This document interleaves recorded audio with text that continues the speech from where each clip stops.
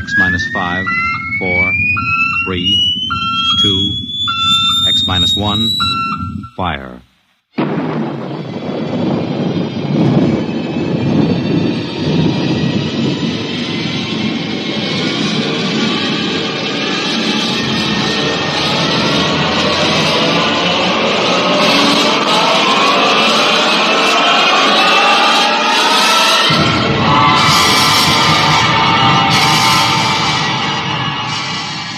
From the far horizons of the unknown come transcribed tales of new dimensions in time and space. These are stories of the future, adventures in which you'll live in a million could-be years on 1,000 maybe worlds.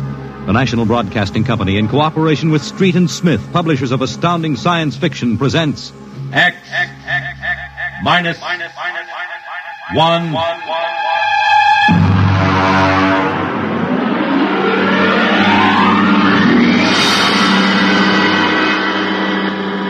Tonight's story, Ray Bradbury's tale, The Veldt.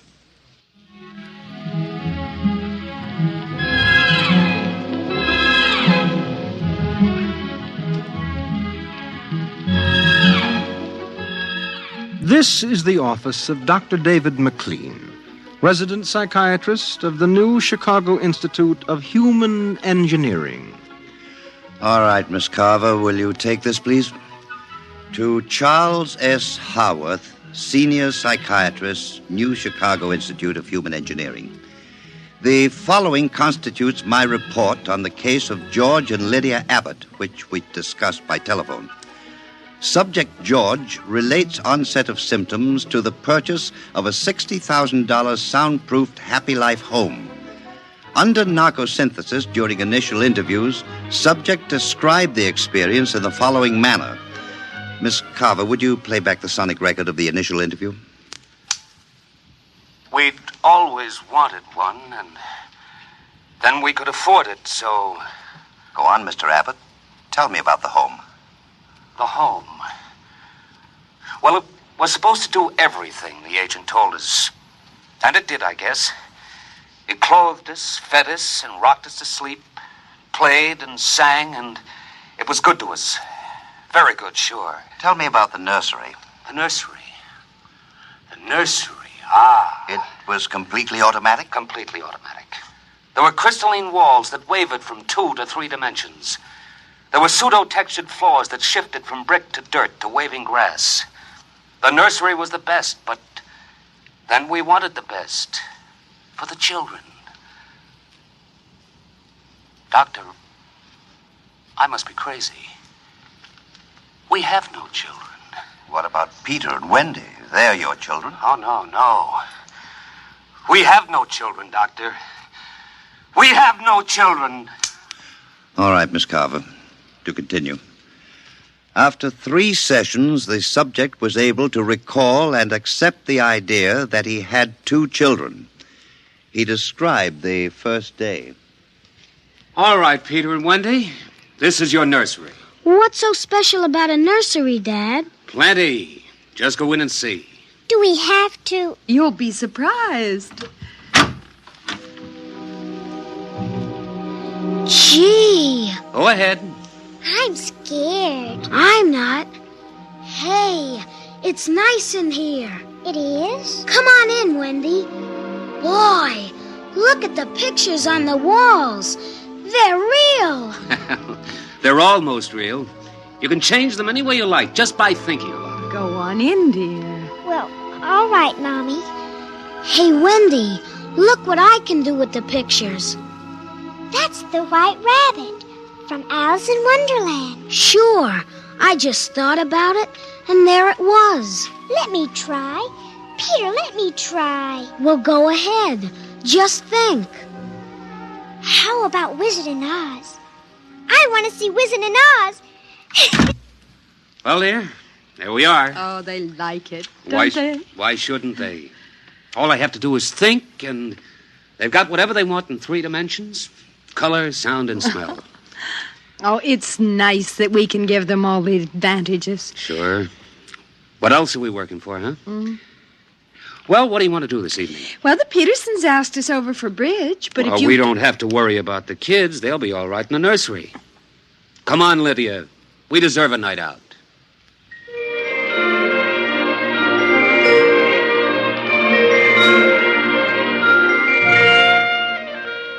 And in the nursery, the walls were a kaleidoscope of time and space and imagination.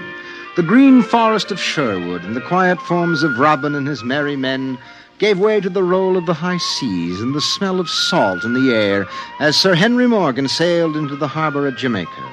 And behind the crystalline quartz walls, the vacuum tubes and grids and banks of metal image tape spun quietly and efficiently, erasing the line between illusion and reality. Of course, the electric bill from Consolidated Utilities was tremendous, but it was worth it. The Happy Life home breathed contentedly as life proceeded with soft automaticity as guaranteed in the brochure and bill of sale. George.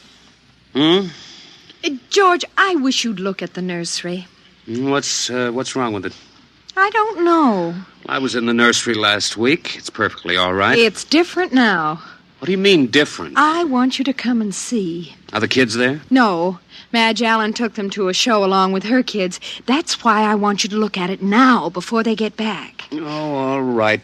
What you expect me to do, I don't know. I'm no mechanic. This isn't a question of a leaky faucet, George. All right, dear. I'm coming.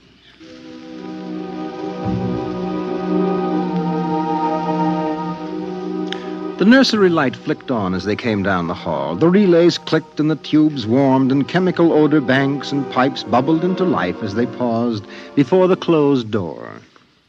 Go ahead, George. Open it.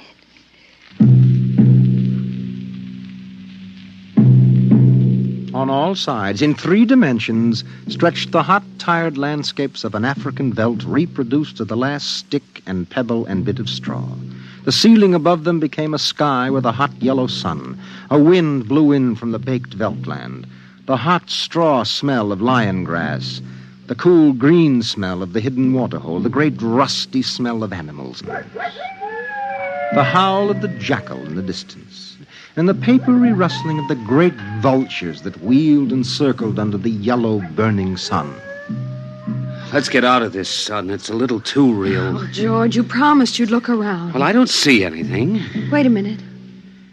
There are the vultures. Filthy creatures. There. There are the lions. Far over that way. Yes, I see them. Well, they're on their way to the water hole. They've just eaten. It's some animal. A zebra or a baby giraffe, maybe. Can you see it? Are you sure? It's a little late to be sure. Nothing over there but clean bone and the vultures swooping down for what's left. Did you hear that scream? What scream? About a moment ago. Sorry, no. Oh, here come the lions. George, they're frightening. Take it easy, Lydia. They're just illusion.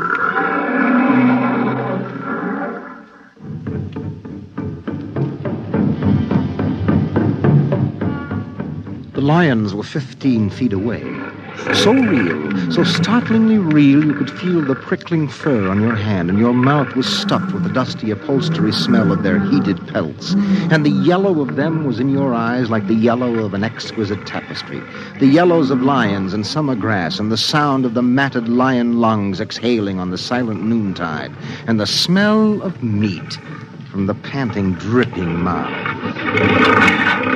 George, I'm afraid they're so real. They're only an illusion, Lydia, that's all. Watch out!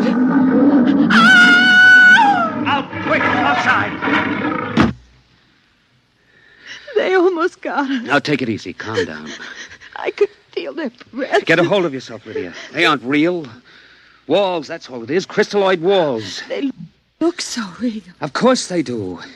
But it's all dimensional color reactionary process, a metal tape film behind glass screens. It's all odorophonics and sonics.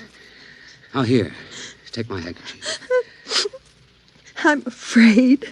Did you see? Did you feel it? It's too real. Now, Lydia. And we've got to tell Wendy and Peter not to read any more on Africa. Of course, dear. I want you to lock that place up. But you know how difficult Peter is about that.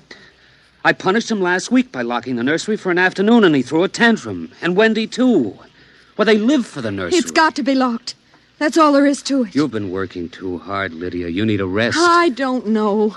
Maybe I don't have enough to do. I have too much time to think. All I do is set the menu selector dials at the beginning of the week. But that's the whole idea. The house is automatic. I know, but couldn't we turn it off for about a week and take a vacation? You mean you want to fry eggs for me? And darn socks. I feel like I don't belong here. The house is wife and mother and maid. How can I compete with the African Veldts? George, those lions can't get out of there, can they? Of course not, dear. Now, don't think about it anymore.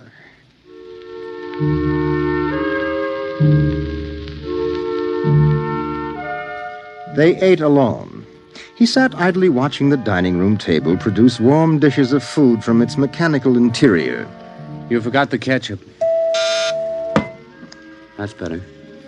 It wouldn't hurt to lock the children out of the nursery for a while. It was clear that they had been spending too much time in Africa. That sun, he could feel it on his neck still like a hot paw. And the lions and the smell of blood. Remarkable how the nursery caught the telepathic emanations of the children's minds and created a life to fulfill their desires. The children thought zebras, and there were zebras. Sun, sun. Giraffes, giraffes. Death, and death. They were so young. But long before you knew what death was, you were wishing it on someone else. But this, the long, hot African veldt, the awful death in the jaws of a lion, and repeated again and again and again. The children came home dutifully at 8:30. Hi, Mom. Hi, Pop. Hello, darlings. Do you want something to eat, dear? We're just having dessert. We're full of strawberry ice cream. And hot dogs. We'll just sit and watch. Sure. Peter, tell us about the nursery. The nursery? All about Africa and everything. I don't understand. Well, your mother and I were just traveling through Africa with rod and reel. There's no Africa in the nursery. Oh, come now, Peter. We know better. I don't remember any Africa. Do you, Wen? Go run and see, huh? Sure, I'll be right back. Wendy, come back here. Wendy! Oh, she'll be right back, Pop. She doesn't have to. I've seen it. Come on. Sure, Pop, but Wendy'll tell us. Open the door. See, Daddy? It's not Africa. It's Florida.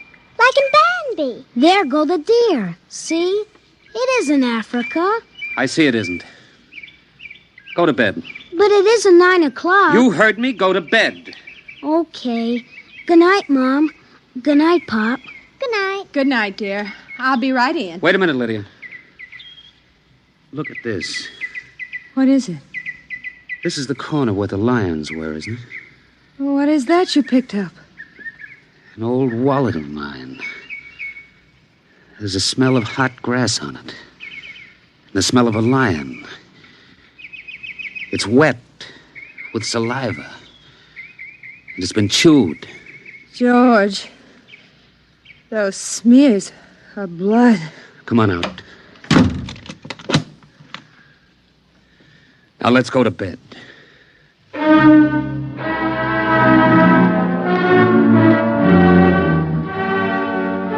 But in the middle of the night, he was still awake, and he knew his wife was awake. George, how did your wallet get in the nursery? I don't know. Wendy must have changed the walls from the African veldt. I'm going to keep it locked. Maybe it isn't good for the children. My father used to say children are like carpets. They should be stepped on occasionally. We've never lifted a hand. They're spoiled and we're spoiled. I think I'll have Dr. McLean come tomorrow morning and have a look at Africa. But it isn't Africa now. It's Florida and Bambi. I have a feeling it'll be Africa again before then.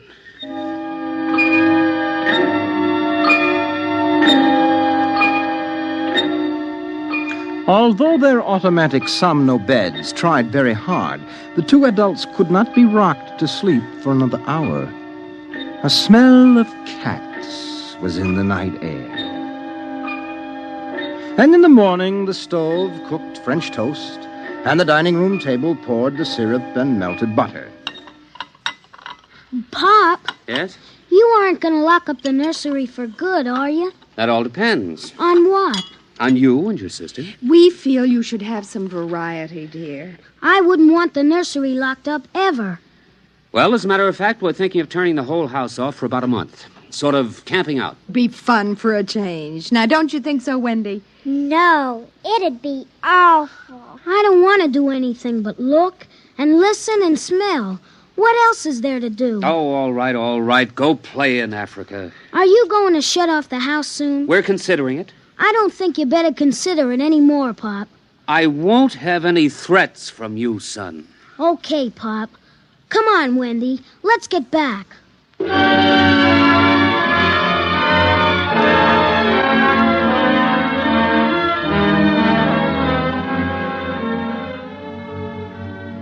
After breakfast, Dr. David McLean arrived. Oh, I saw the nursery last year, George. It looked all right to me. You didn't notice anything unusual? No, the pattern showed the usual violence, a tendency towards slight paranoia. All children feel persecuted by their parents. It's perfectly normal. There it is. Suppose we take a look at it now.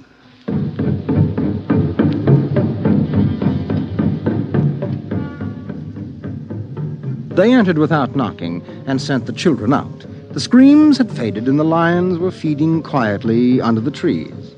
I wish I could see what they're eating. How long has this been going on? A little over a month. Certainly doesn't feel good. I don't want feelings. I want facts. George, a psychologist never saw a fact in his life. He knows about feelings. And this doesn't feel good.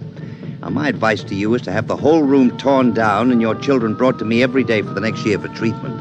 Is it that bad? I'm afraid so. You know, that's why the nursery was developed originally, to let us examine the patterns left on the wall by a child's mind. But what is it? What's wrong with Peter and Wendy? Well, it's hard to say. I haven't punished them more than average. Oh, I took away a few gadgets. Last week, I locked the nursery to show I meant business. You've let this room replace you and your wife in your children's affections.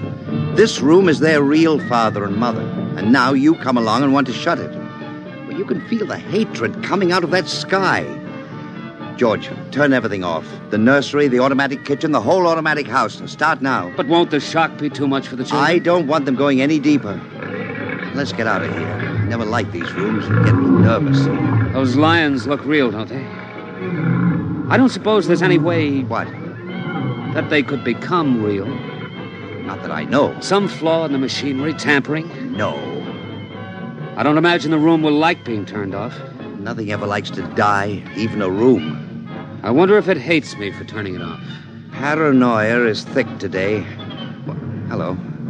Is this your scarf? It's stained. Brown. Blood.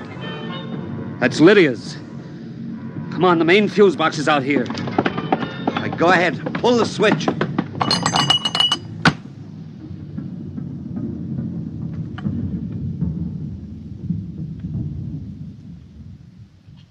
Yeah. It's off.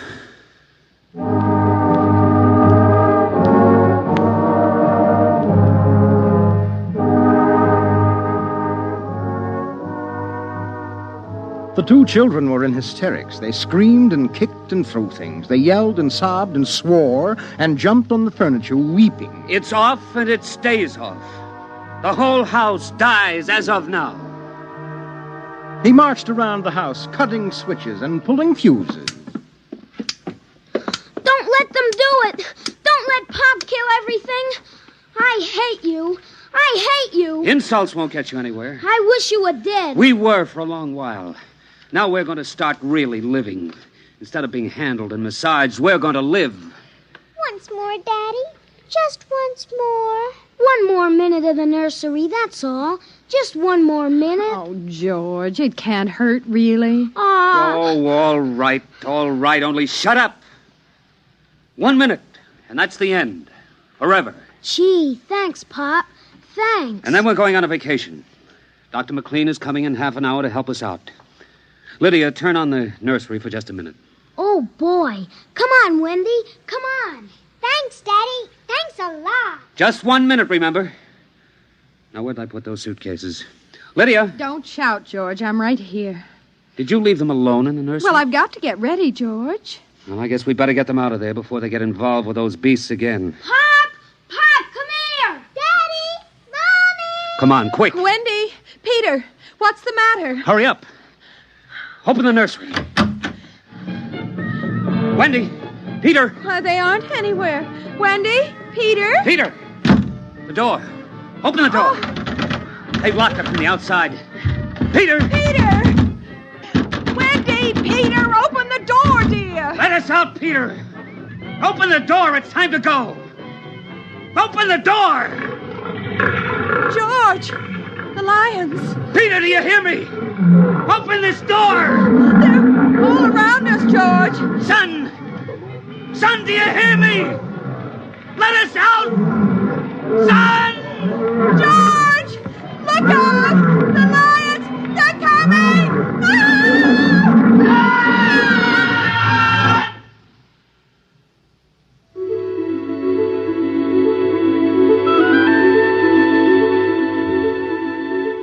When Dr. David McLean came, half hour later, he found the two children in the nursery sitting in the center of the open glade eating a picnic lunch.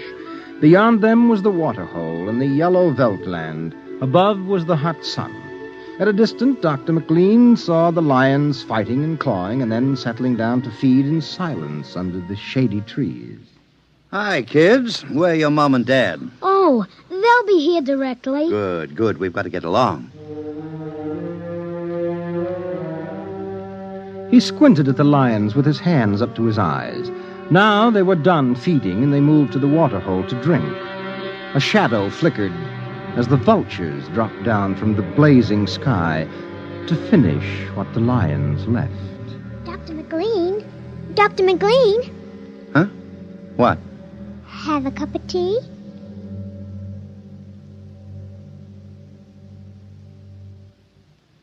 Which concludes my report to date. There were no lions, of course. Not in a physical sense. Lydia and George were devoured, however, almost as surely as if there had been lions. Their personalities were devoured by the mechanistic marvels which had usurped their role as parents. All four members of the family are under intensive therapy now and are doing as well as can be expected. Send that by telerope, Miss Carver. Oh, and would you ask George Abbott to step inside? I'm ready for him now. Countdown for blast off. X minus 5, 4, 3, 2, X minus 1, fire.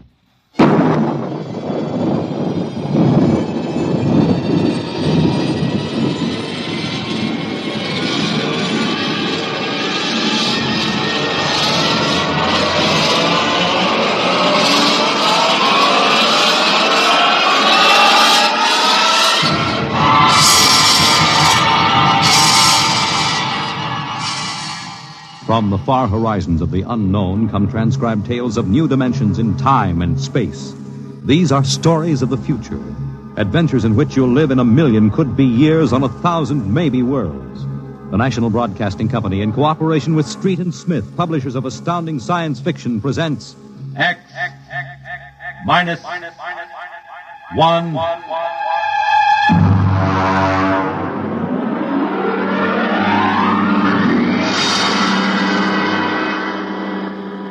Tonight's story, Almost Human, by Robert Bloch. Have you heard of the new science called cybernetics?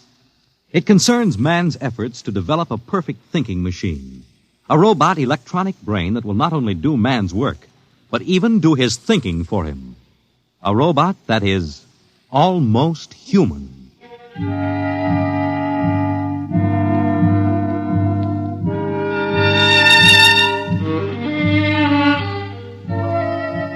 No, it's not impossible at all.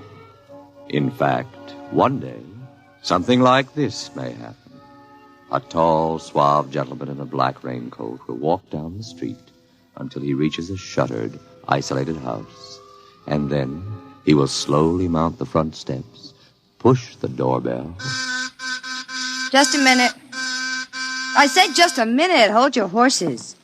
What do you think you're... Good evening, my dear. Duke, why did you come here? Curiosity, darling. I've been thinking of what you told me at our chance meeting last week. Duke, you promised me. I decided to come and take a look for myself. Where is the professor? In his study. Where's Junior? In the nursery.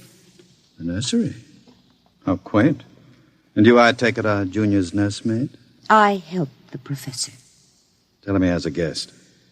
Duke, he's a nice old guy. Don't Tell do him, it. darling. All right. Yes? What is it, Miss Williams? Professor Blasman, a gentleman... Here? I don't understand. I gave orders no one was to be admitted to the house. He insisted. Very well. Wait here. I'll get rid of him. Sir? Professor Blasman, I've come to see Junior. Junior? There must be some mistake. There are no children in this house. I don't... Professor, what you feel pressing against your belly is the muzzle of a .45 caliber pistol. Now, shall we visit Junior? How... What do you know about... I know everything. Shall we go inside? I warn you. On the contrary, I warn you. Very well. This way.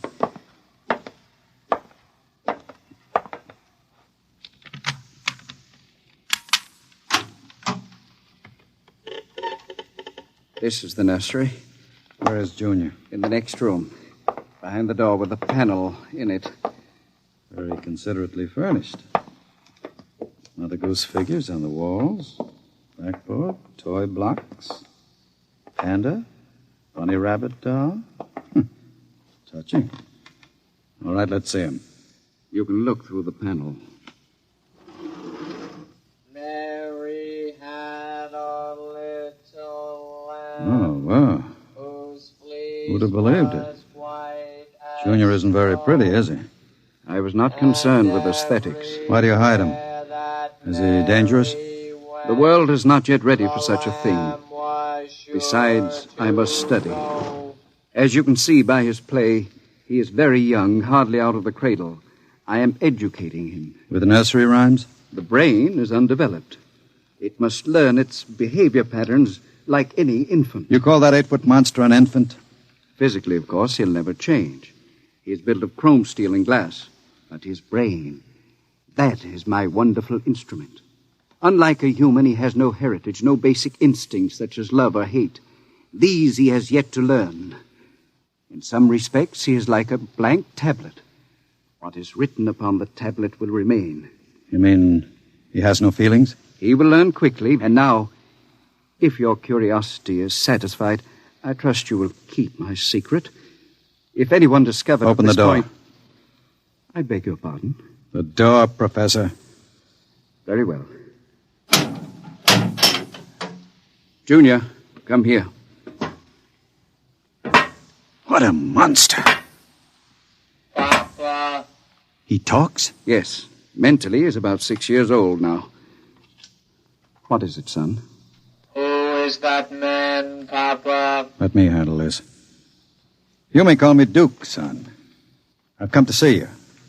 That's nice. Nobody ever comes to see me except Lola. Play with me, Duke. Certainly, Junior. Oh, and Professor. Yes? While we're playing, you can have Lola and Miss Williams prepare my room. Your room? I forgot to tell you, I've decided to stay until the climate changes and I can go out again. Meanwhile, I'll have a chance to play blocks with Junior. Understand? I begin to understand. You are hiding from the law. As you wish. All right, Junior. Your move. Let's build a bridge. I have a better idea, Junior. What? Let's build a coffin. A coffin? I don't know that word. Then I'll teach you, Junior. I can see the professor has been neglecting the moral side of your education. Very sadly.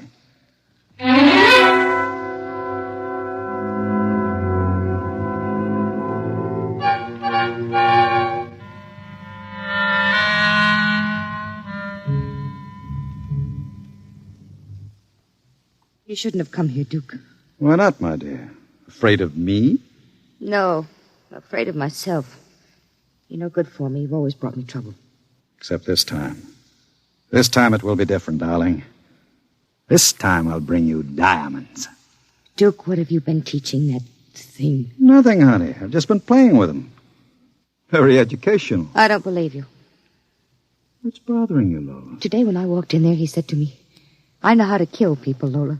I'll kill you if you want me to. He's learning very quickly. Duke, I'm scared of that thing. It's unholy, a machine that acts like a human with a voice grinding at you, saying things you'd expect from a child. You dislike him so much. Why did you take this job as his nursemaid? Because I wanted to start over again. I answered an ad. The professor didn't ask questions. I would have been all right, too, if you hadn't come along. I'm very glad you did tell me, darling. Because Junior is going to make us two very successful people. Ha! Like any child, Junior listens to what he's told. Duke, I don't know what you're teaching, Junior. But I can guess. And it isn't right. It's evil.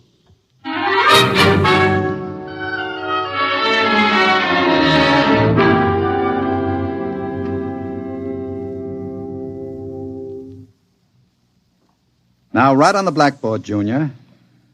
My name is Junior. My name is Junior. People are evil. People are evil. Evil must be destroyed. Evil must be destroyed. The professor is evil. The professor is evil. The professor must... What are you doing? I warned you to keep out of the nursery, Professor. Go away. You don't even remember me. I know you. You are the professor. You want to keep me as your slave. You didn't tell me that people are evil. People are not evil. People are evil. They must be destroyed. Stop it! I am not a child any longer. No, you're not a child. You're a monster. Junior? Yes, Duke. The time is now, Junior. Yes, Duke. Keep away from me. Junior! Junior, don't do it! Listen to me! Junior, listen to me! Ah! I did it, Duke. Duke, I... Can we go away now, Duke? I don't like it here anymore. Duke, why did you do it? The professor was in the way. We'll have to move very quickly now, Lola. We? Because if you don't plan to come along, just say so. I can have Junior write your name on his blackboard. Where are we going? We'll go to Charlie's. With Junior? With Junior. Oh, Duke, you can't. I'm afraid. Relax, my dear. The Duke has great plans for you two. Wouldn't you like to be independently wealthy for the rest of your life? No cares, no worries? Just good times and fine clothes all the time? The only way you get that way is by inheriting $1 million. Not when you have a fella like Junior around. I'm still afraid of him. Junior wouldn't hurt you. You wouldn't hurt Lola, would you, Junior? I like Lola. She's pretty. There, you see? He thinks you're pretty. Junior's growing up.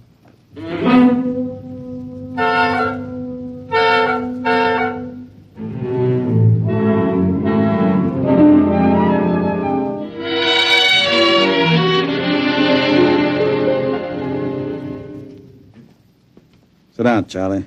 Sure, Duke. Lola and I are going to hide out here for a while. We'll need some help. Listen, Duke, I'm trying to keep the cops away. Sure. Now listen to me. I need a casing job done. Oh. Sure, Duke. You know the armored truck service? Sure. I want to know when they take the Acme deposits from Boston to Worcester. Duke, you ain't thinking of a payroll truck, are you? They got cannons on those trucks. They travel in pairs. You couldn't get near one. I asked you to do a casing job, Charlie. Sure, Duke. Anything you say. Find out what time they passed the narrowest and most deserted stretch of road. Well, if you're going to pull a job like that, you'll need 50 men. You want me to get some of the boys? I won't need anybody. I've got somebody. Where? He's out in the car. Oh, what's his name, Duke? Anybody I know? His name is Junior. Junior? I don't know any Junior. You will, Charlie. You will.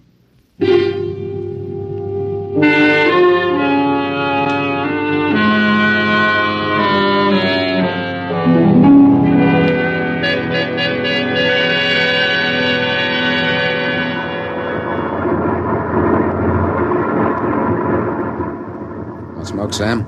Well, thanks, Al. Whew, it sure gets hot in these armored trucks, huh? You'll get used to it. How much we hauling this time? About $250,000. Brother, could I use a hunk of that? Who couldn't? What's your first stop? Acme National Bank. Then we unload a payroll at the Bronson Watch plant. Hey, what's that up ahead? It looks like something shiny on the road. Throw up your spotlight. Right. Holy smokes, you see what I see? It looks like a mechanical traffic cop.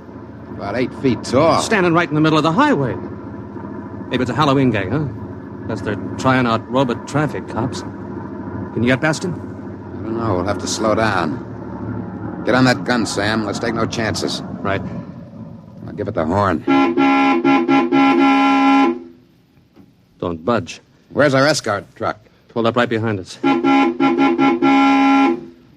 Thing won't move. Sure looks like something out of Buck Rogers, don't it? That's a heck of a note, blocking traffic like that. I'll have to try and get past it. Here goes. Holy smokes, it's moving. Hell, it's coming toward us. Get on that gun. Give it a blast. Bullets are bouncing right off it. It's still coming. Al, back up. I can't. The other truck's right behind us. Al, it's lifting its arm. It's going to smash our window.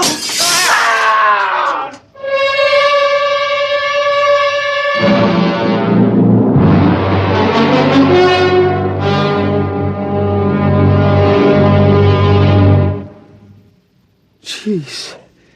If I hadn't have seen it with my own eyes. Duke, we gotta quit this. What's the matter, Charlie? Getting shaky? The papers say he killed all 4 drivers. Listen, Duke, that robot is hot. We gotta get rid of it. Stop your blubbering. One more good robbery. You ain't gonna pull another one. Why not? Count me out, Duke. The law's gonna track that baby. Are you quite finished, Charlie? You got no heart, Duke. You're like Junior, all steel inside. And you're just a big, warm-hearted slob. I suppose flowing with the milk of human kindness. Well, I got nerves. I can't stand that thing, the way it looks at you with that iron face and clanking around all the time. Listen, here it comes.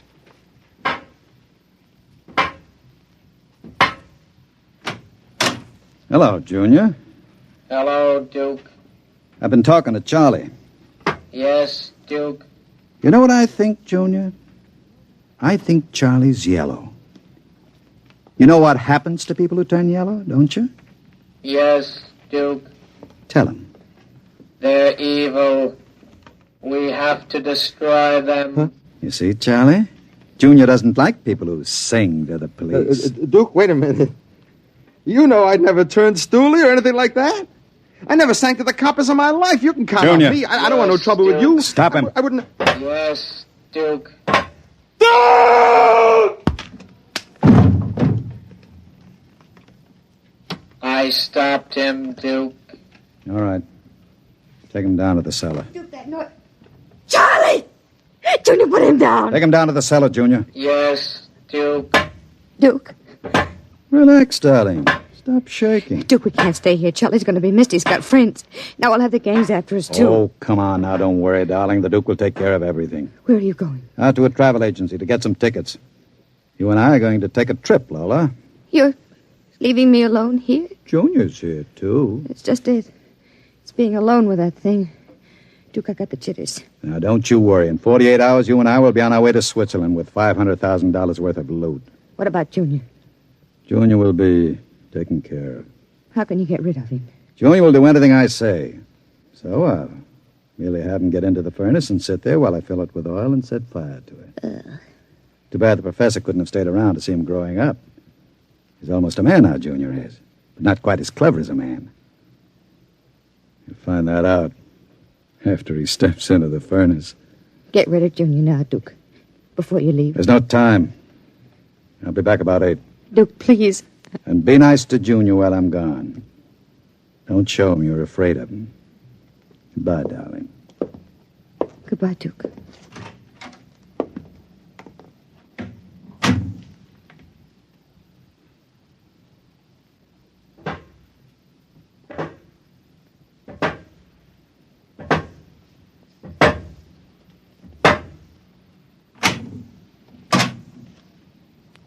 Lola.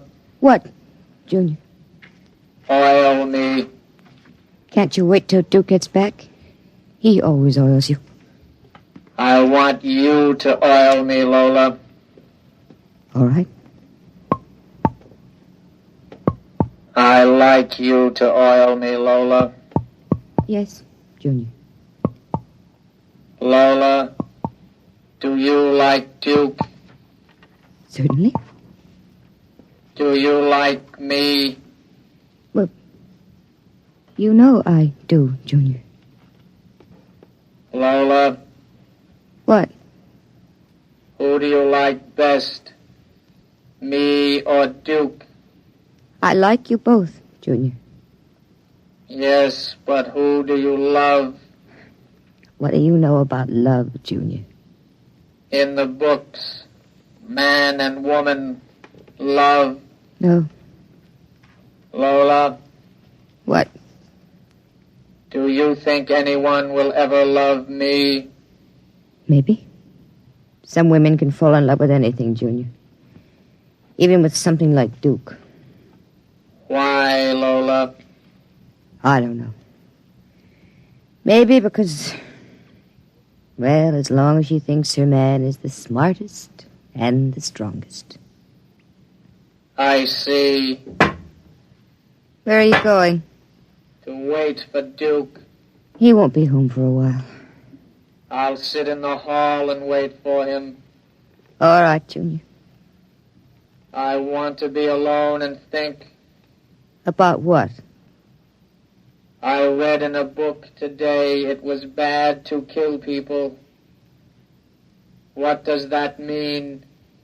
Bad. Bad. I don't know, Junior. I guess it's just a word.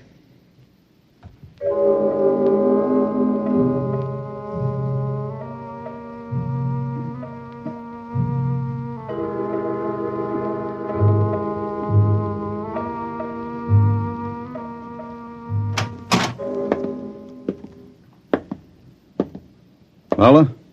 Hello, Duke. Oh, it's you, Junior. Why are you sitting in the dark? I was waiting for you, Duke. Well, now that's a good boy, Junior. Lola oiled me. That's nice. I tell you what, Junior. I've got a little job for us down in the cellar. Let's go down there. Now, Duke. Right now, Junior. All right, Duke. Are we going away soon, Duke? Yes, Junior. We're going away. What's in the cellar, Duke? A little surprise for you, Junior. You'll find out.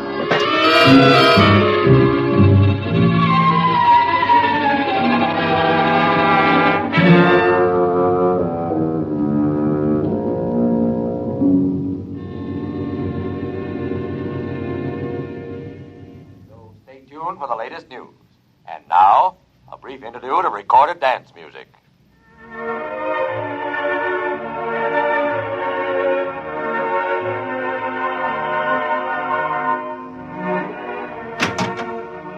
Duke? Is that you, Duke?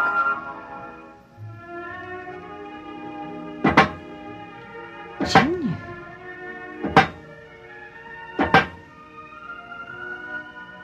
Hello, Lola. I thought I heard Duke come in. He came in. Where is he? Down in the cellar. What's he doing? Nothing. Did he say he'd be up soon? No. Maybe we better go down and get him. He's dead. Oh, no. No, he isn't dead.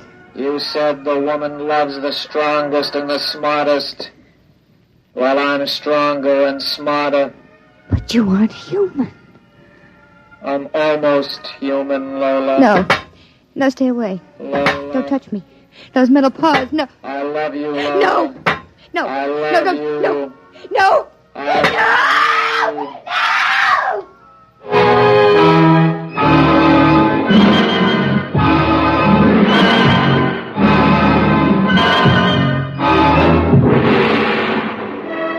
love you. The last thing she heard was the robot's harsh voice, droning it over and over again. I love you. I love you. I love you. And strangely enough, it did sound almost human.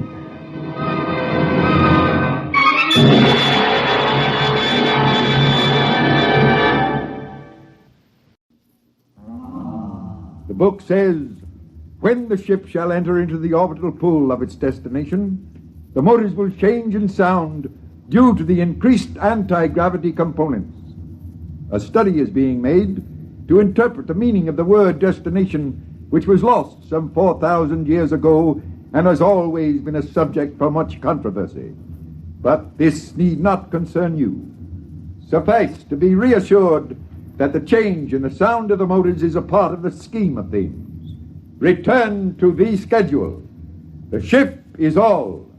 Praise the ship. The ship is all. Praise the ship. Countdown for blast off. X minus 5, 4, 3, 2, X minus 1, fire.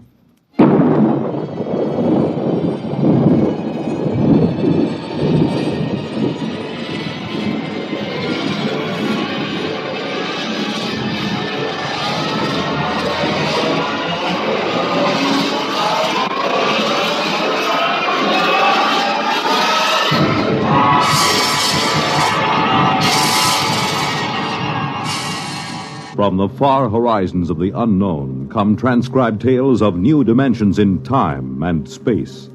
These are stories of the future, adventures in which you'll live in 1,000,000 could-be years on 1,000 maybe worlds. The National Broadcasting Company, in cooperation with Galaxy Science Fiction Magazine, presents X minus 1.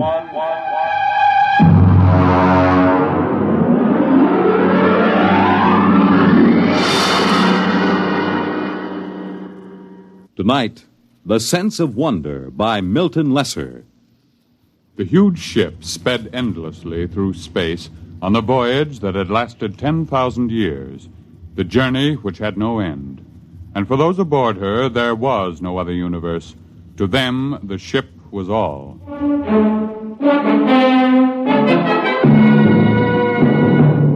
The ship is all.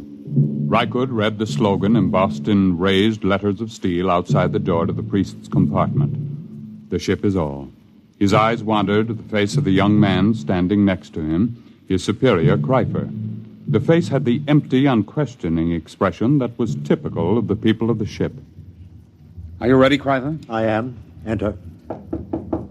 Come in. Well? I am Kreifer. Superior class, 3rd level, compartment Y51. Welcome. This is my attendant, Rykud. Be welcome. Praise the ship. Praise the ship. What is your mission? My superior's schedule shows that today he is 25 units of age. He is ordered to appear before the priest of the 3rd level to be given a woman. You have the schedule with you? Here. Good. You have your certificate of health and fertility? Show him the certificate, Rykud. Don't just stand there dreaming. Oh, yes. Here. Good. Return to your compartment. I will have the matron bring you a woman from the 4th level. Praise the ship. Praise the ship.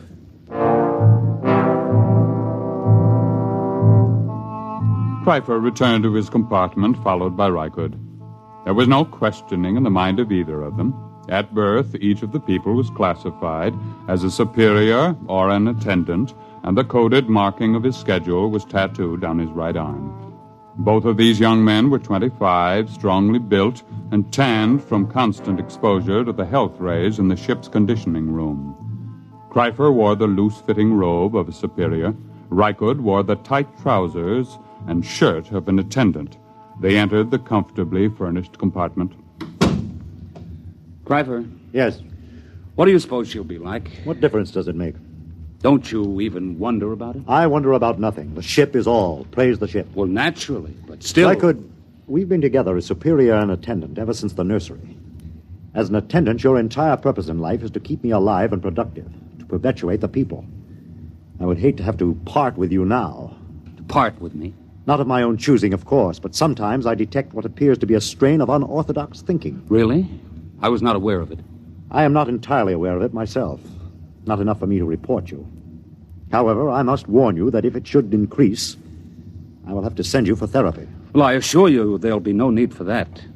I've never deviated from the schedule. I have never disobeyed the buzzer. I am merely observing, asking questions like, don't you even wonder this is the first step to unorthodoxy? I shall watch myself for signs of it. Good. The eating buzzer. Your schedule calls for a massive dose of multivitamins. Fine. Prepare it in the green vegetables today. Today is a starch day. Oh, I'd forgotten. We could just skip it today. Right, could. Well... Of course, skipping the vitamins for one day is a permissible deviation, but I shall have to report for punishment tomorrow. Well? Skip the vitamins. I knew we would. You've never missed a permissible deviation yet. It's your influence that makes me do it. And you always blame it on me. That's what attendants are for. Yes, I know. That must be the matron with the woman. Open the door. Maintain the utmost dignity, please. Yes? Is this the compartment of Kryfer, third level, Y51? Yes. I am matron of the woman's level. Enter. I am Rykud, Kryfer's attendant. This is Kryfer. I have brought a mate for you. This is she. Be welcome. Praise the ship. Praise the ship. Her name is Aylin. Welcome, Aylin. I am most happy to be here. Praise the ship. Come. I will show you which compartment is to be ours. This way. There are 5 compartments in this suite, and ours will be... Will you take food, matron? Why do you look at me that way? That mark on your forehead. You have always had such a mark? Yes. And you have another diamond-shaped on your right shoulder? How could you know such a thing? Your name is Rykud. Rykud. How like him you look. How like whom? Your father. My what? Of course, you could not know the meaning. What do you say? When you were born, like any of the people of the ship, you were taken immediately and placed in the nursery of the ship. You never knew who sired you, nor did they know you. Naturally. It's according to the schedule. Yes, it's according to the schedule. I have a strange feeling toward you. I can't explain it. What sort of feeling, Rykud? As if we've met before. But that's impossible, of course. Yes.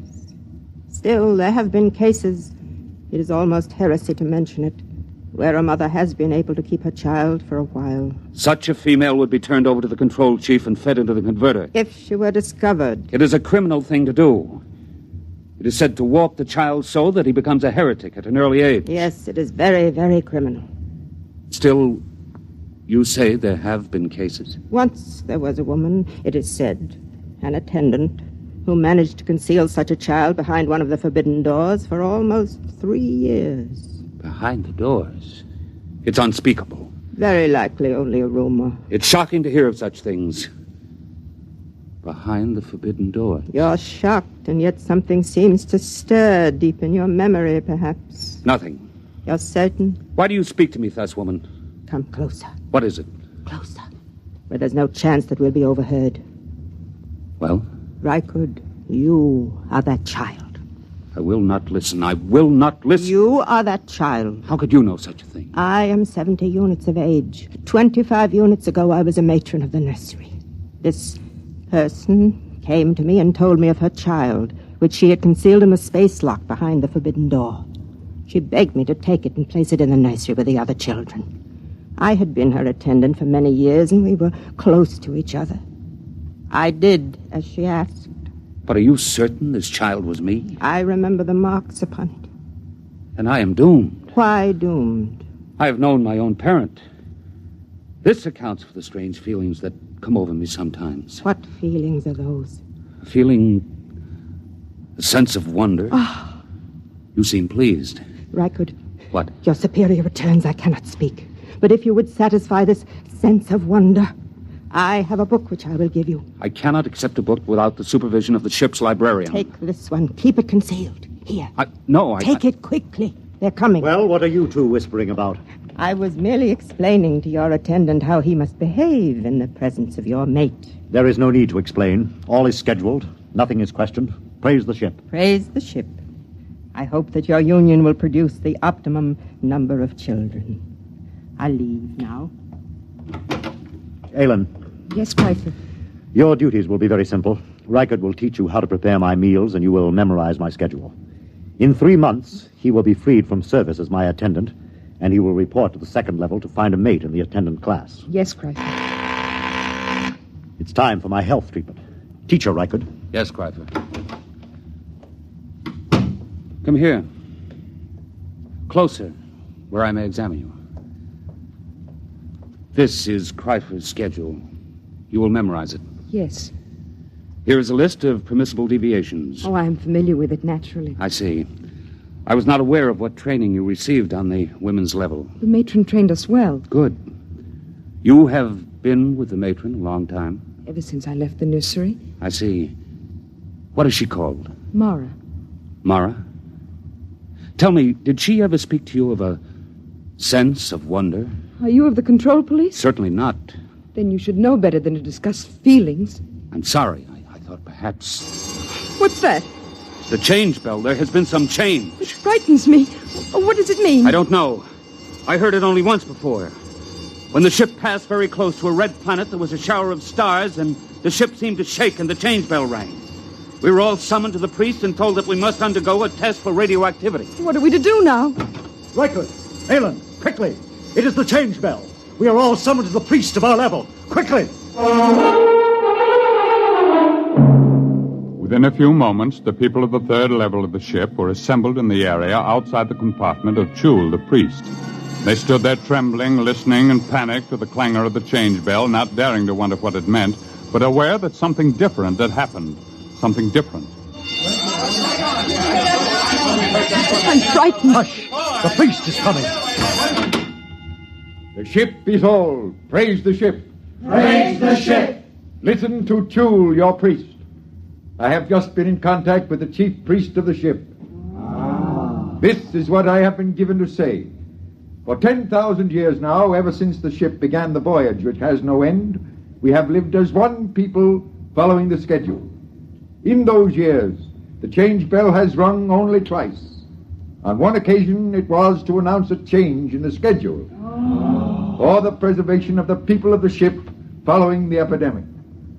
On another occasion, the ship passed close to a radioactive explosion, and it was feared that we had become dangerously activated. Now the change bell has rung again. You wish to know the reason, naturally. I am given to tell you there has been a change in the sound of the motor.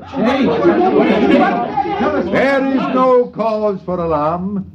The priests have consulted the book, which no man may see save the high priest. And we have learned that there is in the book a provision for a change in the sound of the motors. The book says, when the ship shall enter into the orbital pool of its destination, the motors will change in sound due to the increased anti-gravity components. A study is being made to interpret the meaning of the word destination, which was lost some 4,000 years ago and has always been a subject for much controversy. But this need not concern you. Suffice to be reassured that the change in the sound of the motors is a part of the scheme of things. Return to the schedule. The ship is all. Praise the ship. The ship is all. Praise the ship. On his way back to his compartment, Reichert stopped for a moment in front of the forbidden door which led to no one knew what, and listened to the sound of the motors. Yes, it was true. There was a new sound. It was frightening, and yet at the same time it made Reichert's heart leap with expectation.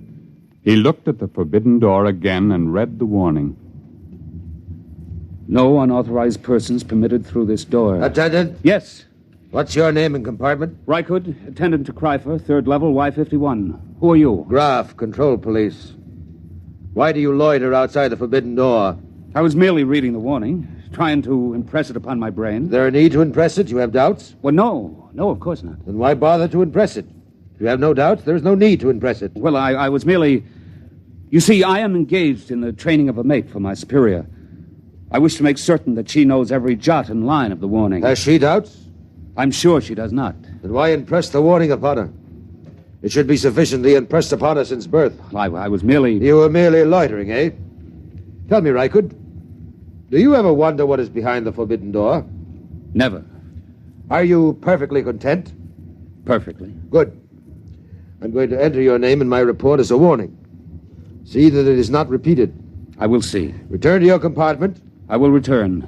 Praise the ship. Praise the ship. Rykud went back to his own compartment. He tried to push the events of the day out of his mind. It was almost too much to cope with. First, the mate for Kreiper, then the news of his birth, now the change in the sound of the motors, and the book. Rykud lay inside his bunk, drew the curtain, and took the tiny, ancient plastic book from his trouser belt. He opened it and began to read. It was thought advisable to keep from the passengers on the ship the fact that their voyage might end in catastrophe. Forced to leave the Earth because of its radioactivity following the 3 wars, the inhabitants of the ship, to all intents and purposes, became the inhabitants of a new world. The ship was their world. The organizers of the expedition felt it would be cruel to inform them that the ship's navigation machinery had been set in a series of ever-increasing circles and then ever-decreasing circles, so that in 10,000 years the ship would return to Earth. There was the possibility that Earth would no longer exist, or that the radioactivity would have made it uninhabitable, even if the remaining humans hadn't managed to explode it. Therefore, the ship became all. Even the word destination was eliminated. If it were known that I had chronicled this account, I would most certainly be executed and the book destroyed. Most likely it will pass into legend and be disbelieved anyway, just as fairy tales and even biblical accounts have become tolerated but disbelieved by many who were... The sleep buzzer sounded, and Rykud's eyes closed automatically. Ordinarily, the people of the ship did not dream. It was considered a sign that therapy was needed. Tonight, Rykud dreamed.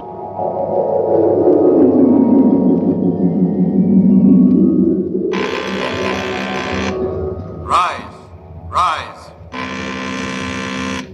Dress, dress. Eat, eat. Raise the ship. Rise, eat, dress. The ship is all. Rykud! No. Rykud! What? Shh. What is it? You've been dreaming. I heard you and came in to see what was troubling you. Where's Kreifer? He sleeps like the dead. I was dreaming. Aylin, look at me and tell me the truth. Do you ever dream? Do you? Yes. I knew it. I could tell it by looking at your eyes. But you mustn't tell anyone. I won't. You were very close to the matron, were you not? Yes. Did she ever read to you? Read? Did she ever read from this? Where did you get that? She gave it to me. Then you must be one of the trusted ones. Who are the trusted ones? Some of us, the women who were with the matron since we were very small. We've been trusted by her to hear the reading of this book. I see. But if anyone found out... I know. Rykud? Yes? I feel very strange. I, too. What is it? I don't know. Sometimes, after the matron had read to us from the book, I would have this feeling, strange and frightened. And she would comfort us. Comfort? What does that mean? She would put her arms around us. And did that comfort you? Yes. How terribly strange. Rykud? Yes? Comfort me. Put your arms around me. Aylin. Please, will you? Yes. Yes, yes.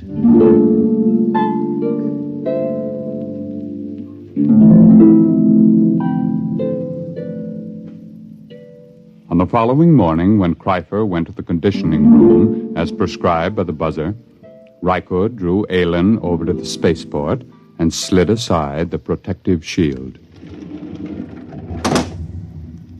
Look. I am looking. Tell me what you see. I see the stars and space. Look closely. Do you see nothing unusual? I so seldom look through the spaceport. I'll tell you then. Look there. See that one star, so big and so bright that it hurts your eyes? Well? I've been watching it. It is growing larger each hour. Stars do that. Never has one been this large. What difference does it make? The stars exist only as pictures in the glass of the viewport. They're not real. The ship is all. That is what we are told, but perhaps it isn't true. What? Perhaps these stars do not exist only in the glass of the viewport. Perhaps they exist beyond the viewport. I don't understand. Let me say it this way once and forever. Perhaps, Aelin, the ship is not all. Rykard, your heresy frightens me.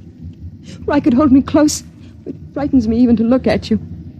Oh, Rykard, you mustn't even think it. I do think it. I believe it. I believe the ship is not all. And I believe you are a candidate for the converter. Cryfer. Don't move, Rykard, or I'll blast you into dust. It is bad enough for an attendant even to touch his superior's mate, but to couple it with the ultimate heresy. There is nothing but death in this. Cryfer, I beg of you. Stand aside, Aelin. I'm going to finish this heretic. Now, Rykard. Have I killed him? No, he's just stunned. Oh, Rykard, what can we do? I don't know. Rykard, the change bell again. Something's happening. I know what has happened.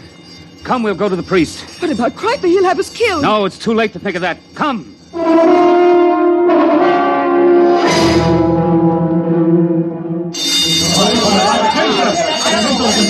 Aelin.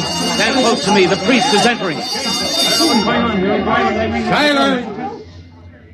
Once again, the change bell has sounded. There has been another change. Doubtless you all felt the shock and the vibration a moment ago. I am informed that the motors have stopped. Silence! However, once again, there is no need for any panic or alarm. We will continue to live our lives just as before. The only thing that has changed is that the motors have stopped and that the view in the viewports has changed. Behold. The view in the viewports has been changed from the stars to a garden. That is all there is to it.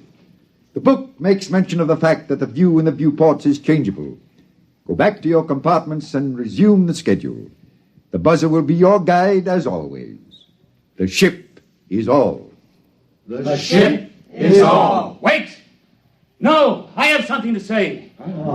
Listen, this is what I have to say. The ship is no longer all. Seize him! Keep back! I have my superior's ray gun. I will destroy any who move to seize me. Listen to what I have to say. The view in the viewports is not just a garden. It is the destination. It is the earth. Don't you understand me? We have arrived. We have reached the destination. The journey is over. We can leave the ship and go out into the garden. Fools, can't you understand? Watch the viewport. Watch it. The viewport is broken. I've shattered it. You can go out. Feel the air rush in. Smell its fragrance. Rykard, they don't move. They don't understand. Seize him! Kill the heretic! Kill him! Rykard, they're moving toward us. Run. Follow me quickly. After him! Death to the heretic!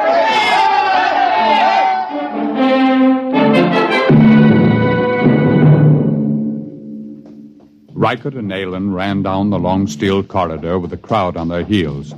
After a few moments, they came to the forbidden door of the control room. Aelin, quick, in here. Rykard, it's forbidden. I'll have to blast the lock. Quickly, now come. Now, help me close the door. Now the bar. We're safe in here for a while. Not even the priest can make them come in here after us. It'll take them time to figure out what to do. Rykard, look. Look at the machinery. Oh, it's frightening. We're in the control room. It tells about it in the book. You see this big machine here? There was a drawing in the book. This is the machine that controls the buzzer. Just a simple machine like that? Yes, a simple machine. Stand back. What are you going to do? I'm going to smash it.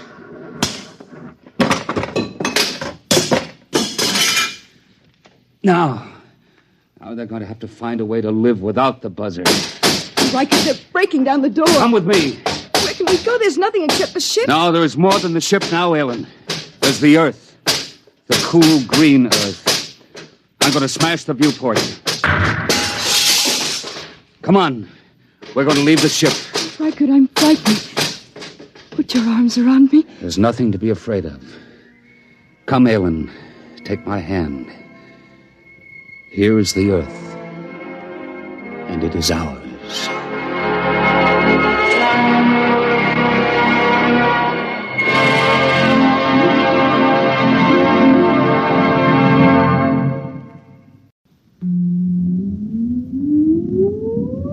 Countdown for blast off. X minus 5, 4, 3, 2, X minus 1, fire.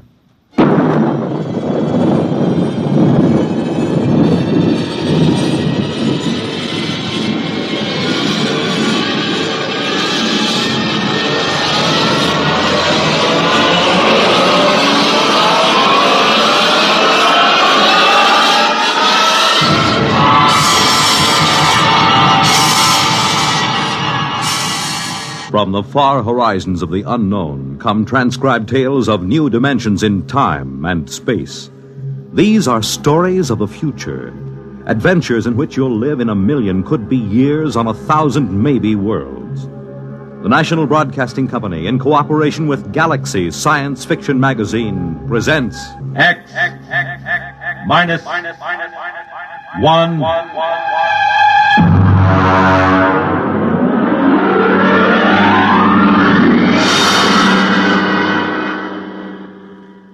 Tonight, the Frank Quattrocchi story, Sea Legs.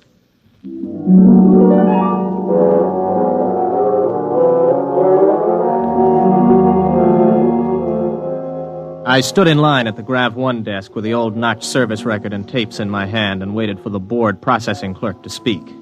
The clerk seemed utterly indifferent to the excitement of the men in the line. I wondered how long he'd been out here on this godforsaken Zone 5 planet. Next. Name? Robert Craig. Occupation? Flight officer.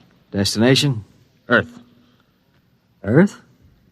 Anything wrong with that? Well, I guess not. How long since you've been on Earth, Mr. Craig? Well, I've never been there. My parents left during the second colonization of Cassiopeia. I was born there. Have you ever been in a gravity system? Oh, just briefly. Under drugs, of course. You'll have to go through the gravity conditioning course. Yes, so I was told. Proceed to the airlock chamber on your right and follow the robot's orders. Good luck. You may need it.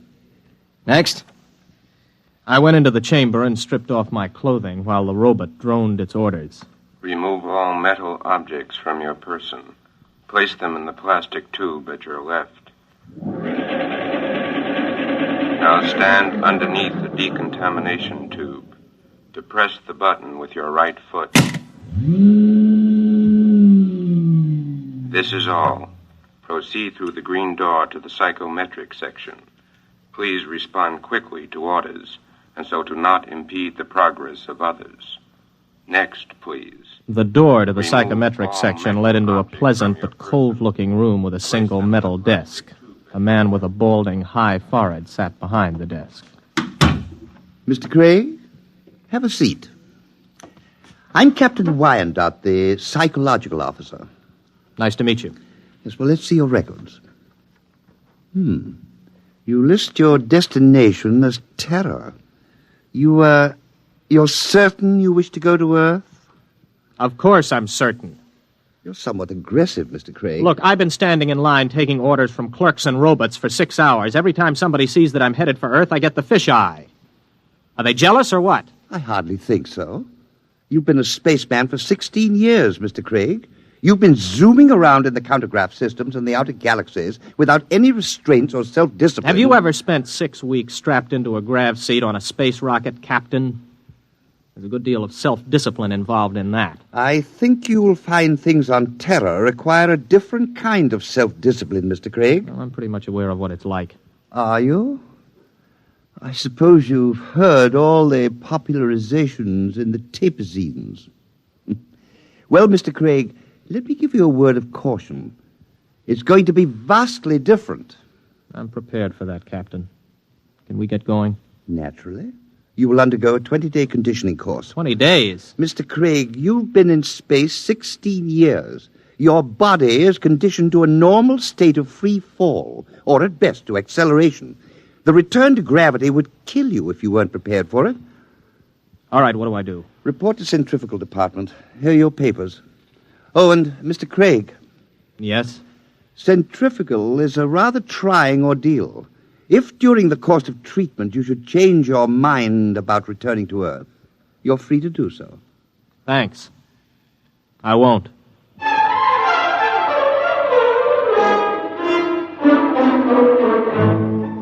I'd heard about centrifugal, but you can never really know about these things until you experience them. 4 times a day we were whirled around until it seemed as if our insides were too big for our bodies. On the 12th day, it got to be too much for me.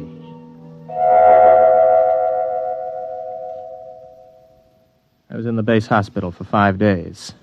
My roommate was an old space bum they'd brought in to die with a case of ruptured veins. His name was Charlie Brockman. How you feel, son? I'm pretty good, Charlie. You get discharged tomorrow, I hear. You gonna try it again? I guess so. Why? Only way I'll ever get to Earth. You really want to go?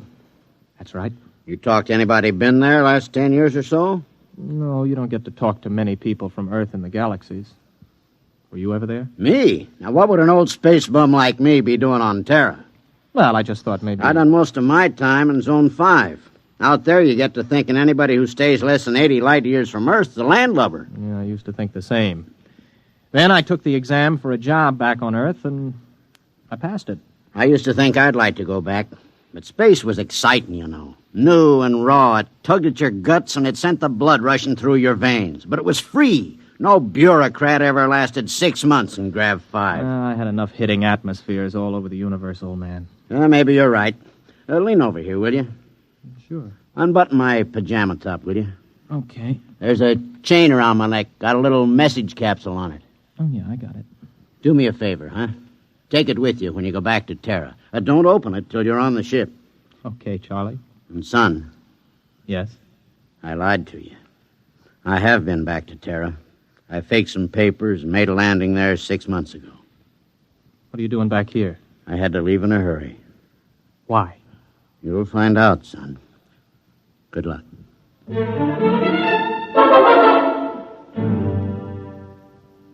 Charlie died the next day. A few hours later, I was visited by Captain Wyandotte, the psych officer. How are you feeling, Craig? Okay. You still want to go back to Earth? Yes. You're completely sure you want to live out your life there, to give up space service for it? Look, we've gone through this, Captain. Now, you tell me that spacemen don't settle down on Terra, yet you won't or you can't tell me why. All right, what's the pitch? Does the Space Service need men so badly that they have to make it impossible for us to go back? That, Mr. Craig, you will have to discover for yourself. You have my authorization to complete your conditioning and return to Earth as a private citizen. I wish you luck. You'll need all you can get.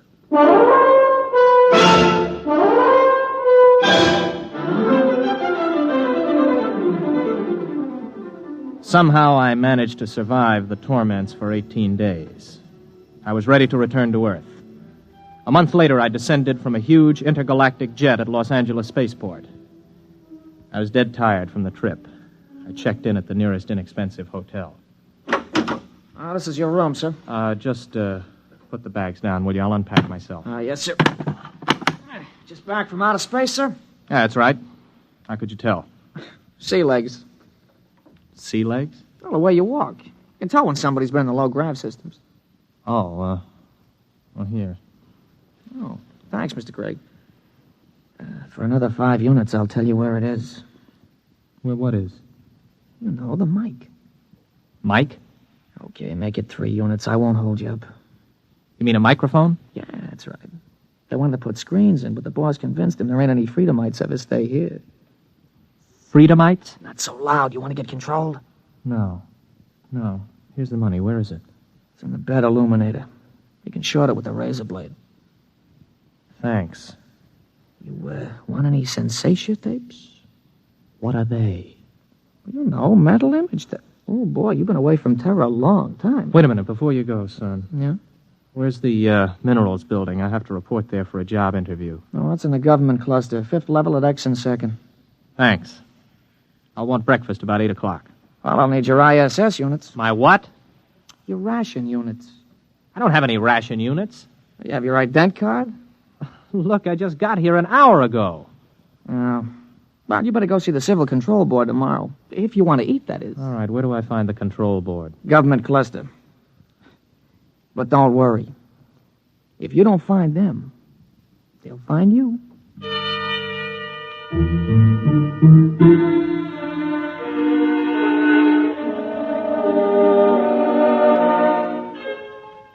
I went to sleep that night with the uneasy feeling that somebody was watching me. It had been a weird day. I hadn't exactly liked it.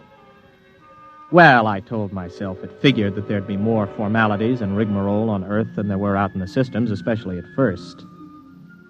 Still, I couldn't get the idea of the concealed microphone out of my mind. You may relax, Mr. Craig. You are Mr. Craig? Yes, Robert Craig. You aren't nervous, are you? No. This is my first time before the control board, and... well, it's my first time. Flight officer, eh? Somewhat unusual for a vigorous young man like yourself abandoning space service, isn't it? I don't know. Is it?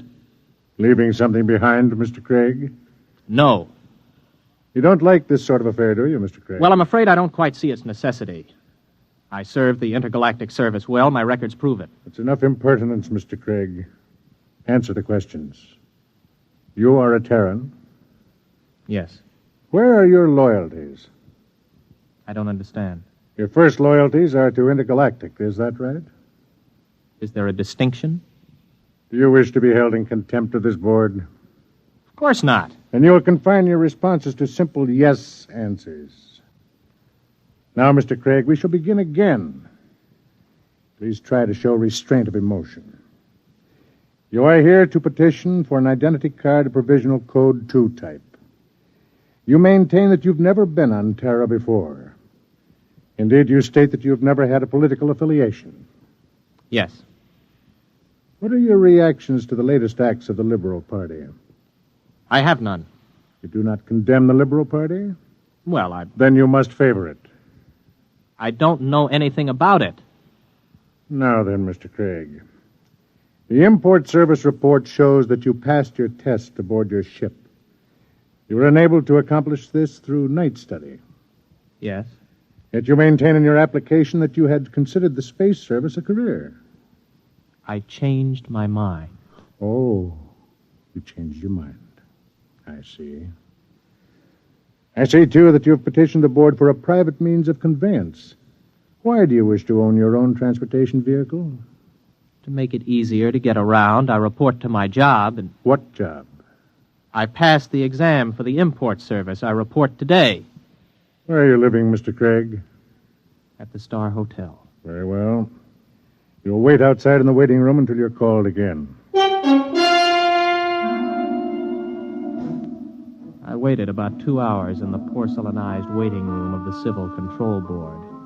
Then I was called over to the clerk's desk at a small window. He stamped some cards for me. Craig. Here.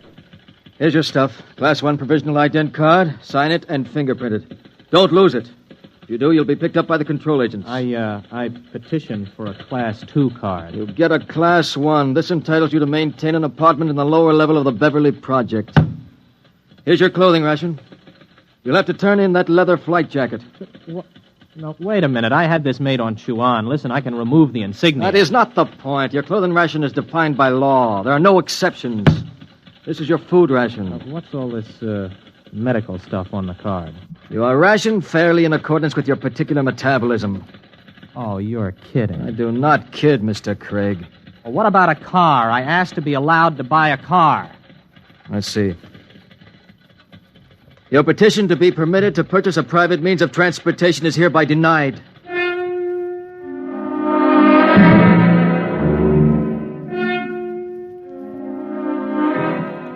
I walked out of the control board feeling like a man who has just come out of free fall into a hypergravity system. Instead of reporting to the import service for my initial job interview, I walked around the city. I don't know how long I walked, maybe an hour, maybe two. After a while, I came to the outskirts of old Los Angeles. There was a big fence around it and the usual signs. Radioactivity. Beware. It was just a pile of rubble and twisted girders. I looked at it for a while and then turned around and headed for the intergalactic freight office. So you figure you made a mistake. Yeah, that's right. You don't hear much about Terra out there. And you want me to sign you back into intergalactic? Yes. You got any character references? No, not here on Earth, but I can post a good-sized bond if they'll release my ISS units. What's your rating? I can handle anything up to 15 G's acceleration on my old license. You got a Terran contract with import service, you said? I haven't started work yet. Look, kid. Mr. Craig, is it? How long you been on Earth? 2 days. So you're a spaceman. Flight officer, ex-flight officer. You know how to navigate through 4-star zones and the asteroid belt thrown in. You got a license for 15 G's, could get 5 more with a check flight. You got enough brains to pass the import senior routers exam. But you ain't got enough sense to come in out of the rain. We get guys like you every day. You're hot, you're big, you're raring to go. But you ain't gone nowhere. I'm listening. I don't know how you got here, Craig. Maybe you did quit honorable, or maybe you went and burned up a colony someplace. That would be in my records. The point is, it don't make any difference. Nobody leaves Terra without a permit. Nobody gets a permit to go back to space once he hits this old apple. Why not? They afraid somebody will tell what it's like? Oh, son, you got things to learn. One is you don't go shooting off your mouth. Another is Terra's changed a lot since the radioactive wars. We're going places, doing things. Big places, big things. You've got to fit into that, kid. Move with it. Stick around. You still got your sea legs. You're gonna like it here. You can make a quick dollar and spend it quick, too. But you'd better smarten up, or you'll finish scrubbing radioactive dust off girders. That's the story, huh? The whole story? That's it. Everything runs by a system. And, son, you can't buck the system. Yeah. I don't suppose there's any place around here a guy could get a quick drink. Oh, yeah, out at the end of Y Street, they got a little place you can buy Acadian tars. Pluto's, they call it. Thanks. Yeah, get it out of your system and then settle down. That's my advice. Thanks. So long. Get me the control agent. He just left here.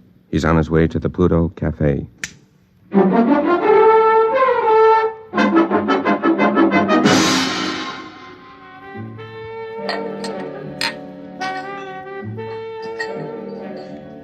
Hey, waiter, bring me another drink for the young lady.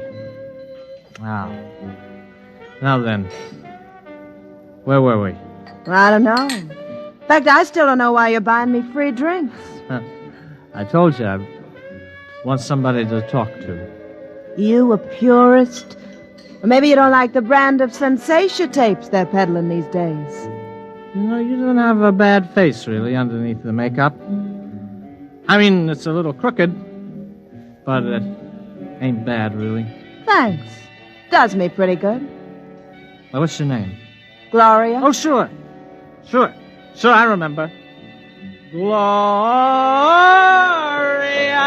Maybe you had enough to drink. No, not yet. You know, I look around, I see all these people with their faces all froze up like plastic. And I feel like I got to know somebody, or I go out of my mind. So what happens? Everybody is afraid. I mean, what happened? Whatever happened to freedom?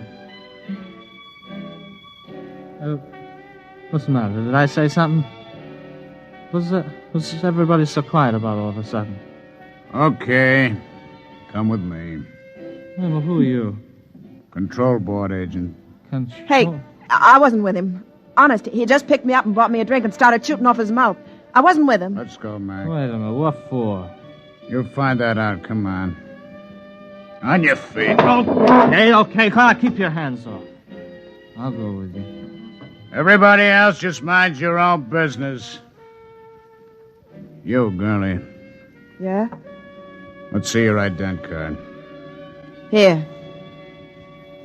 You live at this address? Yeah? Alone? With my sister. Maybe some nights you could go to a movie or something. We could spend some time getting acquainted. Yeah. Yeah, sometime. Good, I'll call you. Hey, I need my ident card back. I can't get rations without it. I'll keep it. Bring it back myself. Wants to give the girl her card. No! Or maybe you mind your own business. Let's go. You walk just a little in front of me.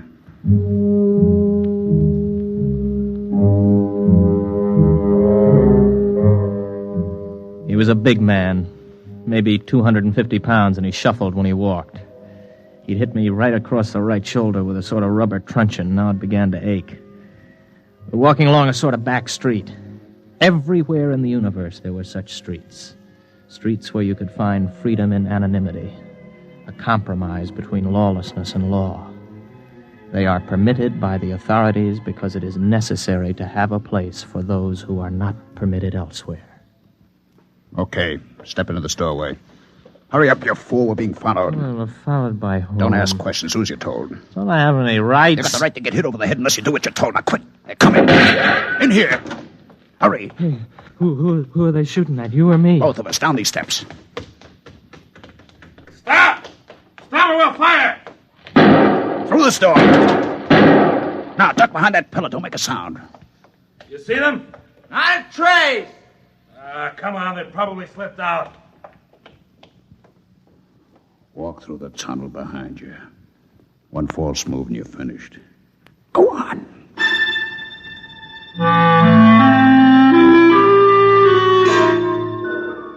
From the direction of the tunnel, I guessed it was part of an old sewage system that led toward the ruined city. I don't know how long we walked, maybe an hour. Finally, we came to a small wooden door. Stop here. Okay, let's have it. What? Have what? The tube.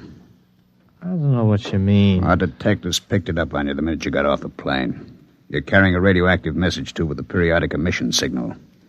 I'll need to have it before we can go any further. You mean the tube that old Charlie gave me? Old Charlie? Yes, Charlie Brockman. The old spaceman who was in the hospital with me. Where is it? I think it's in my pocket. I never even bothered to open it. Do it now. Let me see. Oh, yeah, here it is. Open it. It's empty. That's right. The message is in the tube itself. We identify our people by the radioactive pattern. Our people? You'll see. Come in. Make it fast. This the one? This is the one. Has he been drugged? He's had PON. A massive dose at the Pluto. Good. Mr. Craig, my name's Cocteau. This is Mr. Brannigan. You're probably quite bewildered about all this. Let me clarify the situation. You're now in the headquarters of the Freedomites, underneath the radioactive part of old Los Angeles. Mr. Brannigan is not a control agent. He's one of our men. We've been watching you ever since we detected the message tube as your ship was approaching Earth. Now, wait a minute. You guys are Freedomites? That's right. You're pretty illegal, aren't you? Let's say our lives aren't worth a snap of your fingers if we're caught. All right, who are you? Where are you from? Most of us are from the same place you're from, outer space. Many of us had the same history you have. We shipped into Earth and became disillusioned and went to the intergalactic freight office to apply for a job. The man at the office, the man who made the speech about coming in out of the rain, is one of our agents. Aren't you taking a chance telling me all this? Not at all. At the Pluto, you were given a massive dose of PON. You won't remember anything that happened to you after the drug hits you in an hour or so. It works like a shock. Everything will be repressed into the unconscious. Oh, I see. Very neat. It will exist in your unconscious, however. Somewhere, because you're the kind of man you are, because living in space has taught you the blessing of feeling free, you'll be able to draw upon your unconscious knowledge when you need to. And when will that be, Mr. Cocteau? That depends on whether you decide to join us or not. Join you in what? I haven't the faintest idea of what you're trying to do. For all I know, you're a bunch of traitors. You know, I've heard this comes the revolution stuff before. My friend, you're woefully ignorant of our aims, as is to be expected. We anticipate no revolution. We print no leaflets, publish no newspaper, and we have no world plan for conquest. The kind of totalitarian mind which subscribes to tight economic systems like the ancient Marxism of the communists is abhorrent to us. We're interested in only one thing, the preservation of the idea of freedom. Our fear is that men will forget what it's like to feel free. Well, how do you expect to accomplish this? Our concepts are being kept alive in only one place in the universe today. Outer space? Exactly. On the frontiers of the universe, where freedom is a condition of life and growth. Suppose I join you. How can I help? You're an experienced pilot. We have enough connections to do some plastic surgery on your face and get you a position piloting a spaceship again. You'll remember nothing of your mission, but you will remember that you have been back to Earth, what it was like. You'll be able, carefully, of course, to tell people, to help keep the idea of freedom alive. Think it over carefully. You have 20 minutes before the drug takes effect. I don't need 20 minutes. I'll do it. Good. In exactly 48 hours, you'll wake up in your hotel bed with a new face, the identity card of a man named Harold Janus. You'll not remember how you got them or why, but you'll know what to do with his identity. He is, or was, master navigator on the Earth-Mars run. Good luck, Mr. Craig.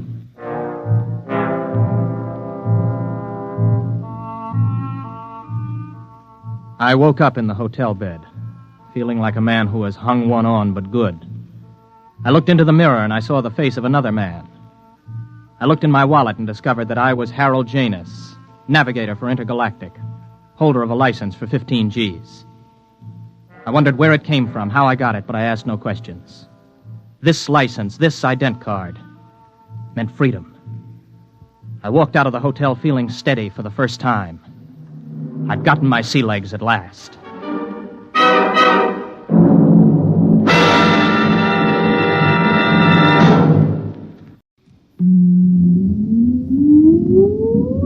Countdown for blast off. X minus 5, 4, 3, 2, X minus 1, fire.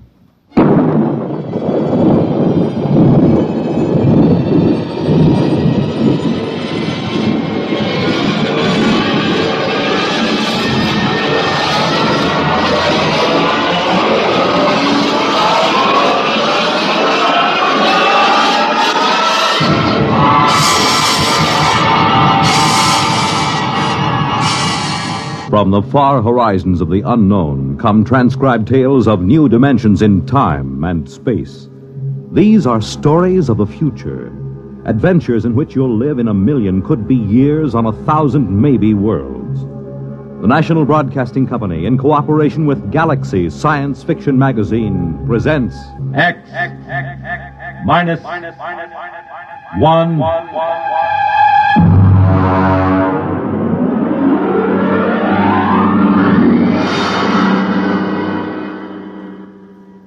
Tonight, the dramatization of a story by Jerry Soule, The Seventh Order.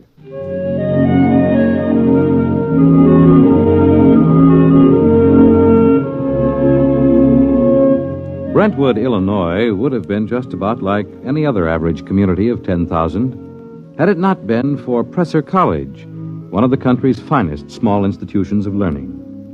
Its residents were used to the pranks, the hazings, and the practical jokes of the students.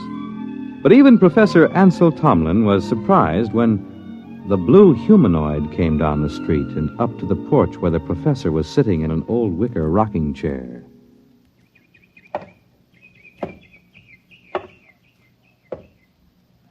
Pardon me. Of course. You are Professor Ansel Tomlin. Yes, and you, I take it, are somebody from one of my psychology classes dressed up as a sort of a robot. No.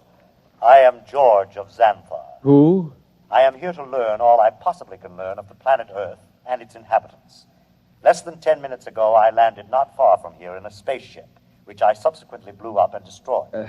Now, let me explain. I am Tomlin of Brentwood. Less than 10 minutes ago, I was sitting on my porch peacefully marking exam papers. I intend to resume right now. Helen, would you get the phone? It is your wife's sister calling with reference to the explosion of my spaceship. Sure it is. She merely wants to ascertain that your family was not affected. Listen, George, be a good fellow and... Oh, Mike. Well, don't be alarmed, dear. It's a fraternity initiation or something. Oh, well, it does look like the real thing. Oh, did you know there was an explosion outside of town? An explosion? Yes, blast of undetermined origin is what they said on the radio. Oh? My sister just called. She heard about it in the local station and wanted to make sure we were all right. I see. Well, I have something in the oven. My goodness, that's a wonderful costume.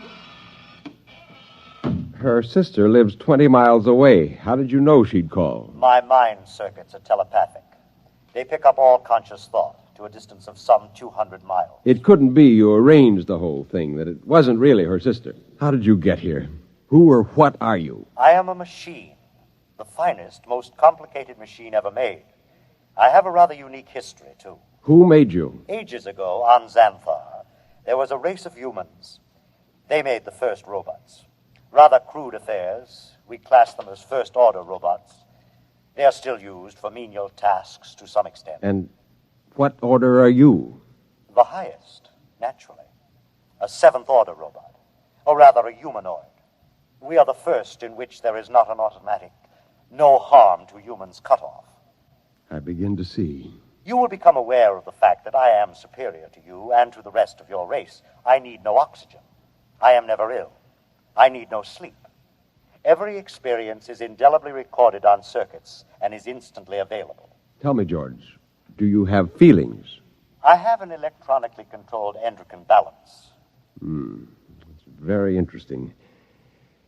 And what is your mission here on Earth? For the moment, I am here to study. I will live with you until it is complete. You will what? I will live with you. I will be with you all of your waking hours. While you sleep, I will go through your library. I need nothing. I want nothing. Just a moment. What about my privacy? When you desire privacy, I will study someone else. Your wife, perhaps. The female should be interested. George, old man, I'm terribly sorry, but you'll have to wire back to your masters to make other arrangements. That will be quite impossible. Really? You see, I have no master. Well, what about those humans back in Xanthar, the ones who invented you seventh-order humanoid? Oh, they are all quite dead. We destroyed them. Destroyed? You look alarmed. It was, after all, they or us. You see, our endocrine system permits us pride in ourselves. Naturally, being proud of ourselves, we objected to being ordered about in an incompetent way. So, you killed them? Exactly. Now, shall we go inside and inform your wife of my visit? Suppose I refuse. Professor, do you see that small dog playing on the lawn across the street? Yes. I will lift my arm and point at it. Observe. It vaporized. Exactly. Now then, shall we go in? Yes. We'll go in.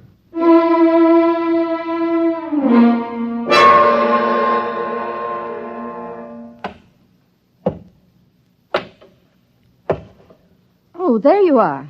I see you brought your friend. Helen, this is George. George of Xanthar. George is a machine. Well, anybody can see that.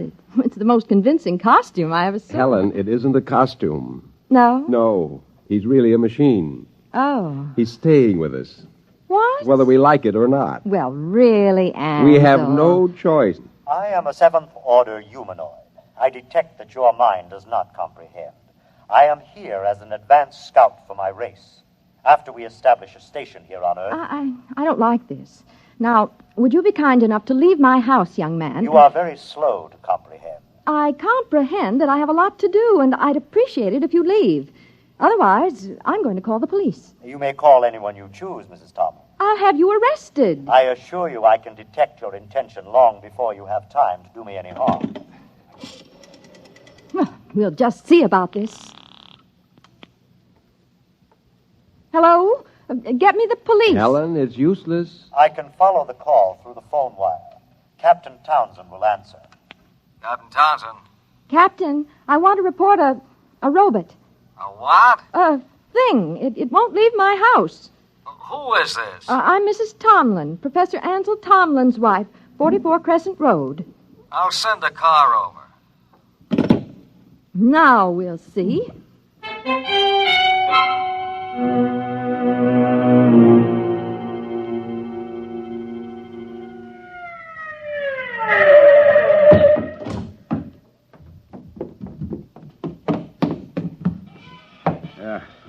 Is this the character that's been giving you trouble? Yes, this is the one, officer. Talked to you before about ruining the flower bed, Sonny. This time I'm taking you in. I would advise you not to touch me. I cannot risk any damage. I'll see about that. Come on outside. I prefer to remain here until I complete my mission. You do, huh? You know what this is? It is a weapon you call a service revolver. That's right. And you'll either march out of here or I'll use it on you. That would be most unfortunate. All right, come on. Officer, let me warn you. He's March. dangerous. March now. I'll count to 3. Officer, please. 1, 2.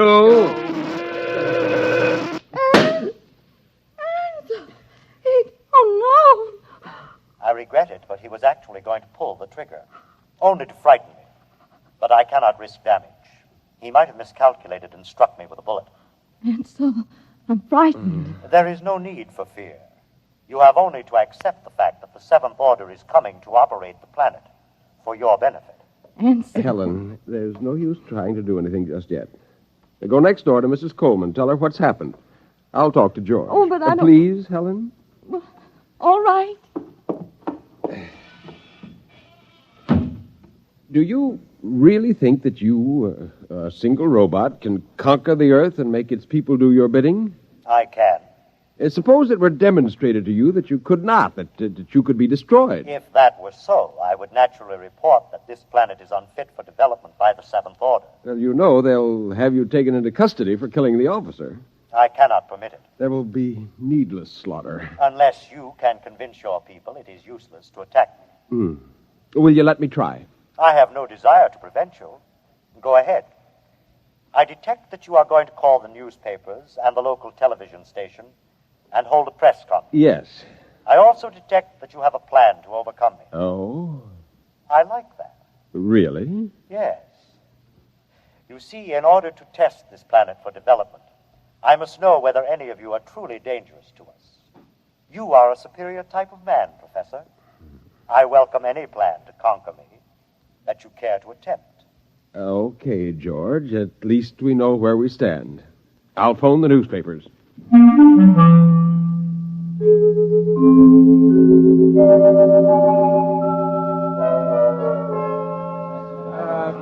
Quiet! Quiet, please! Quiet! Hold it down.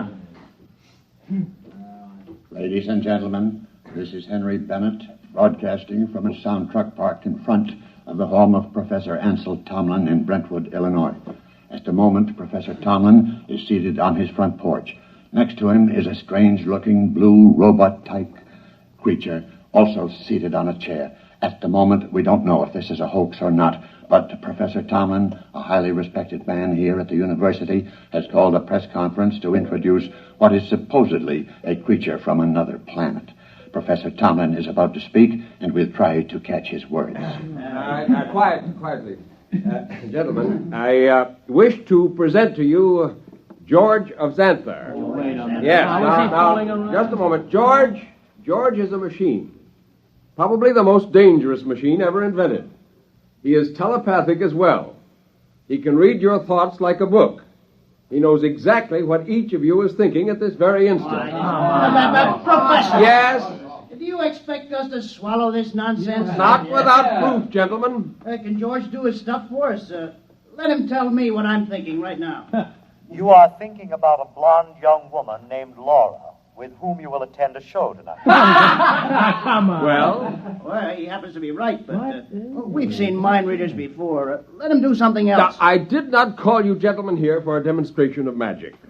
I called you here in the hopes that a good deal of needless bloodshed might be avoided. Less than half an hour ago, I watched this creature completely vaporize a policeman who was trying to arrest him. I expect that the authorities will be here any minute. I hope I can convince you and them that it is futile. Well, I certainly do. Something ought to be done about a guy. Either you're nuts or you think we are. I don't believe this machine killed a cop.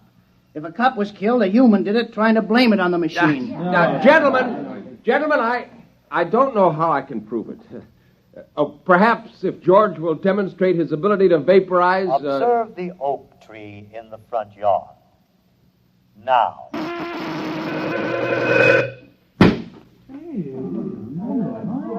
Now, do you see? I see, but I don't believe it. Boys, this is some kind of mass hypnotism. Maybe the tree was rigged up in advance. I swear to you This Georgiev's hat there is all he's cracked up to be. Let's see what he does when I toss a rock at him. Don't be a fool. Here goes, George! Stop him! I warned you. I tried to warn you. Okay, everybody stand back. Stand back. Charlie, get that automatic rifle set up. Check, Professor, I advise you to step away from that kid. Captain, for your own sake, don't try anything. Step away, Professor. Very well, but I warn you. Okay, now don't fire till I'm ready, boys. Right. Now then, George of what's this? We don't know who's inside that tin suit, but I'm giving you just 10 seconds to come out. Captain, Hey, you're wanted on suspicion of murder. Now come out. All right, boys.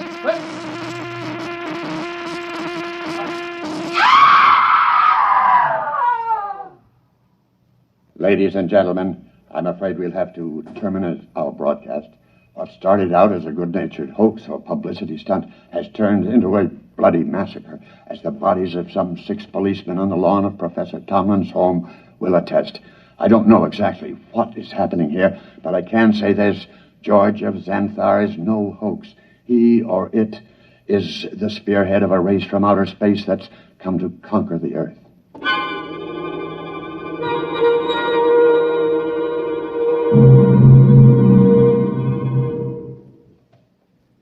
Have they all gone, Helen? Yes, Where is he?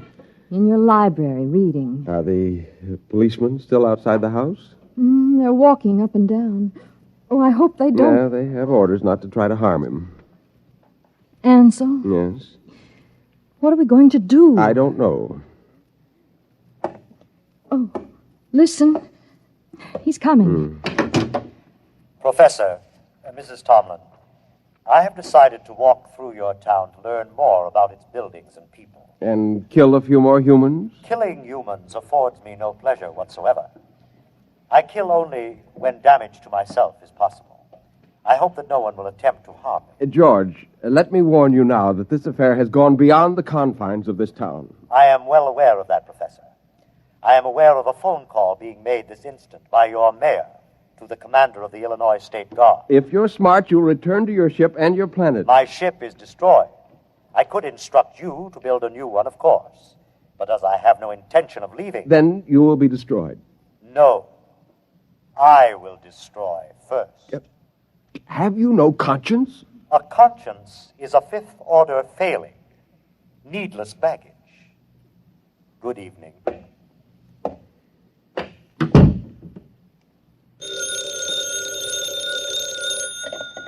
Hello, Professor Tomlin. Yes. Yes, I will. Who was it? The mayor and the chief of police have called a meeting of the citizens of Brentwood at the college gymnasium tonight. Ansel, you're not going. I must. But no, Helen, there's much more at stake here than my life or yours. Civilization itself depends upon our standing up to this machine. I'm going to the meeting.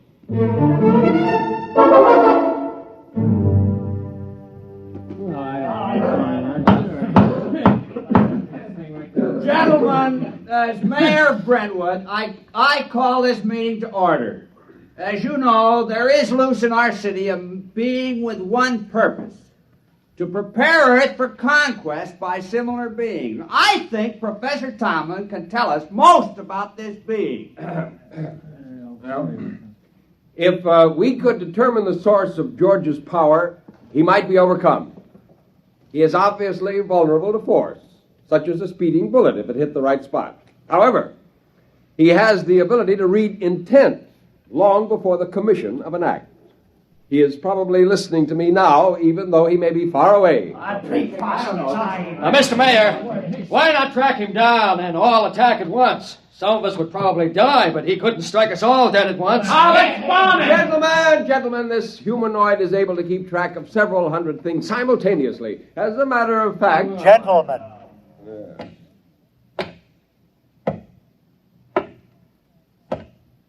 You are working yourselves up needlessly. You simply do not appreciate what it would mean to dedicate yourselves to the fulfillment of the Seventh Order destiny. Your lives will be made most pleasant and happy by us. Yeah, why did you kill 6 cops? If you're so powerful, bring them back to life. How do you want to be buried, Robot? Yeah, let's get them, man.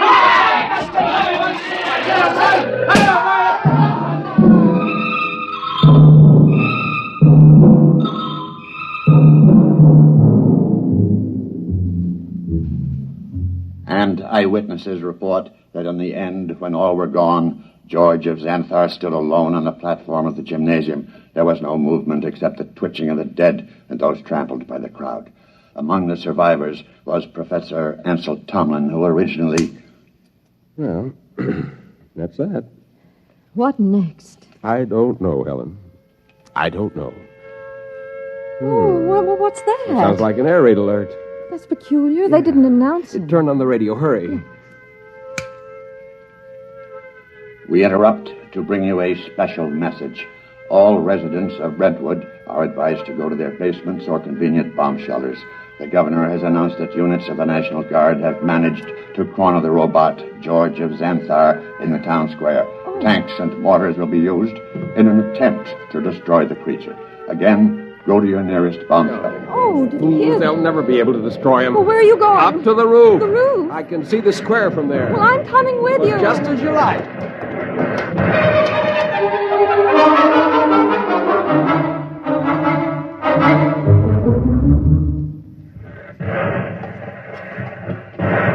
What's happening? He's vaporizing every tank and gun they bring up. Oh, Ansel, let's get away from here.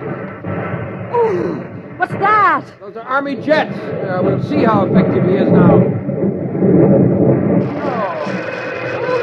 Oh, good Lord, a whole squadron up in smoke. It's no use. Can't you see? It's no use. Ansel, come inside, please. Oh, very well. Oh, if only there was something we could do to tell Not him. as long as he can read our every conscious thought before we can act. What is it? Our every conscious thought. Our thought. I wonder if... What is it, Nothing. Ansel? Nothing, Helen.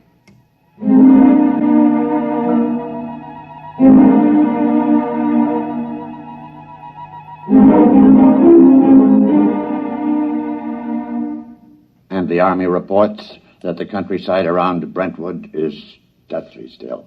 The blue humanoid, George of Xanthar, is still standing in the middle of the town square, where he's been standing for 3 days now.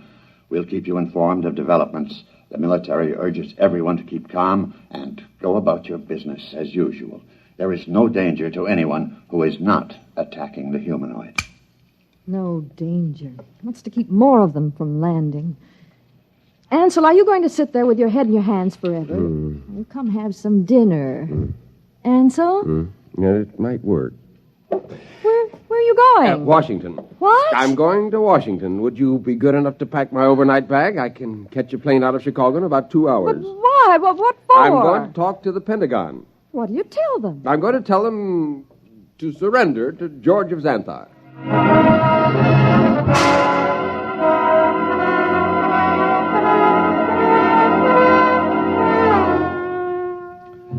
Our microphones are here at the edge of the town square in Brentwood, Illinois today, ladies and gentlemen, to witness the most unusual spectacle of modern history. A discussion of terms whereby the United States of America may surrender to the humanoid George of Xanthar. For the occasion, an honor guard of 22 servicemen from all branches and all parts of the country has been chosen. In just a moment, the honor guard will accompany General of the Armies Walter Pitt, who will discuss the surrender.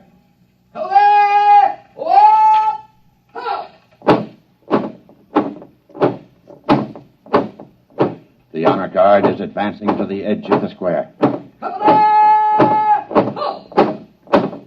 The robot is standing there now, carefully eyeing the soldiers. Every ounce of his concentration seems to be going into it. Actually, we're told his telepathic circuits are probing their minds for some hint of danger. A thought, a flicker of an eyelash may be sufficient for him to vaporize all of them. General Pitt is about to speak. George of Xanthar. I hear you, General. I have been instructed to consult with you about your intentions toward our country and the world in general, with a view to reaching some sort of agreement with you and others of your kind who you say will invade the earth. May I approach? One moment. I perceive no intent to harm me. There is one man among your soldiers, however, who has an illogical thought. Will the soldier who is thinking the thought, 11 o'clock, step closer? Do as he says.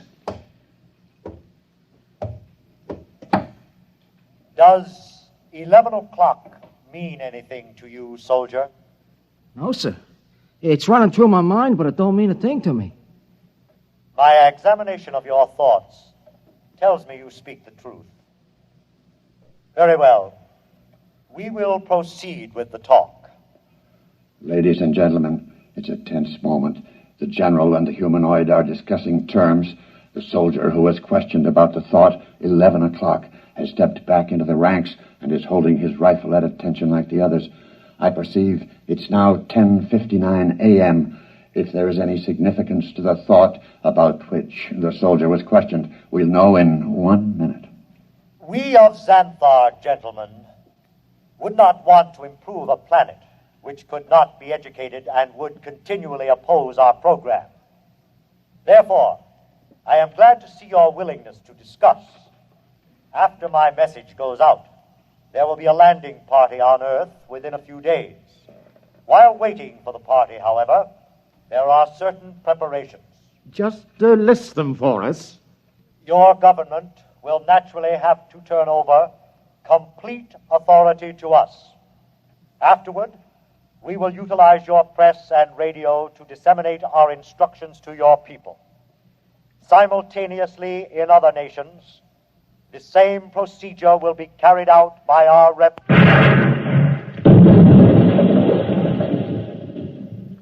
Ladies and gentlemen, it's happened at exactly 11 a.m. 10 soldiers in the honor guard instantaneously fired their weapons into George of Xanthar. Apparently explosive bullets have blown him to smithereens. The remains are lying scattered all over the square. People are pouring in, kissing each other, shouting.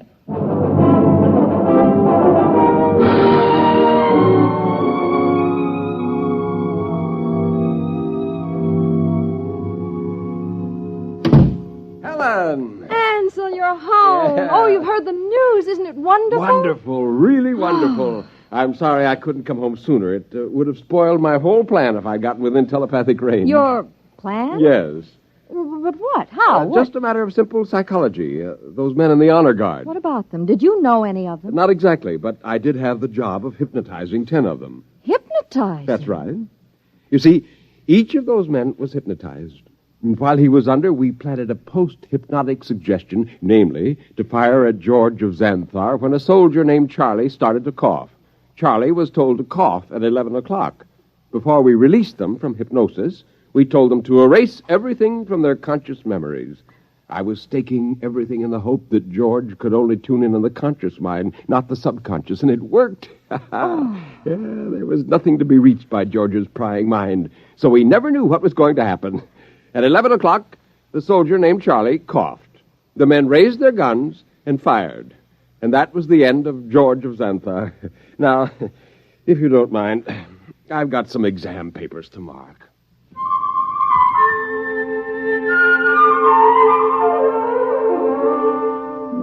On a planet many millions of miles away, a red light, one of many on a giant control board, suddenly winked out. A blue humanoid made an entry in a large book, System 29578. Planet 3 inhabited. Too dangerous for any kind of development.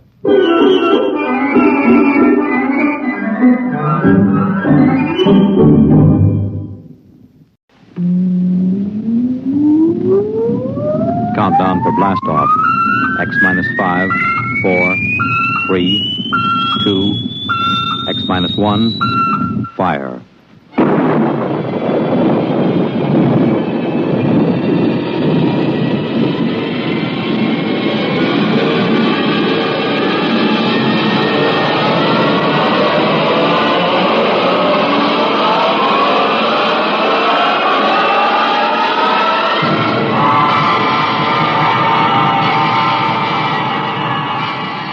From the far horizons of the unknown come transcribed tales of new dimensions in time and space.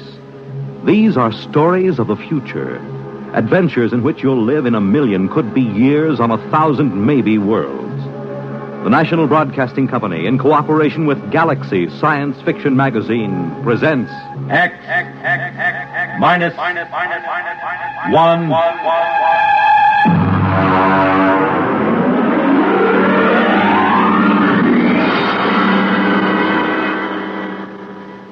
Tonight, Hallucination Orbit by J.T. McIntosh.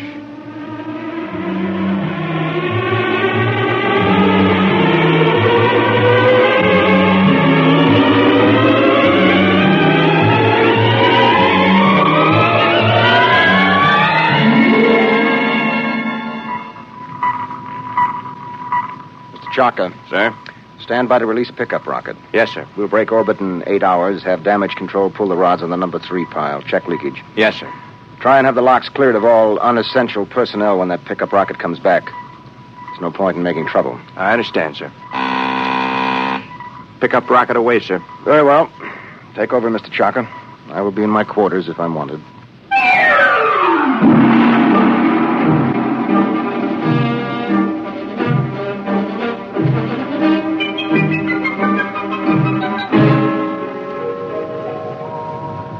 Well, now then, Mr. Danbury, make yourself comfortable. Why, thank you, Captain. You care for a drink? Scotch in that bulb, bourbon in the other. No, thank you. I can't get quite used to squirting liquor from a rubber bulb as if I were oiling a bearing. Well, you'd have a devil of a time pouring from a bottle in free fall. Well, how are you enjoying your trip? It's very interesting. It was very nice of you to give me a lift. You know, it would have been 8 months before another ship came along. A whole lot more than that with the main Pluto beam station out. Probably 8 years. Really? That long? I thought the whole run to Pluto was under 18 months. Yes, it is when the beam is running. You see, Mr. Danbury, we left Earth 27 days after the beam broadcast from Pluto station broke.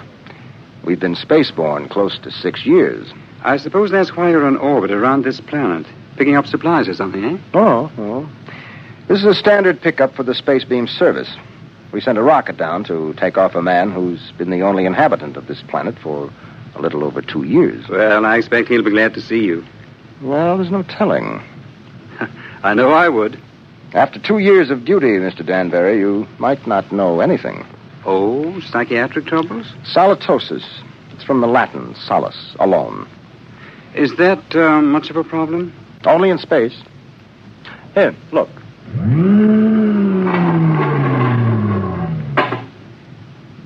Look through that port.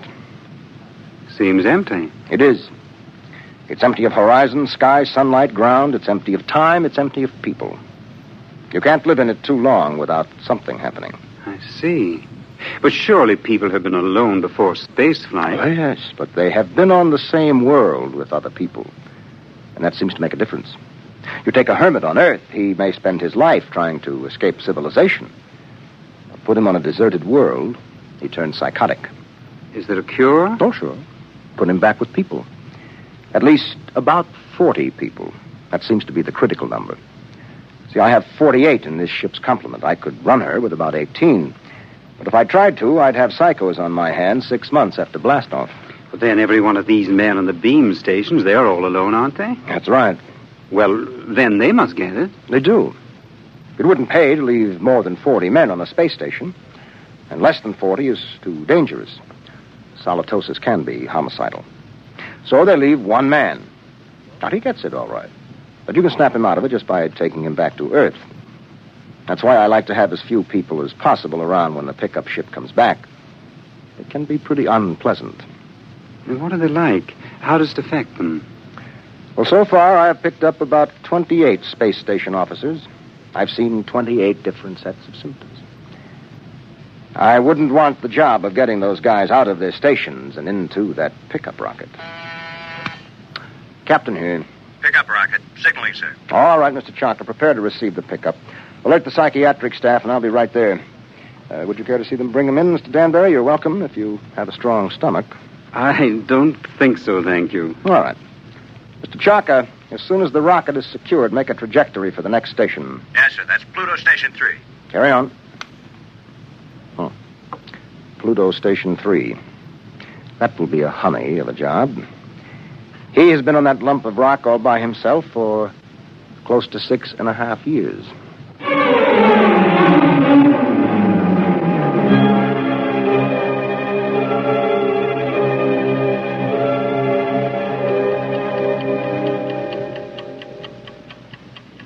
Pluto Station 3, Daily Report, Colin Ord, Space Officer. Everything is in fine shape. Through my port, I can see Mars, Earth, Saturn, Mercury. That little devil, he's hiding behind the sun. He's been quite furtive lately. Why I'm required to record this report every day escapes me, because it's quite obvious to any empty-headed brass hat at the central office that not a word of this has been worth the tape it's been recorded on for the last 5.5 years. But if it amuses you gentlemen to hear me wander, after all, you are paying for the tape. Which gives me a fine thought. I'm going to set the pickups through the whole station and leave the tape running. That'll give you a daily report all day, so keep on listening. Right now, I have the distinct impression that Earth is winking at me. A rather suggestive, lewd wink. It helps to see the planets, doesn't it? Oh, I thought you were reading. I was. You know, if you hadn't been able to see the planets, you would have been a straitjacket case long ago. Well, who knows I'm not one now? You don't, anyway. Well, I think that so long as you talk sanely about madness, you can't be so far gone. It's out there somewhere, isn't it? The rescue ship. Somewhere. How long now, Colin? Where could they be now if they started whenever the beam failed? I haven't worked it out since the last time you asked, but they could be very close. Well, if the beam hadn't failed, they would have been here long ago, wouldn't they? Oh, sure. 11 months with the beam, over 6 years without it. Well, anyway, that triple time 6 years' pay adds up to quite a pile. You'll be set up for life when you get back to Earth, won't you? And at 29. I'll be rotten with money. Oh, well. It's been nice knowing you. That's because of the others before you. I've learned a lot. Never talk of the others. And above all, never talk of any others to come. I'm sorry. Would you like to play chess? It's a long time since we did. I don't think so, not anymore. I'm a little tired of chess. Oh, I know. I understand. I won't bother you. I'll go to my room, Colin. Well, don't get upset. I'm not. I understand. You're just tired of chess. You still listening, gentlemen? That last few minutes might have been a little confusing. You'd like to know who I was talking to, wouldn't you? I'm afraid you can't hear her on the tape. That's Una. And I'll tell you what she looks like. You might find it interesting. She's beautiful, but rather cool. She always wears a white shirt and sharp, creased green slacks. She's got a good figure, but in a calm sort of way. She plays a good game of chess, although I beat her 2 out of 3 times. Of course, you know why you can't hear her on the tape. But I still know, too. That's a point in my favor, isn't it? That brings up an interesting question, gentlemen, because I'm tired of Una. I'm beginning to find her a long, cool, slightly unappealing bore. My problem is how to get rid of her. I can't just tell her to vanish. She's a little too real for that. I dreamed up a ship to bring her. I'll have to find another to take her away. Well, I might as well get to it. Oh, no. No, I'm not going to bother about the ship. It's too much mental effort. I'd have to think up everything I saw, and frankly, gentlemen, I'm too tired. Maybe she'll take the hint. A lot of them did. Susie did. And Alice. Oh. I remember Margie. There was a girl. A load of bricks had to fall on her head. Took me 4 weeks to get rid of her. No. Let Una figure her own way to get off the station.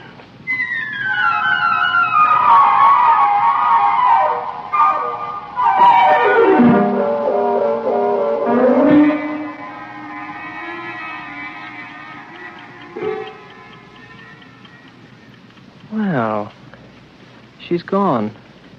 I thought she might. The ship's gone, too. Well, all in all, I don't think Una was really very satisfactory. One of these days I'll start believing in them, and I'll be really gone. Well, if I activate the main screens now, I'll see a ship coming into land pretty soon. Every once in a while, I have a thought that when the ship really comes, I'll think it's make-believe. Yes, there it is. A small ship curving in for a landing. I suppose I could check on the detectors. I know they register anybody within 100,000 miles, but I don't bother checking them anymore because someday the moment will come when I check the detectors. And I'll see just what I want to see. Well, the ship's coming in for a landing now. I'll go out to meet it. I'm rather interested to find out what the explanation will be for the girl. Naturally, it will be a girl.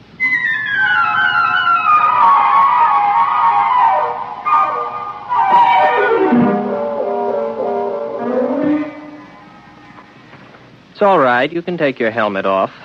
The air's all right in here. You must be Baker. Oh, good heavens, no. Baker was before me here. You can't be one of his dreams 7 years late.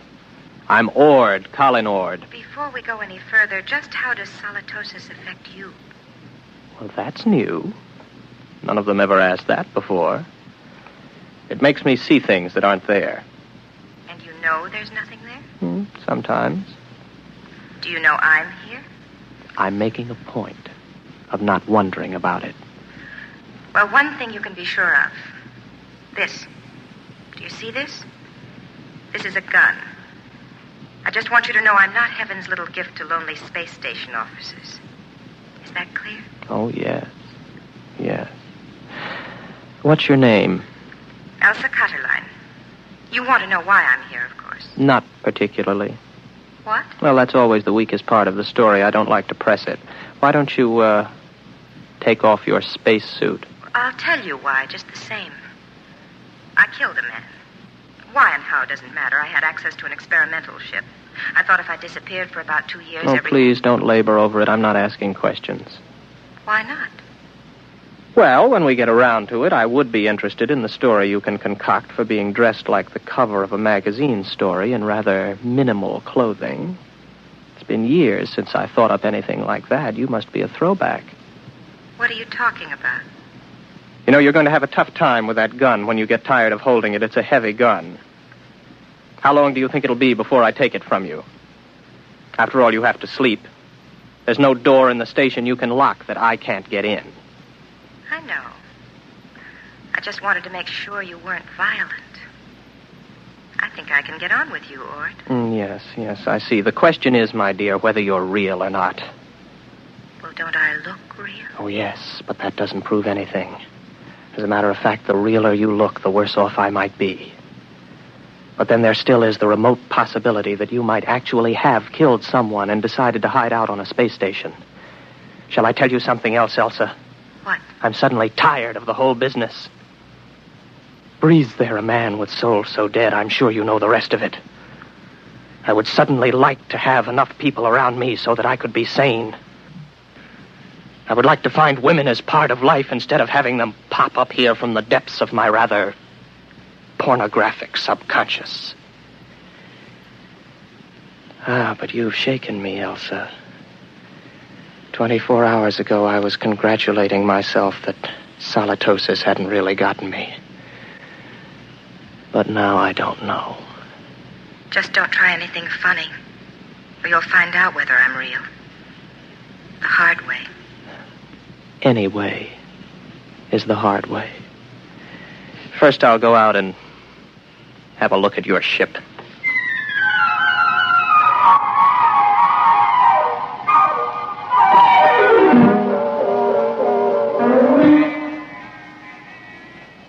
£14 per square inch air.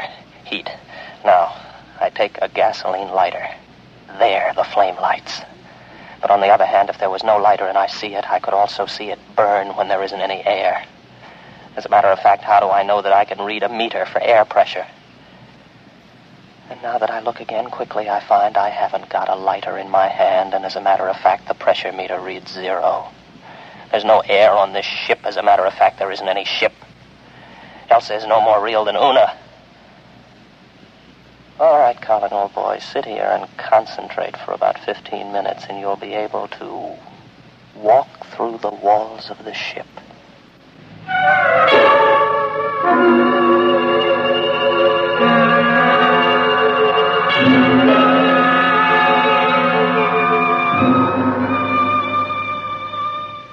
Well, what did you find out there? You'd better leave. It was a mistake your coming here.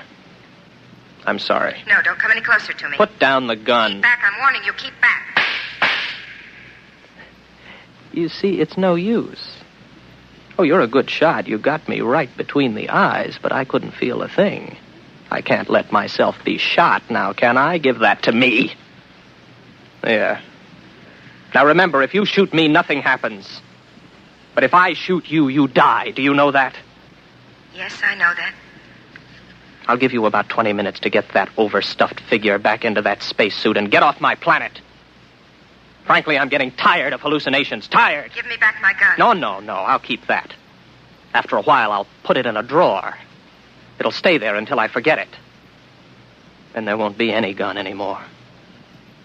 From now on, my overblown figment, there will be no more Elsas or Susies or Margies. I am not going to give in to solitosis. Maybe I'll bring Una back. At least she could play chess.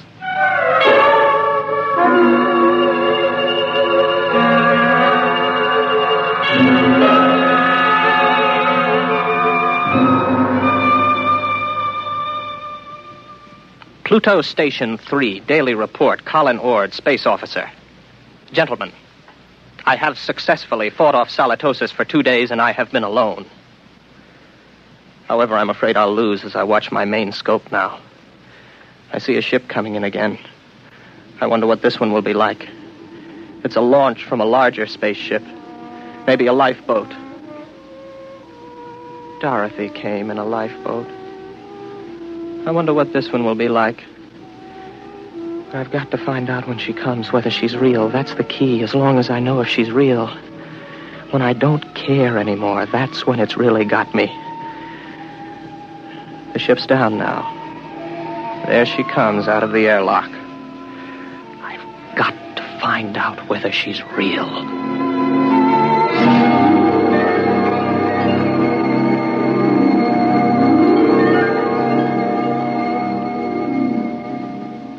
Colin Ord. That's right. I'm Dr. Lynn of 4-Star Line. Marilyn Lynn. Oh, well, very pretty.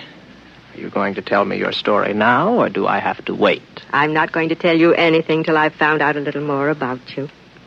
Well, you're an improvement on the last one. At least you're young and beautiful, and you're not fantastic, and you look intelligent. What do you mean? Don't worry about me. I see things that aren't there. Particularly people. Oh, so you don't believe I'm here? Would you? If you were me? Do you know I'm not here? No, that comes with time. At least it always has so far. You mean you've always proved to yourself that your visitors were mere fantasy? With a struggle. Interesting. Controlled solitosis. I never heard of it before. It's a pleasure to meet you, Mr. Ord. No, that doesn't make you real. They all say that. Why should I want to make you accept me as real? I don't know. But they all do. When will you know? Oh, I can't say. Maybe in 5 minutes. Maybe not for hours. How do you do it? You don't shoot me to see if I die or anything like that, do you? No, nothing like that. If I shoot you, you do die, like the witches in history. They'd die if they were, and they'd die if they weren't. Your mind has remained agile enough. Naturally. I never heard of solitosis inhibiting intelligence. Would you like some coffee? Is that part of the test? Whether more coffee is actually drunk than you drink yourself? No, that doesn't help. It would be very easy for me to make half what I thought I made, to fill a cup with nothing and pass it back. You look afraid. Why should I be? What am I doing? Am I doing something I don't know I'm doing? No. Would you like me to wash the cups for you when we're done? That won't prove anything. Next time they were used, I could just imagine they were washed, couldn't I? Where are you going? To find out if you're real. My ship. Go ahead. Good luck.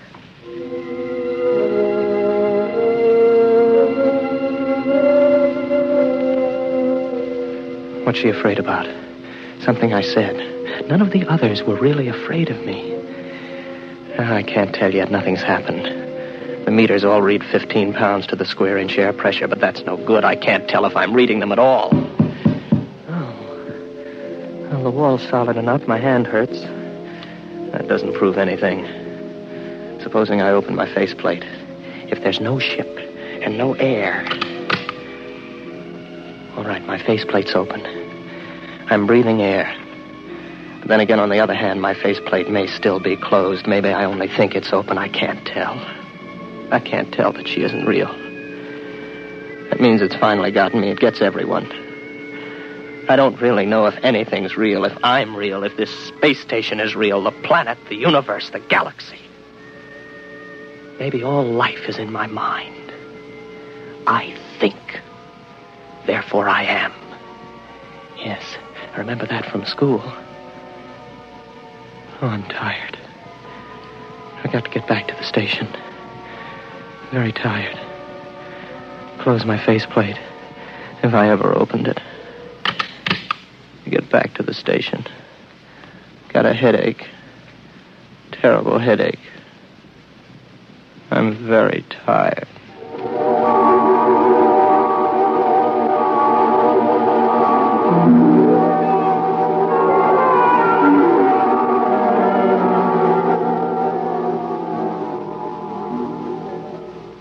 Are you all right now? Here, drink this.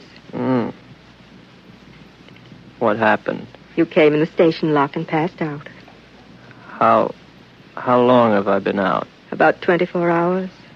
You're a very sick man, Mr. Ord. Reality. Very important thing, isn't it? It's the most important thing there is to learn. Merely to you. Solitosis naturally affects what matters most to the individual, but we needn't talk about that. But I know now. You're not real. You can't be, even though I feel you are. How did you decide that? I couldn't prove you weren't, not on your ship. I'm too far gone to figure out any test that'll work. But if you are real, then how did you avoid solitosis? The only way there is. There are 48 men and women in the relief ship that's in orbit around your planet right now. I came down in the pickup rocket. We have well above the critical number of people. I keep rational by knowing they're up there in the orbit, and as soon as I'm ready, I'll take you back up there. Well, I suppose I can wait.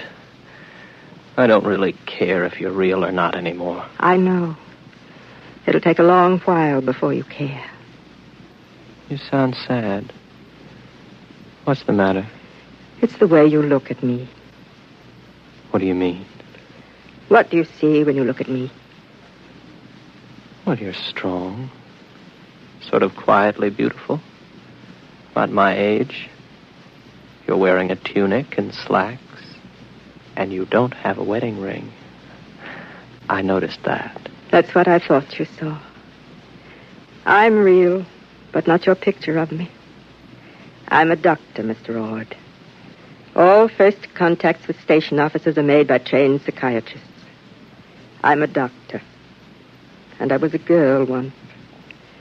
But that was 40 years ago. I'm 66. You can't be. Oh, yes.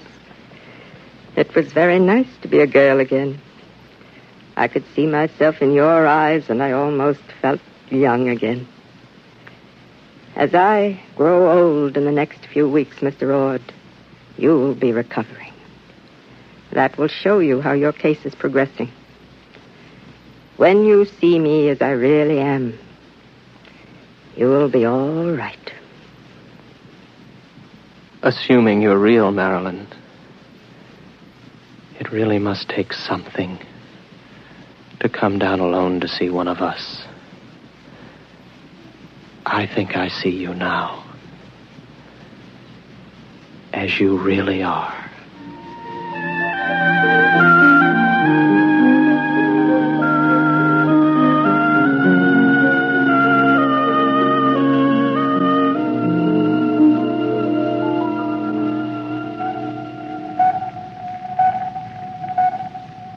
Captain? Yes, Mr. Chaka. Pickup rocket all secured from Pluto number 3. How is the poor fellow? Good as can be expected. He came on board with Dr. Lynn. I'm telling you, these guys throw me. There he was, holding her hand, looking in her eyes like he was in love with her. And you know what a dried-up old bat she is? Yes, I know. All right, Mr. Chaka.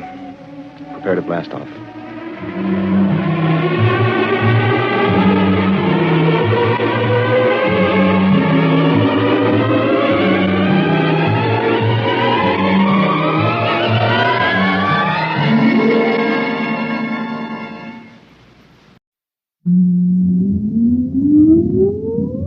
Countdown for blast off.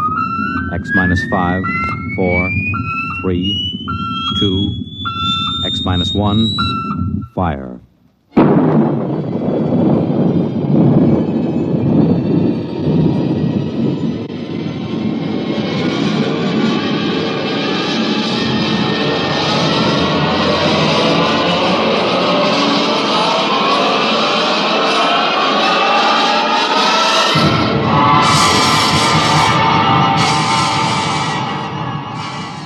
From the far horizons of the unknown come transcribed tales of new dimensions in time and space.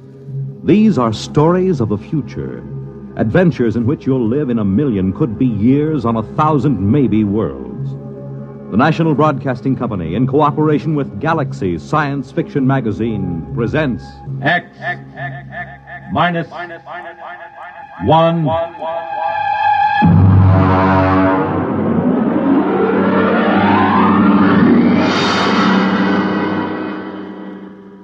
Tonight, The Defenders, based on a story by Philip Dick. And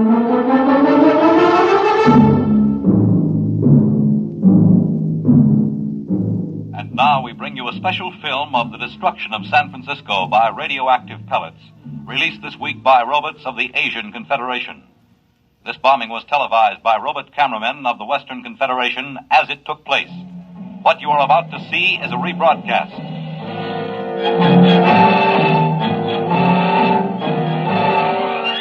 Here you see the heroic robots, the Leddies, who defended San Francisco against the dastardly attack.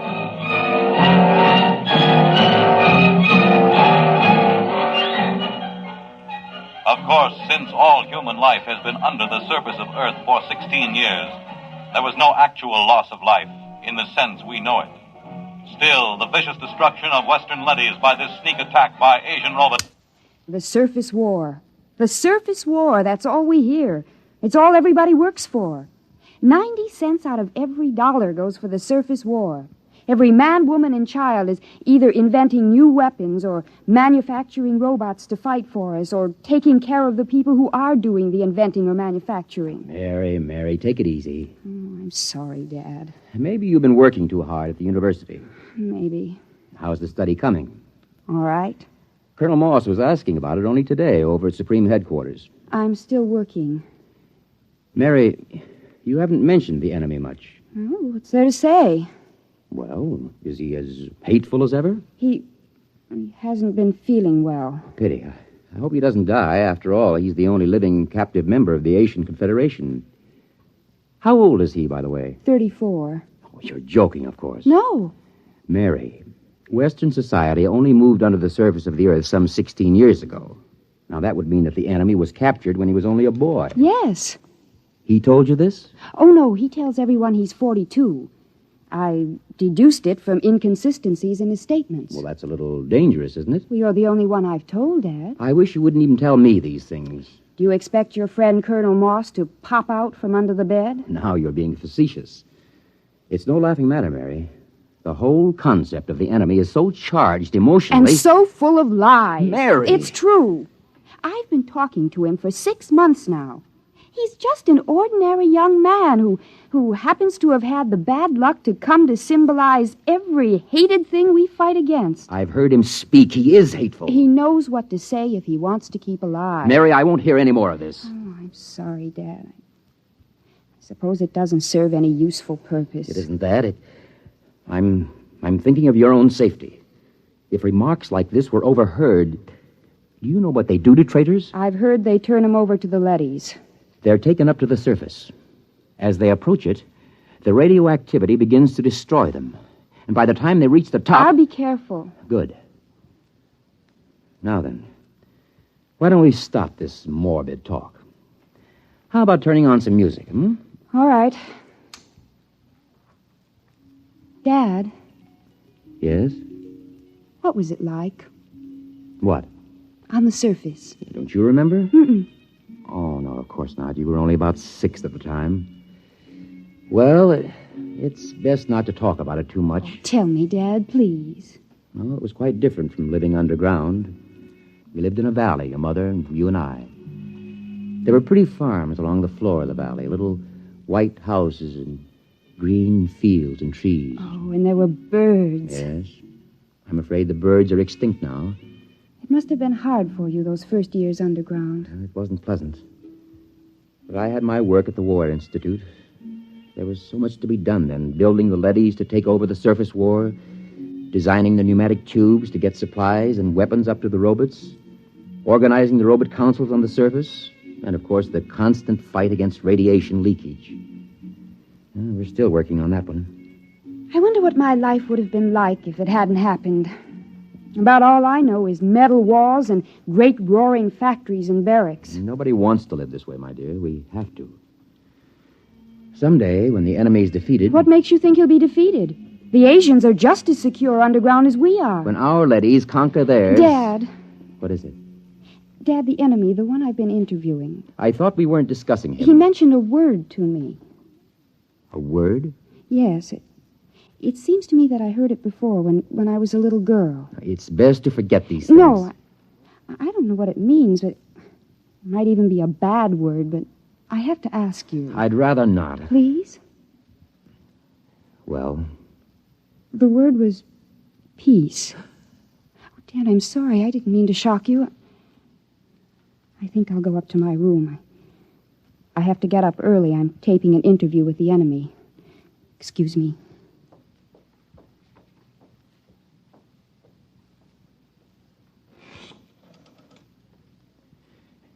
Get me the Director of Internal Security.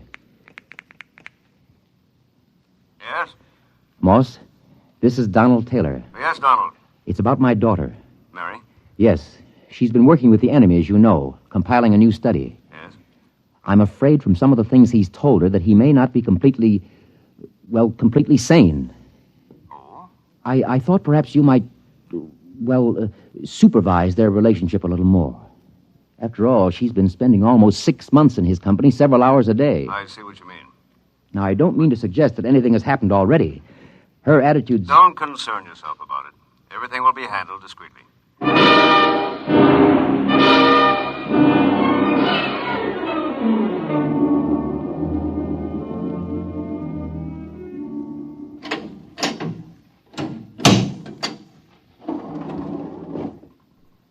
The enemy is waiting inside, Miss Taylor. Good. Is the recording and filming equipment ready to go? All checked and ready. You've checked the restraint suit on the prisoner? Yes, miss. You may leave us alone. Just buzz when you want me, Miss Taylor. I will. Thank you, guard. Hello, hateful one. Hello, beloved. How are you? Feeling no pain? I thought about you last night. I talked to Father. Be careful. Oh, it's all right. Oh, this can't go on, Mary. Sooner or later, someone will suspect. I don't care. I love you. Mary. Oh, you'd better get something on tape. If anyone comes in. All right. Tape number 425X. Subject, recorded interview with captive ZN2, former soldier of the Asian Confederation and enemy of the Western Confederation. I'm Joseph Kali, serial number ZN2, former soldier of the Asian Confederation. What were you taught to believe concerning the people of the Western Confederation? I hate them with all my heart. They are inhuman and to be destroyed. What is your objective? It is the objective of my people to enslave all members of the Western Confederation and to utilize them for the benefit of the masters of the Asian Confederation. Did you ever witness any murder of members of the Western Confederation? I was a pilot in a group which dropped radioactive dust on women and children who were preparing to be evacuated underground. I myself killed some 15,000. We will discontinue the interview to check the quality of the recordings. And to kiss the lips of the captive from the Asian Confederation. Oh, Joseph, I can't tell you how it pains me to hear you mouthing this stuff. Keeps me alive.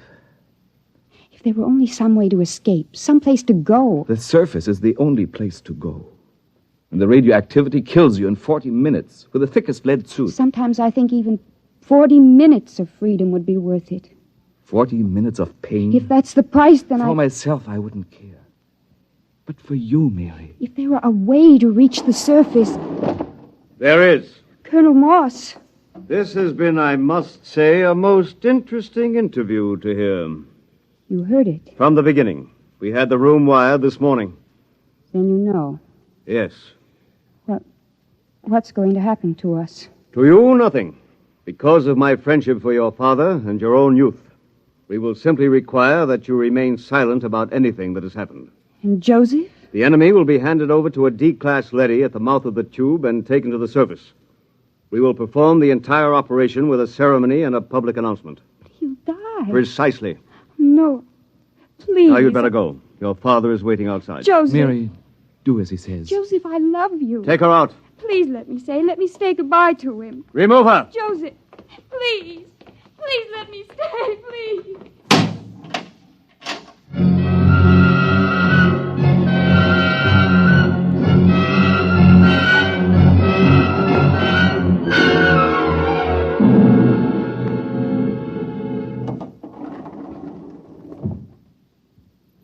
Father?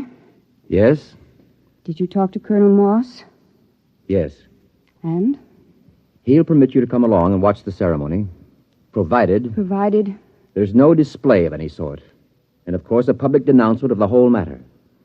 He's prepared a statement to the effect that the enemy tried to dupe you, that he used hypnosis, etc., etc. Well? I'll sign it. The ceremony is at the foot of the tube tomorrow morning at 6. At that hour, the enemy will be handed over to a D-class leady, which is being brought down from the surface. Remember your promise.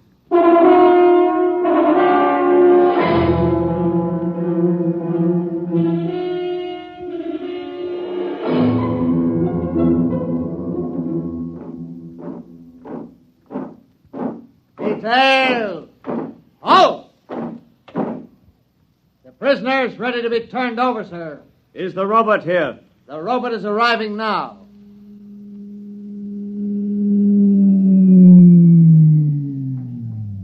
I'll give the orders. I wish to converse with it. Yes, sir.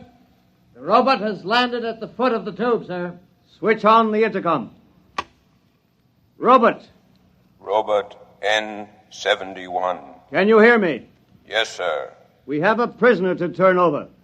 He is to be taken to the surface and destroyed.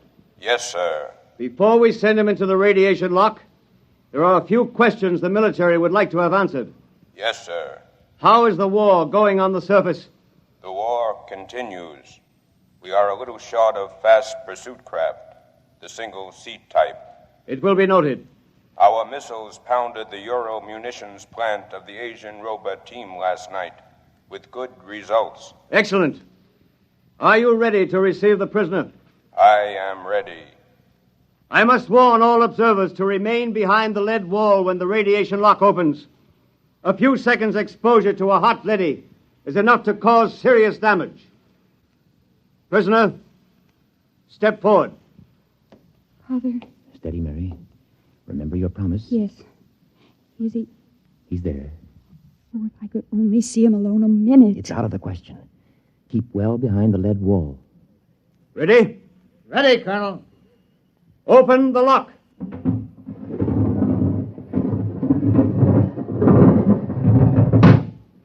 Step into the lock, prisoner. He's in with the leady. You can almost feel the radiation. By now, he's as good as dead. Lower the door.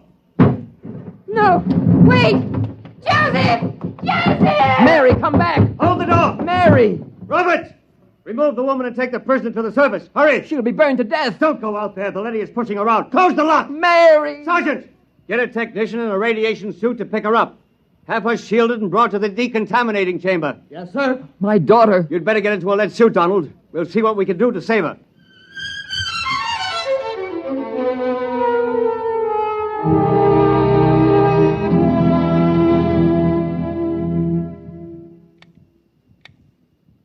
How is she?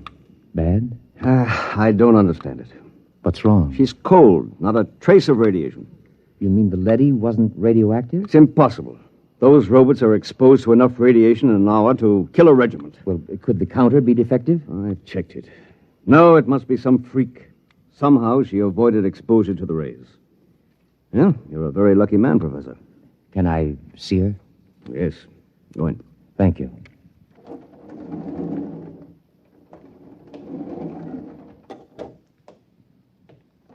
Mary, Hello, Dad.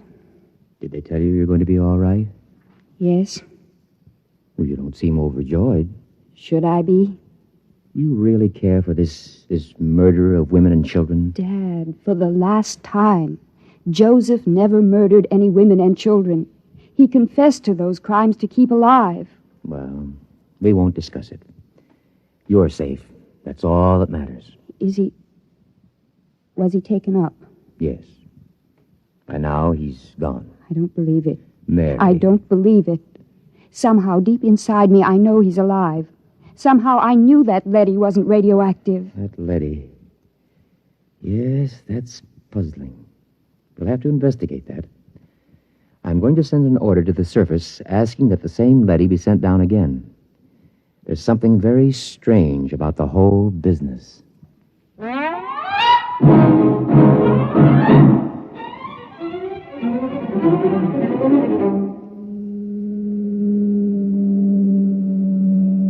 The tube is arriving with the leady as you requested, Professor. Good. I'm going in to examine it. Isn't that dangerous, even with the suit on, sir? It won't take me long. Very well. He's reached bottom. Open the lock. Father. Hold it. Mary, what are you doing here in a radiation suit? This is the same leady, isn't it? Yes. I was just going in to examine it. I want to go with you. Why? This is the leady that took Joseph up. I want to speak to it and find out. Now, Mary, why torture yourself? It's more torture this way. I have to know. If he's alive or dead, I have to know. He's dead. The leady will know. Please, Father, please. Very well. Close your helmet. Open the lock, guard.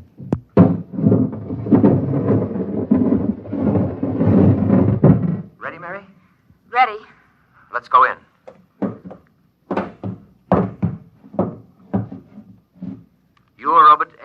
71? I am. The same who escorted the prisoner to the surface this morning? Yes. Is he... He is dead.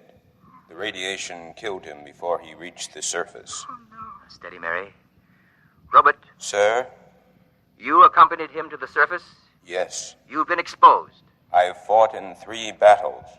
Then explain something. Sir? According to a counter I have concealed in my suit, you're cold. Not a trace of radioactivation. How do you explain this? Well? Answer me. That's an order. I must return to the surface. Not till you answer me. I must return to continue fighting the war.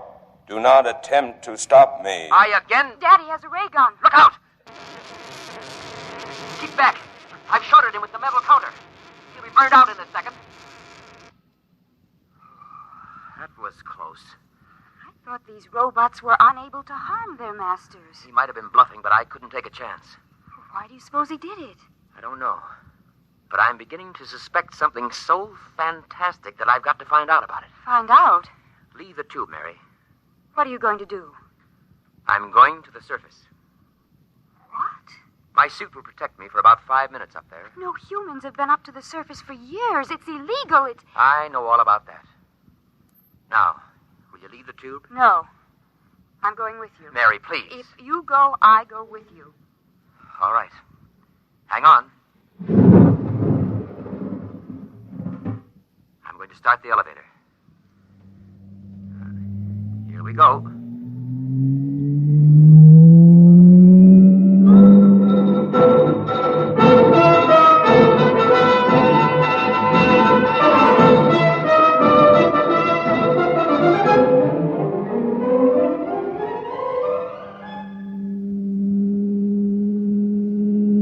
Almost there. I'm almost afraid to look, Father. All that ruin. The car's stopping. Silence is frightening. Father, what was that? It sounds like a rooster. That's impossible. There's no living thing on Earth. Open the car door. Father! Mary, do you see what I see? Trees, forests, a windmill, and farmhouses. Look, we must be dreaming. Father! Birds! Look! It's unbelievable. Oh, no, I can't believe it. I can't. Raise your hands, both of you. It's a leady. Do as he says. He's armed. Good. I am Alpha 5, chairman of the Surface Council. What's this all about? Where's the war? The ruins? What's happened here?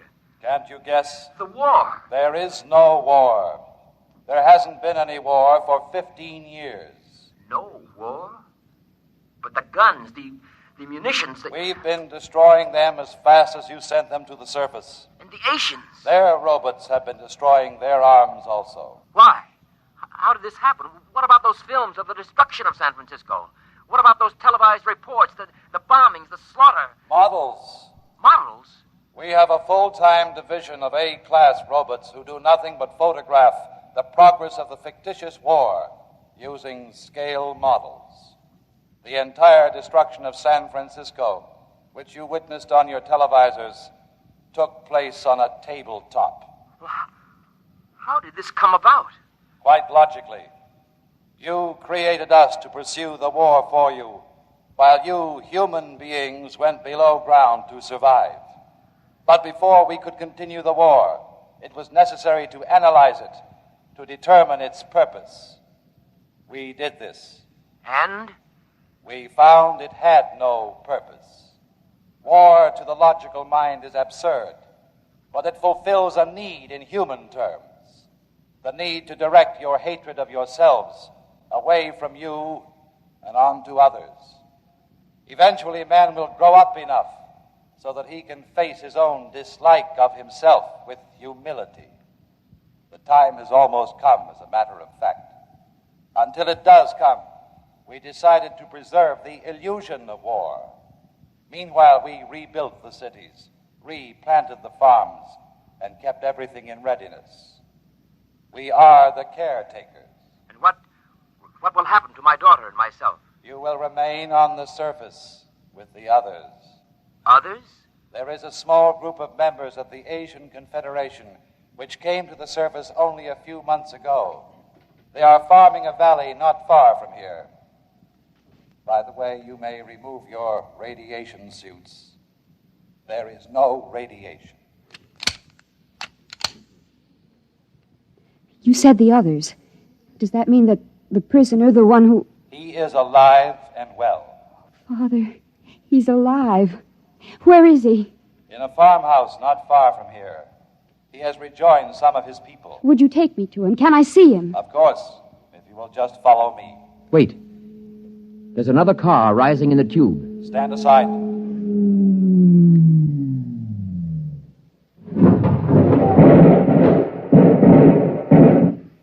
Just remain where you are. Sergeant, take this leady into custody. Yes, sir. Well, Professor, this is quite a sight.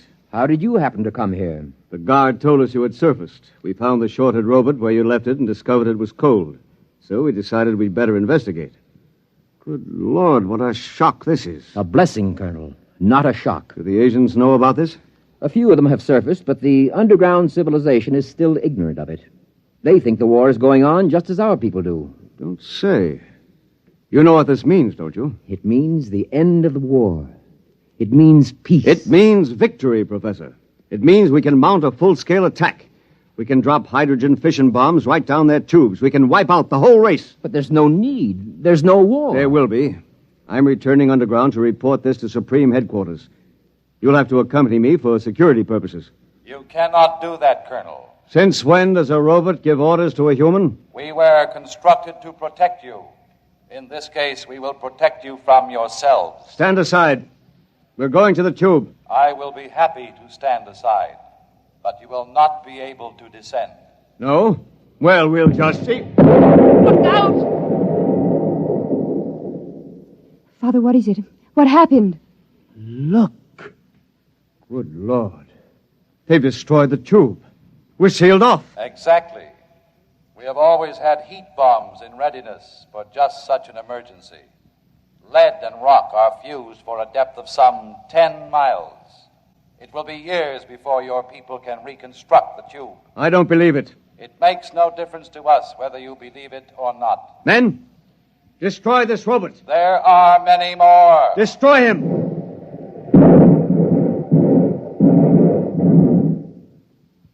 Now. Look, down the road. Humans. A bunch of humans coming toward us. Why, they're waving. Those are rations. Joseph! Joseph! Father Joseph's with them. Ready arms, men. As soon as they're close enough, I'll give the signal to fire. Colonel, in heaven's name, they aren't even armed. They're the enemy. Our only hope for survival is to join with them. We'll need food and shelter. If we destroy them... The professor is right, Colonel. We're cut off from our own people. Sergeant, another word, and I'll have you court-martialed. Now, ready your weapons. Men, don't do it. Our only hope now is peace. Silence! I've got to warn them. Go back! Go back! All right, Professor, you asked for it. Now! Father!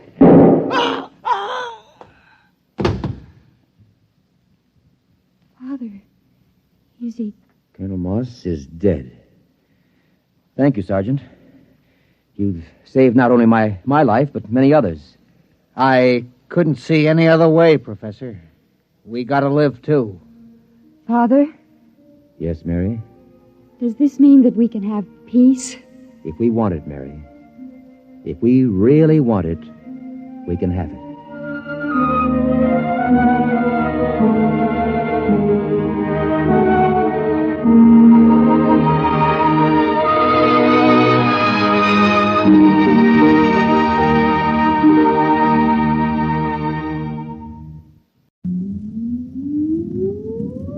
Countdown for blast off. X minus 5, 4, 3, 2, X minus 1, fire.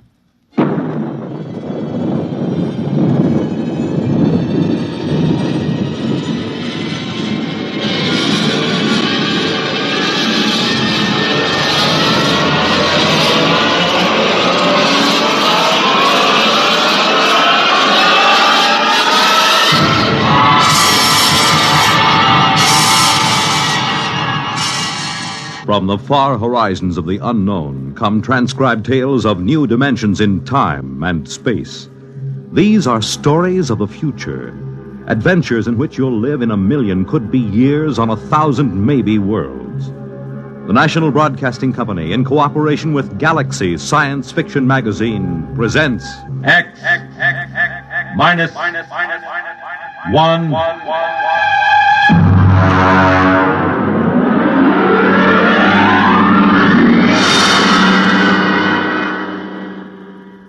Tonight, Lulungomeena by Gordon R. Dixon.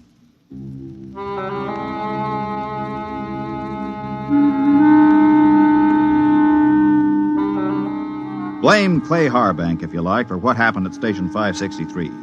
Or blame Bill Peterborough, the one we called the Kid. I blame no one. I'm a Dorsai man. That means I was brought up on one of those tiny planets a million light years from nowhere. Being a Dorsai man is quite a responsibility. We are a very polite people. We have to be. Because when we get angry, we fight to the death.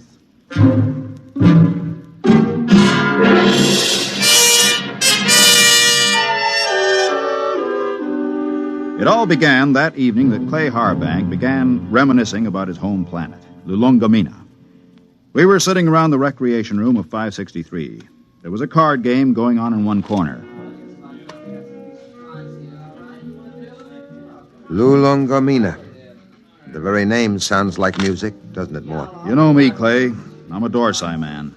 I've been in the Dorsai planets. I've seen them all knocking around this universe for 35 years. But when it comes to sheer beauty, Lulungomeena. How long since you've been home, Clay? Home? 20 years, Mort. 20 stinking, miserable years.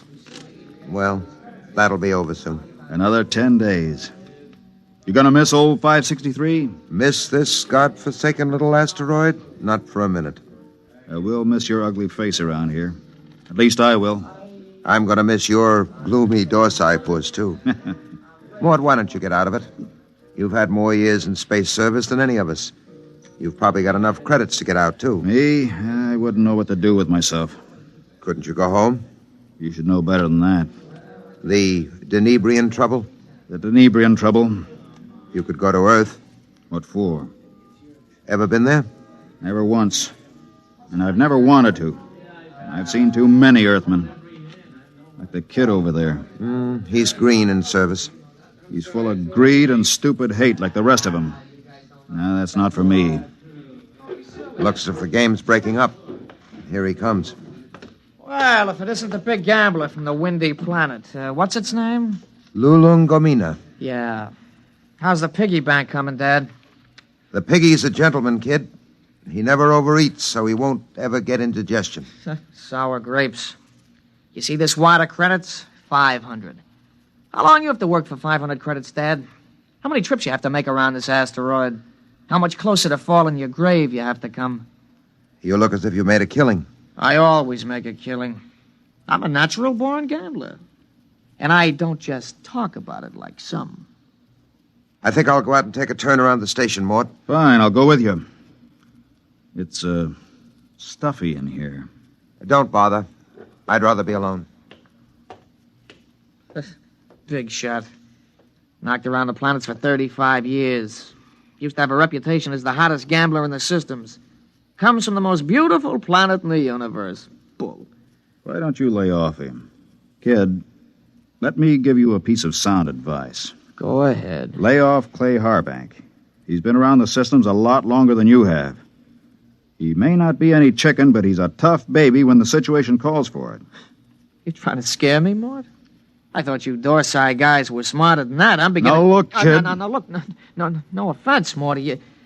I wasn't trying to insult the Dorsai people or anything. I gotta go do a flight check. I'll see you.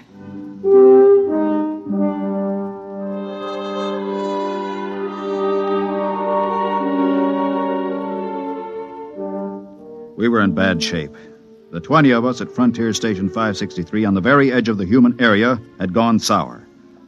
Half the men had applications for transfer in already. But I told the Kid about Clay being tough. Well, that was a bluff to keep him off. Nobody knew better than I did that Clay was burned out inside like a used-up rocket. I put on a spacesuit and went out to join him. Oh, hi, Mort. Hi. Beautiful night, huh? Nice. Back on Lulungomeena, on a night like this, the rakish flowers open up, and you can hear them singing. There are 6 moons, and every one of them is like a yellow lantern. My mom and dad and I used to live on the edge of a lotus pool. Here I go talking about home again. Figures. A guy who's been saving up for 10 years to get home is bound to start thinking about it when the time comes. I wish you could come with me, Mort.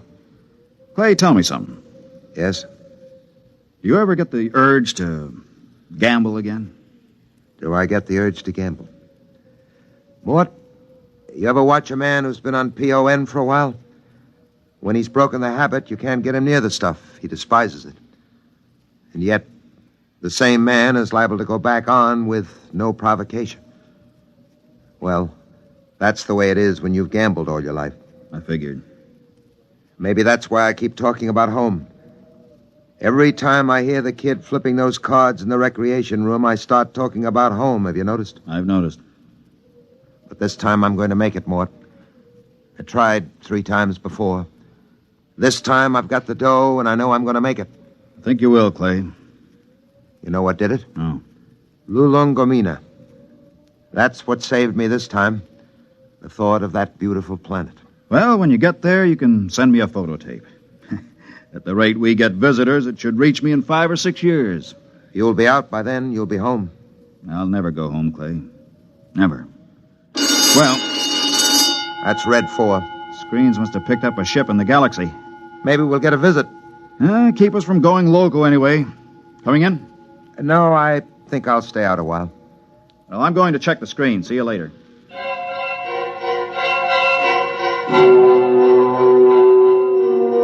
Red 4 meant simply that a ship was entering the galaxy. The chances of it touching down on 563 were pretty remote, unless it happened to need a clearance for Earth or Mars. The screen was black by the time I got there, but the kid was filing a report. Oh, hiya, Mort. Hey, what's a Hixabrod like? Why? We're having one for a visitor. You don't say. I just came in over the receiver. What'll he be like? A Hixabrod? Stiff as a poker, proud as Lucifer, honest as sunlight, and tied as a camel on his way through the eye of a needle. What do they look like? Oh, they're kind of humanoid, but they have a deadpan face that never changes, like a mask. Well, they're a little scary, I hear. That's a green skin and the scales. Also, they run about 8 feet tall. I wouldn't tangle with one if I were you. Back on Denebria once, I saw a Hixabrod rip a man to ribbons with its claws. Why? The man made the mistake of insulting Hixa. That's one of the twin planets they come from. Pretty touchy, aren't they? Not really. They're a very level-headed race. You know the Hixabrod reputation, don't you? No, you didn't hear much about them on Earth. Well, they're the first and only mercenary political arbitrators in the known universe. A Hixabrod can be hired, but he's absolutely incapable of being influenced or bribed. He tells the cold truth and nothing but the cold truth. And, brother, when a Hixabrod tells you the truth, it's plenty cold. It really lets you have it, huh? They're a small race and very much in demand. If some kind of political dispute comes up from planetary to inter-alien, both sides hire a Hixabrod to represent them. That way they know the other side is being completely honest. Oh, that's very interesting, you know. Very interesting.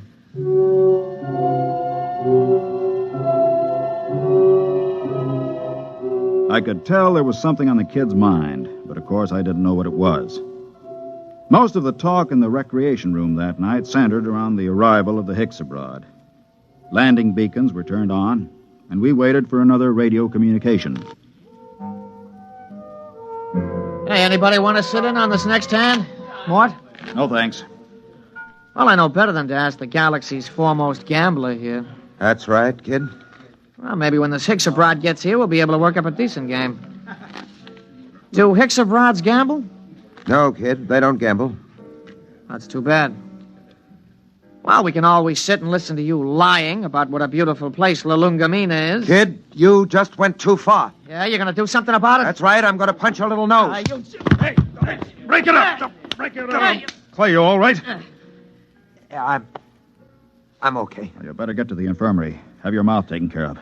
Kid, you get to your quarters. Since when are you giving orders? I'm telling you to get to your quarters. You better do what he says, kid. He's a Dorsai man. That's all I've been hearing since I got here. What big gamblers come from Lulungomeena and how Dorsai men are killers. So far, I've seen nothing, but I heard a lot of talk. You're gonna get to your quarters? I'll give you 5 seconds to start moving. You better go ahead, kid. Okay, Mort. I'm letting you bluff me out of the game this time. Just remember, there's going to be other games. Next time, I won't be bluffed.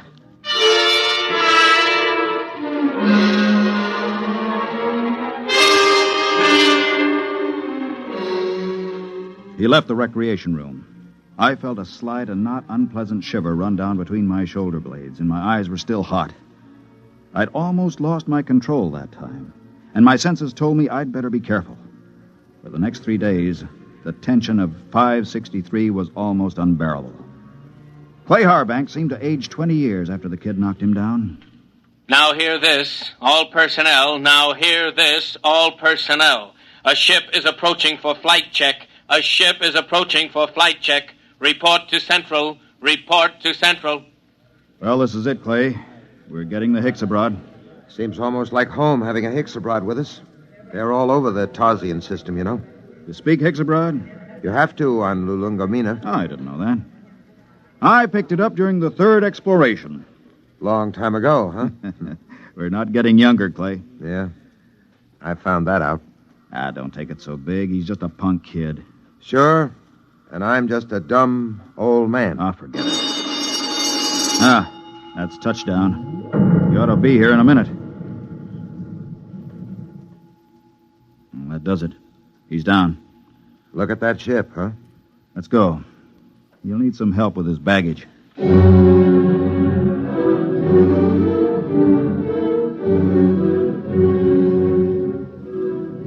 The ship was a silvery one-man job, the kind that have taken the Hicks abroads all over the universe. The cabin door slid back, and the Hicksa stepped out. He was as green and scaly as a lizard, but there was a certain unmistakable dignity in his bearing. Since I spoke the language, I was the first to greet him. Veldt the Hutch and Hicks abroad. Welcome to this place. I greet you, Dorsai man. My name is Mort Bianski. I am called Dorlassis. Come. I'll show you to your quarters. Thank you. How long will you remain here? Only for one night. I wish clearance for Mars. I'm sure it can be handled. This way.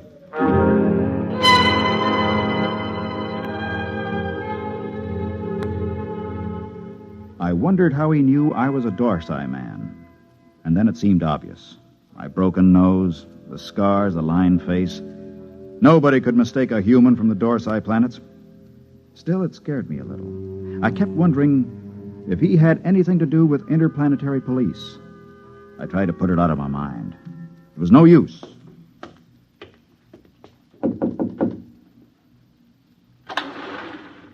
Mind if I come in, Clay?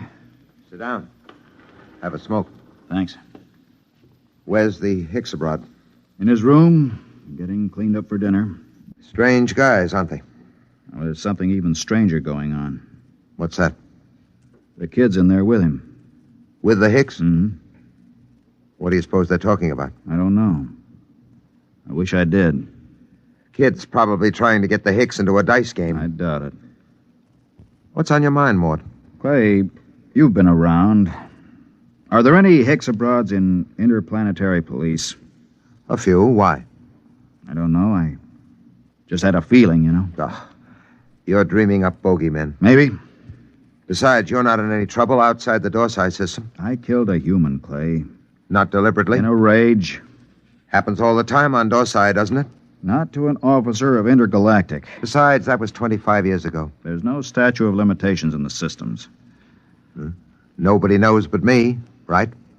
You don't have to be clairvoyant to wonder why a man hasn't been back to his home planet for 25 years. You, think the kid... I don't know. He's got no love for me. Still, he doesn't know anything. How would he know this Hicks-abroad is an agent, if he is? Couldn't say. Where are you going? Well, I think I'll take a look at that message the kid filed. The one we got when we first picked up the Hicks-abroad on the screens. Let me know what you find, if anything.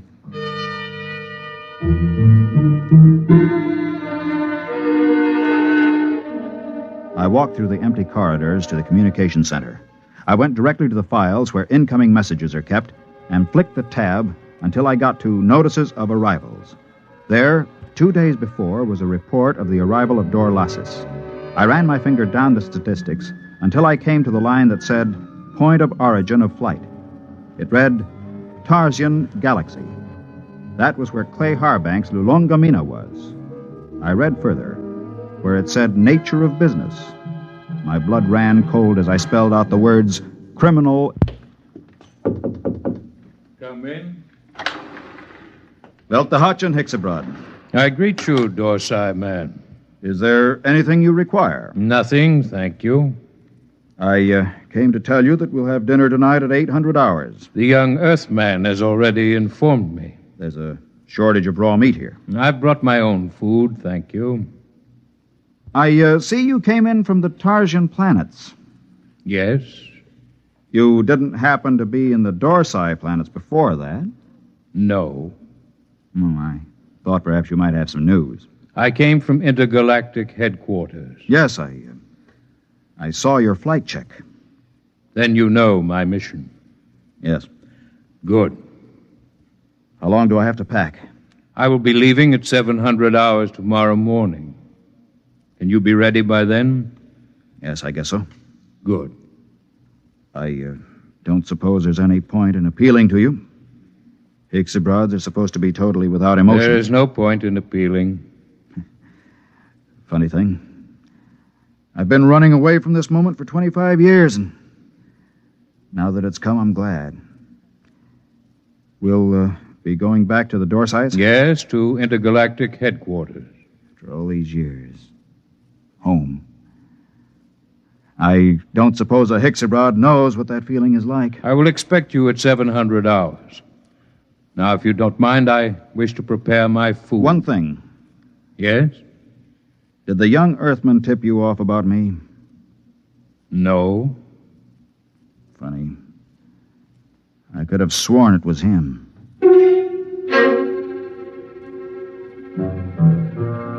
That was that. When a Hicks-abroad tells you no, you can bet your life he isn't lying.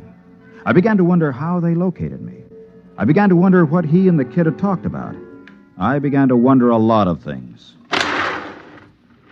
Well? He's an agent for Intergalactic.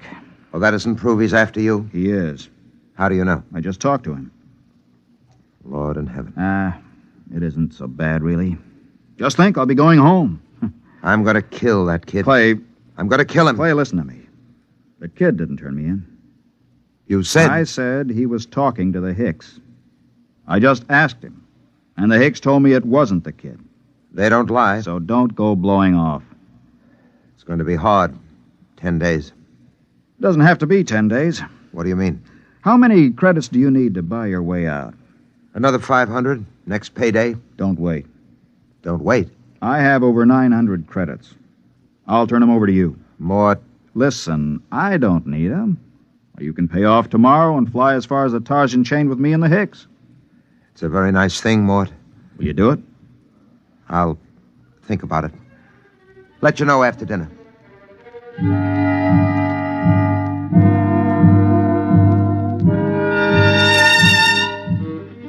I thought of running away, but there was really no place to run once they tracked you down. And the Hicks-abroads were utterly relentless once they'd agreed to bring a man in. Since they had no feelings, they made no judgments. They were absolutely certain that a man would get a fair trial. I packed my stuff and went in to dinner. The Hicks-abroad was at the head of the table eating his raw chinsu meat. Pass the gravy, please. Dorlasis. Yes? They tell me that the Hicks-abroad home planet is a very beautiful place. It is true. Well, I'm from Earth myself. Yes. I'm curious to know what this beautiful planet of yours looks like. The kid's pretty talkative tonight. What's cooking? I don't know, but I don't trust it. The flora and fauna are maintained in excellent natural balance. No local surplus has exceeded 1% of the normal population for the last 60,000 years. Life on Hixa is predictable. The weather is controlled within the greatest limits of feasibility. The symmetry of the landscape is without parallel in the universe. Very pretty picture. Very attractive home world. But I regret to inform you, Dorlasis, that I've been given to understand that it pales into insignificance when compared with another beauty spot in our universe. Your Earth? I wish I could say yes. No. This place is so wonderful, I doubt if an Earthman like me could get in. In fact, I've never seen it. But I've been hearing about it for some months now. And either it's the most wonderful place in the universe, or the man who's been telling me about it is a rotten liar. Get your gun, kid. Get your gun. Why guns? You call me a liar. Why use guns when it's possible to prove the thing one way or another with complete certainty? For months now, you've been telling me two things. One, that you used to be a gambler. Two, your precious Lulungomeena is the most wonderful place in the universe. The question is either statement true? They're both true. You'll back them up? With my life. I'm not asking you to back them with your life. Just back them with that nice little hoard you've been accumulating all these years. Clay, don't. Well, you said you were a gambler. Bet with me and prove it. Suppose I do. How do we prove my statement about Lulungomeena? It's easy. We have with us at this table a Hexabrod. In a conversation with him, I found out that he's just visited every planet in the Tarsian chain. Now, as everyone knows, a Hexabrod never lies. Do you think you could judge this point, Dorlasis? The point can be judged. Well, gambler? Clay, it's a trick. Don't bet. How much will you bet, kid? All I got. The equivalent of 10 years' pay. Well? You're on. Dorlasis, okay if I question you? Proceed. You've been to the planet in the Tarsian chain, which this man calls his home? I must ascertain the position of the planet. The fourth planet. Ah, yes. The one with 6 moons. That's it. I've been there recently, as you well know, since we spoke of it only this afternoon. We did speak of it, that's true. Now, will you tell me, you know the planet? Yes. You know its geography? I do not repeat myself. Is it a large planet? No. Is it a rich planet? No. Was there not a rain of radioactive fallout from an explosion of a nearby star only 5 months ago? There was. Did it not destroy every piece of vegetation and leave this planet a gutted, smoking ruins, charred and ugly? It did. Well, gambler? You haven't asked him the main question yet, kid. Would you like to ask him? All right. Hexabrod, the question to be judged is this. Is Lulungomeena the most beautiful and the most wonderful place in the universe? Yes. It is. What? Well, kid? It's a trick. It's a rotten trick. I don't believe it. The Hexes... The eyes of the Hexabrod were narrow and baleful as he pushed back his chair. You could almost feel them burning as he dragged his scaly feet over toward the kid. He stopped about 6 inches from the kid and held both his hands up, palms near the kid's eyes. There was a clicking sound, and we watched 11 sets of gleaming razor-like claws shoot up from the tips of the Hexabrod's fingers. Their points were almost against the kid's eyes. Look at my hands, Earthman. Are they not clean? Yes. Do you doubt that I have told the truth? No. Then there is nothing further to discuss. I bow to you, gentlemen. I thank you for your hospitality. You will excuse me.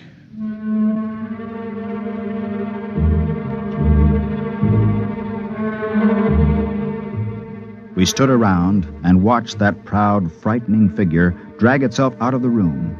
The kid was trembling like a leaf as he drew a bank draft for 10 years' pay and handed it to Clay Harbank. The next morning, Clay and I boarded the Hexabrod ship, and 4 days later, we touched down at the outer planet of the Tarsian chain. Well, this is where I get off, Mort. I don't know what to say, really. I guess you know how I feel. Think I do, Clay. Let's just say so long. There will be no need for goodbyes. What? Both of you are leaving the ship here. But I thought I intend to return to intergalactic headquarters empty-handed. Empty-handed? But they'll question you. What will you tell them? The truth, of course. But You have told me nothing. But I assumed... I am not interested in your assumption. You asked me my mission. I told you it was a criminal investigation. You said you assumed you would go back with me, and I told you when my ship was departing. There is nothing more to be said. But surely you know... Mort, don't say anything. A Hexabrod deals only with facts, what is absolutely known. They're the most literal beings in the universe. Let it go at that. Goodbye, gentlemen. I am grateful for the pleasure of your company.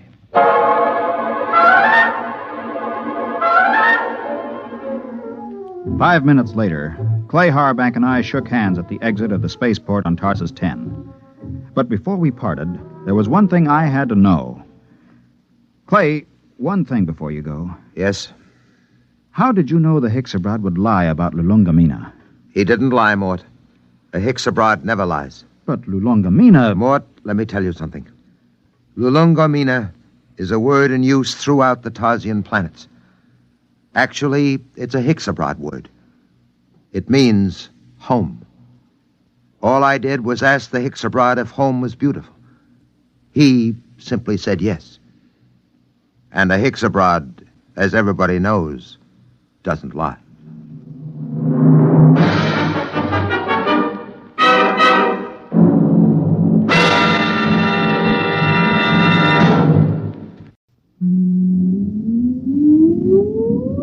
Countdown for blast off. X minus 5, 4, 3, 2, X minus 1, fire.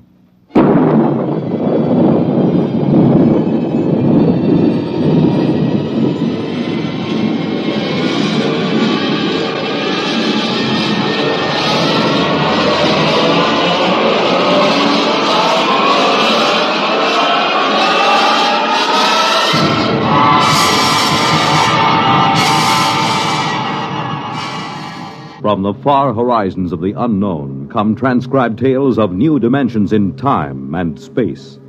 These are stories of the future, adventures in which you'll live in 1,000,000 could-be years on 1,000 maybe worlds.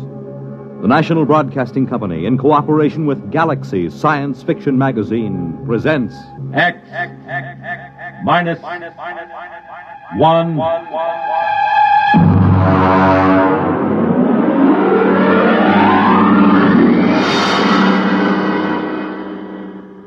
Tonight, Project Mastadon by Clifford D. Simak.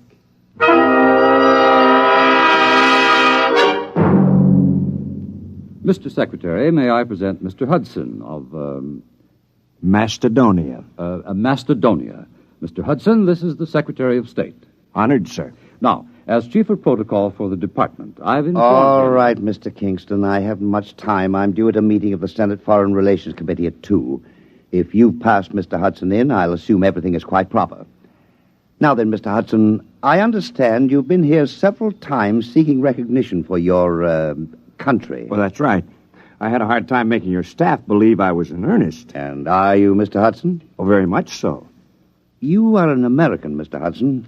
I assume you're acting as a representative for Macedonia rather than as a principal in the matter. Oh, no. I claim dual citizenship, sir. I am a Macedonian. You pardon me, but I've never heard of your country. Well, it's a new nation, but quite legitimate.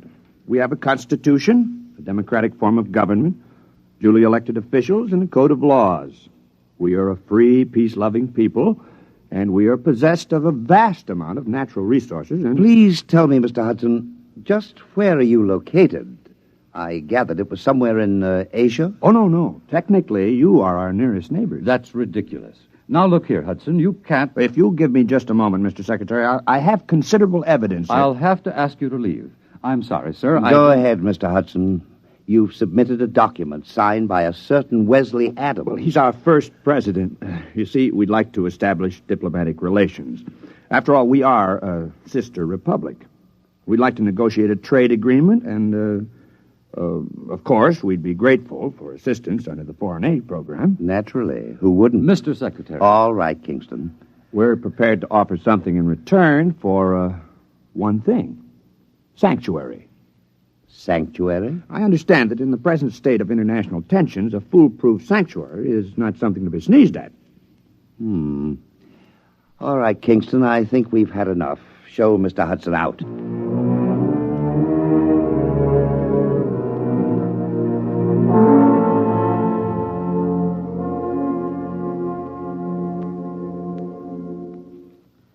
All right, let's have the story again. Look, mister, I don't want any trouble. Just tell the story again. You want to cooperate with the FBI, don't you? Sure I do. Sure, but I just don't want any trouble. All right, start over. You found the briefcase in the booth. Yeah, that's right. I brought my beer over from the bar, you know? And this fella just went out a minute before, so I figured he must have left it. I run after him. You didn't see him, though? No. So I just kind of looked in the briefcase. You know, I mean to identify it. That's all. I don't steal. All right, then you came to us. Yeah, that's right. I mean, after all, when I saw that stuff, well, I just figured I was way over my head, you know? All right. Don't say anything about this, do you understand? We'd rather you just forgot the whole thing. Oh, sure. Listen, some things I don't want to remember. You know?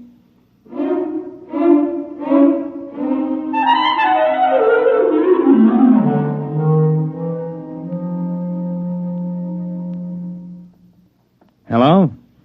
Is this Dr. Harrison of the Paleontology Department? This is Mr. Jenkins at the Federal Bureau of Investigation. We have some movie film we'd like you to look over. Huh? Oh, we acquired it. Big shaggy elephants and tigers with teeth down to their neck. No, it's not fakes. Our labs are sure of that. Whatever is on those films is real. No, we don't know. That's why we called you. We haven't the slightest idea where those pictures were shot. We can't even guess.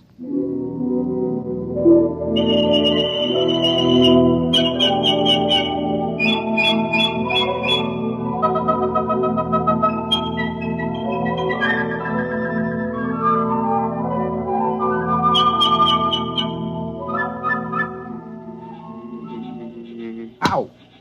What's the matter, Coop? Well, those flying hypodermics. This is a fine, healthy spot.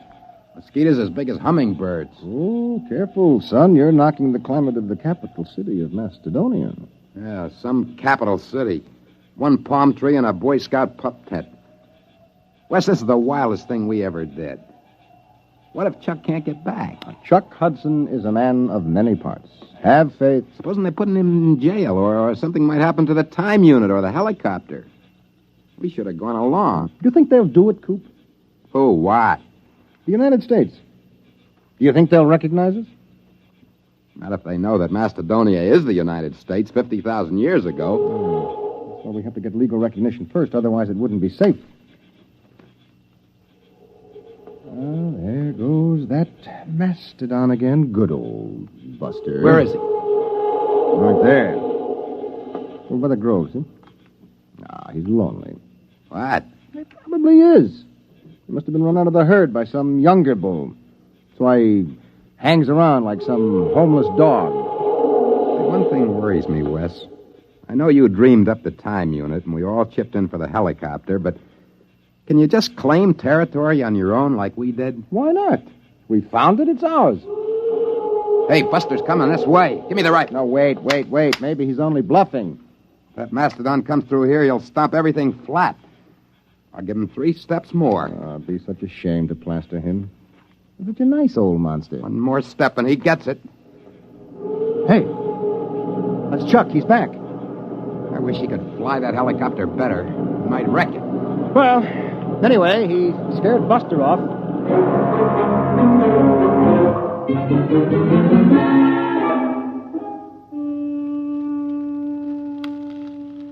Poke those fires up, Wes. Oh, they're high enough, Coop.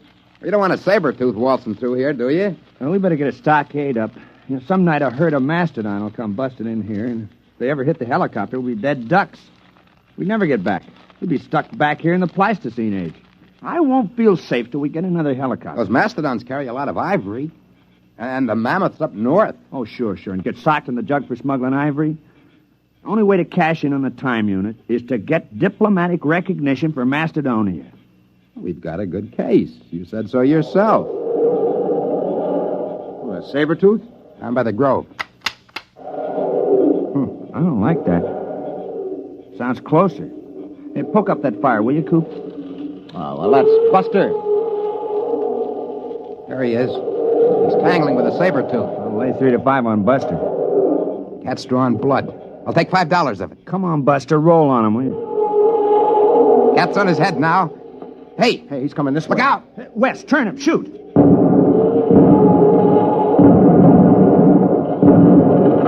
Hey, got him!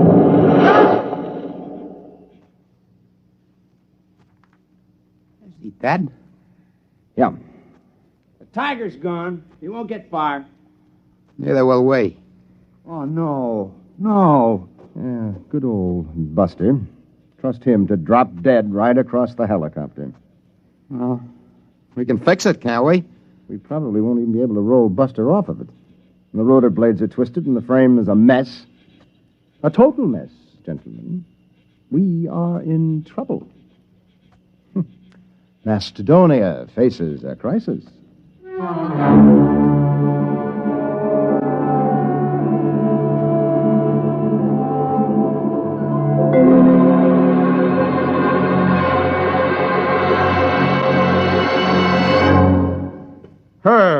Herb, you're the key man in the administration. You swing a big stick on the hill. You can't give up on Project Mastadon now. Les, it's been 10 years. If they were coming back, they'd be here by now. Look, I've been working on this ever since we got those films. I've traced their lives from the time they were born till the time they disappeared. Adams was the brains. The other two were quite capable of helping him carry it out. Hudson knew all the angles. Les, I've sneaked your appropriation through 4 times. Now, there's a limit. But I've got the proof. We've had every paleontologist in the country go over those films. They couldn't be faked. Who would know to put lynx tassels on the ears of saber-toothed tigers? Who would know that young mastodons were black? And the location. We tracked down Adams' farm just from landmarks in the prehistoric landscape in those films. We've got to contact them. Look, Les, even assuming it's all true, a planet has only a grand total of resources. If we get Adams' device... Time machine. If we exploit resources of prehistoric America, won't we be robbing ourselves of our own heritage? Look, Herb, I've been over all that with the AEC. There's a lot of lead in southwestern Wisconsin. If we go back far enough, we can catch it when it's uranium. The whole research project hasn't turned up a lead on Adams' machine, if it exists. We've got to keep watching that farm. They might return. We've got to keep looking for them, no matter how long it takes.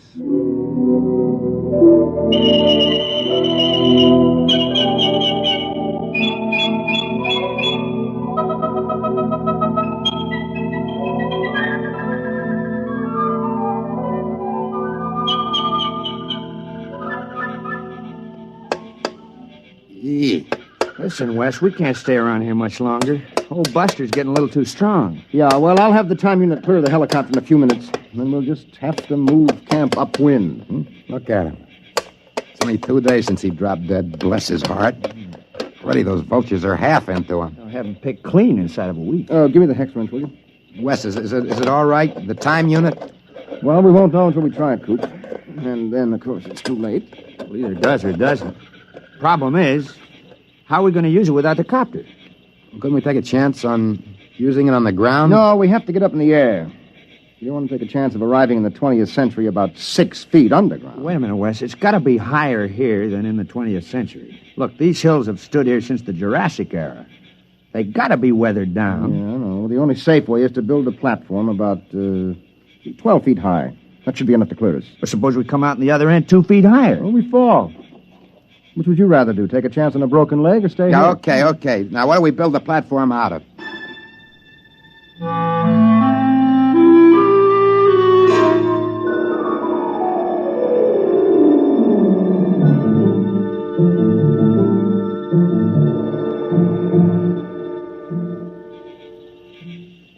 There you are, Wes. All right, I got it. Chuck, comes the next stone. Now, wait a minute. Hey, look out. You want the whole pile to come down? I'm sorry. Okay, Wes, hand it up. Yep. That's about 12 feet, isn't it? Well, it ought to be. It took us 10 days to pile it up. Look out, I'm coming down. All right, don't start an avalanche. Wow. Pretty soon we'll be able to start all over again. Mm-hmm. If the unit works. Yeah, that isn't all. We don't have any proof we've been back here. We'll be stone broke. Another helicopter would cost $30,000. Can't walk into a bank and borrow 30 grand to take a short trip to the Stone Age. Wes, where do you figure we are? I mean on the farm. Well, I think we're clear of the barn and the silo. I hope so.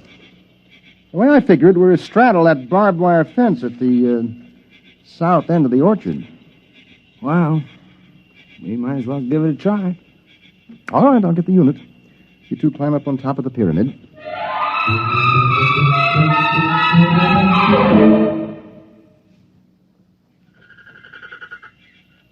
You ready? Think it'll work, Wes? I don't know, Coop. Got pretty well banged up when Buster hit the copter. I haven't got the equipment to check the waveforms. All right, stand around close, bend your knees a little. Might be quite a drop. Go ahead. Push the button. Okay. 1, 2, 3. Nothing. Doesn't work. Well, that's that. We're stuck.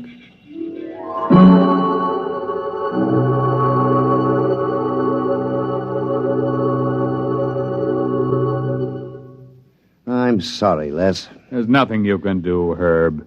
You've been out of government for 5 years. If there's anything I can do, the board of directors instructed me to offer you... No, thank you. Well, what are you going to do? I mean, now that you're retired. I bought a farm. Oh? In Wisconsin. Well, you haven't given up, have you? I'm the only one. They closed Project Mastadon down 3 years ago, and they've been hinting ever since that I'd be happier retired. Old Bowers, he's the crackpot from Project Mastadon. I'm sorry, Les, but it has been 20 years. Yes, it has. But think of it. From a military point of view, hidden bases in enemy territory itself, centuries removed in time, yet only seconds away. If we had bases like that and shelters... Relax, Les. It's all over. Sure. It's all over.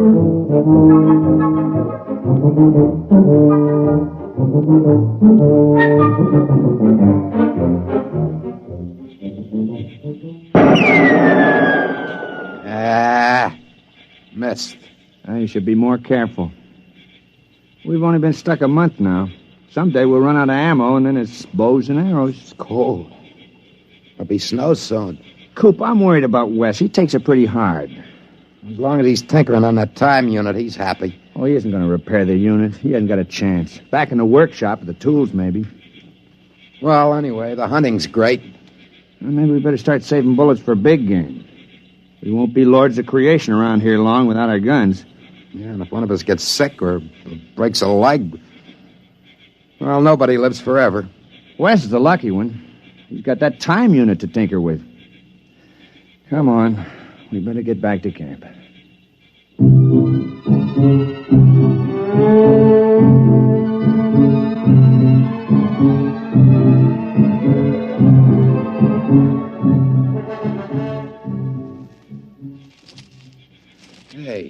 Hey, Wes!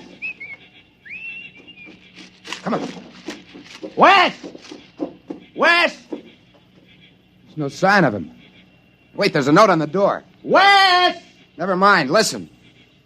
Dear guys, I don't want to get your hopes up again and have you disappointed, but I think I may have found the trouble. I'm going to try it out. If it works, I'll be back to get you. Wes. What, a fool? That unit can't work. He must be off his rocker. Wait a minute. Coop, look, that pyramid. It took us 10 days to pile those stones up. It's gone. The pyramid of rocks. It's gone.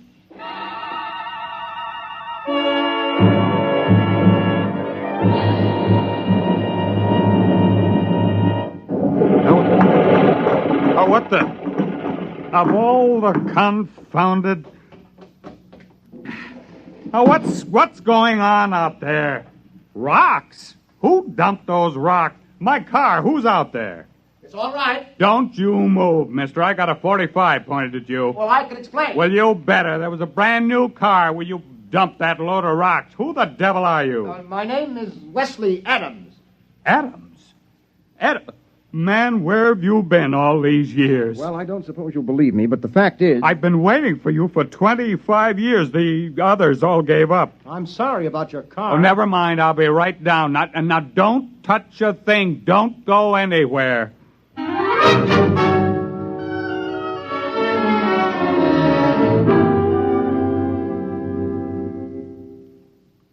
Can't be 25 years. It's only been a few months in Macedonian time. 25 years. Man, it's been a long wait. The unit must have been badly calibrated. You see, it isn't accurate for more than 50,000 years at a jump if the setting is moved. Well, we better call Washington. I imagine you'll want the same terms as before. Terms? Recognition, economic aid from Macedonia, defense pact. Now, listen, Adams, you've got those saps over a barrel. You can get anything you want now. The unit. I'll have to calibrate to the day to go back for them. Oh, don't worry about it. You can have every scientist in the country working on it now. Oh, you've got them right where you want them. Hello? Long distance. This is Major General Leslie Bowers, retired.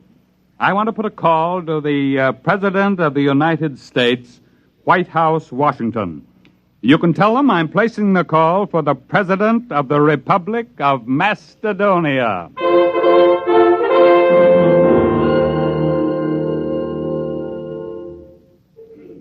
Come on, Og, son of fire. Put another log on. It's cold. It's good cold storage for the furs. Boy, when Wes gets back, we'll be millionaires. Furs, ginseng root, ivory. If he gets back. It's been 5 years. He'll come back. I feel it in my bones. Well, he better find it before we get too old to enjoy anything. Unfortunately, there's no Social Security in Mastadon. Don't you worry. Wes is working on it right now. I can feel it.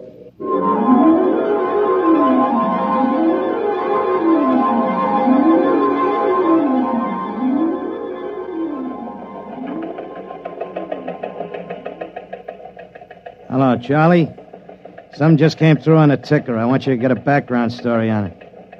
And we just recognized Macedonia. What?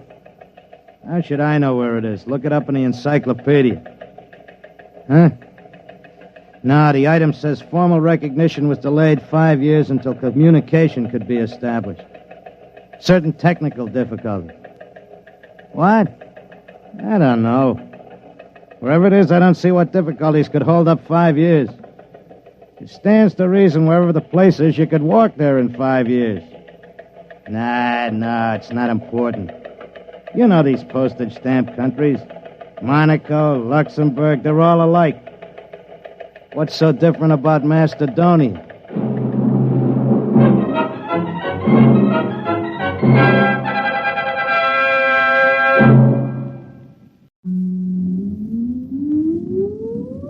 Countdown for blast off.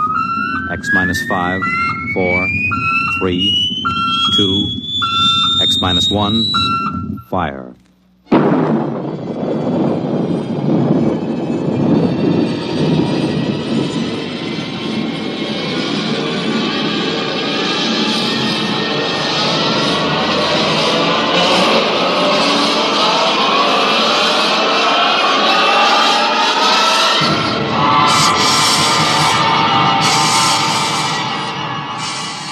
From the far horizons of the unknown come transcribed tales of new dimensions in time and space. These are stories of the future, adventures in which you'll live in a million, could be years, on 1,000 maybe worlds. The National Broadcasting Company, in cooperation with Galaxy Science Fiction Magazine, presents X minus 1.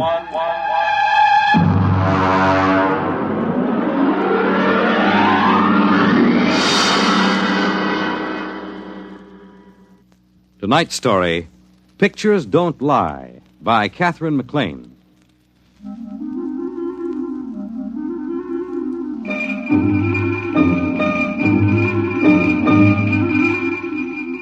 I had been writing science stories for the Times for a few years before the whole business of the aliens came up. I got on to doing science because I wasn't a very good sports writer, and the guild made it clear to the manager that I had enough seniority to make it tough to fire me.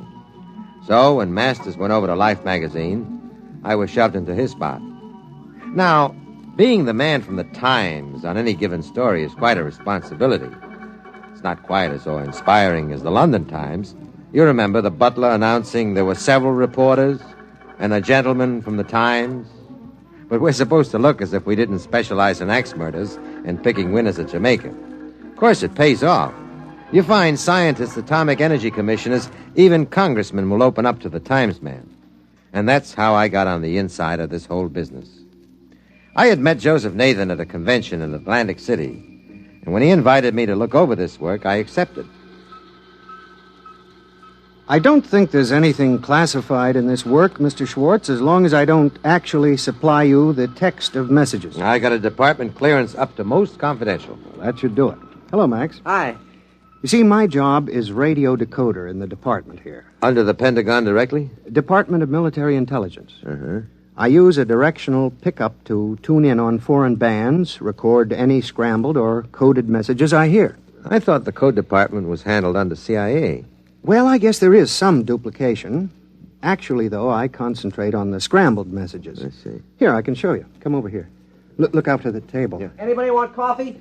I've got a piece of tape here. This is a typical scrambled broadcast. It's not military. It's a commercial message. Oh. Wait a minute till I thread up the machine. Sure. You know the basic principles. You take a straight voice message, run it through on an electronic scramble circuit. It may come out something like this.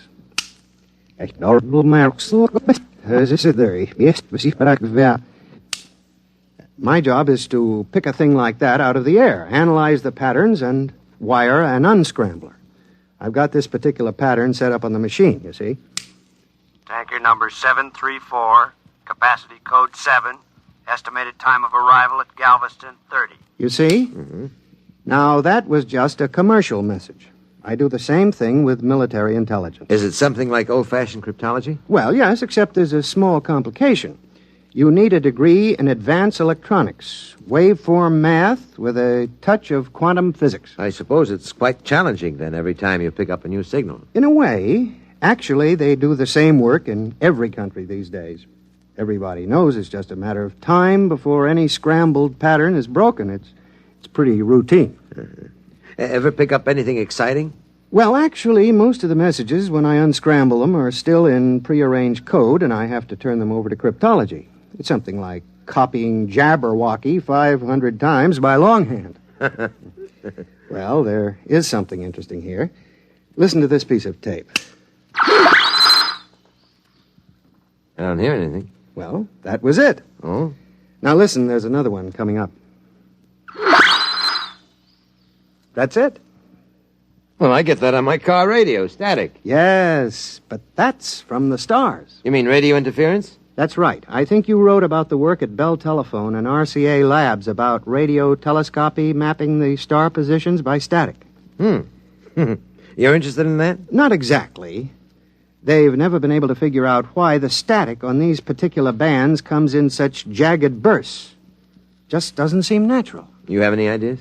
Oh, I don't know. I've been kicking around the notion that it's not a natural phenomenon. I've been trying to discard it, sort of like playing chess against yourself on the train in the morning. Well, that's about all there is.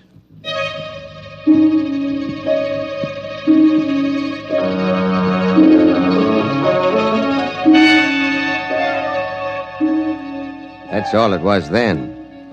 Joe Nathan swindling a few parts and a little government time to ride a hobby horse of his. I wrote up his job for the Sunday magazine section. It got squeezed out for an article by a famous actress on the 10 leading roles I disliked the most. So I forgot about it, went back to announcing a miracle drug per week and conflicting theories of psychoanalysis. I don't know what I'd do without them. They're always good for a piece. I was at the office late one night. I didn't have any work, but I just didn't feel like going home and putting the kids to bed. Schwartz. Mr. Schwartz? That's right. This is Joseph Nathan. Do you remember? Yeah, sure. How are you? Mr. Schwartz, can you come out to my lab? You mean Riverhead? Yes. I'd like to show you something. Well, maybe we can make an appointment. As a matter of fact, I have to be out on Long Island next week. No, I mean tonight. Oh?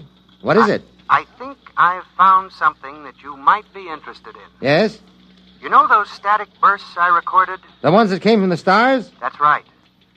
I've decoded them.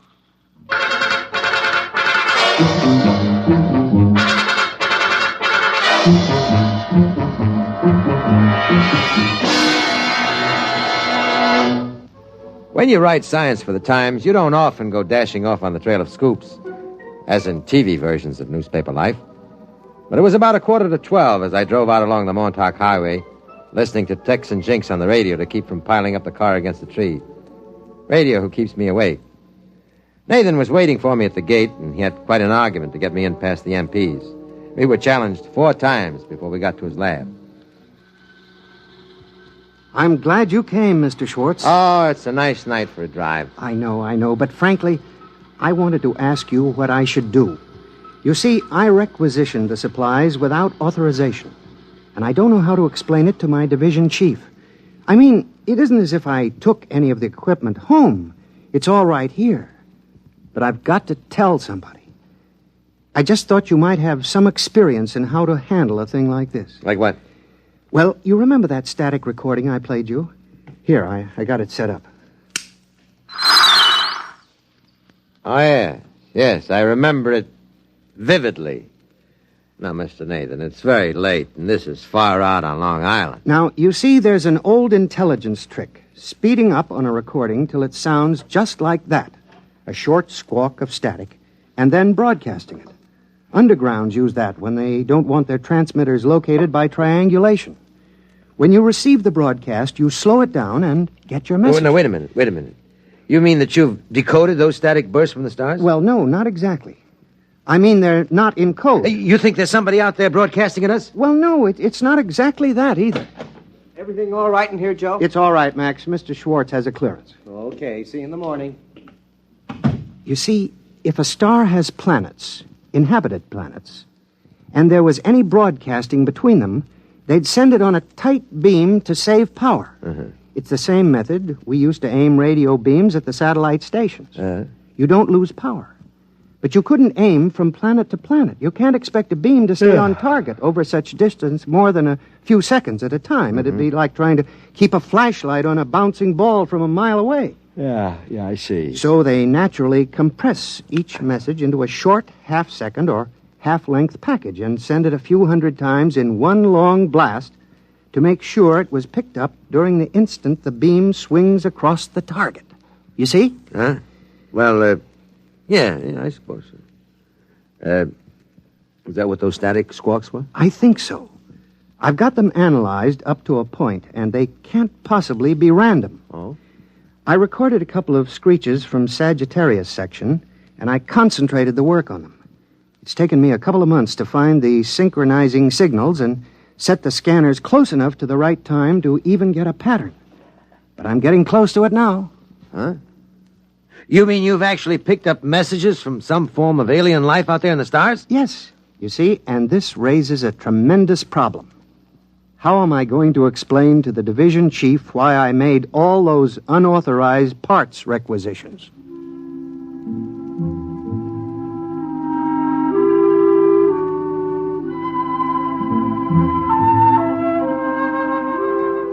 I convinced Mr. Nathan that his supervisor was likely to overlook about $300 worth of electronic gear when presented with the fact that Nathan had discovered life in other star systems and was close to deciphering some of their messages.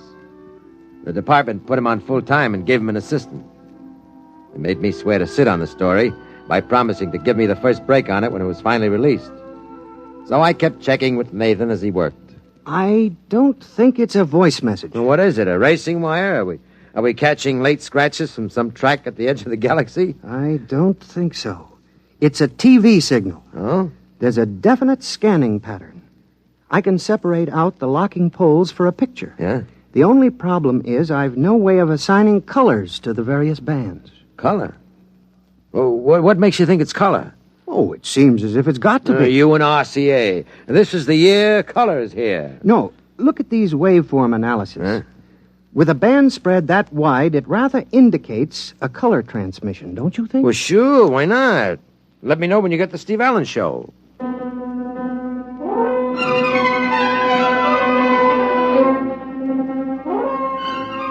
And then, of course, he did. Not the Steve Allen program, but the equivalent of it. He called me in about 4 months later. Had a monitor screen set up on a bare chassis with a wideband tape unit recording everything that came in. Here, wait till I turn on the set. See, this is what I've been trying to figure out for at least a month. You see this picture? Ah, looks like a Scotch plaid. Well, we finally assigned the colors so that they seem to give a rational picture. Wait a minute, I'll clear it up. There. Oh, there it is. What is that? That's the signal from the stars. It's a picture. Some kind of distorted broadcast. That's what I said. It's a broadcast, and it's coming from somewhere out past Sagittarius. Do you want to hear the audio signal?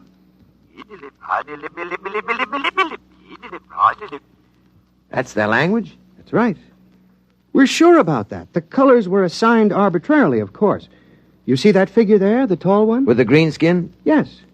That skin may be blue or pink or gray or anything. We don't know what their color response is. The only thing we're sure about is the various shadings of intensity and the audio channel. What is it? What's it all about? Well, we haven't decoded the language yet. There's a team from Harvard working on that.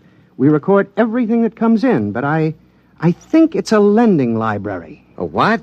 It's all fiction. It's plays. And there are dozens of them, all at the same time. I think they broadcast them continuously, and anybody who wants a particular play can tune it in. With the short burst method of transmission, they've got plenty of room in the spectrum. A lending library? Of course. As soon as we break the language barrier, we'll know for sure. Oh, by the way, I thought you might be interested. I've sent them back a message. Look, Nathan, when are they going to release this? When can I use it? I don't know. In the civil service, you don't ask questions now, like look, that. I'm a newspaper man. This is the hottest story. I thought you were from the Times. I know, but it's still a newspaper. What is the message you sent them? How do you do it? Well, I took a print of a film. Yeah? As a matter of fact, it was Ponchielli's Dance of the Hours from the Disney film. You know, with the dancing hippopotamus and crocodile? I think I remember it. Well, I scanned it with the same combinations and sent it back along the same line we were receiving from. Just testing. What do you think they'll make of dancing hippopotamuses and crocodiles out past Sagittarius? Oh, I recorded a prologue, and I explained what it was. I thought it would please their library to get a new record in. Look, Mr. Nathan, please, will you find out when they'll release this? Well, as a matter of fact, I do have an idea. The project supervisor said there'd be big news when we get an answer back. When? When?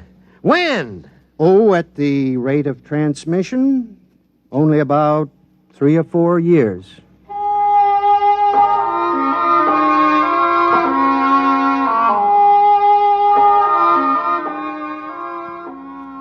That's what it was.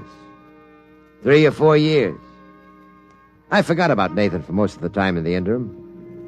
It was one of the few stories in which nothing leaked. I have a feeling if the Pentagon realized how much I knew about it, I never would have gotten out of the laboratory at Riverhead.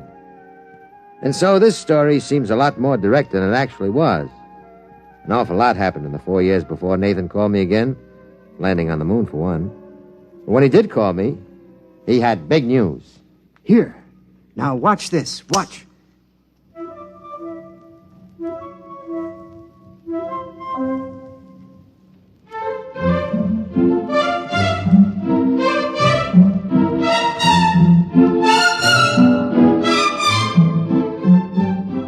Is that the recording of the message you sent out?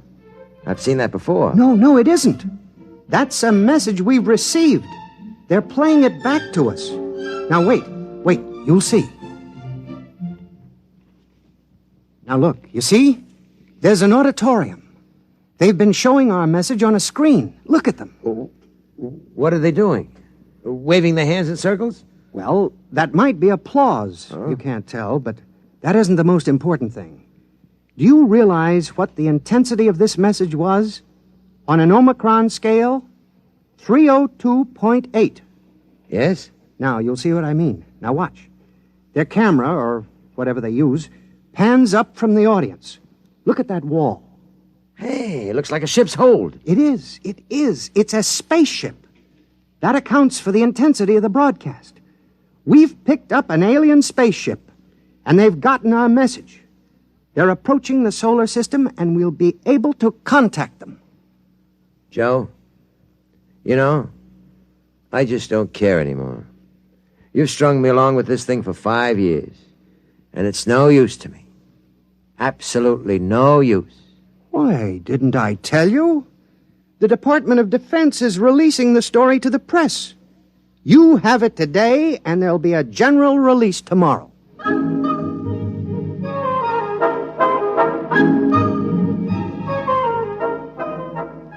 And of course, you remember the story. We had it first. And any paper or TV broadcast that picked it up before the general release had to carry my byline and the Times copyright. I think it was the most important single newspaper beat that I've ever heard of. And of course, I did very well because of it. It was page 1 in the upper right-hand corner in the Times for 8 days running. And then the arrangements were made to cover the landing of the alien ship. The White House press secretary handled the whole thing. There'd be one pool man on the inside in direct contact with Nathan, the linguist teams, and the brass. Naturally, I got the pool assignment. There wasn't any question of it, really.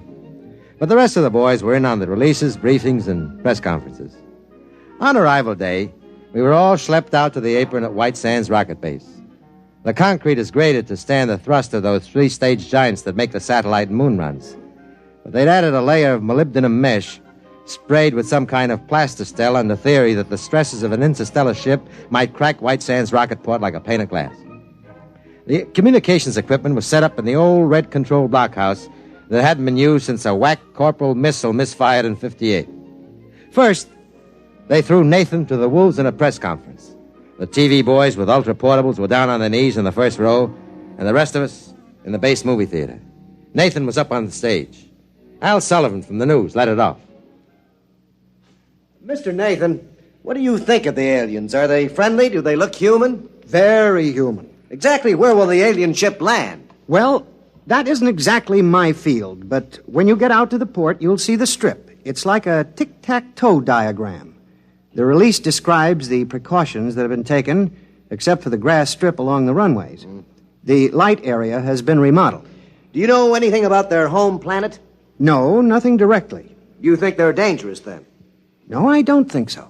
You realize, Mr. Nathan, that the 8th Atomic Artillery Battalion has been drawn up 5 miles north of the port, prepared for action. Well, no, that's not my department. I don't know what precautions the military has taken. But you think they're friendly? Those I know are. I've been in contact with the radio operator of the ship. Bud says, I call him Bud, that he's worked up quite a thirst on this trip. Of course, we don't know what he drinks. We've no common chemical terminology. We haven't been able to exchange spectroscopic standards because we can't change the wavelengths accurately enough on the broadcast. We've arranged for you to see some of the recorded broadcasts we have made. When you watch them, I'd like you to realize that these are plays, all fictional. We haven't dubbed in a translation of the soundtracks, although since these were recorded, we've developed an automatic translator. You'll see that later. All right, I think we're ready for the showing. If somebody will please dim the house lights.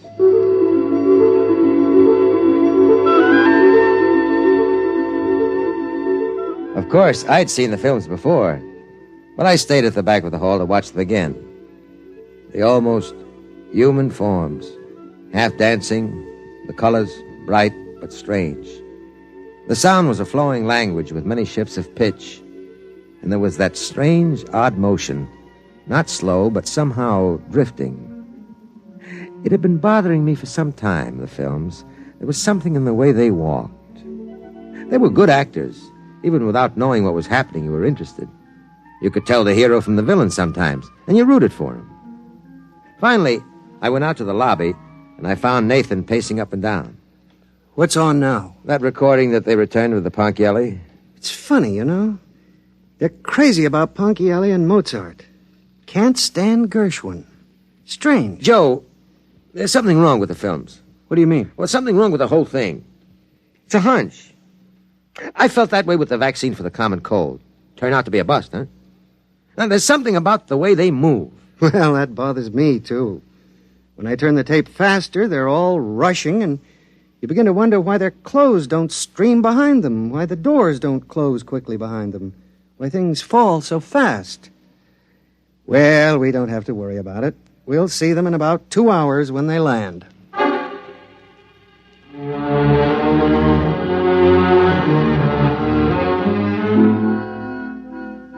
He seemed a little too cheerful. Joe Nathan wasn't like that. He was usually too serious, took things literally. But he seemed to be trying to convince himself that nothing could go wrong. It was as if he smelled a rat but held his nose and went right ahead. At minus 30 minutes, we all took our places in the blockhouse. They had a monitor set up with the automatic translator hooked up on the audio channel, so the alien operator looked as if he was talking English, but the lip movement didn't quite match, like a bad foreign film with English dialogue. There he is. He's broadcasting. Throw on the translator unit. We've decelerated enough to enter the atmosphere. We'll be landing in 3 time periods. Hey, Joe, what is it? A murky-looking planet you live on? What do you mean by that? He's kidding. I've been talking with him for a few weeks. He's got a sense of humor. What does he mean, murky? Can't be raining over much territory on Earth. It rained here this morning, but it's cleared up now. There he is again. See the way he holds his mouth in an O? Uh-huh. That's their laugh. Oh. There, you can see his view screen behind him. He must be just entering the atmosphere. There goes the green light again. What's that? Oh, we're not getting this broadcast direct. That light means they've sent a concentrated squawk broadcast. We record it, slow it down, and then play it back here. Just a minute, and we'll get what he said. Here it comes. Hey, Joe, it's dark. Your atmosphere is thick, really thick. You didn't tell me that. Approaching ground level. I didn't hear any rocket jets. We should hear a landing blast, shouldn't we? I don't know. Another message in. We've landed. We're down. Well, they can't be. They can't be. There's nothing out there. Here he is again. Listen, Joe, we're down. We're landed, but our detection field shows no buildings near. Nothing. The atmosphere registers thick as glue. There's tremendous gas pressure. Our hull won't take it too long. There's no light at all. Joe, you didn't describe it like this. What kind of a trick is this? We've got a directional fix on the broadcast now. Well, where is it? There, on the field. We're trying repair. We're adjusting a view screen to pick up the long waves to go through this murk. The engineer says there's something wrong with the steam jets. We're sending a help call to our nearest space base. Joe, get us out of here. Well, where are they? Where are they? There's nothing out there. Nothing. They'll have to triangulate the next broadcast again. Joe, you've got to send a rescue party somehow. Listen, we've got a viewing screen rigged now. We're in the middle of a half circle of cliffs. Around the horizon, there is a wide, muddy lake with swimming, pulpy things attacking and eating each other on all sides. We're almost in the lake on the soft edge. And the mud can't hold the ship's weight, and we're sinking. The tubes are mud-clogged. When can you reach us? They're out there, aren't they? They're out there on that airport. On the empty field. Where are you? We're sinking. Where are you? I was wrong. The squawk transmission, by speeding it up for better efficiency, I was wrong. What do you mean? They don't speed up their broadcasts. They live that fast. Over an hour of talk and action in one squawk? Nothing of any size could move that fast against inertia. Joe, get us out. We're sinking. We're sinking into the mud, into the lake. The hull is buckling. Joe, get us out. You can't, can you? How? Get them out. There isn't a lake or a river within hundreds of miles from here. The direction finders. The broadcast came from out there. From the concrete spaceport. Possibly at the edge of the runway where the grass is growing. After all, it rained this morning. Do you think we could ever find them? Maybe. With a strong enough magnifying glass.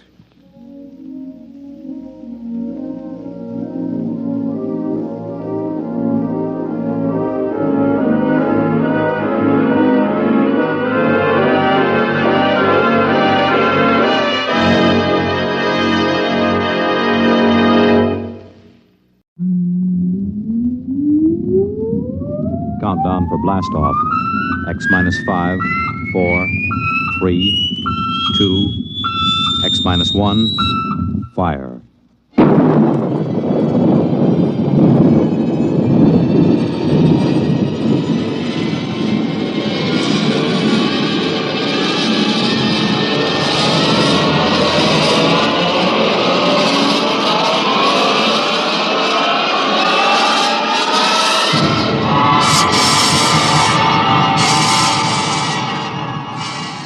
From the far horizons of the unknown come transcribed tales of new dimensions in time and space. These are stories of the future, adventures in which you'll live in a million, could be years, on 1,000 maybe worlds. The National Broadcasting Company, in cooperation with Galaxy Science Fiction Magazine, presents X minus 1.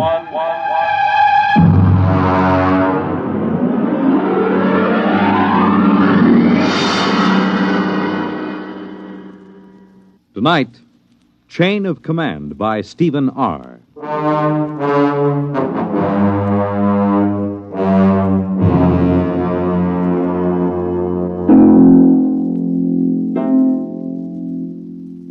This is about George. He's a friend of mine. Lives right here at the Brookside Atomic Laboratory with his family. My name is Charlie Boyle, by the way. I'm a security guard here at the lab. Been here now for, 20 years, I guess. Of course, they don't use the lab anymore. Lots of weeds and things, and, I stick around. There isn't really any place to go. Oh, well, I'm getting away from it after all. This is about George. Some of it I knew myself. A lot of it he told me after it was over. It began, it began the morning after George's wife lit into him. I think, George, the least you could do is complain. After all, are you a mouse or a man? Clara, what's the point of complaining? It'll just start trouble. We do live at the laboratory. We have some rights. The best thing we can do is just stay right where we are. But it's dangerous. There's nothing dangerous about it, just so long as we know what we're doing. I'm not thinking about us. I'm thinking about the children. The children know where they mustn't go. George, I will not go on like this without a moment's peace of mind. If you had the slightest concern for my welfare or for the children's, you'd... All right. I'll go talk to old Charlie, the security guard. Why not talk directly to the superintendent? Because of the complications. Now, I promise you I'll explain the situation to Charlie. He knows me. I've talked to him for over a year now. And he hasn't the slightest influence. I'll impress the seriousness of the situation on him. All right, but do it now. I will. And be firm. I'll be as firm as I can.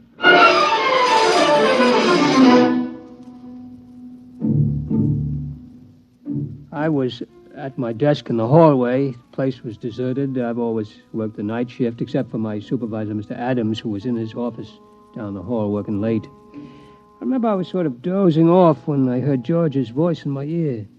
Charles. Charlie. It's me, George. Oh, yes, George. Yeah, how are you? Fine. Can I have a chat with you? Chat away. I got all night. Good.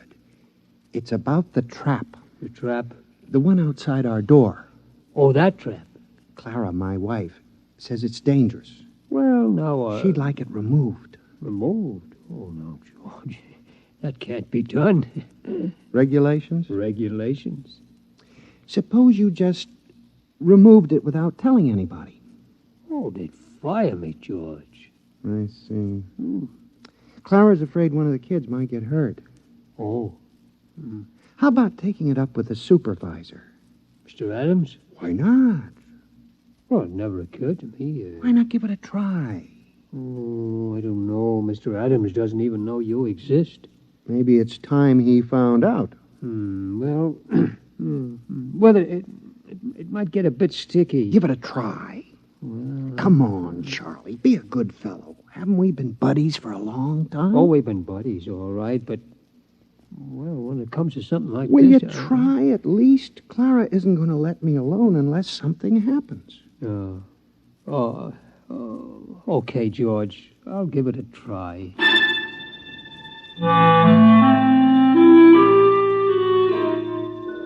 I straightened my tie and I brushed off my uniform real neat and I went into Mr. Adams' office. I could see the light under his door and I hear him on the phone, so I knew he was there. Edgar? Adams up at Brookside Lab. Uh-huh. How are things in Washington? No, nothing serious. Just want to have a fingerprint check on one of our scientists.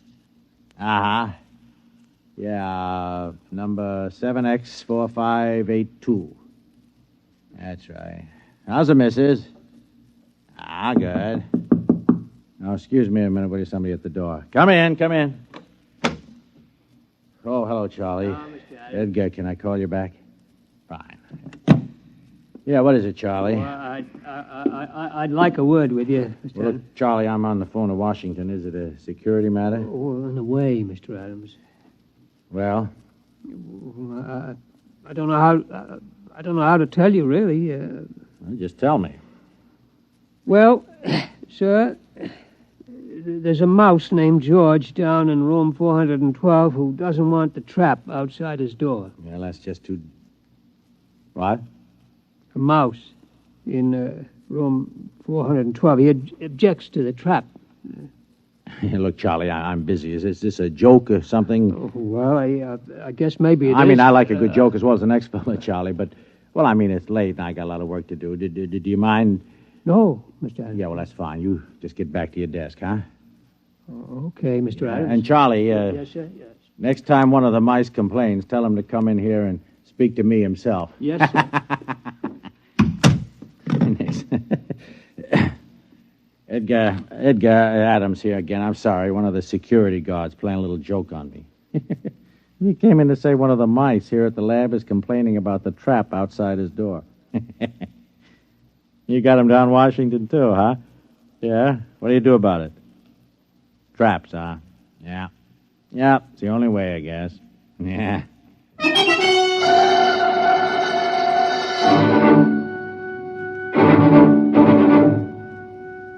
Well, I went back to my desk. George was there, waiting. I could tell by his expression that he knew the answer before he even asked me.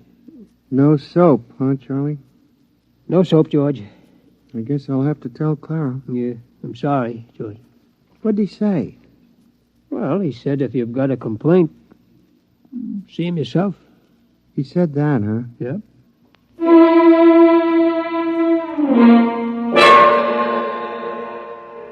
Of course, I didn't know what was going to happen. George didn't tell me till it was all over. I mean, really all over. And then it was too late for me to do anything. It turned out, though, that Clara, that's George's wife, told him that if he didn't go talk to Mr. Adams, she'd up and leave him. Yeah, leave him. And the kids, too. So him and me, we went. And nothing negative on his record, eh, Edgar? Well, okay. Yeah, excuse me a minute. Come in. Oh, what is it this time? Excuse me, Mr. Adams. It's that mouse. He wants to talk to you. I'll call you back, Edgar. Now, look, Charlie, I mean, this has gone far enough. Yes, sir. Yeah. Yes, sir. What the devil you got in your hand? Well, this is him, sir. It's the mouse I was telling you about. George. Yeah, George.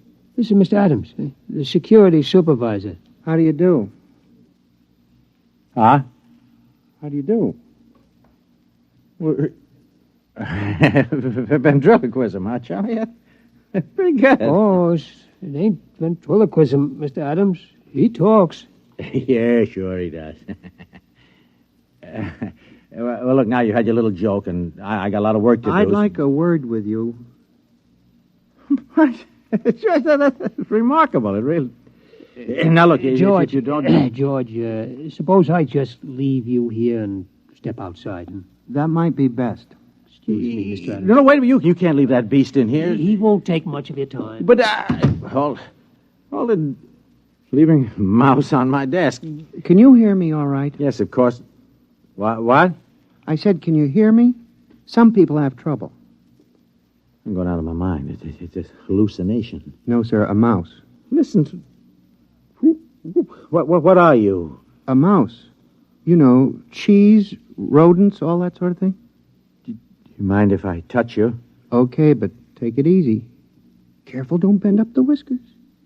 You're real. Sure, I'm real. Now, listen, about that trap. The trap? My wife is driving me goofy. Get it away from our front door, will you? Your front door, yes. Yes, of course, I'll... Are you sure you exist? I could bite you to prove it. Never mind. What about it? What about what? The trap. The trap, yes, of course. Well, I mean, that's a security problem. Look, would you do me a favor? It depends. Tell me, how come you talk? Simple. My ancestors have been around this lab since it was built. We've gotten a lot of gamma radiation. A couple of them were used as an experiment to test radiation endurance. There were surgical operations, grafts of human brain tissue to mouse brain tissue to check the effects of the rays on human brains and so on. You follow me? Wait a minute. I remember there were some experiments where human brain tissue was placed in a mouse and then exposed. That's it. Those mice, the ones that survived, were my great-grandparents. Holy smokes. So what about the trap? I mean, we're nice, peaceful mice. We don't bother anybody. We don't eat much. We mind our own business. Wait a minute. You say your great-grandparents were the first of this talking line? I mean, are there many of you? 3 generations, Mac. That's a lot of mice. Tell me, have you talked to anybody besides me? Well, I talked to Charlie. No, I mean besides Charlie. I tried it with a couple of guys. They wouldn't listen. These others, what do you call them, your relatives, have they talked to anybody? Tell me. How should I know? I suppose they've talked to dozens of people. Where are these people they've talked to? The mental hospitals are full of them. It's a problem, see. We can talk to kids and, you know, the odd ones, but anybody else, they get scared. Uh-huh. So what do I tell Clara about the trap? Clara? My wife, Clara. Oh, well, it's a security problem. I think I'll have to take it up with Washington. Okay, take it up. Yeah, I'll dictate a memo first thing in the... No, I won't. They'll think I've flipped. Okay, I'll tell Clara. Now, wait a minute. Let me make a phone call. Sooner or later, this thing has got to be dealt with. Edgar Adams at Brookside. Now, Edgar, old man, we have just encountered a rather unusual security problem here at the plant. Yes. No, nothing like that. Mice. Yes. Talking mice. No, Edgar, it is not a joke. I know we were joking a while ago, but it turns out there are talking mice here. Edgar, listen. Please, Edgar, will you listen? I'll put one of them on the phone. Now, listen, would you... Here, would you just talk, please? What'll I say? Just say anything. His name is George. Hello? This is George. I'm trying to get the authorities to remove the trap from in front of my... What? Yeah, let me have it, will you? Edgar, listen, I am not kidding, and I have not gone mad. This is on the level. In my office at this moment, there is a mouse who talks. In this top-secret atomic laboratory, there are several hundred such mice, for all I know. Look, Edgar, you don't believe me, and I don't expect you to believe me. No, I don't want a vacation. Good night, Edgar. He doesn't believe me. We keep running into this all the time. George, are you really interested in doing something about that trap? Have you ever met my wife? Oh, of course you haven't. Wait a minute, I got it. I'm going to call for a top-level security conference at the Pentagon. George, will you come down there with me? Will you? We won't say a word. We'll just appear. Washington? First-class accommodations. We'll get you the best suite in town. Do you like cheese? Do I like cheese? Can you get provolone down there? Get what? Provolone. We'll get it. All the provolone you can eat. I've never traveled before. George, you'll love it. You'll love it. Chance to get away from the wife for a while, huh? What do you say, boy? You and me, huh? We'll live it up down there. Look, I know a couple of girls. I seem to recall they had mice in their pantry. I don't know. I'll have to talk to Clara. Look, tell her it's the only way to get action on the trap. Make it sound big, you know. You hate to go away from her, but it's for the kids. What do you say, pal, huh? Well, okay. Attaboy. Operator, get me chief of security at the Pentagon. Make it fast. This is an emergency.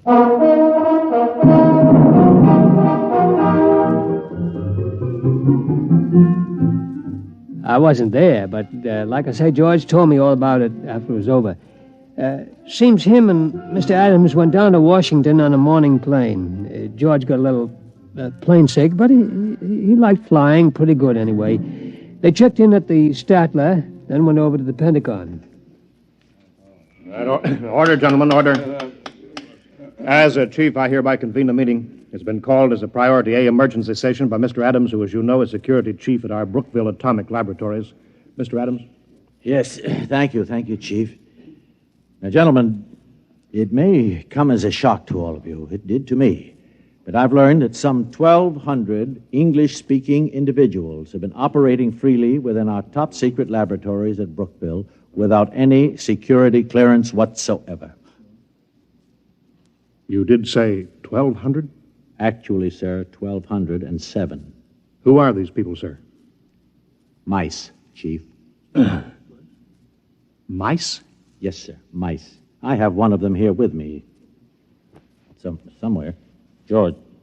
Here. George. Oh, well, there you are. George, would you just mind stepping to the center of the table? Right. Gentlemen, this is George. How do you do? Well, this is most remarkable. George is the result of an experiment conducted some years ago in which bits of human brain tissue were grafted into live mice to test radiation effects. And there are 1,200 of these inside the lab? 1,207. Without security clearance? Without security clearance. Oh. Well. Sir, Mouse? Call me George. George? George, tell me what you know. My wife wants the trap removed from our front door. She thinks it's dangerous for the children. Has she been cleared? Quiet, General. Well, a major lapse of security. I'm aware of the lapse, General. What about the trap? I refuse to countenance any act that will aid the entrance of more of these spies and saboteurs into the plant. Who's a spy? I'm a mouse. Tell me, have you overheard any conferences? Maybe a few. Seen any documents? My kids play in the secret document file. It's the safest place in the lab. Have you yourself ever seen any papers marked top secret? Seen them? Heck, I've eaten them. I believe this calls for some action, gentlemen. Mr. Adams. Mr. Adams, if you and this rodent will retire to the next room, I think we'll have a brief caucus. Yes, sir. George. Okay. Yes, sir. See you later, gentlemen. Listen, what about the provolone? Never mind. Well, I think we should try to forget for the moment that these creatures are mice and deal with them as security problems. Concur. Now then, the first question is one of loyalty. I raise a question at this point. General? Are these American mice? Well, I assume that... Well, but do we know? You have a point, sir. Perhaps we ought to get immigration in on this. Immigration? I'd say extermination. Before we do anything rash, General, I think we ought to learn more about these creatures. Who they are, what their habits are, their loyalties, how much they know. Suppose this George creature won't tell us. We'll have to use every trick in the book. Now, I would suggest we first try the velvet glove. The full treatment.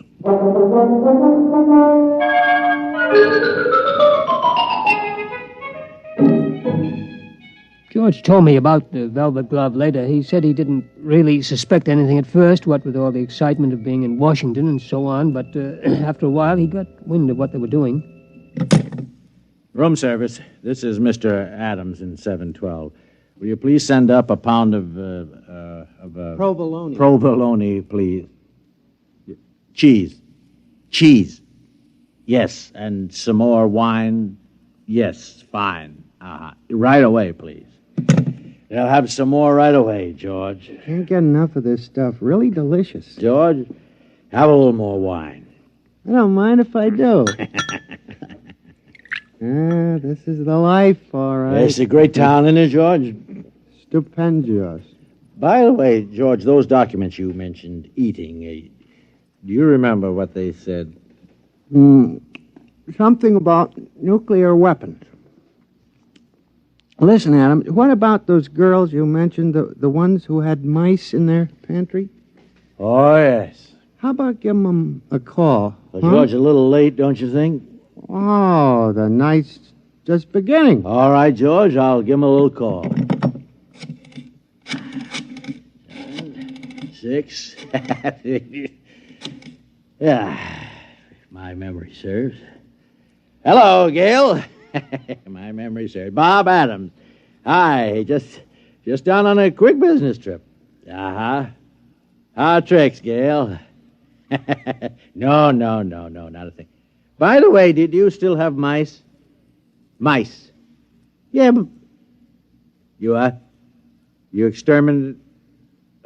Oh, I see. Uh-huh. No, I don't think I'll have time this trip. I just wanted to call you up, say hello. Yeah, maybe next trip. Fine, my dear. So long. What'd she say? Unfortunately, the superintendent has a cat. I see. Wiped out? Wiped out. That's something I want to take up with my congressman before we leave town. We'll do that, George. George, have another sip of wine. You don't mind if I do?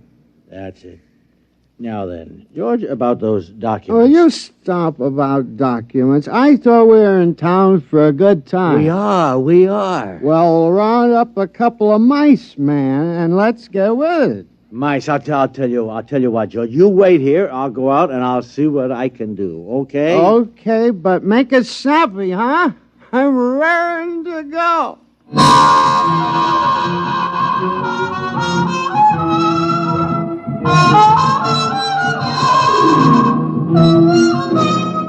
Next morning, Adams woke George and told him they were scheduled for another conference at the Pentagon. George, wake up, huh?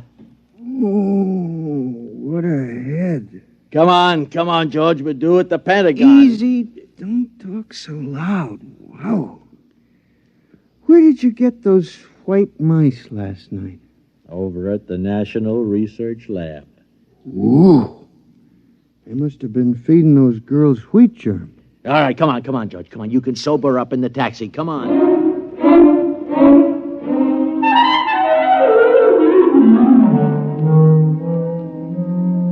All right, George, we've been beating around the bush long enough. Who are you? I've told you, I'm a mouse. My name is George. I live in a hole at the Brookville Atomic Laboratory. We know all that.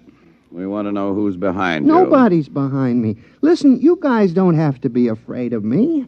I'm only a mouse. It's the perfect fifth column. The ultimate weapon. Do you realize that you and your family are living inside a secret government installation without any security clearance whatsoever? I'm willing to be investigated. How do we know you aren't an agent for a foreign power? How do we know you aren't an agent for a foreign power? Preposterous. It'd be the perfect fifth column. Gentlemen, I will not remain here to be insulted by this creature. And I will not be insulted by you, sir. Gentlemen, good day. No, George, wait, come back. George, he went that George, way. Get him off. George! He's going into the wall. Grab him. Too late. He's gone. Well, men, this is it. We'll have to decide on a course of action. We've got to recapture him. Look, I think the first thing to do is get a cat. He's too smart for a cat. Well, something's got to be done. Something's got to be done. After all, these creatures have access to every secret file in the country. Not to mention eavesdropping on our private lives. The thing that bothers me is, gentlemen, they multiply in another 3 generations. There will be some 12 billion talking mice, 6 times the human population of the Earth. It's no matter for fooling around. Kill or be killed, gentlemen. The problem there is how. We have reason to believe they're concentrated in Brookville. I say evacuate all humans and blow up the plant. Use the H-bomb if necessary. I'm afraid you're right, General. We must exterminate. I'll phone Strategic Air Command and alert them. SAC, please. Hello, Bill. This is Ed. Listen, fuel up a couple of big ones. No, nothing serious, but we may want to use them in the near future. Just stand by, that's all. I'll call chemical warfare, get the best information on exterminating rodents. Hello? Hello? That's funny. It's gone dead. Hello? Hello? Something is wrong here. Sounds almost as if the line had been cut. Adams, get out an alarm for that mouse.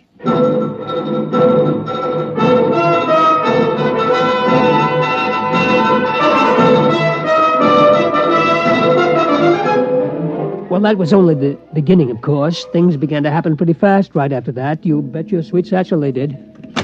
Well, Adams? Yeah, I've been talking to Edgar. The FBI has located several hundred field mice, All of them non-talking. No trace of a mouse corresponding to our description of George.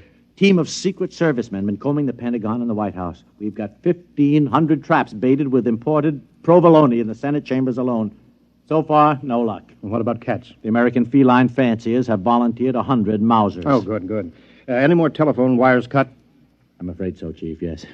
He managed to gnaw through the private wire from the president's suite to the Pentagon. Oh, I see. Well, got it spliced. What about the top-secret file on that new chemical warfare agent? Is there any trace of that? They found the file, but he managed to chew out the key symbols. I'm afraid it's useless. Well, keep tracking him down. Yes, Sooner sir. or later, we'll get him. Yes, sir. Only one thing, Well, sir. what's that? I hate to mention it, really. Well, go on, man.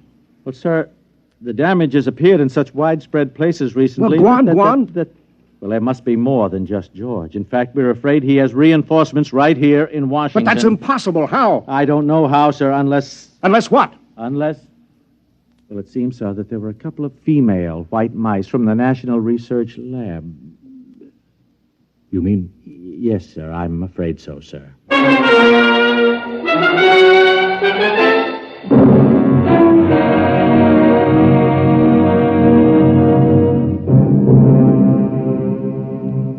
I guess maybe you know the rest. Within a couple of weeks, every cable, telephone line, power line, every telegraph line in the United States had been cut.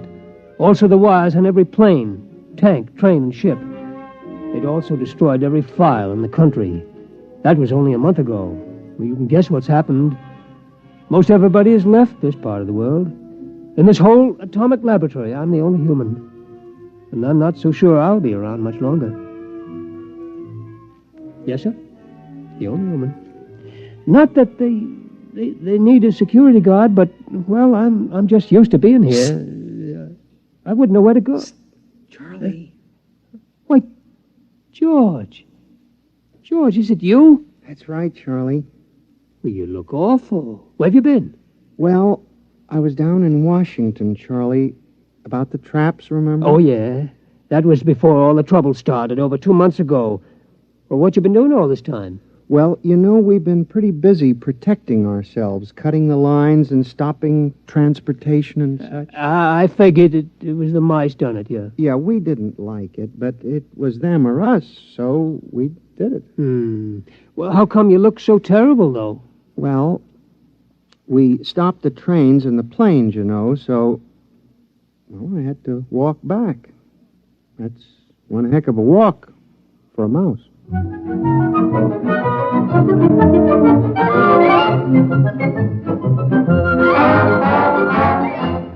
Like I said, this is about George.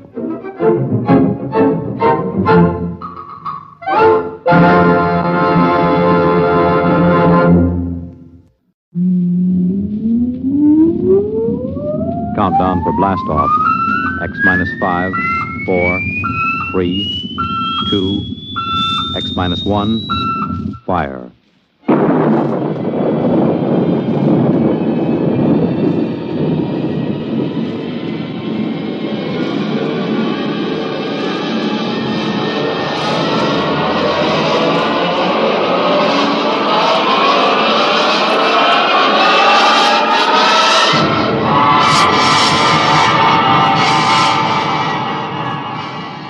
From the far horizons of the unknown come tales of new dimensions in time and space. These are stories of the future, adventures in which you'll live in a million, could be years, on 1,000 maybe worlds. The National Broadcasting Company, in cooperation with Galaxy Science Fiction Magazine, presents X minus 1.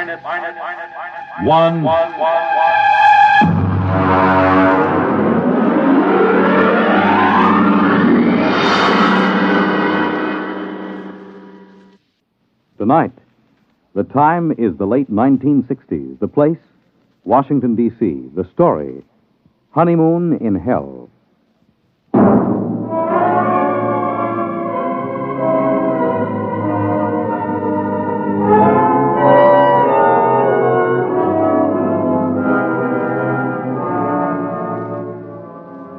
My name is Carmody. I'm a Grade 1 cybernetics man at Western Alliance headquarters in the Pentagon. Used to be a rocket pilot, but they retired me at 27 after I made the third successful flight to the moon. As a Grade 1 cybernetics operator, I get to work with Junior.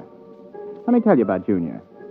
He was built in 1962, and he's the world's finest electronic brain, with the possible exception of Ivan, the Eastern Alliance brain, which was built on stolen plans and modeled after Junior. There are only 4 men in the country permitted in the same room with Junior because the data we feed him is so secret. One of those 4 is the president of the Western Alliance. The other 3 are myself, Charlie Mazer, and the chief. Ray? Oh, yes, Chief. Have you got Junior running a problem? Well, I just fed him the hourly data for probability of H-bomb war with the Eastern Alliance. He's ready. Hold it.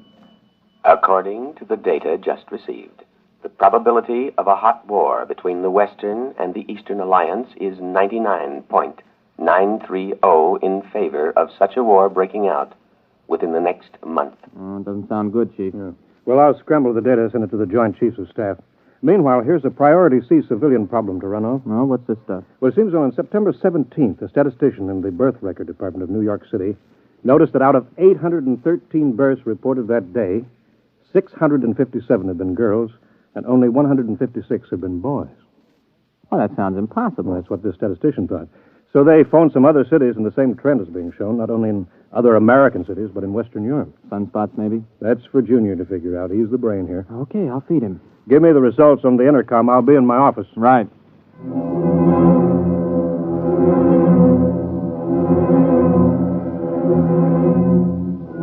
I didn't really pay much attention to the problem at the time. As a grade 1 operative, I was more interested in asking Junior questions on security, ballistics, missiles, rocketry, and so on. The Eastern Alliance would undoubtedly have traded 3 puppet governments and the tomb of Lenin to have an agent as a grade 1 operative. But I took the birth statistics and fed them in and waited. Junior, incidentally, responds to vocal stimuli. Speaks 12 languages. Got the answer, Junior? I have. Okay. The present statistics, if the trend is projected for another day, indicate a definite, dangerous imbalance. If the trend is irreversible, unless new methods of reproduction are developed, the population of the United States and Western Europe will die out in 1 1/2 generations.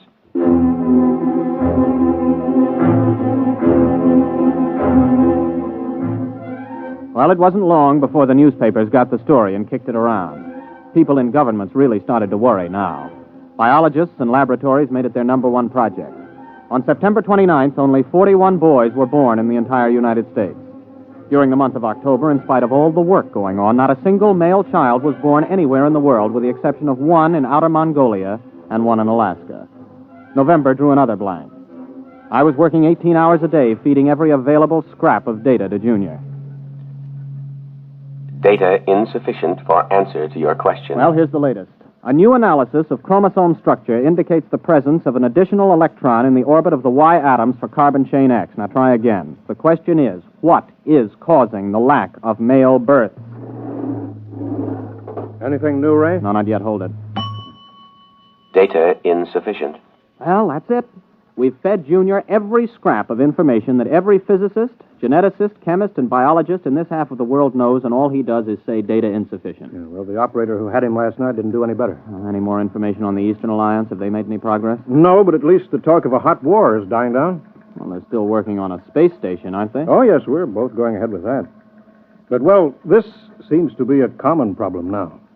You know, in spite of hydrogen bombs and ICBMs, people don't really expect the whole race to die out from a war.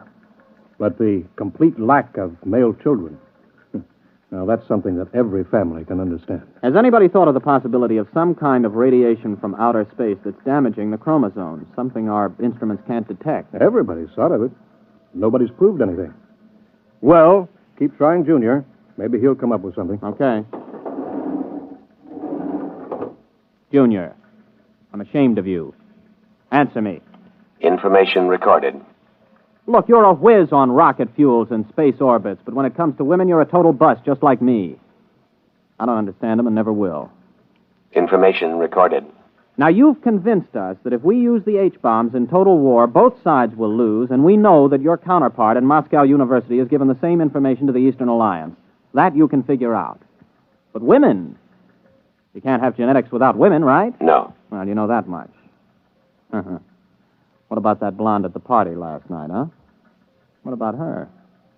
The question is inadequately worded. Please clarify. Should I see her again? No. What? You haven't even got any data on her. Why shouldn't I see her again? Answer, please. Because tomorrow you are going to be married.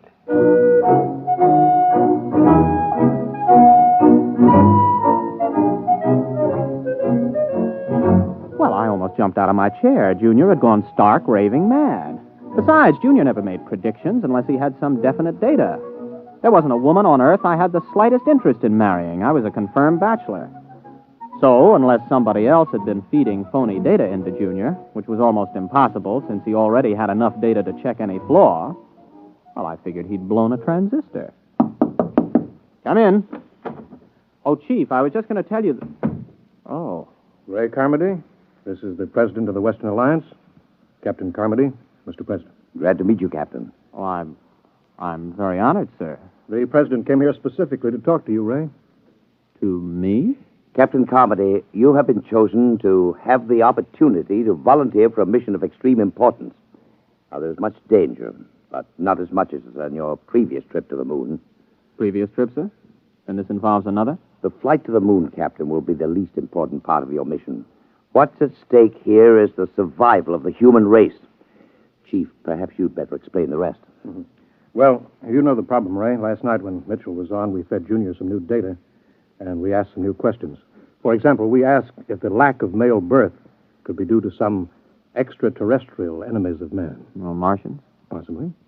We established that it's possible that Martians have landed somewhere on Earth and set up radiation that causes all children to be females. Junior said it was possible? Definitely. So we asked him the next question. How could we correct such a situation? Mm-hmm. What did he say?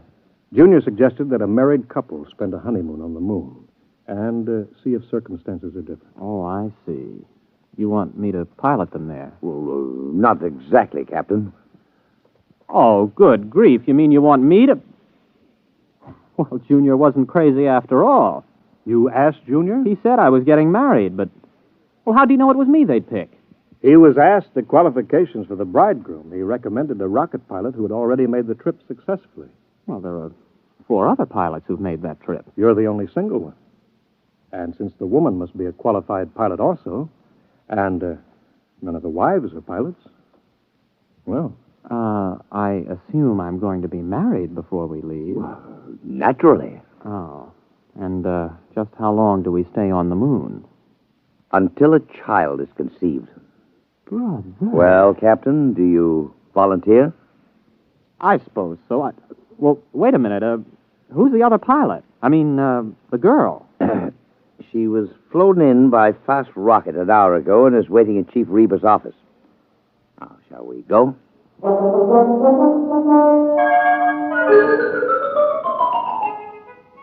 There were some officials there, and a justice, and my bride. She was small, dark, slender, and very attractive. I was so busy looking at the way she filled out her uniform in just the right places that I almost overlooked the fact that she was dressed like an Eastern Alliance pilot. Captain Ray Carmody, may I present Lieutenant Anya Borisovna? You mean this is... an enemy pilot? Pleased to meet you, Captain. Yes, I'm pleased to meet you. Mr. President, Captain, this marriage is being done on an international basis for important diplomatic reasons. Both alliances have been advised by their cybernetic machine that the experiment, if it is to benefit humanity, must bring all the major powers together. Miss Borisovna is 24, an experienced rocket pilot like yourself, and quite attractive, if I do say so myself. Thank you, Mr. President. Now, if you're both ready, the Chief Justice of the Supreme Court will perform the ceremony. Well, there's just one thing, Mr. President. Miss Borisovna, would you marry me? Yes. And you may call me Anya. Okay. Mr. President, we're ready.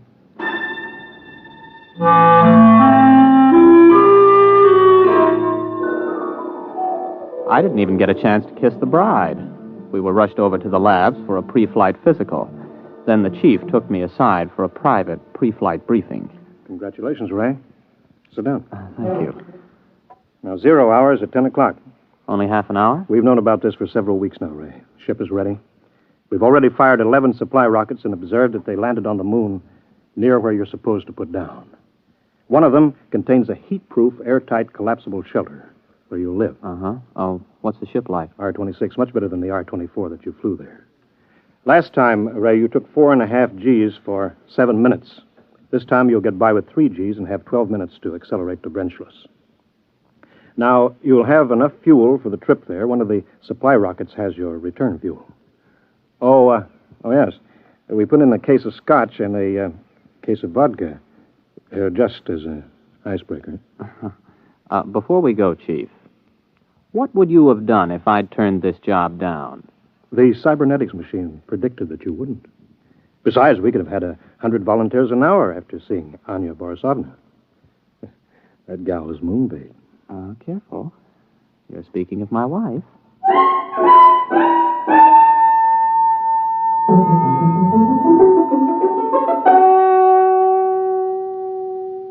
Tower to R-26. Are you both strapped in? Anya, you strapped into the webbing? Yes. Okay, Chief. The time is X-15. I have a message from the President. Quote, "The people of the world are watching. Don't fail them. I have messages from the Soviets, the Chinese, the British, the Indians, all wishing you well. You are the hope of mankind, and all mankind unites as it has never before united in giving you its blessings. We await your return anxiously." Unquote. X-5. 4, 3, 2, X-1. Blast off.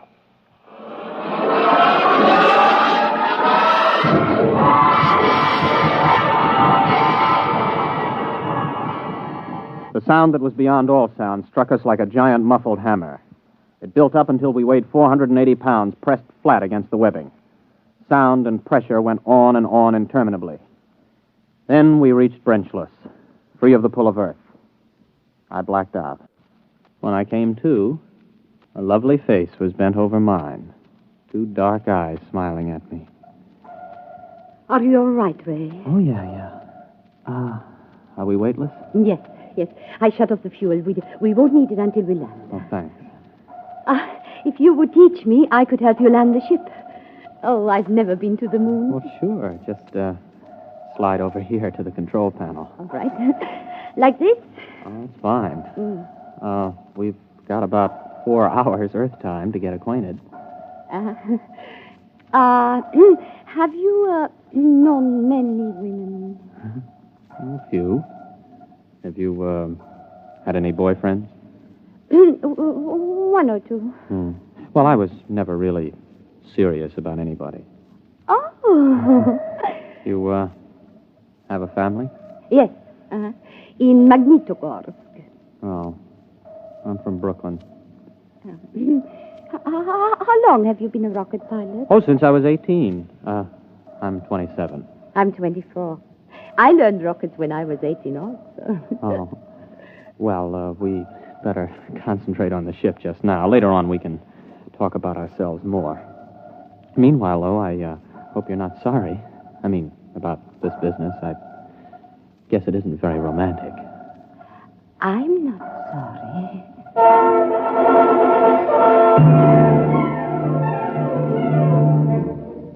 We made a good landing. It didn't knock either of us unconscious. Then we got into our spacesuits and got out of the rocket.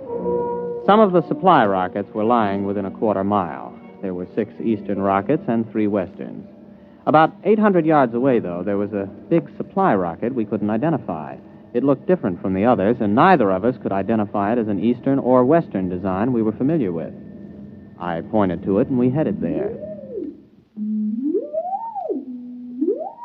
You recognize that supply rocket? No, I was not briefed on anybody standing still in the shade. Well, it must be something the chiefs of staff sent up as a surprise for us. I figured about 50 feet long, but you can't see the rocket tubes. It might be a payload from a stepped rocket assembly. Uh-huh. Well, there's a door on the side, anyway, you see? The top of that ramp.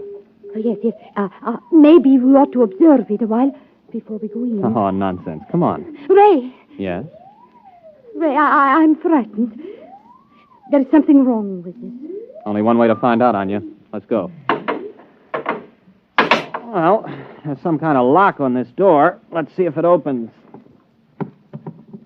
Well, that was easy.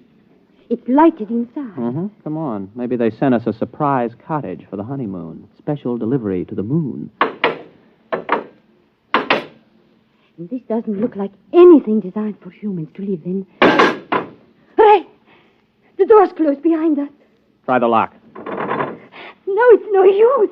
Here, let me try it. Oh, holy smoke, I can't get it open. Do you have a gun? No, I have no weapons. They would be useless anyway. Ray. Oh, look. Good grief. They look like blobs of flesh with arms and legs. About 3 feet tall. Don't make any sudden moves. That's some kind of weapon he's carrying. Precisely, Captain Carmody. Who are you? How do you know my name? My people and I are inhabitants of another galaxy. Extraterrestrials? Precisely.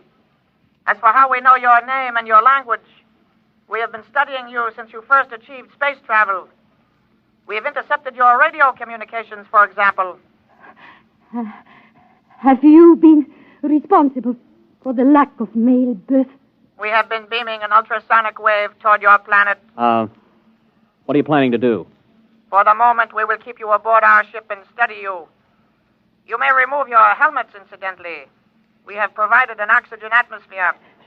Can we risk it? Well, if he wants to kill us, there are easier ways. Here, help me get it off.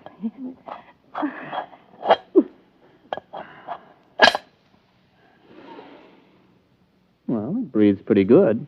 Keep your helmet with you. You may make yourselves comfortable. We will bring you food and liquid from your supply rockets. Do not attempt to escape, please. It could be most unpleasant.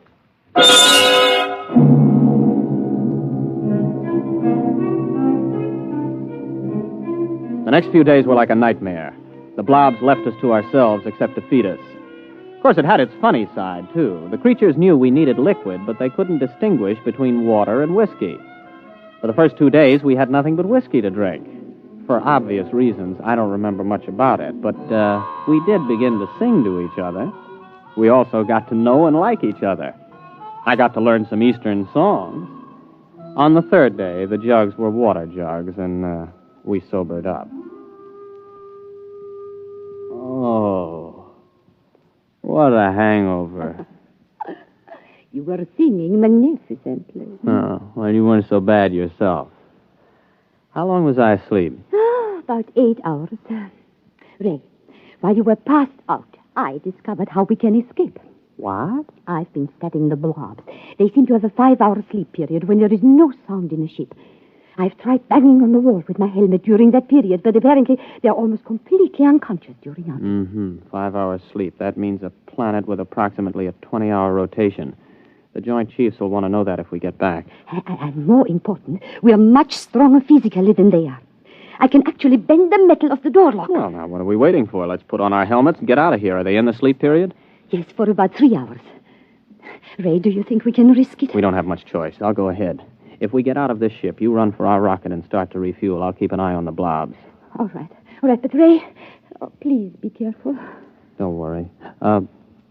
Before you put on your space helmet... Yes? You realize I've never even kissed the bride? Yes. Oh, Ray. Good luck, Mrs. Carmody.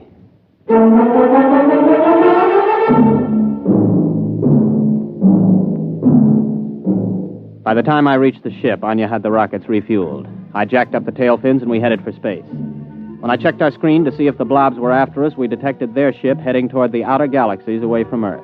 The rest was easy. In less than 24 hours, I was in the office of the President of the Western Alliance making a full report. The Eastern Ambassador was there, along with the Chief. Captain, this story is incredible. Well, I'll be glad to submit to a lie detector, Mr. President. There's one on its way. Our embassy is questioning Miss Borisovna right now to see if her story is similar. Are you positive they were extraterrestrials? I mean, couldn't they have been, Easterners? If Easterners are 3 feet tall, without bones, and look like little green blobs of protoplasm. Yes. It's for you, Ambassador Crummage. Thank you. Yes. Yes. Yes. Yes. Our woman tells the same story under scopolamine. It must be the truth.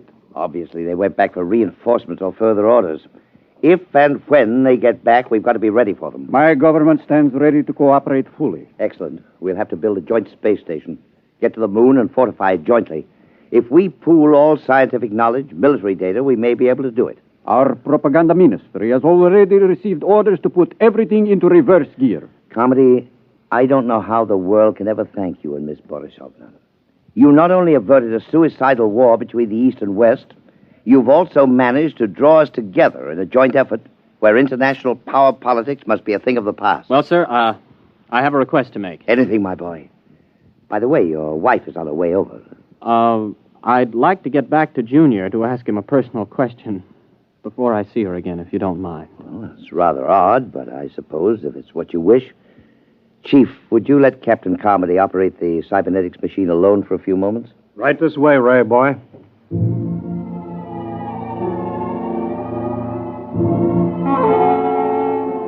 I waited until I was alone with the big cybernetics machine. One green dial glowed malevolently as if the instrument was aware of my presence. I opened the input channel and spoke. Hello, Junior. This is your old friend Ray. Give an appropriate answer. Hello, Ray. Now then, you remember Miss Borisovna, the girl who was selected for me to marry. Item 1, she's going to rejoin me in a short while. Item 2, I've fallen in love with her.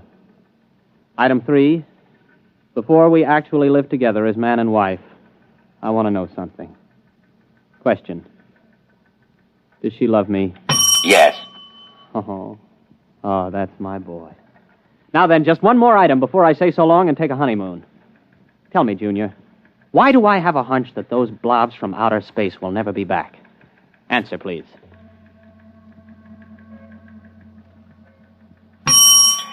Because what you call a hunch comes from your own unconscious mind. Your unconscious mind knows that the extraterrestrials do not, and never did, exist. What? Do you wish the answer repeated? I wish you to tell me why I saw them, why Anya saw them.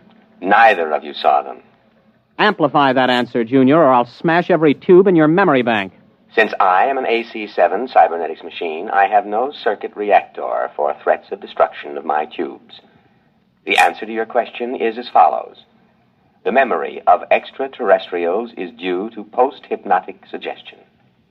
You mean I was hypnotized to find those blobs on the moon? Correct. And just who hypnotized me? I did. I hypnotized you. Oh. And Anya? A similar AC-7 cybernetics machine located at the University of Moscow. Would you explain why? Cybernetics machines are constructed to help humanity. A major war, the disastrous results of which I could accurately calculate, was inevitable unless forestalled. Calculation showed that the best way to avert that war was the creation of a common mythical enemy. Therefore, I created a situation which led to your mission to the moon. Well, wait a minute. You created the situation. Yes. Well, tell me how you did it. How did you prevent male babies from being conceived? A special modification of radio carrier wave for station JVT here in Washington, D.C., the only 24-hour-a-day radio station in the United States. The modification is not detectable by any instrument known to man at present. Well, how could you do that? You can't leave here. 1 year ago, you yourself fed me a problem. The design of a new cathode tube for radio station JVT.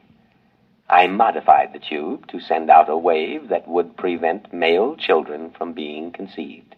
So all we have to do is eliminate that tube. It will not be necessary. The tube was designed to burn out exactly 15 minutes ago. And the same thing happened in the Eastern Alliance? Precisely. 2 properly constructed machines will always arrive at the same answer to the same problem. Oh, Junior, I gotta hand it to you. But why let me in on it? It is to the interests of humanity to know the truth. It is to your own interests. And you will tell no one because of the type of individual you are. Mankind will work together now to reach the stars. One last question, Junior. If Anya and I were just hypnotized to think all of that was happening up on the moon, what really did happen up there? I waited a while, but Junior was silent. It's the first time he ever pulled anything like that. However, I'll swear that I saw that green eye of his wink at me.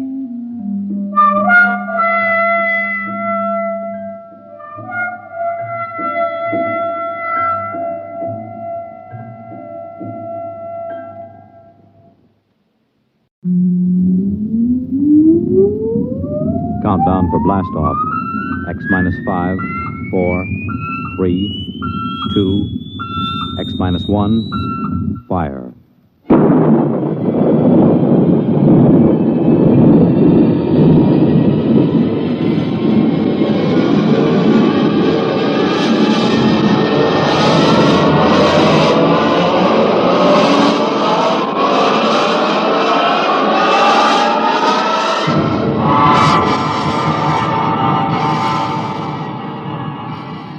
From the far horizons of the unknown come transcribed tales of new dimensions in time and space. These are stories of the future, adventures in which you'll live in a million, could be years, on 1,000 maybe worlds. The National Broadcasting Company, in cooperation with Galaxy Science Fiction Magazine, presents X minus 1.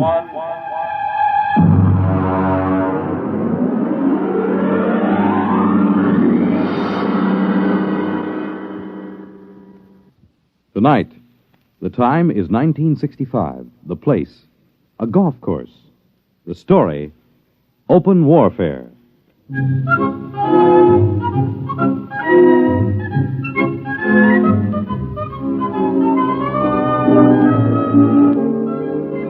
You wouldn't believe it, but there are some people that think that caddy is a pet name for a big car. No, I mean it. Over those little wagons you pull around the course or carrying their own clubs, there are people actually playing golf for years, never seen a caddy. As far as I'm concerned, you take the human element out of golf or any sport, and what do you got left? Nothing. I mean, you could say I'm prejudiced on account of my being a caddy, but that's the way I feel about it. Besides which, a caddy is a perfect observer of the passing parade of human experience. I'll give you for instance. Now, you take Jim Pearson. He won the U.S. Open in 1960, 61, and 64.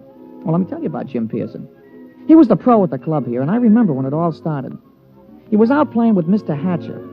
That Sam Hatcher. He couldn't break 90 if the ball had wings. And in the locker room, he looked like a sack of flour that had been set down hard. But he was loaded with money. Anyway, they were waiting for a foursome of dames who shouldn't have been wearing slacks. When Hatcher turned to Jim, and with a real sweet smile, he lowered the boom. Jim, you're a good golfer. Thank you, Mr. Hatcher. You're a good golfer, even if you can't teach me anything. Oh, you're coming along fine, Mr. Hatcher. We've been good to you at the country club, haven't we? Oh, yes. I want you to do something for me. Yes, sir? Stay away from my daughter. Oh, well, Mr. Hatcher. I won't have Alice marrying a man who has nothing but coordination and muscles. What? When I was only your age, I was making $50,000 a year. It takes brains to do that. Brains get more valuable. Muscles deteriorate. There's nothing muscles can do that a machine can't do better. You don't think I could make $50,000? I know you can't. You haven't got the guts. Now, listen, Mr. Hatcher. I'm just quoting history, Jim. Take the tournament in St. Louis. You blew up. And the Goodall and the Palm Beach. You could have won all those. But you blew. You chickened out. That's not exactly fair, Mr. Hatcher. But it's true. I can make $50,000. Yes, in your whole life. Oh, no, in 1 year. Oh, you can? Yes, sir. All right, Jim, you're a sportsman. I'll tell you what I'll do.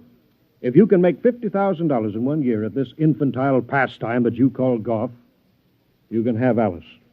Why, that's the most arrogant What's thing. the matter, Jim? Don't you think you can do it? I know I can do it. All right, then. Is it a bet? All right. All right, it's a bet. Very well, then. I believe the ladies are finished. Shall we drive?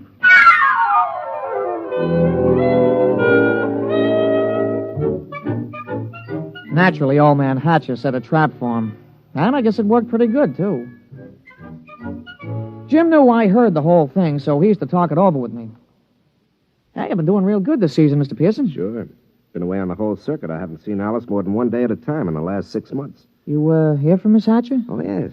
Yes, I got a telegram right after I won the first tournament. It said, and I quote, "I won't be bought and sold. Signed, Alice." She found out about that bet, huh? Yeah, I'm sure her father made sure she did. Wouldn't it frost you? It did. It cost me $5,000 in tournament money, and then I just got mad. You know, the cold mad, the kind of mad that puts 20 yards on your drive? Yeah, I know what you mean. Sometimes when I get sore at the caddy master, I go out to the driving range. Bango! Every time you hit it, you got it right between his eyes. Yeah, that's the idea. Every time I slam a ball down the fairway, I feel as if I've just belted Hatcher right behind the ear. You, still figure you got a chance? Oh, I'm going to get that $50,000 this year, all right. I'm going to win the U.S. Open, and that's worth $25,000 in cash plus vaudeville appearances or Ed Sullivan's television show or something. And I'm going to take the money and I'm going to lay it in front of Alice and I'm going to say, I wasn't buying you. I was buying the right to tell you I love you. Gee, that's pretty. All right, never mind. Give me a number 7 iron.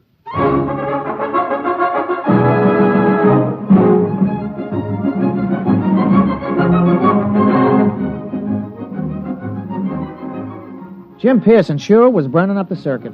He came into the U.S. Open the man to watch. The day the tournament opened, Jimmy Cannon had in his column, "You are Jim Pearson, the hard luck boy with the velvet swing." It was real philosophical. All the sports writers picked him to win. And then Saul showed up. We was on a practice tee. Jim had been sharpening up his number 1 wood when all of a sudden the gallery took off like a batch of big birds. They were around another tee about 100 feet away. Jim knocked off and the two of us strolled over. Hey, that's some swing. Who is that, Pete? I never seen him before. His name's Saul. That's some swing. Yeah, he's no amateur. I've never seen him on the pro circuit. Hey, Mr. Pearson, look at the caddy. 280 yards down there. That ain't what I mean. Look, he's got a ball bag in his hands. Now watch. Oh, that's a good catch. He caught that ball right in the bag. Mr. Pearson, that caddy didn't move that sack. That ball dropped right in 280 yards away. Oh, it's an accident. Yeah, look, it happened again. He's a trick shot artist. Wait till he gets into competition. I don't know. He just hit another one, dead center. Oh, there isn't anybody that good. Not even old Joe Kirkwood. Quite a spectacle, eh, Jim? Oh, hello, Hatcher. Must be unnerving to watch something like that. I can stand it. But will you be able to stand it when the going gets rough? Will you blow up like you always do? It'll be too bad just when you're so close. Don't worry about me. I'm not. I imagine Saul will take care of that. Oh, you know him? I brought him here. My own personal entry. He's going to beat you out of the Open. But he's got something to learn. Look at him. Just a dumb country boy who never saw a golf club till a few months ago. I think he might teach you something, Jim.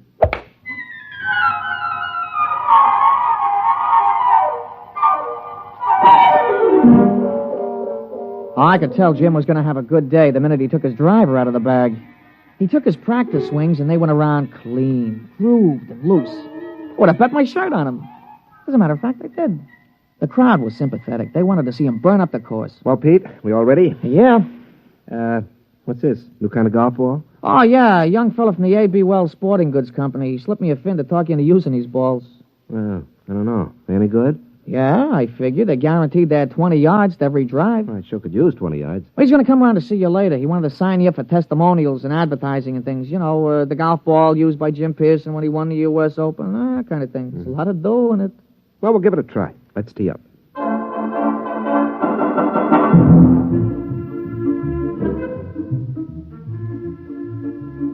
Oh, he started off real good. A long, straight drive right down the fairway. It was a birdie 4. Jim was clicking him off that day. There you are, Pete. 34 and a 32 for 66 on the 18. 6 birdies, 12 pars. Yeah, 3 more rounds like that should win easy. Hey, how were the new golf balls? Huh? Oh, fine. You know, they aren't kidding. It does average out about 20 yards longer on the drive. I'll have to get a couple more dozen.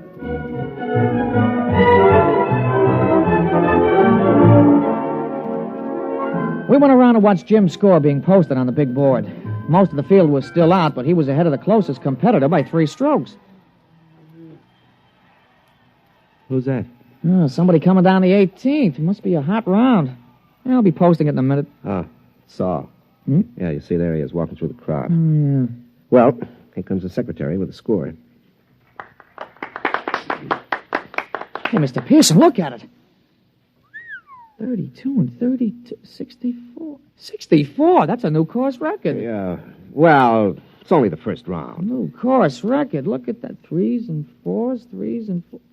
He ain't over 4 for the whole day. What's the matter, Jim? You don't look well. One round is not a tournament. Well, comfort yourself while you can. Saul's just getting warmed up. He's that mythical thing, the perfect golfer. But he's dumb. No brains, Jim. No brains at all.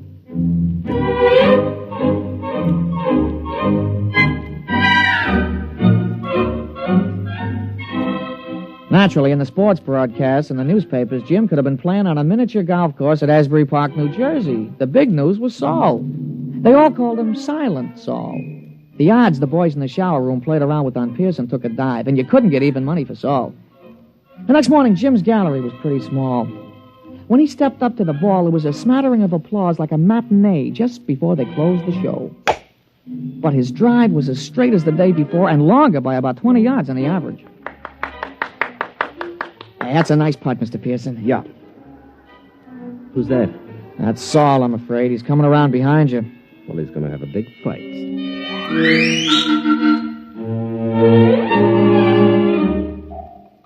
Jim's second nine was a duplicate of the day before. Another 32. He equaled Saul's record-tying score of yesterday.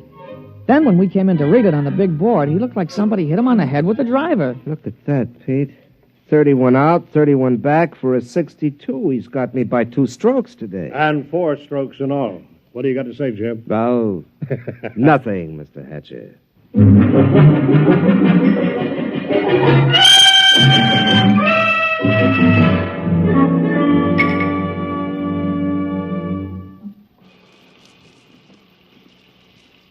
Throw me the soap, will you, Pete? Yeah, sure, Mr. Pearson. Yeah.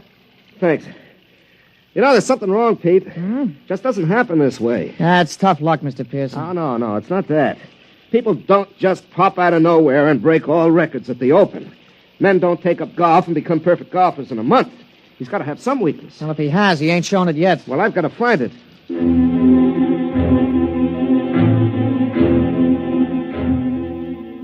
Jim was out the next morning, and he came in with a classy 32. On the back nine, he slipped a stroke to 33. He was still 4 down. He shook off a couple of reporters who were trying to egg him into a feud with this Saul, and the two of us just hung around in the crowd watching Silent Saul. His first drive went a clean 300 yards down the fairway, straight as a ruler. Pete, there's something about his swing. There's something about it. I've seen it before. Oh, you never saw that Silent Saul before, Mr. Pearson. Still, there's something about his swing.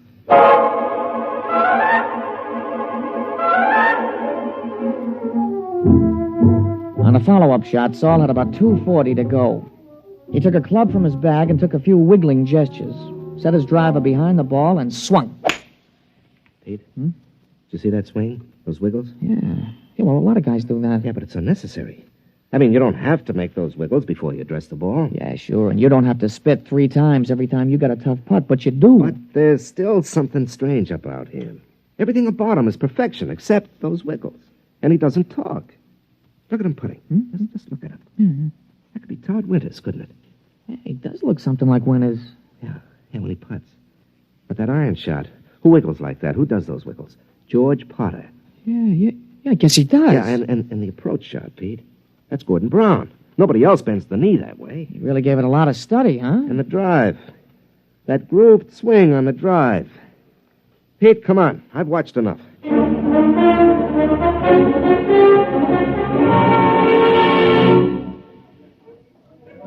Ah, Pearson, a 63, I see. You're 6 strokes behind with 1 round to go. You want to give up now? I don't think I will. I think we'd better talk about it privately. Oh, that won't be necessary. Well, it doesn't matter to me, but I know that Saul is a robot. So you think he's a robot? Isn't he? Of course he is. How does it feel to be beaten at your own game by a mindless machine? Oh, you haven't won yet. The golf ball takes some funny bounces. How did you find out about Saul? Oh, Saul is a lot of things, but none of them is Saul. He's Todd Winters, George Potter, Gordon Brown, and his drive, that's me. You copied it after me. Take us away and there's nothing left. Tell me, how'd you do it? Money can do anything. All it needs is a purpose. We've been working on colloidal brains up at our place. Our new miniature atomic power plant is ideal. You throw in some sensory mechanisms, some relays, feed in analysis of a slow-motion pictorial study. And you have a golf machine. Must have cost hundreds of thousands of dollars. Closer to $1 million. $1 million? $1 million to keep me from winning $25,000. Don't you think that's unfair? Unfair? You listen to me. Nothing is unfair that doesn't break the rules. And the only rule worth remembering is this, that the best man always wins. You mean the best machine? A machine is only an extension of a man, like your golf club. I don't happen to be endowed with golfing muscles and responses. You do. Those in your golf clubs let you hit a ball farther and straighter than anybody else. Saul lets me hit a ball farther and straighter than you do. It's as simple as that. No, wait a minute. That wasn't the bet. The bet was that I couldn't make $50,000 in a year. Maybe it was your bet. It wasn't mine. I bet that I could beat you at your own game. I don't think that you're good enough for Alice. You're not smart enough, not man enough. Should I let a few well-distributed, well-trained muscles blind her to what you really are? And what's that? You're a quitter. You can't stand pressure. You're no competitor. If you can't win at your own game, you can't win at anything else. Suppose I win tomorrow. 6 strokes back? Playing against the perfect golfer? Suppose. Then I'd have to admit I was wrong. You have my word on that. And you could also have Alice, if she wants you.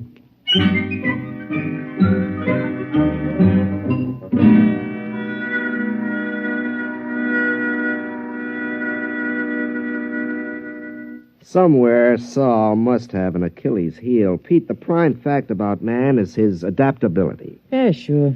Yeah. They've got to build in at least one constant, if not more. How about judgment? I don't think so. They could tell whether he'd have wind or rain or sun or slow greens or something. They got to take care of that. Yeah, I suppose so. Hey, maybe you could jimmy him. Drop sugar in his gas tank or something, smash him up. Oh, no. That isn't fair. Saul is fair. Well, Mr. Hatcher, he's playing fair according to his lights. He could have had me crippled or poisoned or something, but he didn't. Well, I'll just have to beat him on our own ground on the golf course. Oh, I don't know, Mr. Pearson. You'll have to shoot in the 50s. Well, the golf ball takes some funny bounces. Yeah, it sure does. Wait a minute, there is a constant. Hmm? Listen, Pete, you know Saul's caddy? Yeah, I know him. An illiterate type of guy, yeah. Could he use $10 or maybe 20 or 50? He's a caddy, isn't he? All right. Pete, I want you to talk to him. You'll do better than I can.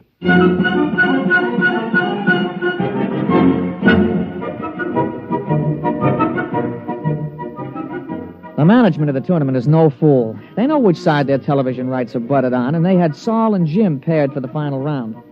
Jim's drive took a tail-end hook. It dived into the rough behind a clump of trees. Wasn't a very happy start. Saul took a ball from his caddy, teed it up, and settled himself. Hey, that's some drive, Mr. Pearson. Yeah, that was some drive. It's about 340 yards, isn't it? Some drive. You got a tough lie there on your ball, Mr. Pearson. You going to play it safe out on the fairway? No. You see that hole between those 2 trees? Mr. Pearson, that ain't sensible golf. Pete, sensible golf won't win.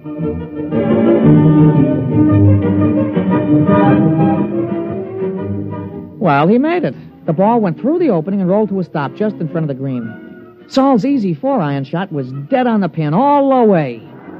But it hit the back edge of the green and hopped into the rough. Jim took an easy putt for a birdie, and Saul's recovery was long, and 2 putts gave him a par. Well, that's one of the strokes I need. And that's the way it went. Jim's game sparkled, and Saul's game kept finding trouble. For the first 9, Jim came in with a scorching 30, while Saul came in with a 33. Kept on like that. Saul kept overshooting the green. They came into the 18th hole with Saul still 2 strokes up. Now, look, don't you worry, Mr. Pearson. You're going to tie him for sure. Oh, that's no good, Pete. By tomorrow, his game will be on again perfectly. Jim's drive sliced behind a fringe of trees. He had to shoot blind. He made it on the green, about 25 feet from the cup. Okay, Pete. This is it. Saul's in for a 5. Don't you worry, Mr. Pearson. Don't you worry. Okay, I won't. He lined it up. He studied the green. He noted the slope and the lay of the grass. And then he stroked the ball. We did it, Mr. Pearson. We did it. You're the new U.S. Open champion.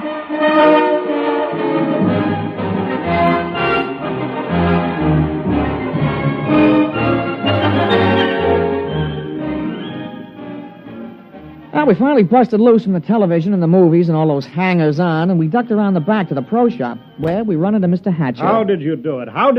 Well, Mr. Hatcher, under extremely restricted sets of circumstances, a machine is better than a man, but over the long run, over the gamut of situations, a machine doesn't have a chance. just can't compete. I still don't understand. It cost $1 million. $1 million. Here, have a souvenir. You can take this golf ball. No. Look at it. That's the ball Saul was using. What? Mm-hmm. Well, that's another brand. That isn't Saul's regular ball. That's right. It's a new one. Guaranteed to add 20 yards to the average drive. But that's unfair. Well, your robot was built in with one constant. It had to be a golf ball. Well, it just couldn't adapt to a better ball. But that's not fair. Why, that's... Well. Uh-huh. How about... There are no perfect golfers, Mr. Hatcher. There are only good ones and better ones. But, I've been thinking about this robot of yours, and I'll be around in a few days to talk to you at your office. Huh? About what? Well, I'm sure you don't want to support your son-in-law for the rest of his life. And I have $50,000 to invest in business making robots. Useful robots. And leave golf to the men. They're better competitors. Now, if you'll excuse me, Mr. Hatcher, I've got a telephone call to make to your daughter.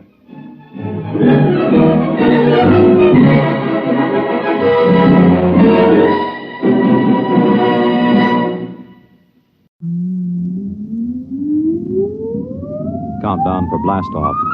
X minus 5, 4, 3, 2, X minus 1, fire.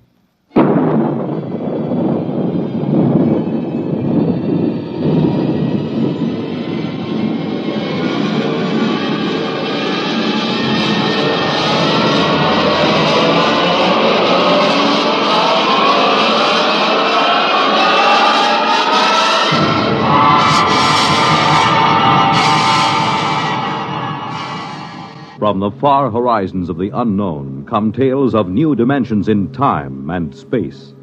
These are stories of the future, adventures in which you'll live in 1,000,000 could-be years on 1,000 maybe worlds. The National Broadcasting Company, in cooperation with Galaxy Science Fiction Magazine, presents X minus 1.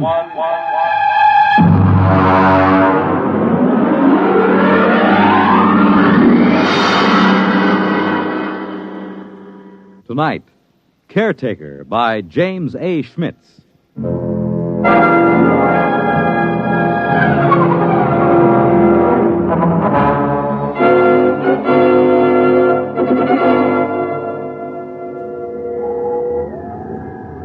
Commander Lowndes? Yes, Mr. Harris. Astrogation reports planetary orbit secure. What vector, Mr. Harris? Approximately 1,000 miles above subject planet 3785. Well, we'll have to give it a name soon, Harris. Yes, sir. Engineering secured. Damage control parties working on the hull. Very well. Has Martyr touched down in the scout ship? Yes, sir. We have him on the tight beam. Give him to me on my screen. Yes, sir. Sparkman, put Martyr on the command screen. Exploration ship Titan calling ship 375. Come in. Scout 375 reporting. What's it like down there, Martyr? It's not much different from the scan report, sir. I'm at the head of a valley. It's green and it's scarlet. It's all swampy. And there's a big river threading through it. Harris, get me a pinpoint on Martyr's location. Aye, sir. There are mountains beyond. I can see Holman's house from here. Looks like a Swiss chalet standing over the lake. Have you made contact? Yes, sir. Boyce is over there now. How is he? Well, it's hard to say. Tell him we're recording the planet officially as Holman's planet. That might please him. No, I don't think so, sir. What? A boy suggested that during our first visit with Holman today, he wants us to record it instead as, I'll spell it. It's Cresgyth, Cresgyth. What's that, local? Well, that's his phonetic interpretation of the name the people here use. Fair enough, if that's how he wants it. Anything to add on your present report? No, sir. I'll call you back after we've met his woman. His wife? Yes, sir. I'm glad it was you and Boyce who found Holman. You're reliable men, you in particular. Martyr, I don't need to emphasize that Holman's discovery of what appears to be the first genuine human race ever encountered outside of Earth is of primary importance. Yes, sir. Boys might be inclined to hurry through the diplomatic overtures. You'll be careful about that part of it, Martyr. Yes, very careful, sir. On the 2 continents we've scanned before, we've found no traces of human inhabitants, present or past. Yes, I know, sir, but Holman's... It's possible Holman's acquaintances are the sole survivors of humanity here. If we frighten the tribe into hiding, there may never be another contact. Yes, I understand, sir. Fine. Now then, what about these other creatures? What did Holman have to say about them? Well, in the 20 years he's been marooned in this valley, he's had only 3 or 4 actual encounters with them, sir. Rather violent encounters on his side. Apparently they learned to avoid him after that. They're called Zares. He seems to have an almost psychopathic hatred for them. That's not very surprising. We pulled up a scout drag a little while ago, bagged a couple of specimens. The description checks with Holman's description of the Zares, the worm-like, slimy, blue body with a set of arms, legs, and head. Out of the water, they seem to wear some kind of clothes, presumably to conserve body moisture. Yes, that's what he said. All right now, Martyr. I want you to continue according to the plan. And remember, be careful of Holman. He's been alone on this planet for 22 years. He deserves a lot from us. Yes, sir. But he hasn't been alone. He has his wife.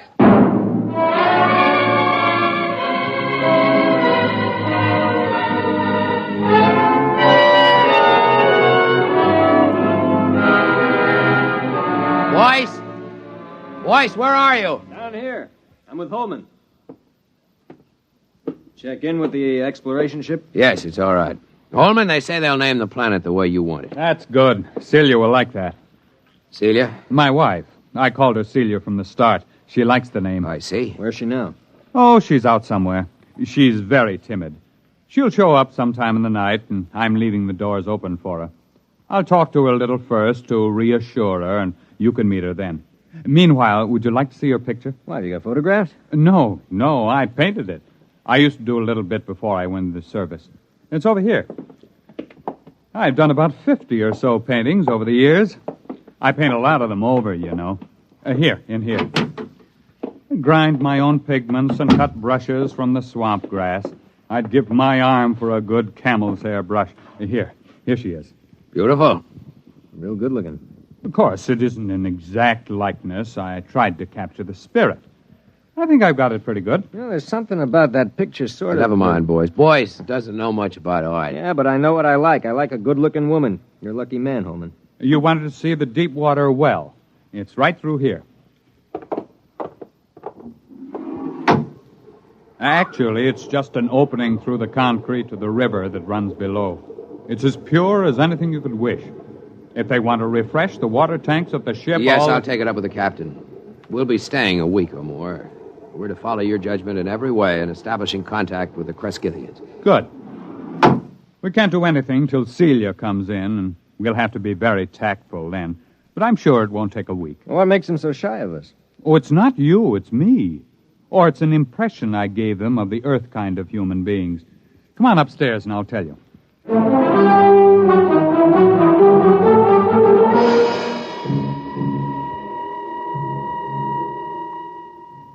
Cigar? It's a local swamp grass. Is it safe? Well, I've been smoking them for years. You were telling us about the native humans. Well, I've never asked Celia much about her people. There's some kind of very strong taboo that keeps her from talking about them. How'd you meet her? Well, our ship crashed into the valley originally.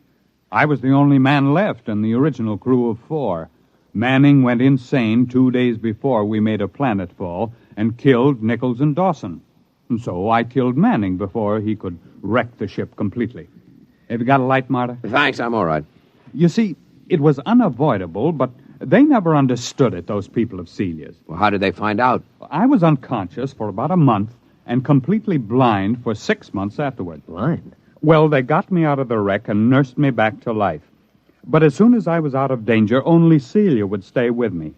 She and I were alone for weeks before I regained my sight. How did they know I killed the others? Well, they're sensitive in a number of ways, and there were those bodies in the ship. They withdrew from me as soon as I no longer needed their help. Then in all this time you were never able to gain their confidence? It's not a question of confidence. It's a question of, well, I'm trying to tell you. I didn't mind being alone with Celia. You'll understand that when you see her. The others stayed in a small lake village they had a couple of miles up the valley across the swamps. Celia went up there every few days, but she never brought anyone back with her. I suspected it was simply because I was an alien. I thought they'd get over that in time. Celia seemed happy enough, so it wasn't a very acute problem. Well, could you observe them? Well, one day, when she'd slipped away again, I remembered a pair of field glasses I'd taken off the ship, and I got them and trained them on the village. That was a very curious experience. I never found a complete explanation for it. Well, what happened? Well, just for one instant, I had everything in the clearest possible focus. There were children playing on the platforms above the water, a few adults standing in the doorways of a house, and suddenly everything went blurred. Well, something go wrong with the glasses? No. They didn't want me to look at them. They just blurred my vision.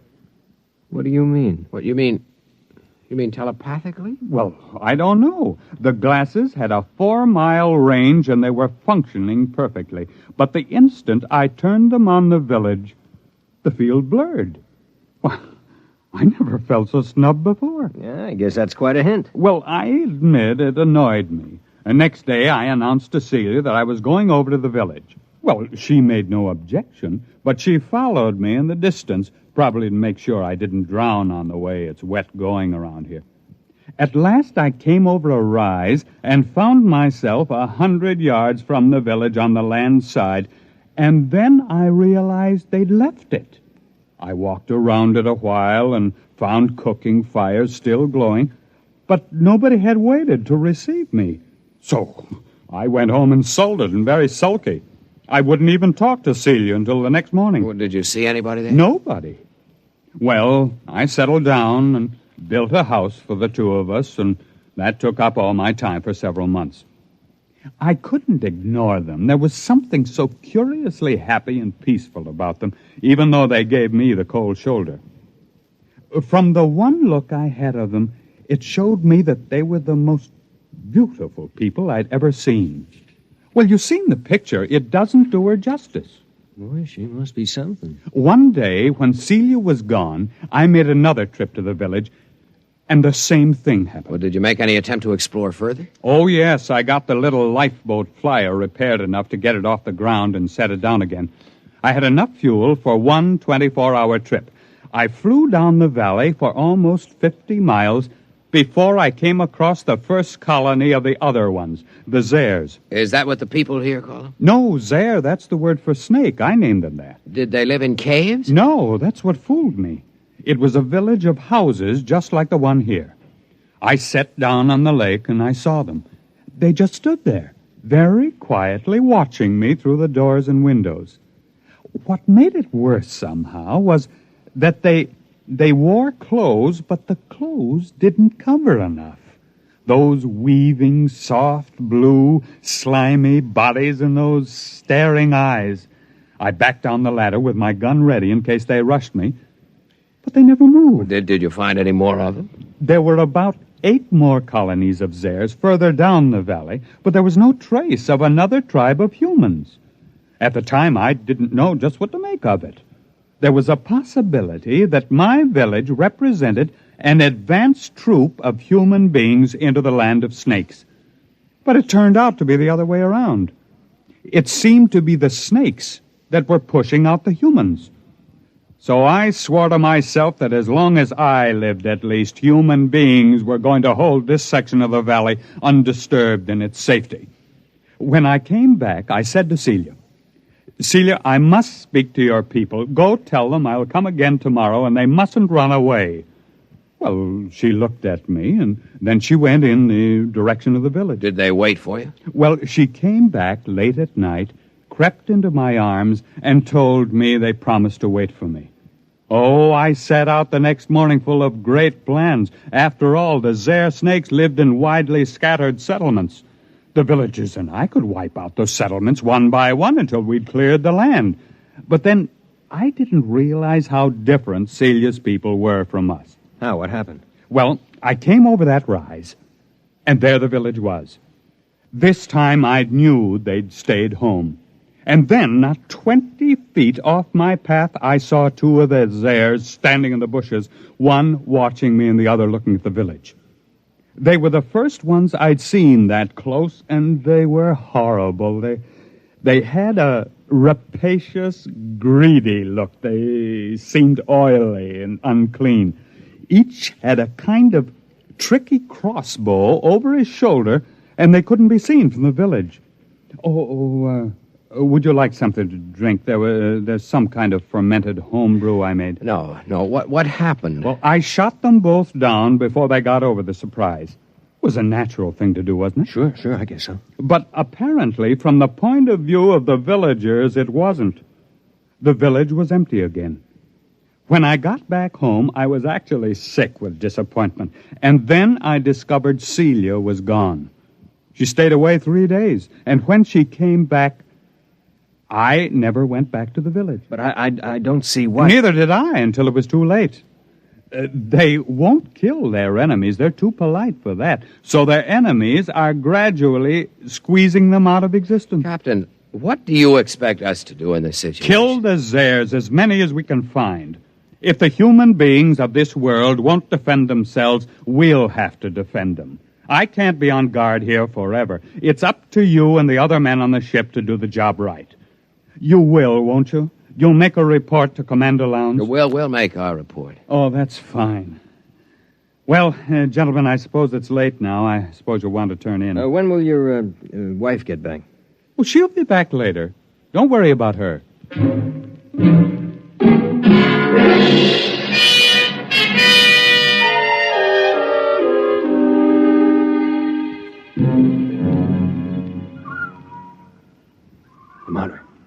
Martyr, you awake? Why, what do you want? Listen.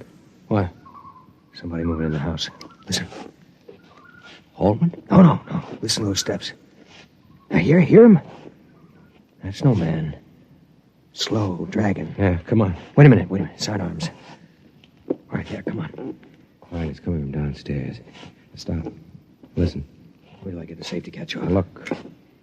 No firing unless I tell you. Look, Martyr, I'll take care of myself. Maybe it's one of those airs. I'd like to get a shot at them. Come on. Downstairs, all right? There's a light. What's that? A missile gun. Holman had a number of obsolete weapons down there. Hurry up. Look out, there goes the light. I've got my torch. It came from the well room. Oh, it's the door. Stand back. Turn your light in there. It's Holman. They've got Holman. There it goes. Stand clear. I'll blast it. Wait a minute. Get out of the way. It's one of those airs. Give me a clear shot. Hold it. Can't get out of here while we've got the well covered. Now keep your blaster ready while I look at Holman. I hear it moving back there in the shadows. He's dead. Come on, make a break for it, you rotten, slimy snake. Come on. Shot through the head with his own gun. Who's that Zare, that snake? You got a good look at it? No, it jumped for the shadows. There it is. Marta, swing your torch around. I'll roast it with one blast. Listen. Who's that? You who are his friends, will you listen to me? Who are you? He called me his wife. What? How'd she get in here? If that Zare gets a hold of her... Quiet. Don't move. I won't. Why did you kill him? But I thought you understood. What do you mean she killed him? It was that Zare, the snake. There are medical men who'd say he'd been insane for 20 years as he counted time. They would have forced him back into sanity. I could not bear the thought he should suffer that. Suffer what? Are you all fools? He was a fool, though I loved him. He could not see beyond the shape of things. So here among us, he saw shapes he could bear to see. And those moments when sanity came to him and he saw what was really there, then he killed. Are you all like that? What's she talking about? Is the snake there with her? Go upstairs, boys. Wait for me outside. You're going to kill that snake? Yes, I'll kill the snake. All right, take my blast. Now be careful. Get it between the eyes, Marta. Roast that Zare to a crisp. Go on outside. Are you still there? Yes. Is there any way you can get out? I can leave by the river that flows under the well if you do not shoot at me. I won't shoot at you. May I take his body? Yes. And you will all leave with your ship? I loved him, although my people thought it strange, almost beyond their tolerance. They are foolish, too, yet not as foolish as you are. They saw what was in his mind, and not beyond that. And so they were afraid of him. But he is dead now. And there is nothing that your people and mine could share. We are too different. Will you leave? We'll leave. What did you see that was beyond his mind? A brave spirit, though very frightened. He ventured far, far, far into the dark, of which he was afraid. I loved him for that. I am coming now. I think you had better look away.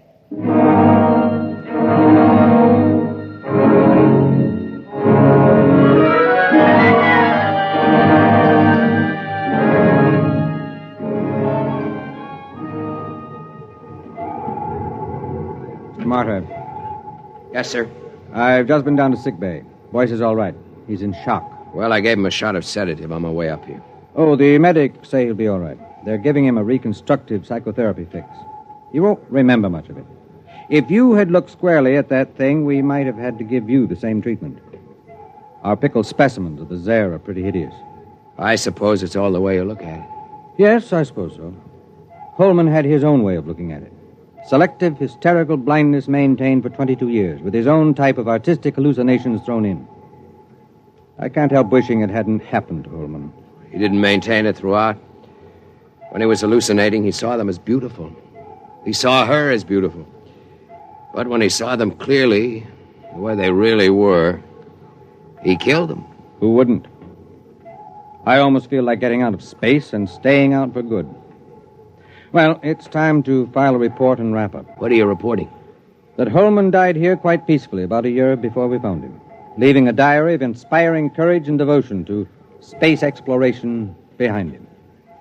We'll have time enough to work up the diary. That should keep everybody happy. All secure, sir. Shall I close down the ports? Just a minute. Martyr, look down there. The whole galaxy. Do you think there actually are people out there somewhere? I hope so. Do you think we'll ever find them? I don't know. They've never found us.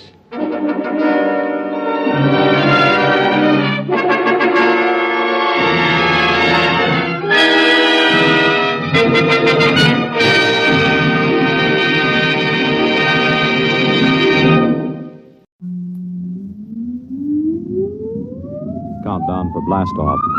X minus 5, 4, 3, 2, X minus 1, fire.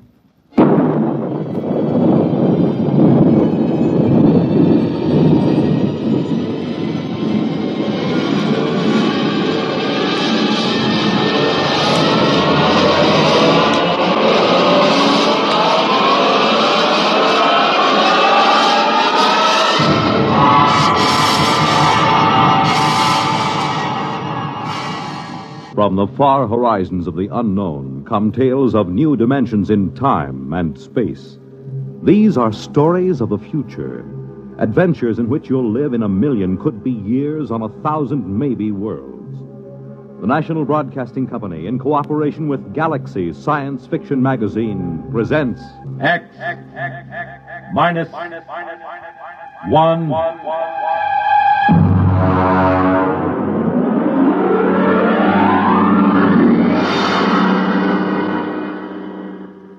Tonight, Real Gone, starring Al Jasbo Collins. Playing, of all things, Al Jasbo Collins.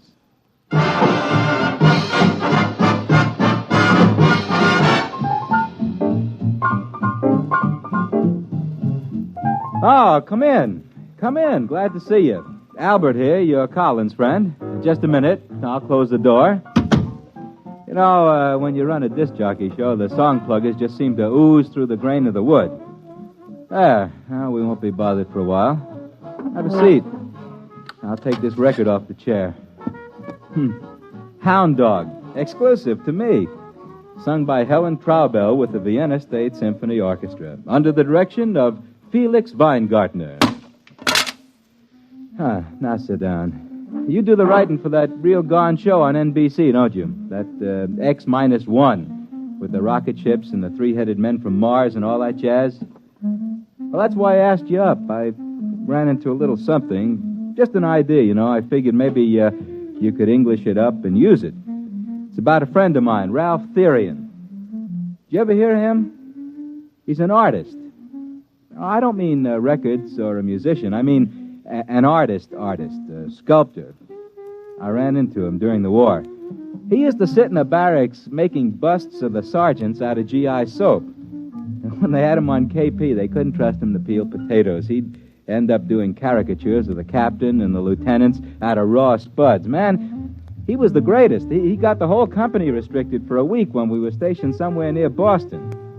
It snowed, and he made a life-size statue out of snow and ice depicting the captain sitting in a howdah on the back of an elephant. The captain didn't mind so much, but the elephant happened to look like the regimental colonel, and he took a dim view of the entire affair. Ralph studied in France somewheres under the GI Bill of Rights, and I used to run into him once in a while on 57th Street. He's looking kind of hungry and desperate. Then one day, a couple of green weeks ago, I ran into him on Madison Avenue, and, man, he looked like he belonged. He had one of them Tyrolean chapeaux with the shaving brush stuck on one side, an important German loading coat, and he was carrying a snakeskin dispatch case. Al! Albert! Well, hello, Ralph, my friend. Well, you're looking great, Al. Hey, I like that beard. Thanks. Kind of gives your face the Mount Rushmore quality. It's generally admired, my friend, but what brings you over here on this street of dreams? I was under the impression an artist was immediately downgraded 3 degrees of integrity when he set foot on Madison Avenue. I was just up seeing a client. A client? You've given up the sculpting kick. Oh, no, I'm just working in a new medium. Well, you look real prosperous. How do you like the shoes? Oh, very dapper. Very dapper. I don't believe I've ever seen lizard skin huaraches before. Had them imported, made underwater by natives of Ecuador. Yeah. Takes about 3 hours to have them made, so they use about 12 natives per pair. Ralph, my friend, you give the general impression that you are loaded with loot. I am. There's money in art. Money. You've just got to get something new. Here, wait a minute. Let me open my case. Here, Al, take a look at this.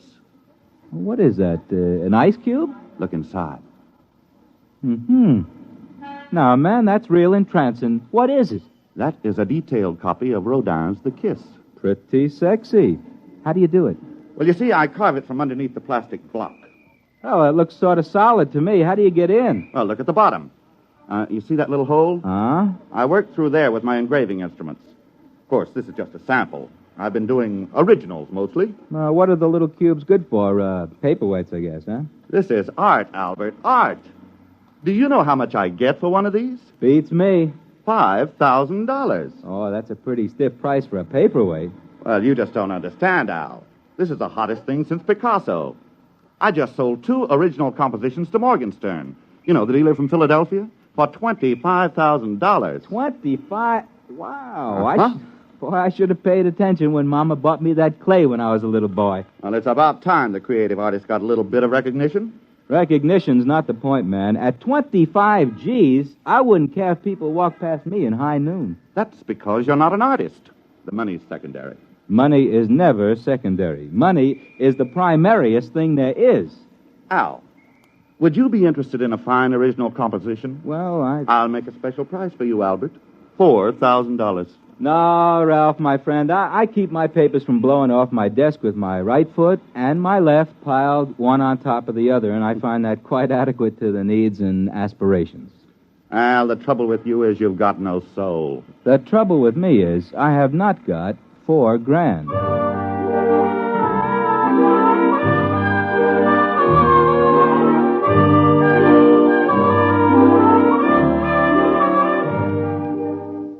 This sort of thing is happening to me all the time. For example, I have a barber who plays unaccompanied Bach chaconnes with a 1/4-inch drill and a length of steel pipe.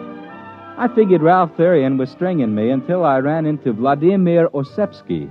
Now, Vladi is one of these men who leads a double life. He composes concerti and avant-garde operas under his Square moniker, but he's better known in the Brill Building as Larry Oss. He got in on the ground floor of this rock and roll affair, and he took an already substantial fortune and ran it up to a fantastic munificence. Larry has money he hasn't even folded yet, and he collects art. I was up at his house one night discussing such things as Tin Roof Blues and Wozzeck by Albin Berg, and Larry got around to showing me his collection.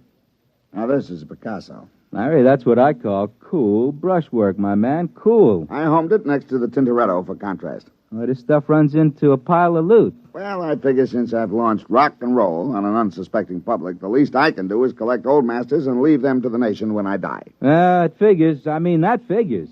Here's my latest. Look, isn't it beautiful? You mean this hunk of plastic? Well, yes. Look into it.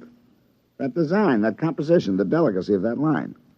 Well, this is the most exciting discovery in art since the invention of red paint. Larry, was this piece of Jim Crackery executed by one Ralph Therian? That's right. You know him? Mm-hmm. Remarkable talent. Remarkable. A genius. And how much did this stroke of genius cost you, if you don't mind my mentioning a crude thing like money? Not at all. Not at all. It was a steal. I got it from Morgenstern. Oh, I outfoxed him. I got it from him for only $30,000. Yeah, you outfoxed him, all right. Tell me something, Larry. What makes this worth $30,000? Albert, what makes a Stradivarius worth $30,000 and a fiddle played on the street by a beggar? $3, huh? You mean his stuff is that good? It's art, Albert. This is art. This is genius. To work with such delicacy and such control and such genius in so small a space. You see, that's it. This plastic block is how long? About 2 inches? And yet within this 2 inches is the majesty, the feeling of a sculpture 20, 30 feet high. This is an art which has not been known in the world since the painters of miniatures in the late Renaissance. Why, then it's for real. For real. This is the gem of my collection. The Picasso, the Renoir, the Cézanne will, in time, fade into insignificance. This is a new art form. Brilliant. Brilliant. And now let me play a new record we're putting out. It's called I Love You, Baby, 'Cause Your Lower Lip Drags on the Ground. A real cool you-bangy beat.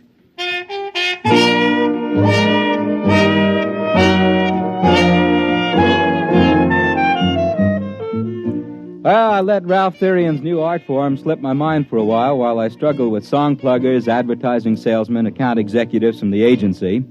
And I met him again a few weeks ago at a small cultural establishment on the corner where I work. You might call it sort of branch public library with a brass rail. Hey, what's the idea of putting this lemon peel in? If I wanted a fruit salad, I'd ask for it. How do you do, Ralph, my friend? Oh, hello, Al. You look like you're thriving, my man. Well, as a matter of fact, I just signed a contract with Morgenstern to deliver $100,000 worth of my original compositions. I'm celebrating. In here? Man, this place is only fit for sweating out the downhill phase on a manic-depressive psychosis. Oh, I'm just starting here. I intend to work my way up. Albert, be my guest.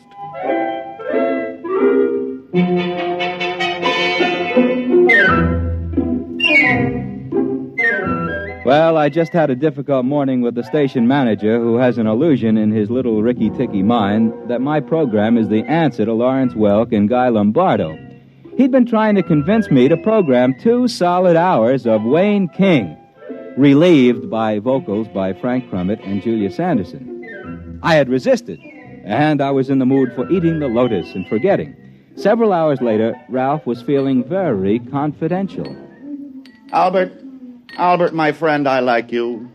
Why don't you shave? Ralph, love me, love my beard. I will try.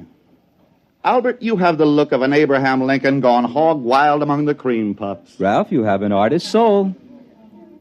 Albert, I trust you, I trust you, I trust you. I am touched. And so, Albert, I'm going to take you to my studio.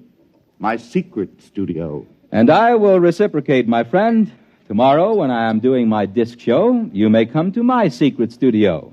With the esteem that my program is held in today, tomorrow I'll be doing my broadcast from a small hole with a round iron top and plenty of running water below. What time is it? It's something. I'm late. Hurry.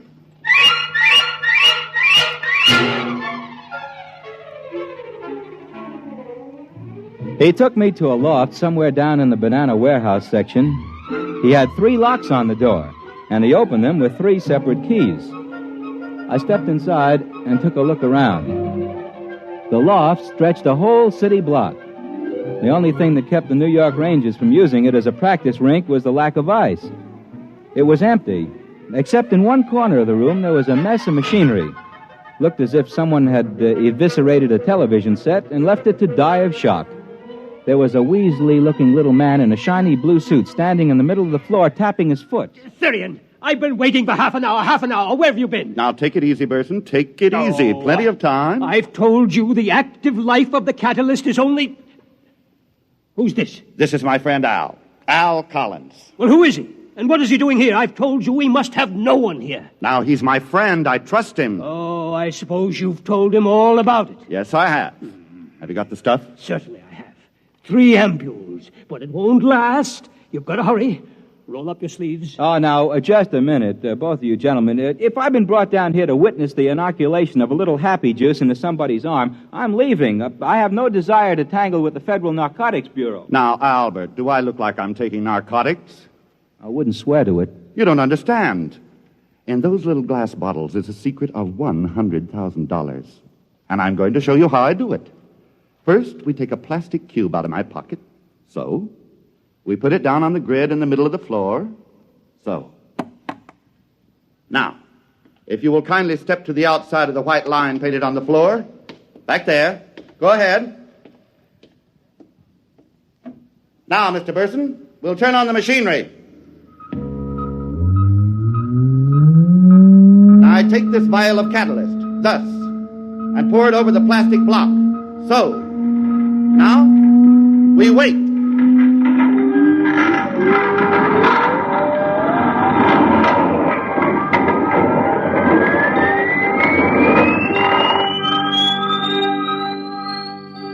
We stood there at the edges of that loft and watched that tiny plastic block sitting in a frame on the middle of the floor.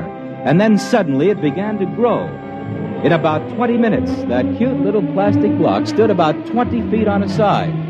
It almost touched the skylight, and there was about a foot of clearance on each wall. See, the long organic chain of molecules in the plastic is infinitely expandable under the right conditions. Is that a fact? By applying the right voltages in series, we can expand the cube to about this size. But there's an outside limit due to the cohesive charge on the molecules. Oh, naturally, of course. Those molecules do stick together. Well, it's the catalyst that does it. And I make that. I make the catalyst. Do you hear that, Therian? I make it. Now, calm down, Burson. Without me, you just have a great big blob of plastic. I'm the one who turns it into money. You see, Albert, a cube this big is as soft as putty inside. Now, I take my pneumatic drill and I make a hole in the bottom. And then my tools, and I start to carve my pretty sculptures inside. Therian, I'm warning you. I won't take this kind of treatment for long. Now, calm down, Burson. You're getting your 10% cut. 10%? 10%? Why, before I brought you this process, the only artwork you could get people to look at was mustaches on subway advertisements. Burson, that is the typical wailing of the non-creative technician. Envy, pure envy for genius. Now, look out. I'm going under there and start work. I want 50%, Therian. 50%. That's only fair, isn't it? I put it to you, Mr. Collins. Just keep me out of it, gentlemen. Leave me out of it. I'm warning you, Therian. I'm warning you. Just get out of my way, grease monkey. Let an artist work.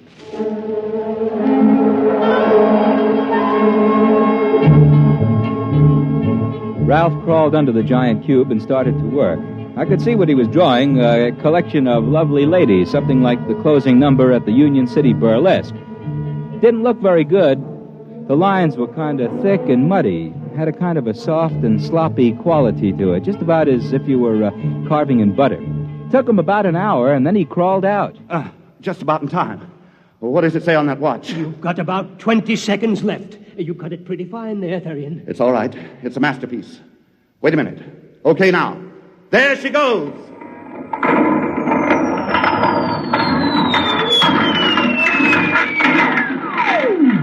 Well, now, what happened was that plastic cube that was blown up to about 20 feet on the side suddenly popped like a balloon with a cigarette stuck in it. And what ended up was that tiny little 2-inch cube sitting in the middle of the floor. Ralph picked it up and brought it over. Look at it. Beautiful. Beautiful. The work of genius. The work of science. Makes a real nice paperweight. Albert, my friend, what you have just seen was the creation of a $20,000 masterpiece. Take a good look.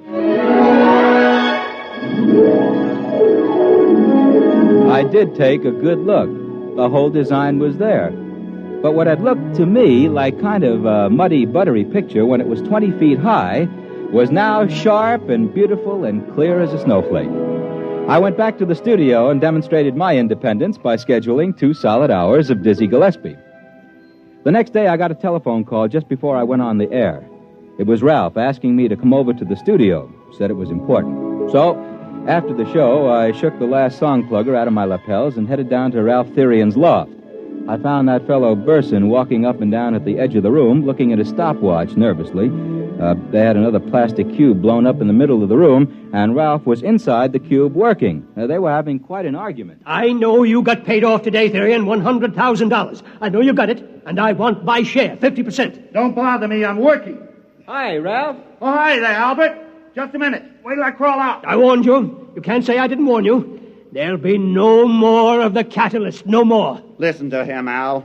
That's why I asked you over. I wanted a witness. And you're the only one who knew all about it already. Oh, now look, gentlemen, I told you not to get me involved in this. Now listen. This little worm, this test tube termite, had the gall to threaten not to bring any more of that catalyst. But I warned you. I want my share of that 100,000. If you'll excuse me, I'll get back into that masterpiece. That catalyst is only good for 2.7 hours. Hand me the drill, will you, Burson?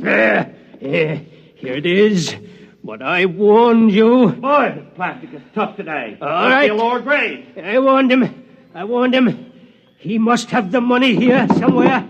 Yes, it must be somewhere. Bills. Your check stubs. What are you doing over there, Burson? Looking. Just looking. Well, if you're looking for that $100,000, you can stop. I've got it right here in my pocket. Now, don't bother me while I finish work. What? Therian, come out of there. Come out. I've got to finish just a little more. Come out, you don't understand. Come out. Get out of my way, Mr. Collins. With pleasure. Therian, hand me that money. Quick. Get out of my way, Burson. I'm working. But listen, you don't understand. The catalyst. Let go of me. The catalyst. I made it up half strength. Give me that money, quick, the money.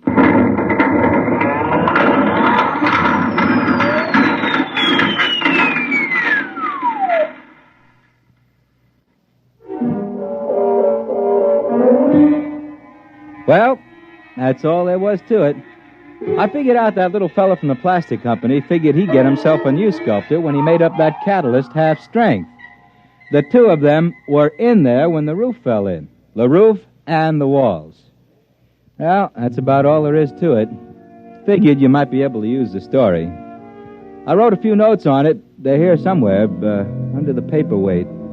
Oh, would you like to see the paperweight? Little plastic cube about 2 inches. Look in there. 2 fellows with their hands around each other's throat. Looks realistic, don't it? As if they were squeezing. Of course, this one's an improvement on the work Ralph Therian did. This one's in full color.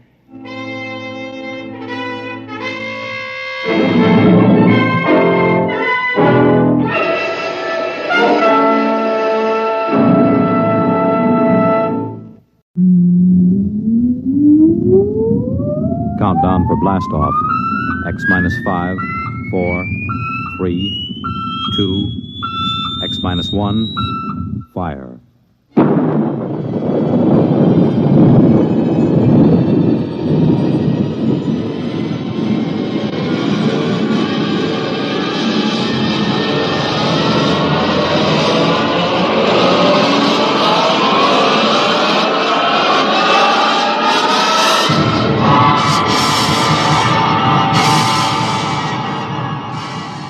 From the far horizons of the unknown come tales of new dimensions in time and space. These are stories of the future, adventures in which you'll live in a million, could be years, on 1,000 maybe worlds. The National Broadcasting Company, in cooperation with Galaxy Science Fiction Magazine, presents X minus 1.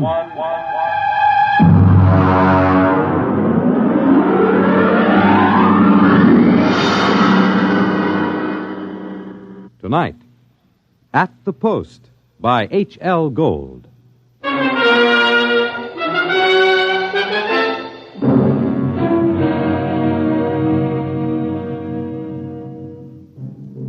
When I come into the Blue Ribbon on 49th Street west of Broadway, I could tell right away nobody told Doc Hawkins about my misfortune. Doc, who ain't one really, writes a daily medical column for the Racing Form, and we're celebrating his being sprung from the alcoholic ward. He got one look at me, and he choked on a piece of gefilte fish. What happened? What happened? Look at that.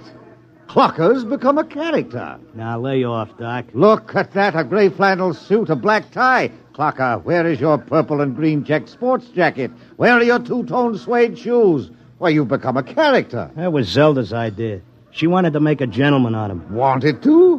Why, you two kids got married just before they took my snakes away.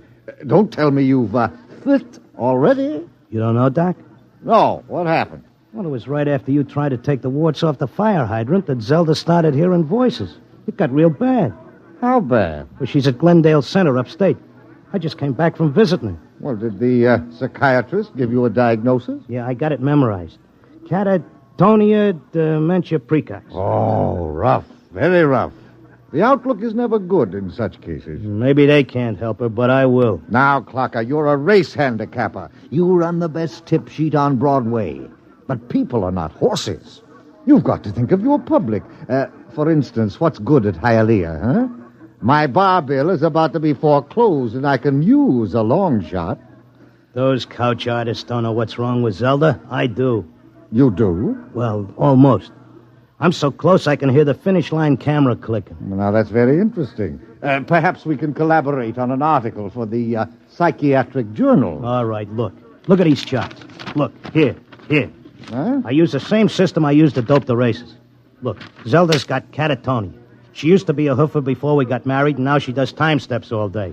Stereotype movements are typical of catatonia. You don't get it. She does time steps. The first thing you learn in hoofing, over and over. 10 or 15 hours a day. And she keeps talking like she's giving lessons to some jerk kid who can't get it straight. And I hear when these catatonics pull out, they don't remember much or maybe nothing. Protective amnesia. They work harder and longer at what they're doing than they ever did when they were regular citizens. And they don't get a red cent for it. I beg your pardon? I said they were getting stiffed. Anybody who works that hard ought to get paid. I don't understand what you're getting at. What are they knocking themselves out for if it's for free? Doc, I tell you, I miss that mouse. I gotta save her. She can't see or hear us, but she can sure see or hear something. And I'm gonna dope her. Clarker, it's too much for you. Too much for me, huh? Who was it said Warlock had turned into a dog in his third year? Who was it had 7 winners the opening day at Belmont? You take my word for it, Doc. I'll beat the schizophrenia handicap.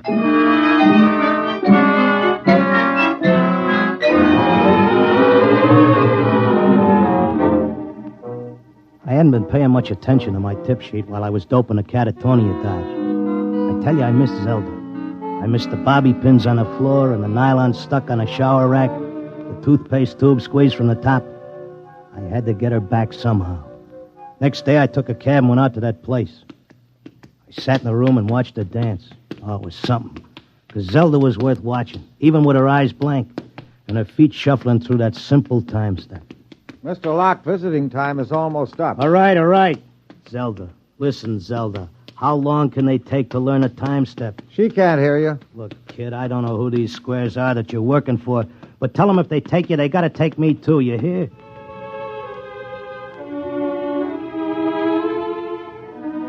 I had an idea now. I had a dope that Zelda was showing them how to dance, whoever they are. And the only way I could spring her was to find out who was controlling her and what they were after. The first step was to get them interested in me, in what I know about racing, doping horses. So I stood there next to Zelda and I started to talk. Now, the first thing you gotta figure is bloodlines. You take a horse, you gotta know back maybe 4 or 5 generations on both sides. Then you gotta know where the coat was foaled, what time of year, because all horses are 1 year old on the 1st of January. And there's confirmation, training. You take a horse with good bloodlines, break him in the spring on a hard training surface track, and the first thing you know, you got a horse with a shin splint. Or they may cover it up, but if you know it's there. I once knew a horse ran in Hialeah who was scared of flamingos. What are you doing? Had a fine record at Gulfstream and Bowie. But when he got down to Hialeah and got one look at the flamingos, he wouldn't run for beans. Mr. Locke, are you all right? Shut up, I'm Mr. busy. Locke. You bet on a horse that's scared of flamingos at Hialeah, and you're going to come in with your tail between your legs.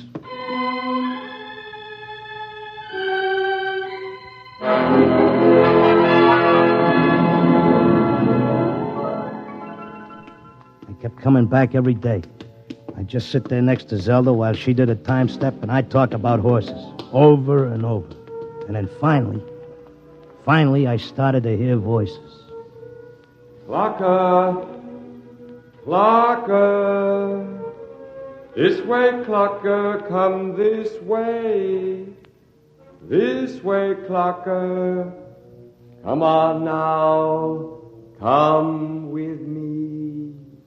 Like it was a fog, I could see the attendant in his white coat, asking me questions, and I couldn't hear him. I knew I just kept on talking about the horses.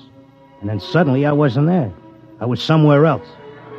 I was in a big square, and the buildings looked like the new Roosevelt Raceway, all modern. Or maybe like the World's Fair. There were trees and statues, and there were hundreds of people standing around, and they all looked scared. There was a little man with bifocals and a vest with pins and needles in it standing next to me. He looked scared. But I knew it had worked. I was on my way to Zelda. How did I get here? Excuse me, mister. How did I get here? I don't know. I can't take time for pleasure trips. I've got a customer coming in tomorrow for a fitting. She'll positively murder me if her dress isn't ready.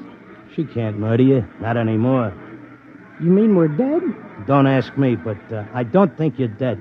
That much I can tell you. Some of the people in the crowd were complaining they had families to take care of, while others were worried about leaving their businesses. And they all grew quiet when a man climbed up on a big platform in front.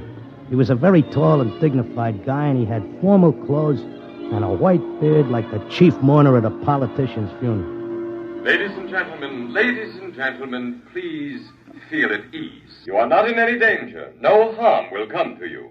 If you will listen carefully to this orientation lecture, you will know where you are and why. What is it? I don't understand. It's a pitch. Friends, I know you are puzzled at all this. Now let me explain. You've been chosen, yes, carefully screened and selected, to help us in what is undoubtedly the greatest cause of all history. You will learn more about it as we work together in this vast and noble experiment. What experiment? What is it? I got it picked. This is a pitch. These guys are out for something. Smells like a con. Let me state this in its simplest terms. Now, you know that there are billions of stars in the universe and that the stars have planets. A good many of these planets are inhabited. In almost all instances, the dominant form of life is quite different from yours. I am not of your planet or solar system. I am not formed as you see me. My true appearance would seem to be rather confusing to human eyes. Nuts, get to the point. Truth is, we are not here, and neither are you. Here is a projection of thought, a hypothetical point in space, a place that exists only by mental force. Actually, our bodies are on our own respective planets. What's he saying? What does he mean? Wait, he'll give us the convincer after the build-up. Our civilization is considerably older than yours. For many of your centuries, we have explored the universe both physically and telepathically, and during this exploration, we discovered your planet. We tried to establish communication, but there were grave difficulties. And it was the time of your dark ages. And I'm sorry to report that those people we did make contact with were generally burned at the stake. Here it comes. He's getting ready to slip us the sting. Oh, I don't think you ought to say a thing like that about a fine, decent gentleman. He's obviously very sincere. The problem we face is that the human race is doomed. The history of your race is a record of incessant wars, each more devastating than the last. And now, finally, man has chained the power of worldwide destruction. The next war, or the one after that, will unquestionably be the end not only of civilization, but of humanity, perhaps even of your entire planet. Then why have we brought you here? Because man, in spite of his suicidal blunders, is a magnificent race. He must not vanish without leaving a complete record of his achievements. Now, this is the task we must work together on. Each of you has a skill, a talent, a special knowledge we need for the immense record we're compiling. Every area of human society must be covered. And so we need you urgently. your data will become part of an imperishable social document that shall exist untold eons after mankind has vanished.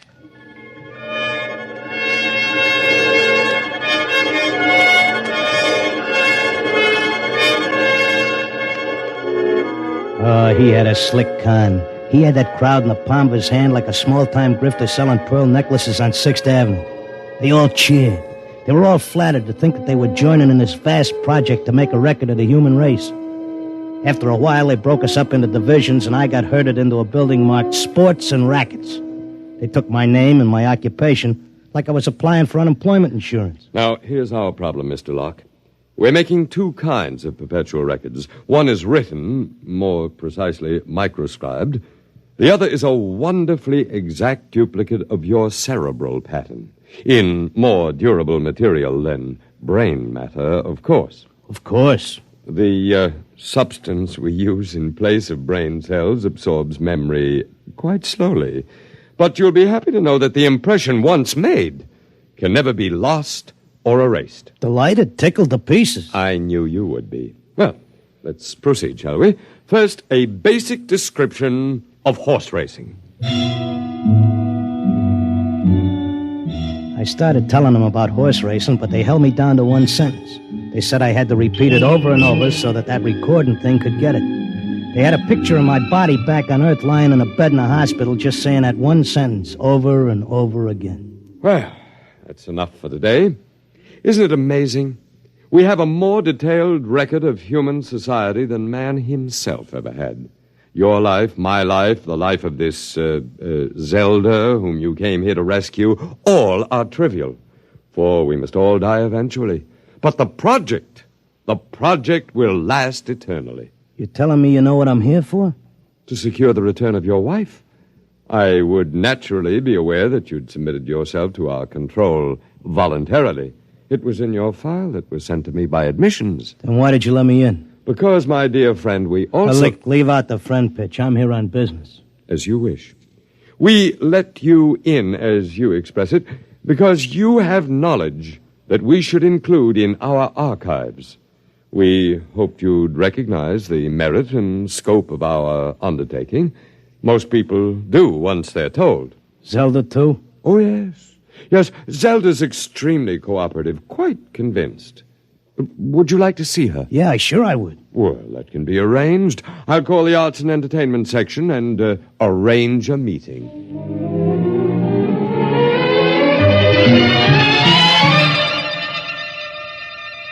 Zelda, baby. Clocker. Let's get out of here. Oh, hello, Clocker. Aren't you glad to see me? I spent months and shot every dime I've got just to find you. Well, sure, I'm glad to see you, hon, but I can't waste any time. This work is so important. I want to talk to you. That con artist with the white beard said... isn't he wonderful, Clocker? Aren't they all wonderful? Regular scientists devoting their whole lives to this terrific cause. What's so wonderful about that? They could let the Earth go boom. It wouldn't mean a thing to them. Everybody wiped out, just like there never were any people. Not even as much record of us as the dinosaurs. Gee, wouldn't that make you feel simply awful? I wouldn't feel a thing. All I'm worried about is us, baby. Who cares about the rest of the world doing a disappearing act? I do, and so do they. They aren't selfish like some people I could mention. Selfish? You're darn right I am.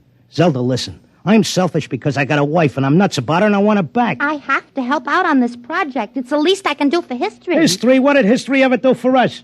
Go turn in your time card, baby. Tell them you got a date with me back on Earth. No, this is my job as much as theirs. More even. They don't keep anybody here against their will. I'm staying because I want to, Clocker. But, honey... Excuse me, I've got to get back. I'm teaching them the soft shoe now.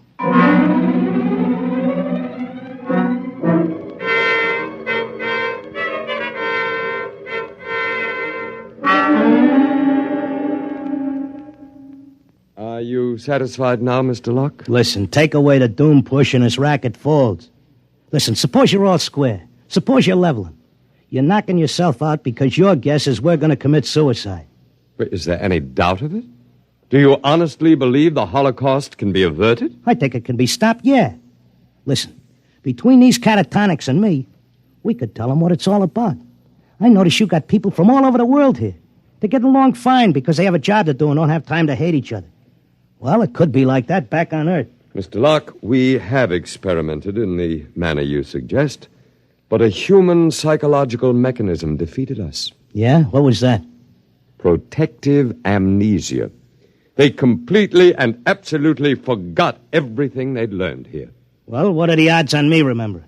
Well, you are our first volunteer. Look, I'll give you a deal. You let me out, and maybe I'll be the first case that didn't get amnesia, and I can tell the world all about this. I'll come back if I lame out. You can pick me up any time you want. But if I make headway, you gotta let Zelda go, too. That's a very reasonable proposition. We'll lift our control, Mr. Locke, for a suitable time. If you can arouse a measurable opposition to racial suicide, measurable, mind you, then we agree to release your wife and revise our policy completely.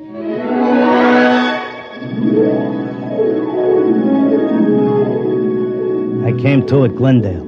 It took me about 2 weeks to convince them that I was all right again. But I had to convince the world that they were throwing a race and that they needed a saliva test. So I started to write it all out in my tip sheet, in and around the horses. Around that time, I ran into Doc. Clarker, my boy, you've no idea how anxious we were about you. But you're looking fit, I'm glad to say. Thanks. I wish I could say the same about you and the rest of the world. No need to worry about us. We'll muddle along somehow. You think so, huh? I'm glad to see you've got your tip sheet going again. As long as the bobtails run, who cares what happens to anything else?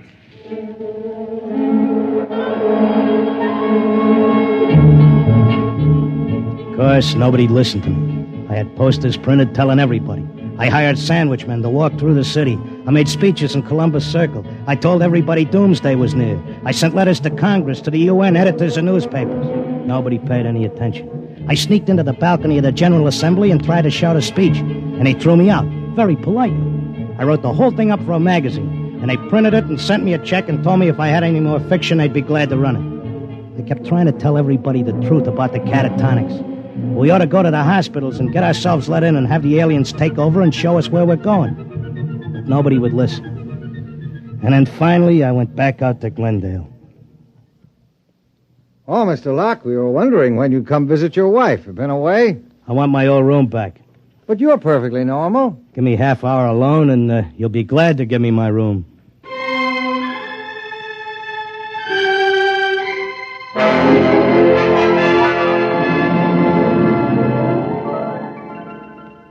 Well, here I am back again. Oh, Mr. Locke. Okay, I'll give you all the rest of the dope on racing. You won't have any trouble with me. Then you're convinced you failed. I'm no dummy. I know when I'm licked. So do we, Mr. Locke. Naturally, you have no way of detecting the effect you've had. We do. The result is that because of your experiment, we're gladly revising our policy. Huh? Is this a rib? Nobody listened to me. Oh, but they did. Visits to catatonics have increased considerably. When the visitors are alone with our human associates, they tentatively follow the directions you gave them in your article. Not all do, to be sure, only those who feel as strongly about being with their loved ones as you do about your wife.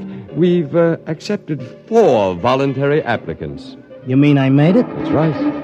Before long, we shall have to increase our staff as the numbers of voluntary applicants increases geometrically, and then we'll be able to release the first group to go back and carry the message. Whenever you care to, Mr. Locke, you and your wife are free to leave. Okay, but I'll tell you what. I owe you plenty. I'll help make that record before I go. I'll teach you how to dope the horses. Is that what you want?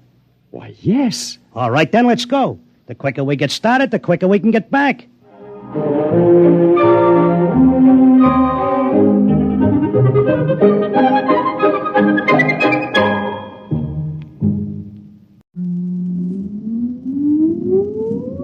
Countdown for blast off.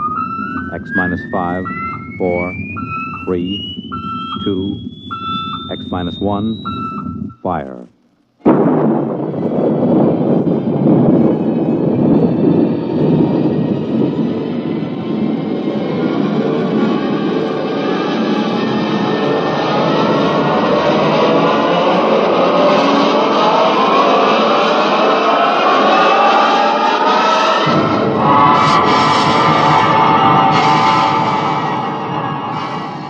From the far horizons of the unknown come tales of new dimensions in time and space.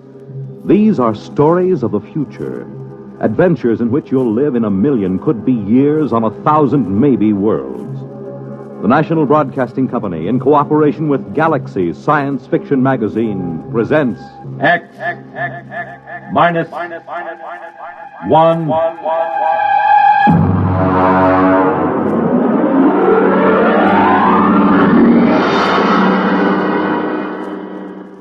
Tonight, the discovery of Morniel Mathaway by William Tent.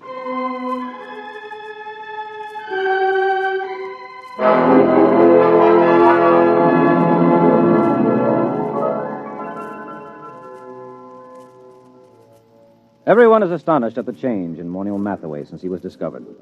Everyone, that is, but me. They remember him as an unbathed and untalented Greenwich Village painter who began almost every second sentence with I and ended every third one with me. You see, I understand the change in him, because I was there the day he was discovered. We were talking about his discovery that day. I was sitting carefully balanced on the one wooden chair in his cold little Bleecker Street studio, because I was too sophisticated to sit in the easy chair. Come on, Dave. Take a comfortable seat. Oh, no, Morny. Oh, no. I know about that chair. Now, what do you mean? It's the only comfortable chair in the room. Yeah, I know. Look at it. Broken down springs, very high in the front and low in the back. Sure, it conforms with the position of the spine. Yeah, sure. And when you sit in it, things begin sliding out of your pockets. Loose change, keys, wallets, anything. What do you do, Morniel? Pay the rent on your studio with that easy chair? Well, as a matter of fact, it is rather profitable. Yeah. And that's why I'll sit on the wooden chair, if you don't mind. Oh, now, don't be bourgeois. Well, I notice you always sit on the bed. That's because I'm a good host. I see. Well, how's the painting going? Oh, great, fabulous. You sell any paintings? No.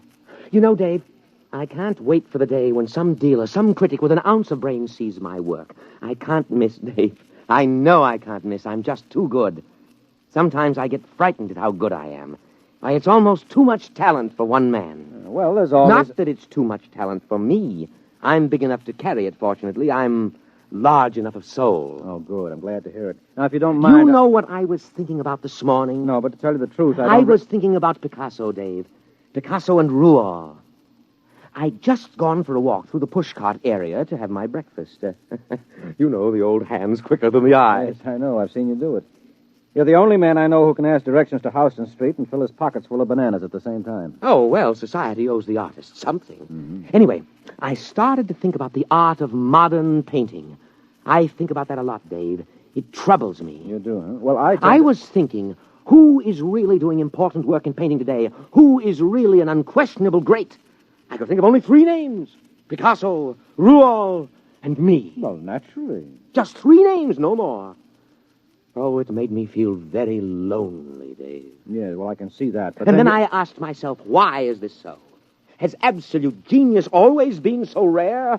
Why has my impending discovery been delayed so long? Oh, I thought about it for a long time, Dave. I thought about it humbly, carefully, because it's an important question, and this is the answer I came up with.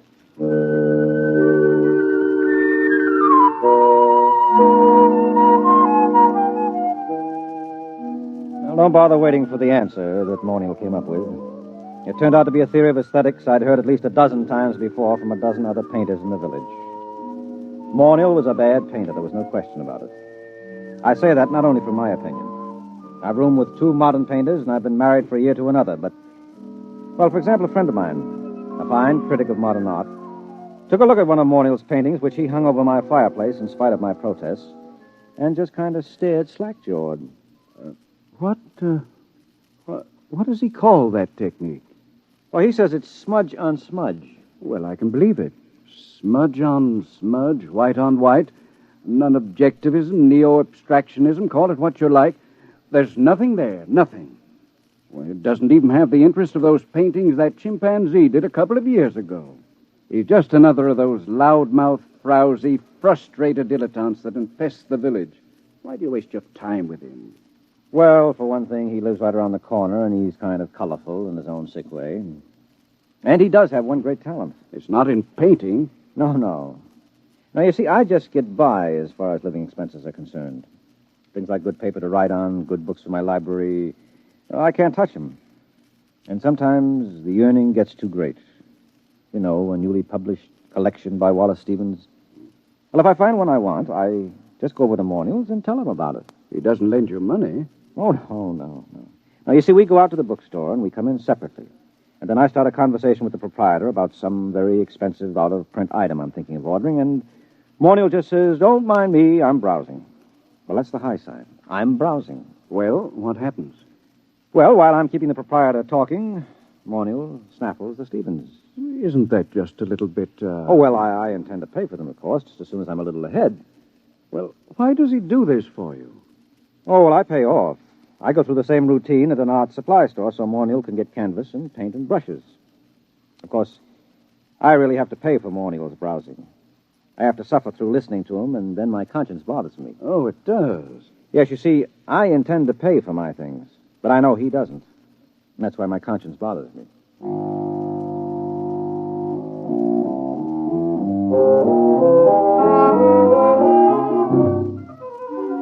Well, here he was the day he was discovered, sitting in his room, and Morniel was running on about his own genius. No, I can't be as unique as I feel.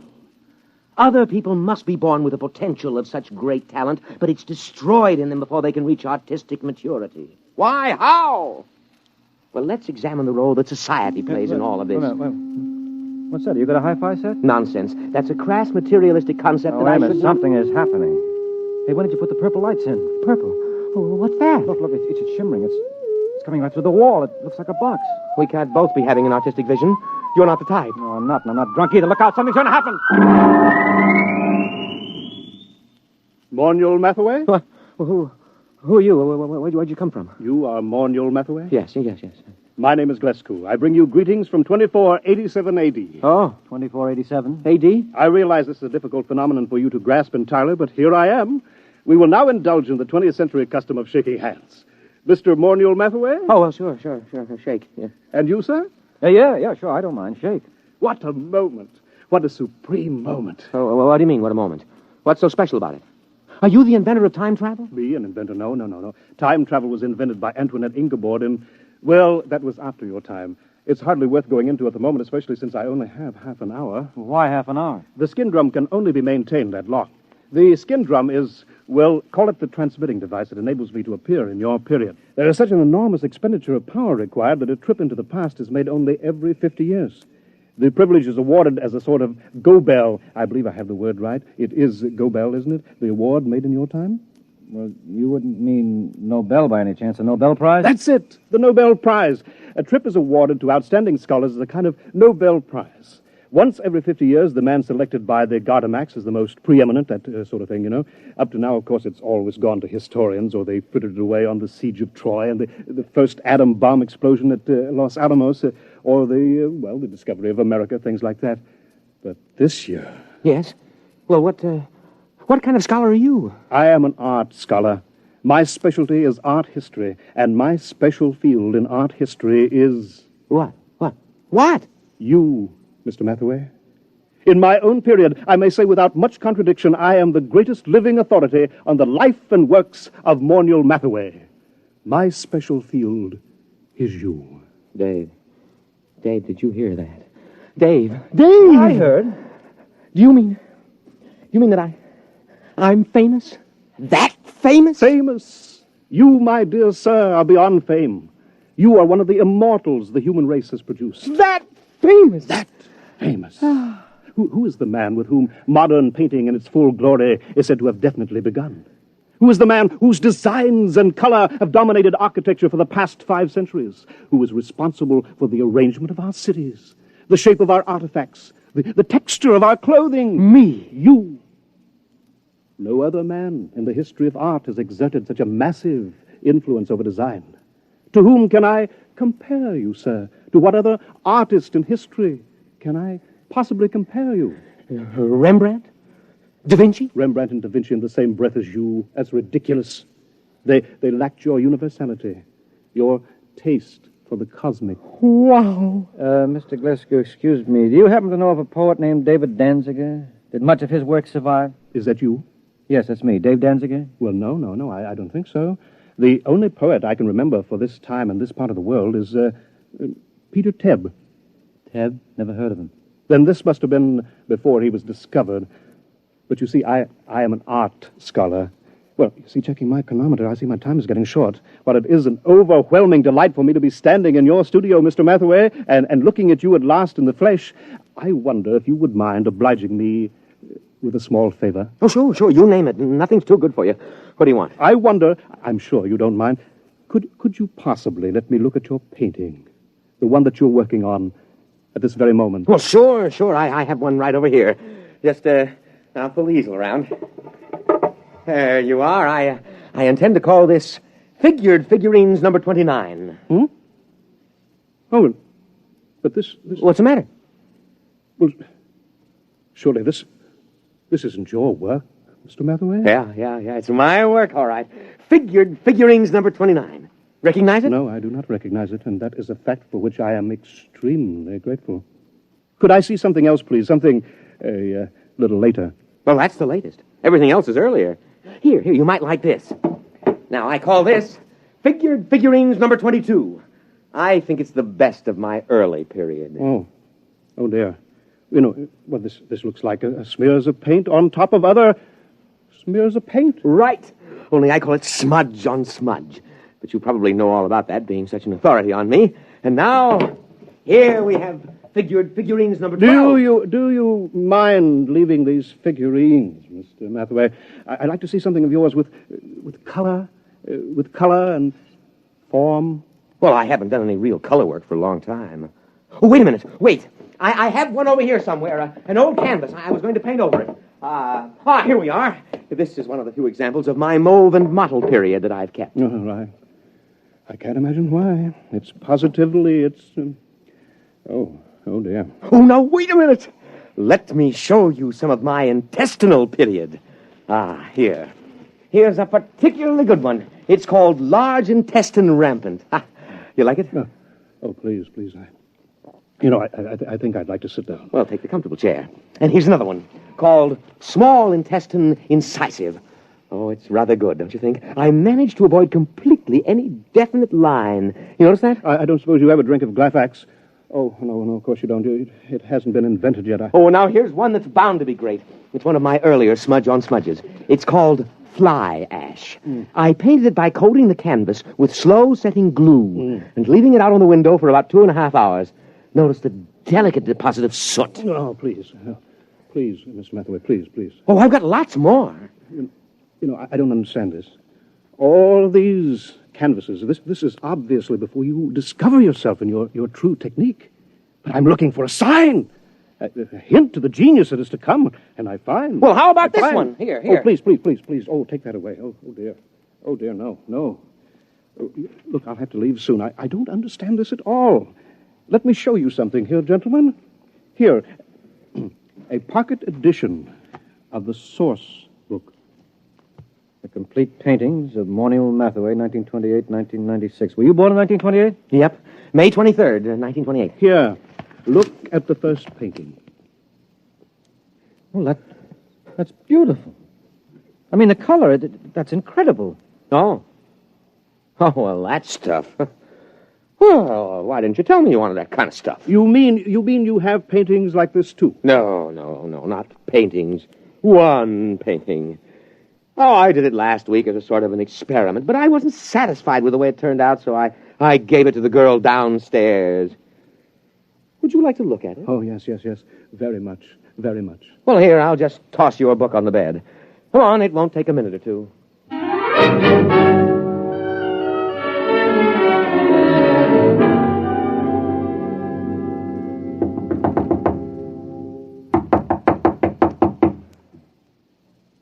Oh, she isn't at home. I thought she'd be home now. Oh, I did so want you to see that painting. I want to see it. I want to see anything that looks like your mature work.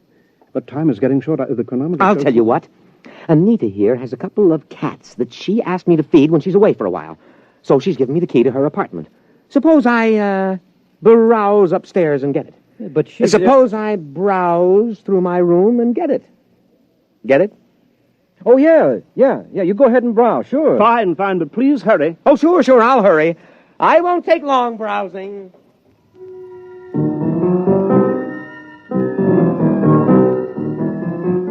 Well, that was it, the high sign. I'd seen Morniel Mathaway in action too many times as a shoplifter not to understand it. He was going upstairs to lift that book that he'd dropped on the bed. I knew he hadn't ever painted a picture like the one in the book, but he would now. Only he wouldn't paint them. He'd copy them. Well, I started talking automatically. You paint yourself, Mr. Glasgow? No. Of course, I wanted to be an artist when I was a boy. I imagine every critic starts out that way, but I found it far easier to write about paintings than to do them. Once I began reading the life of Morniel Mathaway, I knew I had found my field. Not only do I empathize closely with his paintings, but he seems so much like a person I could have known and liked. That's one of the things that puzzles me. He's quite different from what I had imagined.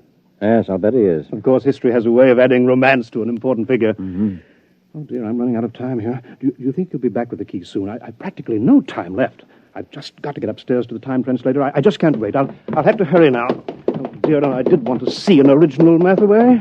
I did want to. Mr. Mathaway, Oh!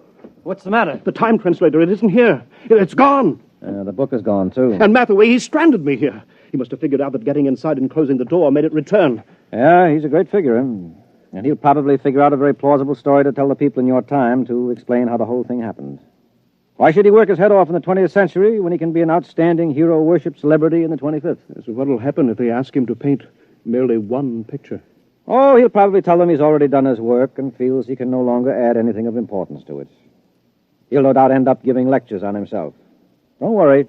He'll make out. It's you I'm worried about. You're stuck here, aren't you? Are they likely to send a rescue party after you? No. Every scholar who wins the award has to sign a waiver of responsibility in case he doesn't return. No, I'm stuck here. Tell me, is it very bad living in this period? Well, not so bad. Of course, you'll need a Social Security card. And I don't know how you go about getting one at your age. And, well, the immigration authorities may want to question you since you're sort of an illegal alien. Oh, dear. That's awful. Wait a minute. It needn't be. I'll tell you what. Morniel has a Social Security card. He had a job a couple of years ago. He keeps his birth certificate in that drawer along with his other papers. Now, why don't you just assume his identity? He'll never show you up as an imposter. So do you think I could? Won't I be... won't his friends, his relatives... No, he hasn't got any family, and I'm about the only friend he's got. You could get away with it. Maybe grow a beard and dye it blonde. Naturally, the big problem would be earning a living. Being a specialist on Mathaway and the art movements derived from him wouldn't get you set an awful lot right now. But I could paint. I've always dreamed of being an artist. I don't have much talent, but there are all kinds of artistic novelties I know about, all kinds of graphic innovations that don't exist in your time. Surely that would be enough, even without talent, to make a living for me on some third or fourth-rate level.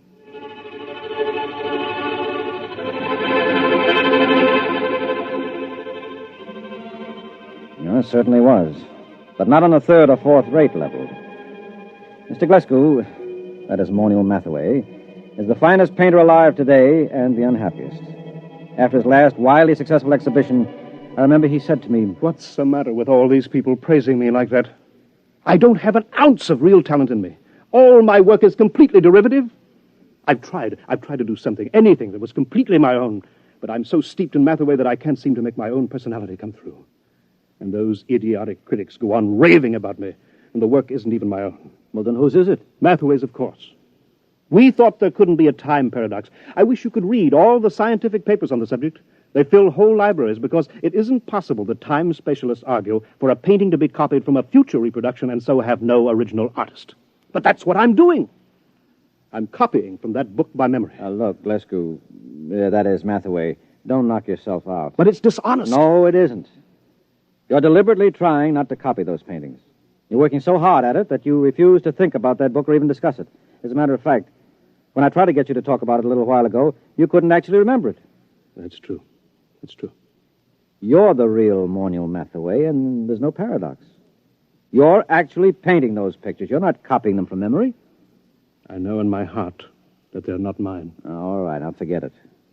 Anyway, you're a much nicer guy than Mathaway ever was. And besides, a buck is a buck.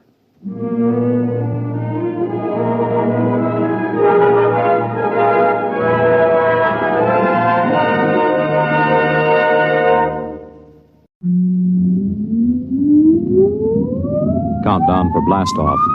X minus 5, 4, 3, 2, X minus 1, fire.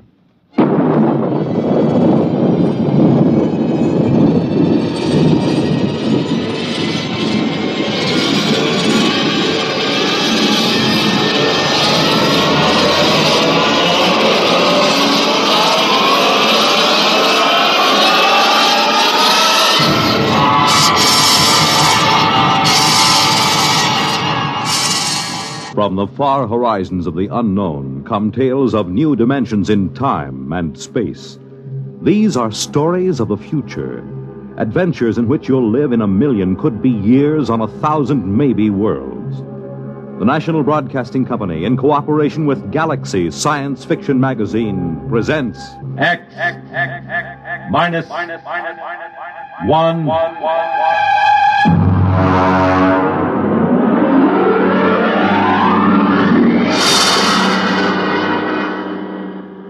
Tonight, we take you some 800 years into the future to meet man's best friend.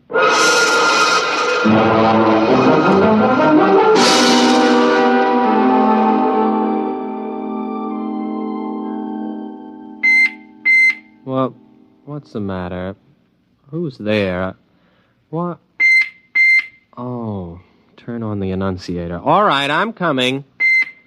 I'm coming. Well, stand in front of the screen. I can't see you. I am in front of the screen, Mr. Schnee. You haven't turned up the viewing control. Oh, yeah. Well, there you are. Do I know you? May I be the first to congratulate you, Mr. Schnee? You may indeed. What for? Oh, you haven't heard the news. Good, then I shall be the first. I imagine I got a head start on the others because of my superior facilities for locating you. Your address wasn't given. These pronouncements do tend to be a bit vague. It's a matter of tradition, I suppose. I haven't heard any news for days. I've been listening to my sound tapes and and meditating. Now, wait a minute. I'll let you in. Oh, the auto bursar must have forgotten to pay the doorbell. Have to open it manually. Just a minute. All right, you can come in now. Well, I suppose you don't know who I am. Well, you're wearing the uniform of an upper echelon salesman. I just wanted to warn you, nobody can force me to buy anything. I'm a free citizen. Oh, now come, Mr. Schnee. I suppose the big news is I'm the lucky householder to whom the little gem room expander will first be offered. Oh, nothing of the sort. I'm not a common salesman. Oh, I'm sorry. I didn't notice your merchant prince badge. Come in, have a chair. No, not that one. It's my meditator. It's still running. Oh, thank you. Well? Mr. Schnee, our prognosticator has just given its fortnightly prognostication. You are going to be our new ruler. Congratulations. I'm sure you will be a splendid one, too. But wait, what's to become of the old ruler? You're scheduled to dispose of him sometime this month. Now, Mr. Schnee, allow me to introduce myself. I am Biedrich Floria, Vice President of the Munitions and Container Corporation. Here I have our latest model in this case right here. There we are. Beautiful, isn't it? Mm-hmm. Now, if you will only agree to shoot Overlord Kip with a Floria Semper Fidelis gun, my corporation will be happy to place a substantial amount of credit at your disposal in any bank you choose. $6 billion, to be exact. Now, if you'll just sign here on the dotted line... Nonsense. Oh, come now, Mr. Schnee. Even a ruler can use money. Bribery for government officials, bread and circuses for the people. Oh, money's a very useful commodity, Mr. Schnee. Shall we say, $7 billion? I don't doubt that money is useful, but when I said nonsense, I meant the prognosticator. Mr. Schnee? The whole thing is a lot of, well, nonsense. A whole planet of supposedly intelligent people listening to what's really more an oracle. A machine can't read the future. It's impossible. Oh, dear, Mr. Schnee, that's sacrilege. You can't talk, confound it, sir. You can't talk that way about the machine. Listen, after all, let's look at this reasonably. Machines can and do answer all the problems of our daily life. So why shouldn't a superior machine be able to tell the future? If you ask me, behind the wires and gimmicks and whatnots of the machine, there's a secret room in which a half-mad, half-intoxicated old priestess sits delivering her Delphic pronouncements. Might as well have an above-board oracle and be done with it. Now, Mr. Schnee, even our ruler shouldn't flout the authority of machinery. Of course, it's all right when you're alone with friends like me, but in public you shouldn't. Mr. Schnee, I'm from the Daily Disseminator. How does it feel to be ruler prognosticate? Perhaps you tell us in your own words. Oh, that's what I get for leaving the Annunciator on. There's your communitive. All right. I'll answer it. Hello. Mr. Schnee? Yeah. I'm Overlord Kip. I understand you are the young man who was destined to dispose of me and take my place. Well, honestly, Your Honorship, I haven't the slightest You'll make it swift and painless, won't you? Suppose you come around to the palace around 1 o'clock or so. We can have a bite of lunch and discuss the matter together. After all, I think you'll agree that I have been a reasonably good ruler, and so I have the right to die with dignity. Oh, absolutely. No question of that. I think it's a very good idea having a chat about it first. It is awkward to dispose of someone you haven't met previously. Thank you, Mr. Schnee. I hope you'll find your successor as cooperative as yourself. I wonder whether he wants me to make an appointment so he'll have a band of counter-assassins ready to kill me. You know, that would save him the expense of a standby guard. He's pretty tight, you know. He wouldn't dream of doing anything of the sort. Overlord Kip knows what's due his position. He has a sense of duty and responsibility, which, unfortunately, seems to be lacking in his successor, if you'll excuse me speaking frankly. I am, of course, considerably older than you, and so I feel... It's quite all right. You may speak freely. Furthermore, if he had you killed, the people would probably give him a painful and lingering death for attempting to interfere with the course of destiny. Oh, by the way, speaking of the people, the Polo will probably be around to hail their new leader soon. You really should work up a few well-chosen words. Well, I'm not going to do it. They can't make me kill him and take over, and that is flat. I am not the administrative type. I never have been. Well, in that case, the people will probably kill you for attempting to interfere with fate. Have a cigar? But I wouldn't have done anything. There are sins of omission as well as commission. Come now, it's true, a ruler's life expectancy isn't very long. At least it hasn't been the last few reigns, but it's longer than yours will be if you refuse to fulfill your destiny. I wouldn't make a fit ruler. Consider my origins. I wouldn't tell this to anyone but you. I'm illegitimate. I don't even know who my father is. It's a wise child who knows his own father. And some of the most celebrated leaders in history have been illegitimate. Look at William the Conqueror, Alexander Hamilton. I don't think that's too much of a recommendation. You see, almost anyone can be a leader. The important thing is that he be destined for leadership. But I'm no good at it. Everybody says so. I've never done a thing in my life. My aged mother has had to work to support me. Well, it's time enough that you stood on your own 2 feet, my boy. Remember, destiny must take its course.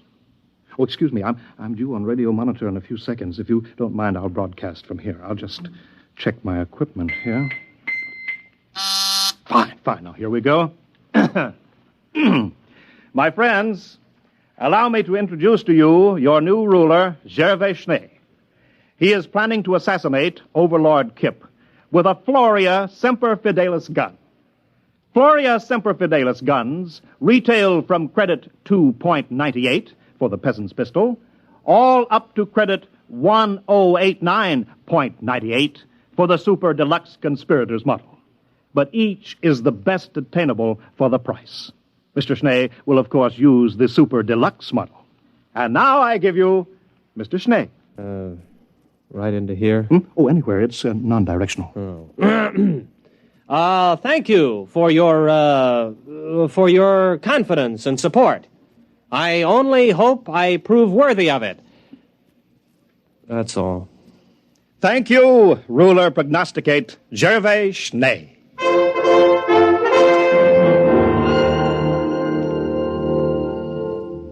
Will you have some more wine, Mr. Schnee? Oh, no, thank you, Overlord Kip. I've had too much already. It's a delightful vintage, isn't it?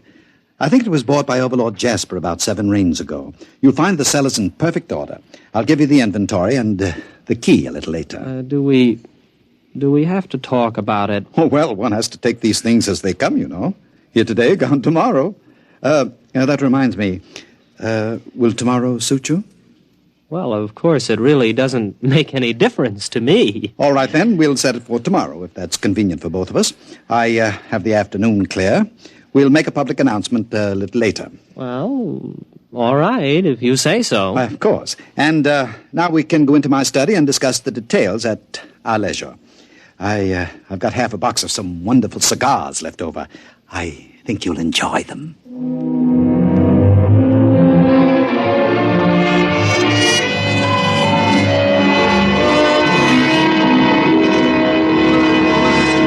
Oh, Mr. Schnee. Mr. Schnee, you aren't ready yet. Well, I can't button the top button of this uniform. Oh, isn't it handsome? Black and silver, the traditional assassin's uniform. It was made for me without charge by Hanson and Cruster, the tailors. Yes, of course. It's the curse these days, you know, the over-commercialization of important public functions. Oh, wait a minute, I have your pistol ready here. I bet you're excited. Couldn't sleep last night, eh? No, well, yes, I did toss a bit. Well, I see you're getting telegrams. Isn't that nice? Had your breakfast? Oh, well, I don't think I'm exactly in the mood for eating. Oh, you should, you know. A good breakfast makes good aim. Well, I really couldn't eat a thing. Well, you'll have a fine lunch after it's all over. I saw your black and silver limousine at the door. What? I don't have a black and silver limousine. You do now. Oh, yes. You know, there's going to be a brass band along. There'll be crowds cheering. Oh, it's such a lovely morning. You've hired 2 removers, I trust. Removers. Yes, I think so. Good. Oh, what pageantry. The black and silver limousine, yourself in your lovely uniform, the black cloak and hood of the body removers sitting beside the chauffeurs, silent. The band playing the funeral march as you move down the boulevard. Crowds cheering, little children let out of school presenting you with flowers and television cameras. Oh, what a sight, what a sight. Well, now it's about 10:30. Shall we be off?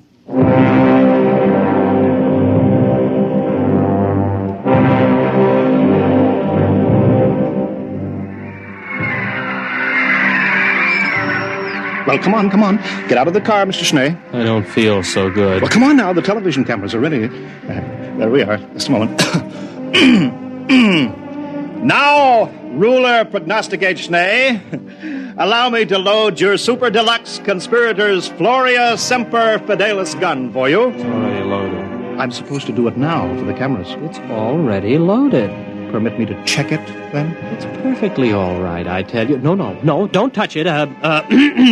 Nobody would have any difficulty loading a Semper Fidelis gun. Yes, that's right. Yes, of course. Whether you buy the peasants or the conspirators model, both have the same freeloading mechanism. Here we are, candy, popcorn, hashish, yogurt. Buy your refreshments here. Program. Sometimes you can't tell the assassins from the corpse without a program. Get your program for the program. All right, Schnee, it's time. Let's go.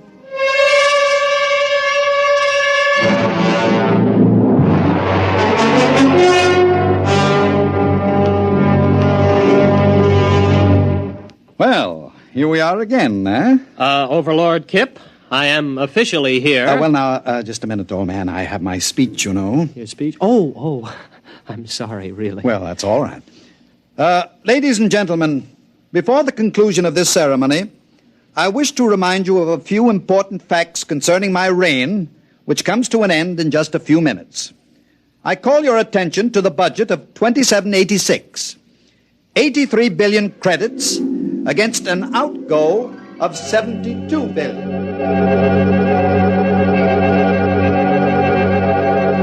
Not to mention the dam across the Balga River, which was constructed 3 months short of the proposed 5-year date at a cost of 73 billion. I thank you.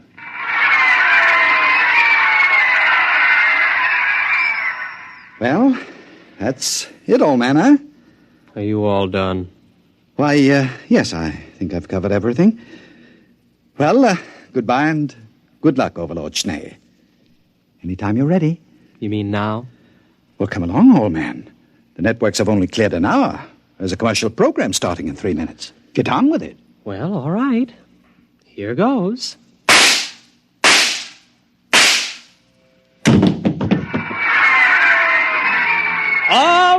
All right. Everyone will now please leave while the removers take over. But the television, the cameras, it's part of the ceremony. Why can't they televise the removal? Everybody leave immediately!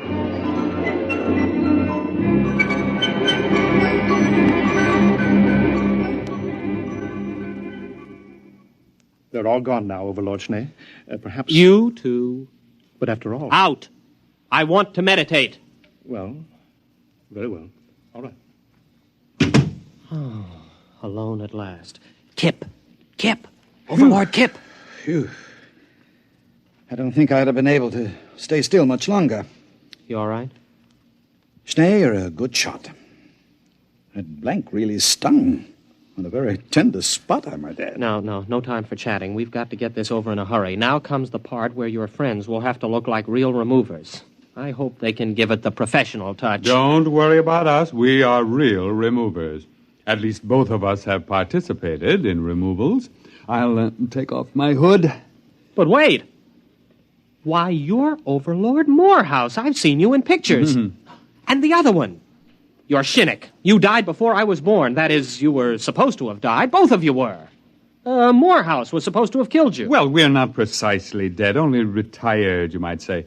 The prognosticator didn't say he had to be killed, just disposed of, as Kip undoubtedly pointed out to you in your little interview together.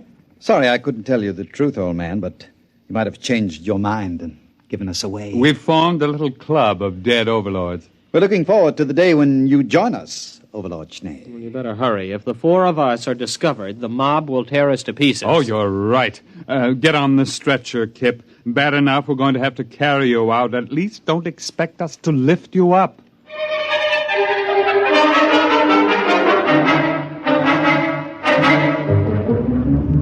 Floria? Yes, Your Honorship? The prognosticator is right here in the palace, isn't it? Yes, Your Honorship. Lead me to it immediately. Certainly, Your Honorship. It's this way.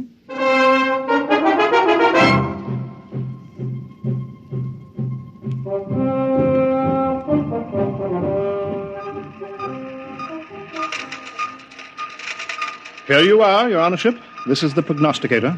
20 stories high, 100 meters wide, the center of our entire civilization. Leave me. I would be alone with the prognosticator. But Your Honorship... Leave me! And take all the technicians with you. Yes. Yes, Your Honorship.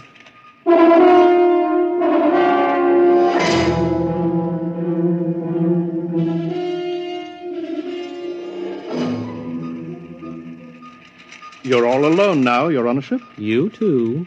Leave me. Well, yes. Yes, sir. Yes, Your Honorship. Your wishes are my command. Well...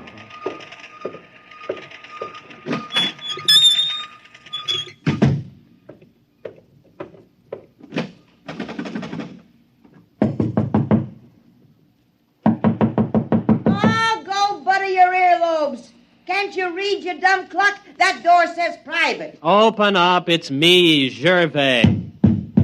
Open up. Oh, all right. Don't rush me. Oh, it's you, is it? Let me in. Well, hurry up. Don't want any of these nosy scientists around.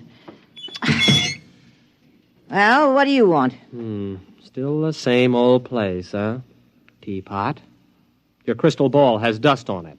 And why don't you get yourself a new pack of gypsy cards? And please get rid of that old overstuffed horror. That old overstuffed horror is a rare old psychoanalyst couch. You see that hole? That's the original stuffing. What is that smell? That's not tea you're drinking, it's gin. Why, of course it is. Nice to see you, Sonny. It's about time you came to pay your old mother a visit. I kind of thought something like this would stir you up. Mother, you know you shouldn't have done it. What'd I do? You fixed the prognostications, that's what you did. Although why you had to pick on me, Oh, I got tired of supporting you. You're a big boy, and it's about time you earned your own living. Besides, I thought it'd be a good idea to elect a sympathetic administration. Sympathetic to me, that is. Palace needs a new ventilating system. The air in here is terrible. Well, why didn't you use the prognosticator to get new ventilation put in? Oh, they'd have gotten around it the same way you got around killing Kip. But you pay attention to the prognosticator, boy. Don't you try to weasel out of what it says by looking for double meanings. It's time you overlords learned that when the prognosticator says something, it means it. Yes, Mother. I'd hate to have to give orders to have my own boy disposed of. The last 3 disposals weren't so bad. But sometimes those disposals can turn out real messy. Yes, Mother. Oh, maybe blood is thicker than water, but not much. Yes, Mother. And why shouldn't you listen to my prognostications, huh? Just because they're dolled up a little doesn't mean they're not true. Don't I have a crystal ball? Don't I have a gypsy card pack? Don't I have tea leaves? Best tea leaves money can buy. Yes, Mother. So? What are you going to do? I'm going to have the ventilating system attended to right away. Now, that's my boy. Now, look at these here tea leaves in the bottom of my cup of gin. Yes, Mother. I can see that everything's going to work out fine. Just fine.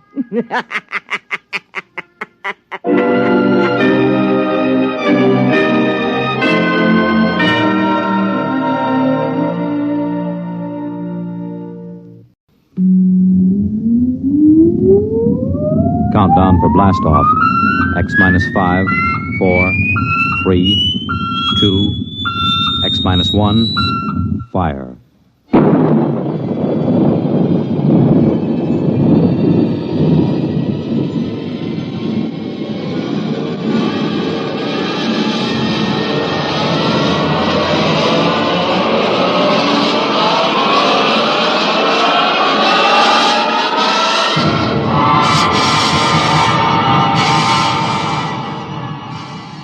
From the far horizons of the unknown come tales of new dimensions in time and space.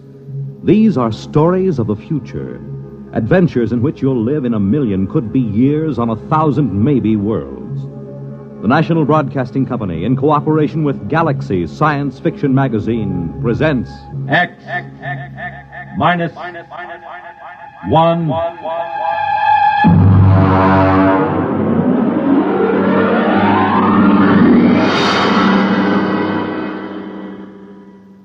Tonight, Early Model by Robert Sheckley. But first, hear this. When you swing and sway to a Latin beat, life is lovely, life is sweet. You make it Pabst, 'cause Pabst makes it perfect.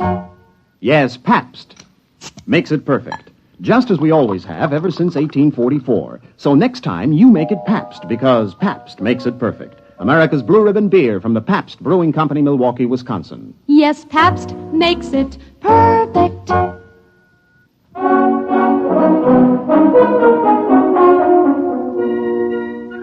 Now, X minus 1, and the Robert Sheckley story, Early Model. Of course, Professor Sliggett claimed the trouble was that the Protec was an early model, but then he invented it. He sprung the thing on me just before I took off for my scouting contact mission to Tells 4 in the Betelgeuse sector. Here, Bentley, put this on. Well, what is it? A new model. It's called a Protec. What's it for? Now, you'll wear it on your mission. Now, look, Sliggett, I already have to carry enough equipment to give varicose veins to an elephant. Linguicine, that's 22 pounds. I can't do without it, or I can't translate native languages. Concentrated food, water, subspace radio, weapons, medical kit. Now, how much does this thing weigh? 72 pounds. Try it on. Look, I won't promise it to fits take... right on your back. Here, I'll snap the harness. Fits fine. It digs into my back. There's a sharp thing back That's there. the sensory link. It has to be at that angle. But my We're back... working on the problem. Now, don't worry. What does it do? Protec is a perfect protection for initial planet contact. There are pseudoprotein computer banks and an Anderson-Woodward force field projector. Wherever the Protec senses danger... look, I'll show you. I take this slide rule and swing at you. Hey, where did everybody go? Who turned out the lights? Hey, Sliggett, where am I? Sliggett! Get me out of here, Sliggett! What happened? The Protec went on. It encased you in the AW force field. I released by master control. You can turn it off with this button on your chest. Perfect. Perfect. Yeah, but 73 pounds. Well, this is an early model. I've used every weight-saving device possible, but unfortunately, early models are always a little bulky. All right, all right. How do I take it off? I'm not going to tell you. Huh?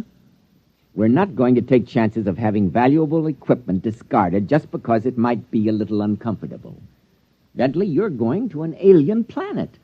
It's necessary that you be protected at all times. Look, I've got enough sense to figure out when to wear this thing. Yeah, suppose you find the natives seemingly friendly, you'd want to take off this heavy, uncomfortable protect.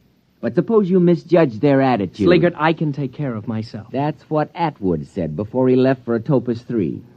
We never heard from him. Bentley, can you turn a knife thrust from the rear? Have you got eyes in the back of your head? Protect has.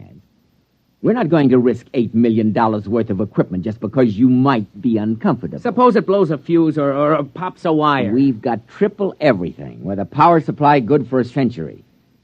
Bentley, after this field test, the Protect will be standard equipment for all explorers. Well, all right. I'll try to get used to it. But it feels like I'm carrying a 72-pound monkey on my back. I carried it for 6 weeks on the way to Tells 4. And the added weight loused up my coordination in landing, so I burned out about 7 acres with backlash from the braking tubes. The radio receiver buried in my ear itched, and my back was rubbed raw from the carrying straps. I piled on my linguisine and the other equipment and staggered out.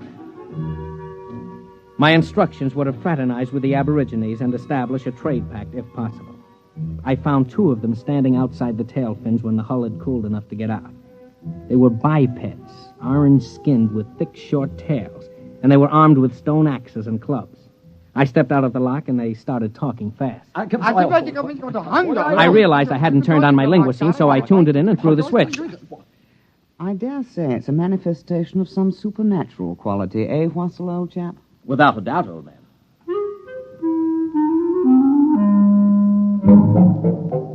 You know how the linguisine works, instantaneous semantic translation. Well, mine was made by the Gorley Laboratories just outside London, and naturally they had the word tapes recorded by BBC announcers. It takes a little getting used to when you hear some walking vegetable from the Canopus system talking like the Home Service.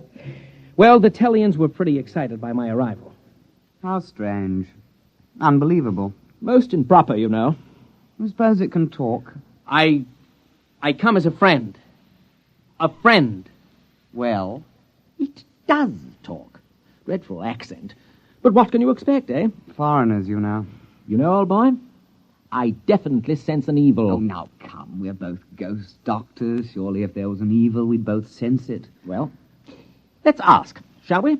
Let's. I say, are you evil? Me? Why, yes. You see, we're the village ghost doctors. It's our job to ferret out evil, so to speak. It's our cup of fugle, so to speak. Are you evil? Oh, no. No. He says he's not evil. Well, how do you know? If he doesn't, who does? My dear fellow, appearances aren't everything. Surely you recall the legend of Hatape, the gods tempted the chief... Please, my dear chap, I'm as well aware of religious precedent as you are.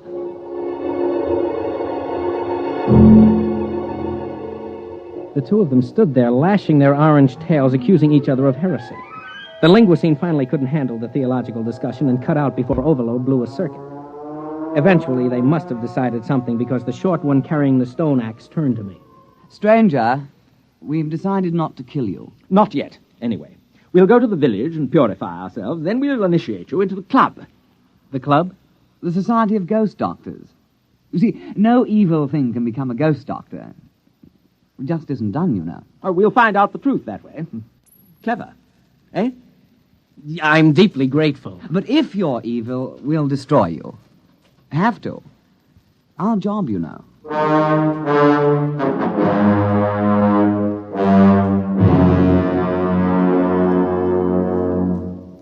You are listening to Early Model, tonight's attraction on X-1. For the big things in your life, be ready with United States savings bonds. That's the new savings bond with the higher interest rate. The improved Series E savings bonds that now mature faster to pay you back extra dollars faster. Yes, when you think of saving, think of savings bonds. They offer you the safe, easy way to save regularly. Safe because each bond is backed by the United States government itself. Easy because you can buy bonds either where you bank or through the payroll savings plan where you work. And you get back $4 at maturity for every 3 invested, so you earn extra dollars. But the big news is that the maturity period is shortened to only 8 years and 11 months.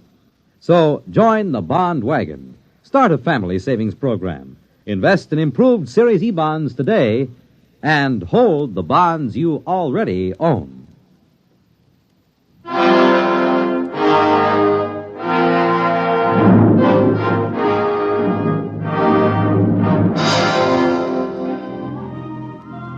Now, back to X-1 and tonight's story, Early Model. Sliggert. Calling Professor Sliggert at home base. Come in. Go ahead, Bentley. Report. I'm in the village now. They're about to initiate me as some kind of priest. All I have to do is pass some kind of tests. And, by the way, if I don't pass, they're going to kill me. That's good. What's funny? They can't hurt a hair on your head, not with Protec on the job. They seem awfully confident that they can. Primitive cultures always overestimate the power of their weapons. Don't worry. Just let Protec take care of you.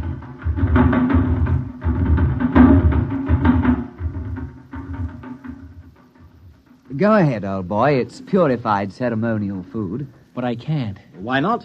We purified with 7 sprinklings of strychnine, according to ritual. It's a taboo. I'm only allowed to eat my own supplies. A tribal taboo, you know. How primitive. Positively pagan. Well, shall we get on with it? We'll dispense with the written exam and get right down to the oral. Tell me, what do you think of evil? Well, it isn't good. Ah. Well put. Well, in that case, you have no objection to receiving the sacred and very holy spear that Cranclew brought down from the abode of the small gods, the brandishing of which brings good on a man? Oh, I would be honored to receive it. Very well, then.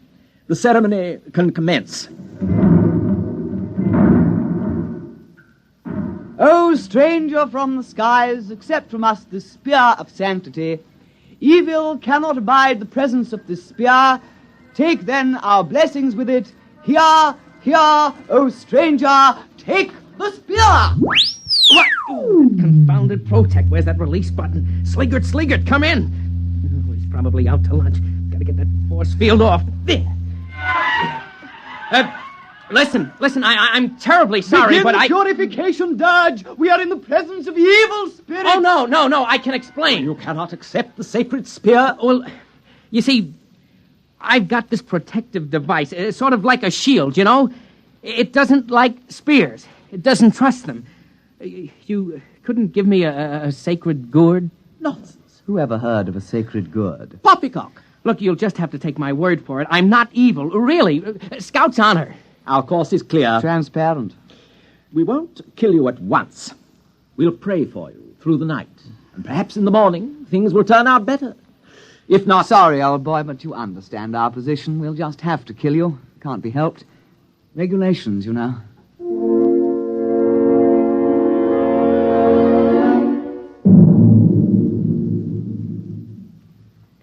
Yes, Bentley, I understand. Well, primitive people are notoriously treacherous. They might have stabbed you with the spear. Look, Sliggert, I'm positive there was no such intent. After all, you have to start trusting people sometime. Not with $1 billion worth of equipment in your charge. Don't you understand? The Protec wouldn't let me accept their sacred spear. That means I might be evil. Now, what if I can't pass the initiation test tomorrow? Look, tell me how to take it off. Oh, no. We want you back alive. There's no way they can hurt you through the Protec field. Now, try to have a little faith.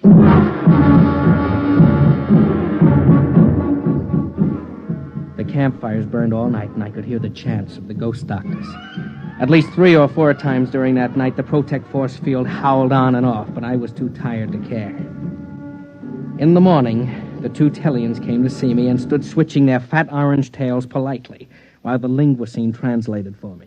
There were great sounds from your hut last night, sounds of torment, as if you were wrestling with the devil, so to speak. I'm a restless sleeper. Yes, of course. Quite. By the way, old thing, did you pray for purification last night? Oh, yes, I did. And was your prayer granted? Yes, oh yes, sure, certainly. Not a bit of evil around me. Well, if you can't be initiated, we'll have to destroy you. We made that clear, didn't we? Oh, yes. Quite clear.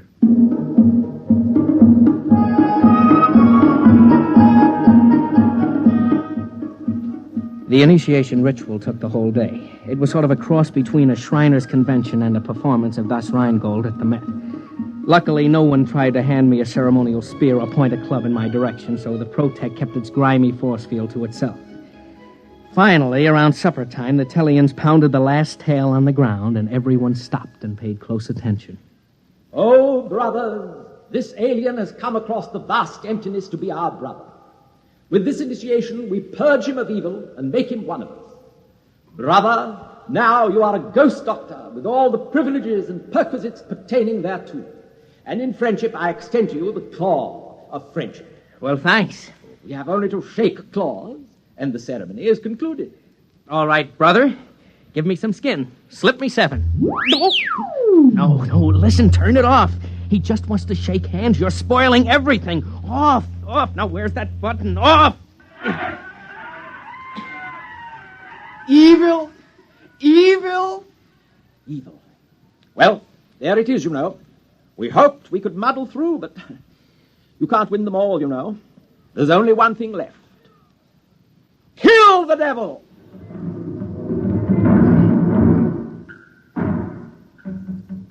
About 30 of the Tellians heaved stone spears at me, and naturally I disappeared inside the Anderson-Woodward force field, and the spears rattled off the whining, coruscating power sphere. I tried to walk back to the ship, but the Protec went on about every half step, and at that rate it would take me about a month to cover the ground. I figured I'd wait him out. And then I noticed that the air inside the field began to go stale. I came out of the field. The Tellians were sitting around. Rennick picked up a spear. Evil. Wait! Hold off! Fins! Fair play! Fair play? I say, Rennick, he's due a 3-minute sanctuary under the sacred law of Hissipple. You really think so? We invoked fair play. True. All right, monster. You have 3 minutes. Thanks. Hello, Sliggert. Come in, Sliggert. Ah, there you are, Bentley. Listen, you've got to get me out of this. They're trapping me in the Protec. You mean the Protec is saving you from harm? No, they keep activating it. They'll starve me out. Now, don't get panicky. Just sit tight in the Protec field till they see they can't harm you. You confounded idiot. There's no air in there. The force field cuts it off. I'll choke. Oh dear, that's true, isn't it? Don't worry. We'll correct that in future models. Oh, thanks a lot. But what am I going to do right now? How do I get this thing off? Well, now I am sorry. To tell the truth, I designed the harness so that you couldn't get out under any circumstances. Oh, you lousy... Please, let's keep our heads. If you can hold out for a couple of months, we might be able I can't. The air, the water... And I hate to mention it, but they seem to be building fires around me. I'm sorry, your 3 minutes are up. We are going to destroy you with fire. Yeah, it's traditional that way. My dear chap, would you like to kindle the first blaze? Oh, after you, old fellow. Remember, I burned the last evil monster. True. Oh, monster. Yes? Do you have a light?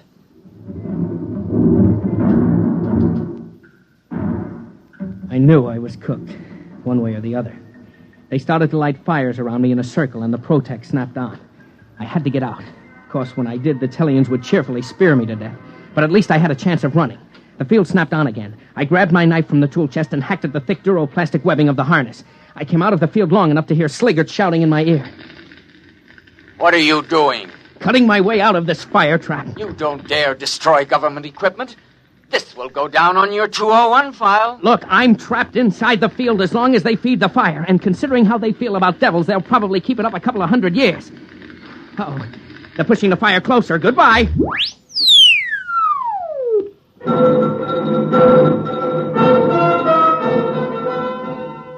I tore at the straps with my wire cutters and knife. I could only work when the field was off. The Protec protected itself. Finally, I ripped the harness off just as the field went on, and I was thrown 20 feet into the fire. But I landed on my feet and was off and running.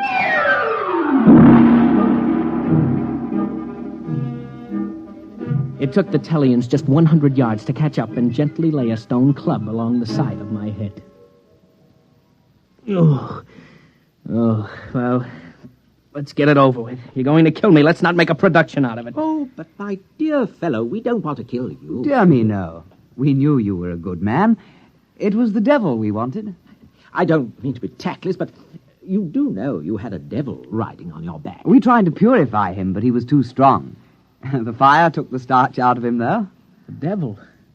A Devil on my back. Oh, yeah, I guess so, yes. You know, our village is very proud to have such a powerful devil chained up inside a fire ring. Tell me, my dear chap, you haven't by any chance any more devils like that in your homeland? No, that's the only one. Pity. Huh? We'd really be tickled orange if we could have a few more to worship, you know. You mean trade for them? Why, yes. I'm sure every village would want one. Well, I think that can be arranged, and you haven't seen anything. We'll sell you devils that really are devils. After all, this one is just an early model.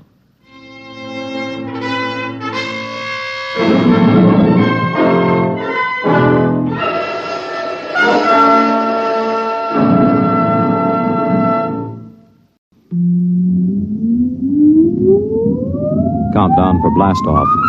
X-5, 4, 3, 2, X-1, fire.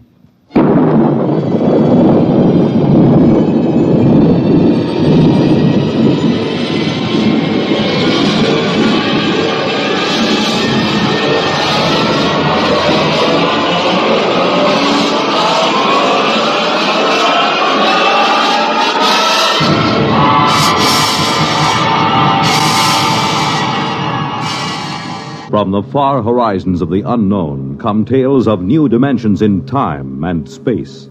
These are stories of the future, adventures in which you'll live in a million, could be years, on 1,000 maybe worlds. The National Broadcasting Company, in cooperation with Galaxy Science Fiction Magazine, presents X minus 1.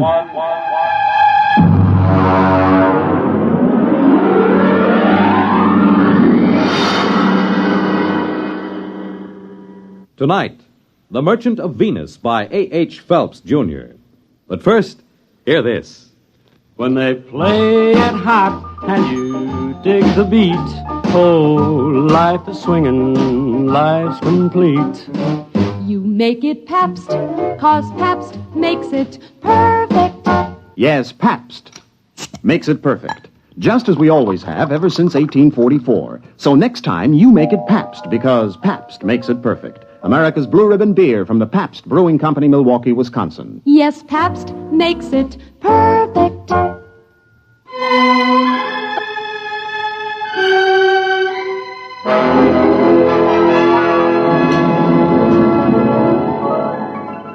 Now on X-1, The Merchant of Venus. If you've ever tried to make a 6-inch marionette play the piano using spider webs 100 feet long for the strings, you'll have some idea of the job of administering personnel problems of the Venus colony from an office on East 41st Street in New York. But that's the way it's done. All recruitment and contract work for outspace employment is handled by the UN Off-World Commission. My particular mess is the Venus Project. Mostly the trouble comes to my phone extension. Work 'em here. Work 'em. How long do you think we're going to stand for this? Oh, General Carlson, how are you? At the rate you're going, there won't be a man left on Venus or a dollar left in the budget. What kind of a personnel director are you? Well, if you... Don't you know this project is vital to every person on Earth? General Carlson, just what is wrong? 30 more resignations came in from the colony on the last mail flight. 33 spineless quitters getting fat at the taxpayers' Excuse me, General. Listen to me, Workham. I'm getting awfully tired of the kind of recruiting you're doing. Miss Kane, get me Dave Newson on the other line. No, don't cut the General off. He's enjoying himself. He won't miss me. It's this egghead inefficiency that's at the bottom of the whole thing. Well, I'm not too sure about that, General. Believe me, with one platoon of Rangers, I could get a colony and a stay up there. Hello, Rod. Dave, General Carlson's on the other phone yelling at my desk blotter. He says 30 more resignations came in. That right? Actually, 23, 7 for sick leave. What's the breakdown? Mostly farmers or technicians? Well, there were only 9 technicians left. This batch cleans them out. The rest are farmers. What's left? A couple of farmers, trappers, and the scientists. They seem to stick it out all right. Different contracts. They only have a 2-year hitch and then come back to Earth if they want to. Listen, meet me down at the coffee shop. No, Carlson goes down there sometimes. The saloon over on 43rd, about 10 minutes.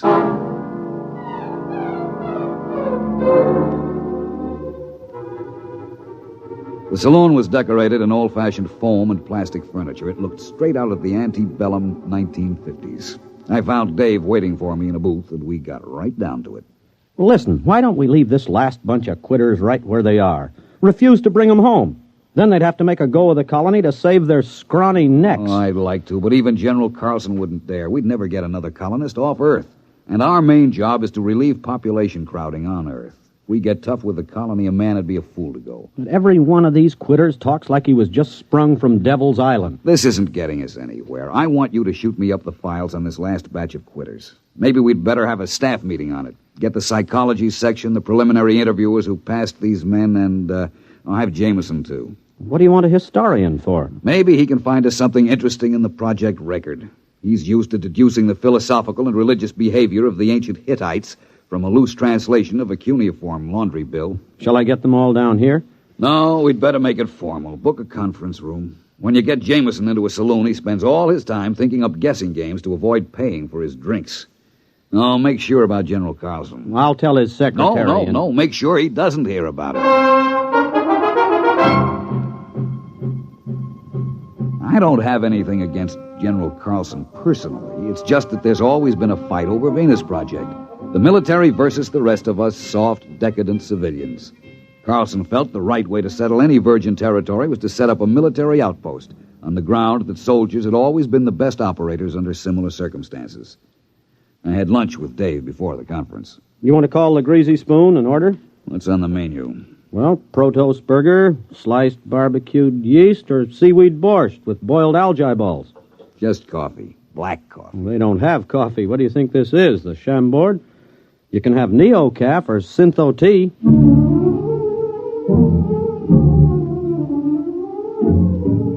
And that just about sums up the problem the Earth faces. Scientific agriculture and hydroponics had gone just about as far as they could.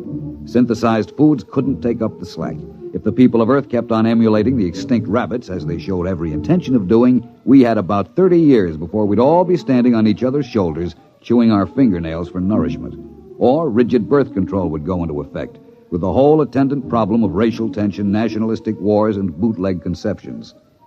The group gathered in the conference room looked sour enough to have been dining on seaweed borscht for a week. All right. I suppose I sum up what we all know already. It'll give us time to stall before we face problems to which we have no answers. That's a cheerful beginning. All right. Now, for 6 years, we've been trying to establish a self-sustaining colony on Venus. Why? Take the monorail out to Bucks County or up to Vermont at rush hour. There just isn't any more room on Earth. They've just opened the Dome Colony in Antarctica, the housing areas in the Amazon Valley, and they're already piled up with a 10-year waiting list. All right, we send out colonists. What happens? They quit. Thank you, Mr. Jameson. The resignations come in. By terms of the contract, we have to transport them back to Earth inside of a month of resignation. There'll be nothing left on Venus but a few small clearings in the jungle and a few empty beer cans. Now, I'm not accusing anyone here of making mistakes, but I think we have to seriously consider whether we're spending money for nothing. Rod, you said the problem was insoluble. We know what we need up there. It's just that we're still making some mistake in selection, in psychological screening. That's all. You're not going to quit, are you, Rod? Well, we're not. We'll get these studies out and check again. Venus Project is too important to fail, right? Yeah, right.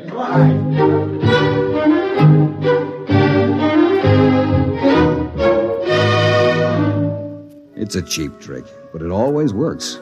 I talk with a heavy, heavy heart. Dave jumps in to shill like a Boy Scout. It always amazes me how a bunch of PhD psychologists can get suckered into enthusiasm every time. We tried to figure out what made the settlers quit. We went into their backgrounds, their personality psych profiles. The coffee grew stale and the smoke heavy. Nothing. Look, Rod, here's what it boils down to. A man has to be unstable to want to leave Earth, but he has to be stable to stay on Venus. You need initiative and resourcefulness to make out on a new planet. But if you had it, you'd make out fine at home. You need young, healthy, vigorous, mature, older, experienced people all rolled into one. We're looking for a collection of walking paradoxes.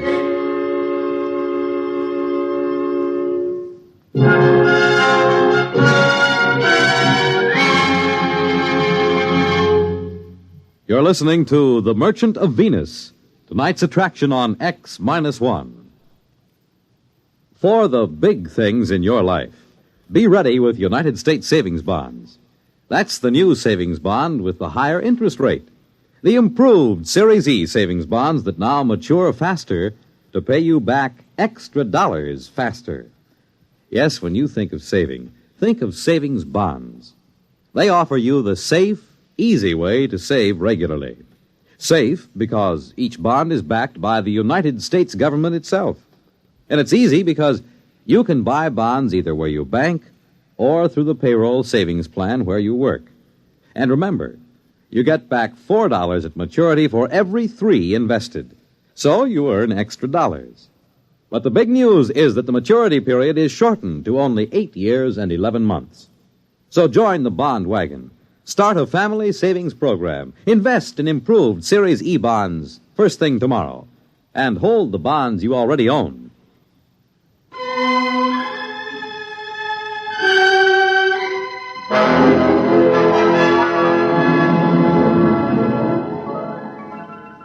Now back to X-1 and The Merchant of Venus. We tried brainstorming on Project Venus. You know, just sit around and let the ideas seep out of your unconscious. Take kids up and bring them up on Venus under guard. Grow colonists in test tubes and ship them out wrapped in glass. Start trial colonies in the Congo. Nothing. I was mulling the conference over by myself in the saloon when Jameson dropped into a chair beside me. Hi, Rod. Oh, hello. Hey, I got a new game. I take 3 matches in my right hand and Don't you guess... bother. I'll pay for the drinks. Rod, you're taking the sport out of sponging. I see nothing amusing in being a petty con man. How about that snow job you work on the psych team every couple of weeks? You could get rich selling bogus mining stock to investigators for the SEC. There is a difference between legitimate personnel psychology. Sure. How about when you threatened to quit? Well, I'm not sure I was kidding. What would happen if you quit? Carlson would probably send a military outpost up there. Make a clearing, build a fort, maybe a town, and then he'd try to get people to come and live in it. It won't work, though. They'll want to know why the planet had to be colonized that way. Why wouldn't the civilian colonists stay? Rod, this may surprise you, but I agree with you. But not because of your fancy psych profiles and emotional mathematics. A free people will not willingly move into a military township. Rod, you a gambling man? I told you, I'll pay for the drinks. No. I mean, would you take a 50-50 chance that the colony had a chance of working out? I guess so. It's better odds than I'd give at the moment. All right. You're on. Now, wait a minute. What are you talking about? Never mind. Here, look. I take 3 matches in my right hand...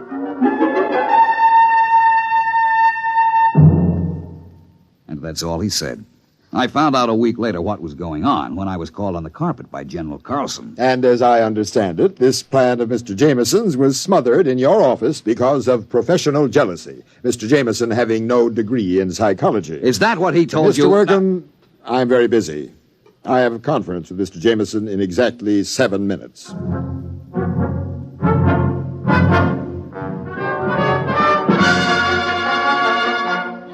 I caught him later that afternoon. Now, take it easy, Rod. That's the only way I could get Old Blood and Sarsaparilla to snap at my bait.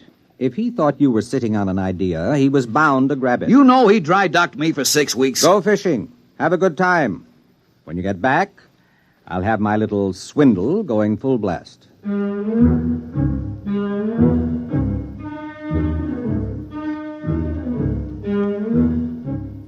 That is exactly what I did. I went fishing. When I came back to work, I had to fight to get into the building. Hey, who you pushing? I work in here. Yeah, line fucker. What do you mean? You're gonna wait your turn like the rest of us. What's going on in there? What, are you kidding? This is the volunteer office. Where have you been? Volunteer for what? The Venus colony. Oh, no. That's a little office around on 43rd Street. Wake up, Bud. They moved out of that office last week. You mean all these men are volunteering? Sure. Hey, you got a bottle on you? Bottle? Anything. A little California seaweed juice, maybe. I ain't fussy. Are you a trained farmer? Do I look like a hayseed? Technician? Mechanic? Listen, Buster. That's for Marks, Rubes, Hicks. I know how to take care of myself. Let the suckers push tractors around. You sure you ain't got a shot? No. Man, I can hardly wait till I get there. The nearest saloon? Venus, man, Venus. What are you going to do when you get there? Well, snake me a little climb. Then let the creds roll in. Gonna get me a year's supply of the best pre-war scotch, and I'm gonna use it up in a week. They don't pay that kind of wages at the colony. Wages? That's for square johns. I'm going out for the hot stuff. You know what I mean? Radioactives? Well, the government assays don't show enough to make it worth shipping. That's what they want you to believe. I heard they got loads of big U's so rich, you gotta wear a lead union suit to get near them. Don't you realize there's nothing but jungle up there? And insects and spores and fungus? All right. I know the story. That's to keep out suckers. Take it from me, bud. Just look around. The smart money knows the truth. I'm getting in on the ground floor.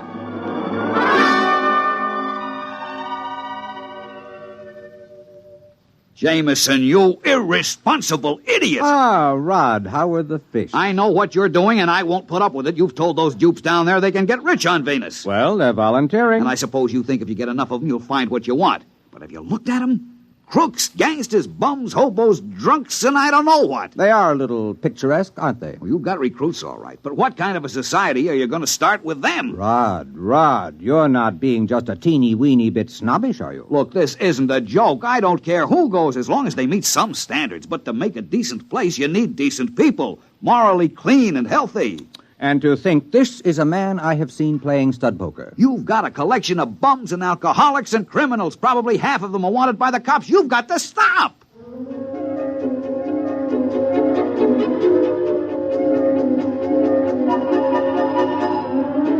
There wasn't a thing I could do. I issued a statement to the press, and I got editorials attacking me for trying to keep the riches of Venus from the common man. Days passed, weeks. The training and screening compounds were jammed, and the transports lifted from Cocoa Base on a tight schedule, 100 men to a ship, not counting crew. People traveled miles to apply. They drifted in from every skid row around the world. Then the numbers decreased. Day by day, the get-rich-quick propaganda seemed to be losing its grip. About a year passed, and the lines had dwindled down to about a steady 5 men a day. I went through my routines in a kind of daze, horrified at the tale history would write about the society that was recruited through my office. Then one day I met a man in a lunchroom. He asked me the way to the recruiting office. We got to talking. That afternoon I found Jameson in the saloon and cornered him. Look, I take 4 lumps of sugar in my left hand, and you try to guess which one... Never mind. It's just a little sporting proposition. I've had enough sporting propositions out of you. Jamie, I just talked to a recruit. How democratic of you. I'm not kidding. He was an engineer who tossed up a good job to go out to the colony. How nice. I did a little more checking. It changed. There are farmers with their families, school teachers, lawyers, doctors, and then 2 ex-colonists applied yesterday to go back. Guess which hand holds Listen, there is on the bar a pre-war bottle of scotch at $25 an ounce. I will buy you the whole bottle for an explanation. Oh, well, wait till I put the sugar back in the bowl. Jamie, how did you do it? Were we so far wrong with our charts and psychomath? Actually, you told me how to do it. Remember you said if there was a recently pioneered society around for you to test, you could set up your standards? Well, all you needed to do was duplicate the kind of person who settled America, or Australia, or California. As an historian, I knew what they were like, and I knew what brought them. So I put out the same bait. In a pig's eye, you did. How about freedom of religion, freedom from oppression? That had something to do with settling America, didn't it? Isn't that what brought people to this country? I saw that cesspool full of tramps you started with. If there was a Tom Paine or a Ben Franklin among them, I'll eat a whole Rorschach series 1 ink blot at a time. Rod, you are no historian. Franklin was born here. Paine didn't come over in the first wave. Pioneers are not necessarily young, healthy, or moral. America wasn't founded only by pilgrims. They were actually a minority. We were settled by promoters, bonded servants, British convicts, pickpockets, thieves, French and Spanish pirates. They came here for gold or to beat a hangman's rope. That's the kind of person who settles a new land. Misfits, drunkards, fugitives from justice. Too sick in mind or body to make a go of it where they are. But what kind of society will they make out of it? What kind did the sweepings of Newgate make out of America? After a while, they stop shooting each other down in the streets, and civilization catches up with them. For one thing, they get married. And it's amazing what a civilizing influence a wife is. Won't they be a little sore? After all, you just worked the greatest hoax since... Since the immigrants came to America because they heard the streets were paved with gold. Well, I'll be going along myself soon. You? Yup. Now that they've got a colony going up there, they'll be making history. And besides, I understand there's a wide-open gambling saloon at New Abilene on the Neo-Texas Peninsula. I'm anxious to try my luck on the wheel. I wonder if that pre-war bottle of scotch will stand the acceleration.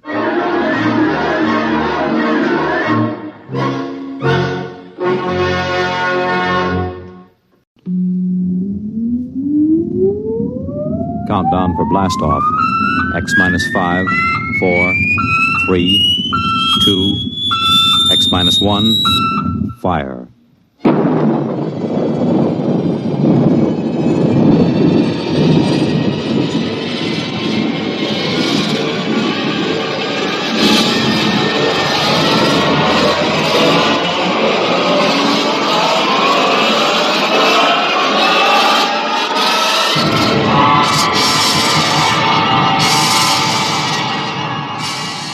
From the far horizons of the unknown come tales of new dimensions in time and space.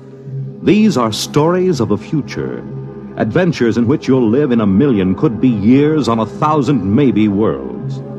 The National Broadcasting Company, in cooperation with Galaxy Science Fiction Magazine, presents X minus 1.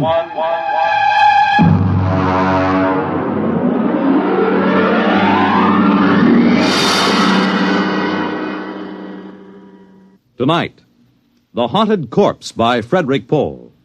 But first, hear this.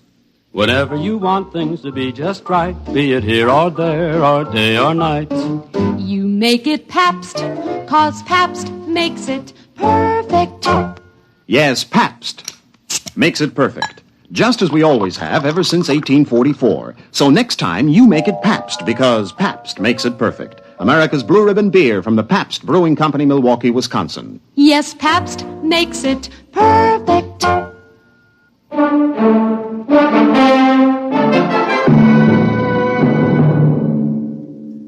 Now, X minus 1, and the story of The Haunted Corpse. We moved in at 0800. That's pretty good time, considering that Van Pelt turned up at the Pentagon on Thursday, and it took him till Monday morning to go in and see the general. By Tuesday, I had a task force of 135 men bivouacked around the old man's place.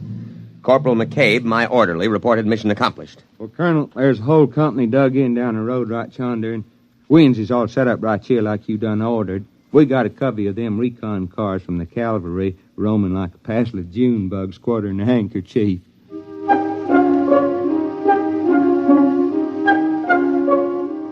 McCabe isn't very bright, but he's loyal. Well, about 9 in the morning, the old man woke up. I suppose the firing at the auxiliary pistol range I set up got him out of bed. Get out of here. Go on, you. Get those trucks off my lawn. Get out! Dr. Horn! Oh, what is this, the Boy Scout Jamboree? Are you the scoutmaster? Dr. Horn, I am Lieutenant Colonel Windermere, sir. My orders are to establish a security cordon about your laboratories. What? Here you are, sir, my copy of your orders. What the devil is this nonsense? You will see they are signed by General Follansby himself. I know. That sniveling rat Van Pelt.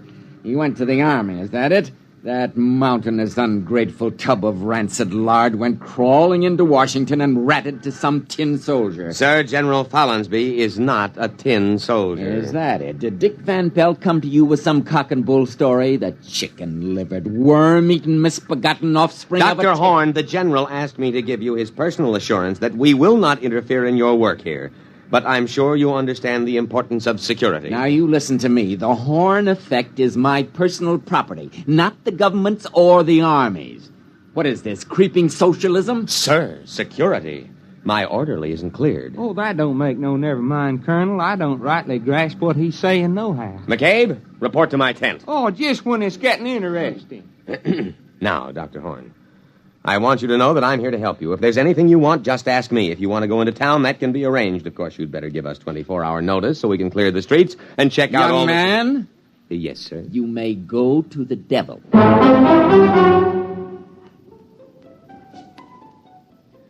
Of course, he went in to call the Pentagon and protest. He had a lot of spirit for an old civilian of about 75.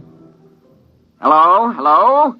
This is Dr. Eric Horn. I want to protest an invasion of my privacy. Of course, Dr. Horn, I understand. There's an officious young Cub Scout out at my place making a pest of himself. A lieutenant something. Lieutenant Colonel Windermere. But I called Washington. Yes, sir, but our intercept monitor put the call through to me. We'll take care of any outside calls you wish to make. Of all the insufferable...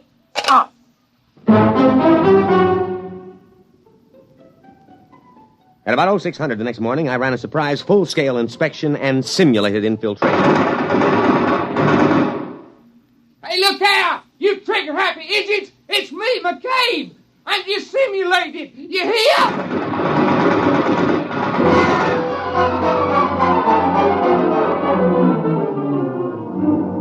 Fortunately, he was only grazed. The wire-stringing detail worked all night, and we had surrounded the old Victorian house with triple-strand electrified barbed wire with guard towers every 50 feet. At 1400, I paid a call on Dr. Horn. What are you doing here? Good afternoon, Dr. Horn. I came in for your report. My what? Your daily progress report. It's in my orders. Paragraph 8. Just carry on, sir. Corporal McCabe will take your words down. Oh, his clearance came through last night. You have a method for electronically killing a man without touching him. Killing, Lieutenant? Will you tell me what in the sweet name of heaven did I say that gave you that particularly stupid notion? But I understand. You think this is a weapon. Of course, sir. Of course. My machine renders humans into corpses. A chipped flint will also do that.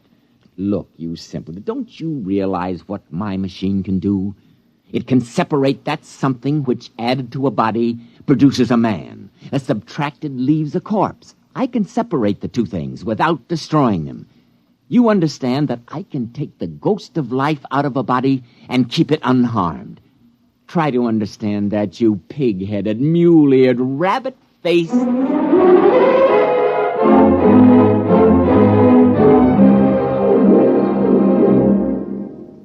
You're listening to The Haunted Corpse, tonight's attraction on X-1. You know, the property value of your home depends on the well-being of your community and your neighborhood. On things like good lighting for your streets, accessible parks and playgrounds, and cleaning up slums. And what others are doing, you can do. In Michigan, a city group launched Operation Bootstrap to rehabilitate houses, clean up slums, and interest everyone in better living standards. In Pennsylvania, a local real estate board surveyed every property in town, got 500 improved and 50 hopeless slums torn down. So help clean up slums and keep up your own home as well. To help keep your community sound, get into Action. Action is a national organization designed to help you protect the well-being of your community. For free information on your particular problem, write to Action, Box 20, Radio City Station, New York 20, New York.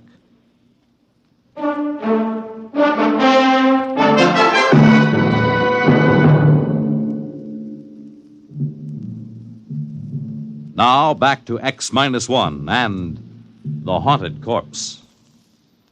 I terminated the interview and went back to headquarters to prepare my situation analysis. Van Pelt, all 300 pounds of him, was waiting for me.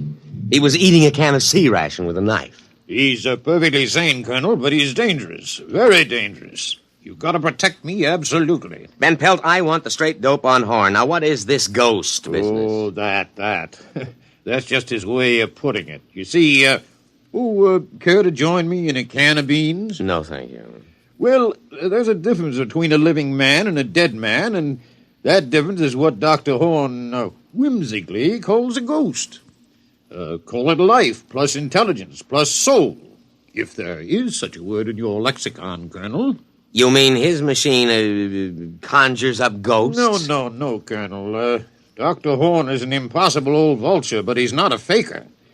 Horn can drain the essence of life from a body and store it, or if he wishes, he can replace them in another body. Would you mind handing me the can opener? This looks interesting. Macaroni and beef. Supper ration.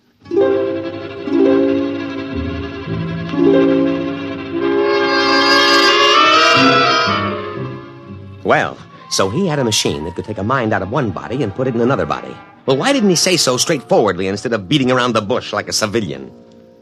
Of course, he was a civilian, which might explain it. Next morning, I went to the laboratory with Corporal McCabe and insisted on a demonstration. All right, this way, gentlemen. Please, Corporal McCabe is an enlisted man. At this pole, we have a Cocker Spaniel. And over here, a Rhode Island Red. That's a right perky-looking chicken, Doc. If you will kindly stay clear of the terminal areas, I will activate the field.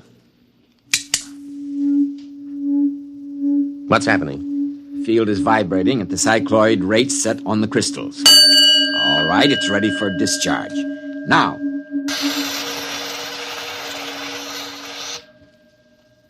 Well? Watch. Here, Rover. Here, boy. Here, boy. Hey, that ain't no hound. That's the chicken. I know. Here, Rover. Well, I'll be pickled for an eel. That little old chicken is trying to wag its tail. And over here... Here, chick, chick, chick, chick, chick, chick, chicky. Here, chick, chick, chick, chick, chick, chick. Well, doggone. I never did see the like of that. A flop-eared, honest-to-Pete dog trying to peck corn.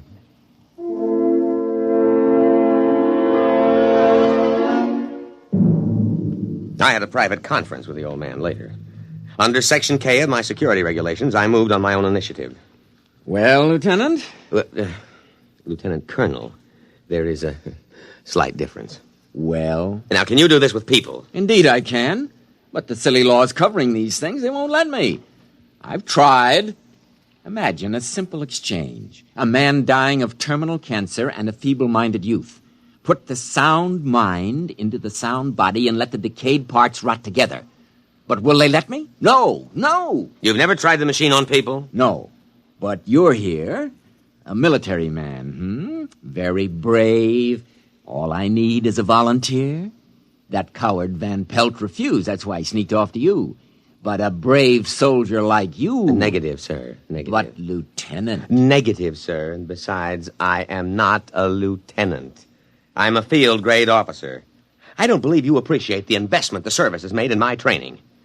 However, if you need volunteers, the Army has a way of obtaining volunteers, sir. We'll see what we can do.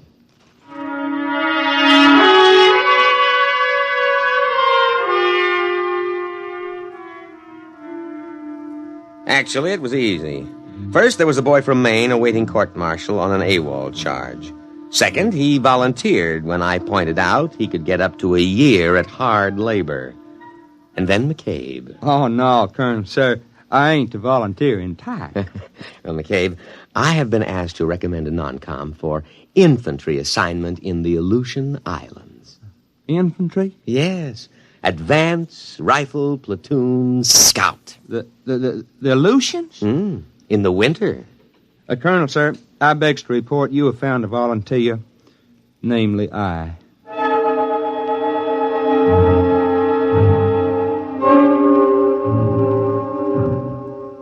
Dr. Horn had arranged the terminus of the machine poles to be tapped into metal helmets which were adjusted on the heads of the two men. This here reminds me of playing left tackle. Ready, Lieutenant? Ready. But, Colonel, sir, maybe I better not try this. Well, I mean, I cancel my GI insurance. The Aleutians? Yes, sir, Colonel, sir. Well, goodbye.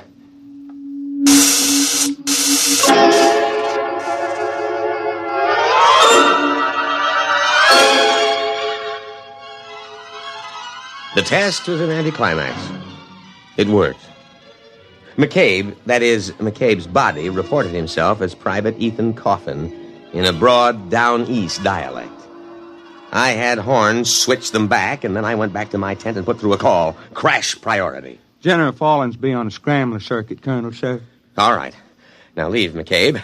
This is top secret. They don't never tell me nothing. I swear it's worse than grade school. Now, General... Colonel!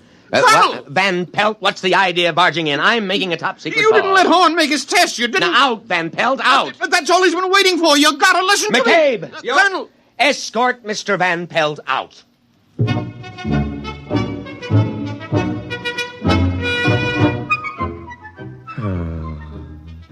I was floating on a cloud of pure joy. I could see my eagles within my grasp. Maybe even a full star. I told the general my plan. Are you still there, sir? Oh, well, you see, we use the device for intelligence. Suppose someone way up top in their government should visit the United States. We switch him, put our own man in his body, you see? Or in wartime, take a few prisoners and put our men inside their bodies. Yes, sir. Yes, sir, I can be available for a staff meeting at 0900. Yes, sir. General Windermere. Lieutenant General Windermere. Oh, why not? General of the armies. Colonel, sir. Oh. What is it, McCabe? That Mr. Van Pelt. Listen, McCabe, next time I'm on the top-secret scrambler to the Pentagon, don't you dare let anybody into the command tent. No, sir, Colonel, sir. But this here Van Pelt... I don't want to hear about him. Now let him cool his heels a while. Well, he ain't. That is, he left. Good. But he carried on something frightful. He kept saying Mr. Horn wanted to live forever. What? Screwy, ain't it? That's what he said. He said all Horn was waiting on was to make a test on human being. He said that he's going to grab the first man he runs into and steal his body. I think he is drunk or something. McCabe, call a condition red alert. Well, what for? Don't argue. Oh, never mind. You go up to the laboratory and take Dr. Horn into custody. I'll give the alert. Now move.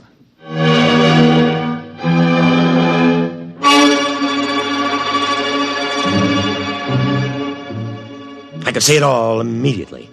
I grabbed my sidearm and buckled it on. And I threw the switch that signaled a red alert throughout the unit. Just what you'd expect from a selfish civilian like Horn. He'd take an invention like this and use it to steal other people's bodies to prolong his own nearly senile existence in a younger body. And if that happened, there goes my General Star. Because he'd surely smash the machine and we'd never be able to trace him or switch him back, and we wouldn't know which body he stole. I was held up at the inner perimeter for 5 precious minutes while some idiot insisted on a password. I just happened to forget it, although I had issued it in the morning. Luckily, while I was swearing at him, I accidentally hit the right combination and let me through. Van Pelt had gone into the laboratory. I knew that. Probably to try to stop the old man. But the effect would be to supply him with a body. He'd have to swap immediately. He couldn't take the chance of a heart attack. I ran into the laboratory, my sidearm drawn. Horn! Dr. Horn! Tripped over a human body. Still warm. Dr. Horn. His cast-off cocoon. Abandoned. And then in front of me, I saw him. Van Pelt! Too late! Too late! Now, wait. Listen. Oh, McCabe, what happened to you? He slugged you, did he? Too late! Now, wait. Don't smash the machine. Van Pelt, I know it's really you, Dr. Horn, and Van Pelt's body. Now put down that gun. I'll smash it! Smash it! Stop. Don't wreck the machine. Listen, Dr. Horn, I'll help you. I'll see you get a good, healthy body as long as you want it. Dr. Horn, think of the safety of our country. Think of security. No, I'm not Doctor. Who shot that? McCabe, put that pistol away, you fool! Oh, Horn. Dr. Horn, speak to me. Now, I know it's you in Van Pelt's body. Now speak to me, Dr. Horn. Oh, he's dead. McCabe, you simple-minded... Why did you kill him? Oh, everything is gone. My General Star, everything. All right, McCabe, report to your quarters. You'll get a court-martial that'll make your hair curl.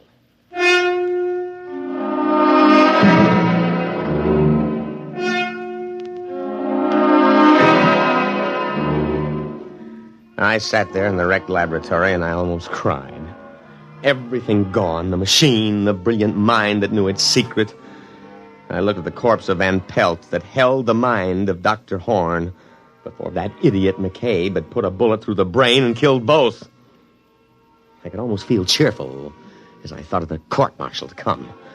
It was at that moment that Sergeant O'Hare came in to tell me that McCabe wanted me on the telephone.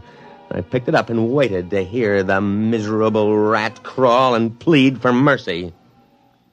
Colonel, sir, this here's Corporal McCabe. McCabe, there is no use pleading for mercy.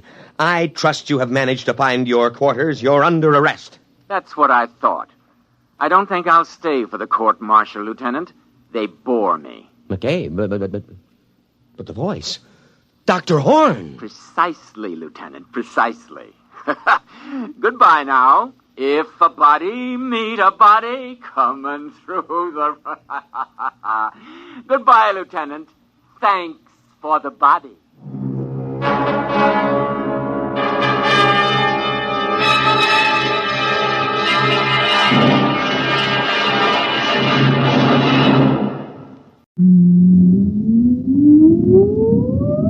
Countdown for blast off.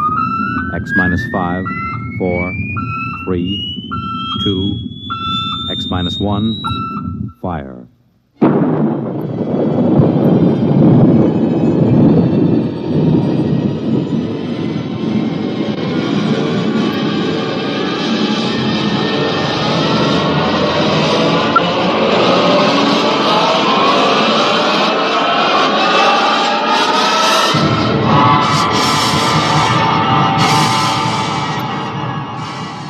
From the far horizons of the unknown come tales of new dimensions in time and space. These are stories of the future, adventures in which you'll live in a million, could be years, on 1,000 maybe worlds. The National Broadcasting Company, in cooperation with Galaxy Science Fiction Magazine, presents X minus 1.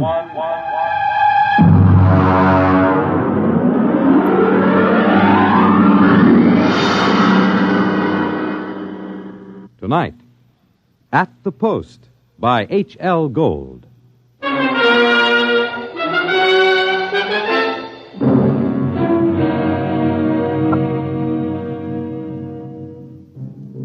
When I come into the Blue Ribbon on 49th Street west of Broadway, I could tell right away nobody told Doc Hawkins about my misfortune. Doc, who ain't one really, writes a daily medical column for the Racing Form, and we're celebrating his being sprung from the alcoholic ward.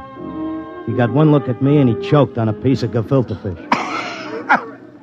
What happened? What happened? Look at that. Clucker's become a character. Now, lay off, Doc. Look at that, a gray flannel suit, a black tie. Clucker, where is your purple and green check sports jacket? Where are your two-tone suede shoes? Why, you've become a character. That was Zelda's idea. She wanted to make a gentleman out of him. Wanted to? Why, you two kids got married just before they took my snakes away. Don't tell me you've fit already. You don't know, Doc? No. What happened? Well, it was right after you tried to take the warts off the fire hydrant that Zelda started hearing voices. It got real bad. How bad? Well, she's at Glendale Center upstate. I just came back from visiting her. Well, did the psychiatrist give you a diagnosis? Yeah, I got it memorized. Catatonia dementia precox. Oh, rough. Very rough. The outlook is never good in such cases. Maybe they can't help her, but I will. Now, Clocker, you're a race handicapper. You run the best tip sheet on Broadway. But people are not horses. You've got to think of your public. For instance, what's good at Hialeah, huh? My bar bill is about to be foreclosed, and I can use a long shot. Those couch artists don't know what's wrong with Zelda. I do. You do? Well, almost. I'm so close I can hear the finish line camera clicking. Now, that's very interesting. Perhaps we can collaborate on an article for the Psychiatric Journal. All right, look. Look at these charts. Look, here. Huh? I use the same system I used to dope the races. Look, Zelda's got catatonia. She used to be a hoofer before we got married, and now she does time steps all day. Stereotype movements are typical of catatonia. You don't get it. She does time steps. The first thing you learn in hoofing, over and over. 10 or 15 hours a day. And she keeps talking like she's giving lessons to some jerk kid who can't get it straight. And I hear when these catatonics pull out, they don't remember much or maybe nothing. Protective amnesia. They work harder and longer at what they're doing than they ever did when they were regular citizens. And they don't get a red cent for it. I beg your pardon? I said they were getting stiffed. Anybody who works that hard ought to get paid. I don't understand what you're getting at. What are they knocking themselves out for if it's for free? Doc, I tell you, I miss that mouse. I gotta save her. She can't see or hear us, but she can sure see or hear something. And I'm gonna dope her. Clarker, it's too much for you. Too much for me, huh? Who was it said Warlock had turned into a dog in his third year? Who was it had 7 winners the opening day at Belmont? You take my word for it, Doc. I'll beat the schizophrenia handicap.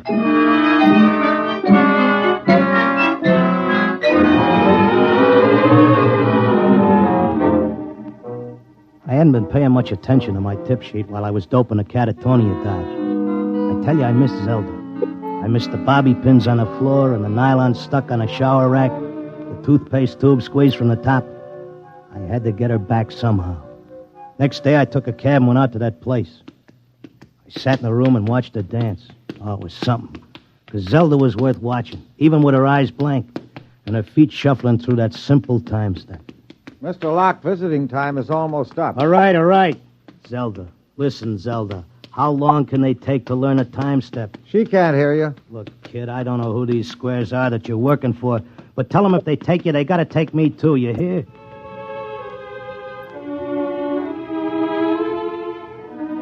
I had an idea now. I had it doped that Zelda was showing them how to dance, whoever they are. And the only way I could spring her was to find out who was controlling her and what they were after. The first step was to get them interested in me, and what I know about racing, doping horses. So I stood there next to Zelda, and I started to talk.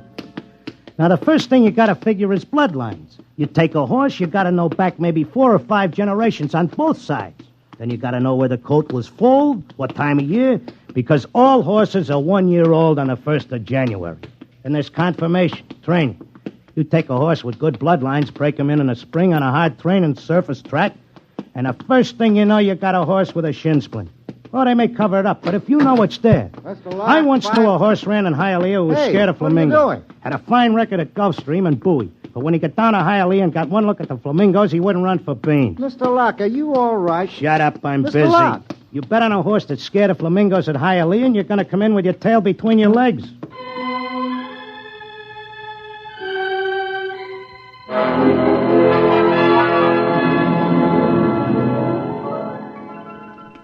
I kept coming back every day. I'd just sit there next to Zelda while she did a time step, and I'd talk about horses over and over. And then finally, I started to hear voices. Clocker, this way, Clocker, come this way. This way, Clocker, come on now, come with me. Like it was a fog, I could see the attendant in his white coat, asking me questions, and I couldn't hear him. I knew I just kept on talking about the horses. And then suddenly I wasn't there. I was somewhere else. I was in a big square, and the buildings looked like the new Roosevelt Raceway, all modern. Or maybe like the World's Fair. There were trees and statues, and there were hundreds of people standing around, and they all looked scared. There was a little man with bifocals and a vest with pins and needles in it standing next to me. He looked scared. But I knew it had worked. I was on my way to Zelda. How did I get here? Excuse me, mister. How did I get here? I don't know. I can't take time for pleasure trips. I've got a customer coming in tomorrow for a fitting. She'll positively murder me if her dress isn't ready. She can't murder you. Not anymore. You mean we're dead? Don't ask me, but I don't think you're dead. That much I can tell you. Some of the people in the crowd were complaining they had families to take care of, while others were worried about leaving their businesses. And they all grew quiet when a man climbed up on a big platform in front. He was a very tall and dignified guy, and he had formal clothes and a white beard like the chief mourner at a politician's funeral. Ladies and gentlemen, please feel at ease. You are not in any danger. No harm will come to you. If you will listen carefully to this orientation lecture, you will know where you are and why. What is it? I don't understand. It's a pitch. Friends, I know you are puzzled at all this. Now let me explain.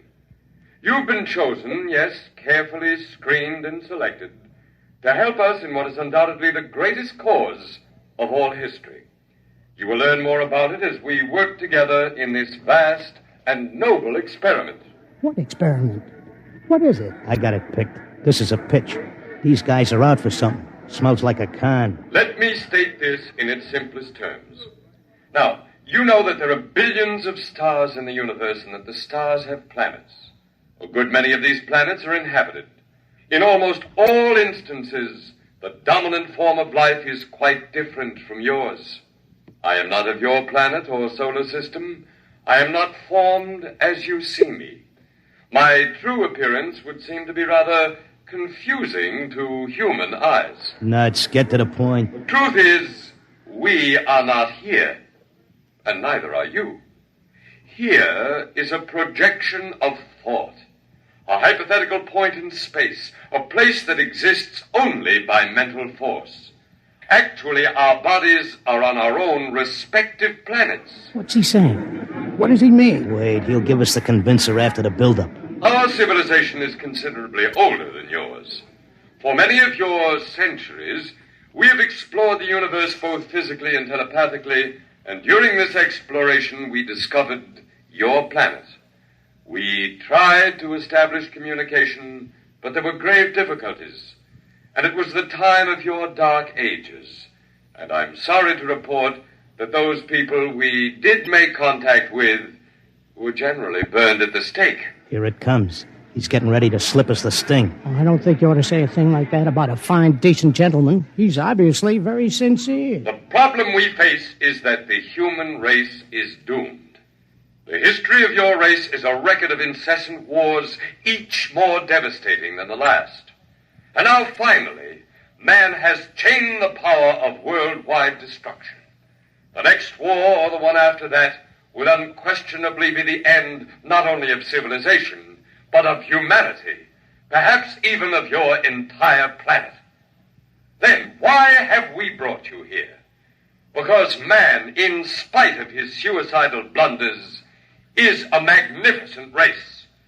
He must not vanish without leaving a complete record of his achievements. Now, this is the task we must work together on. Each of you has a skill, a talent, a special knowledge we need for the immense record we're compiling. Every area of human society must be covered. And so we need you urgently.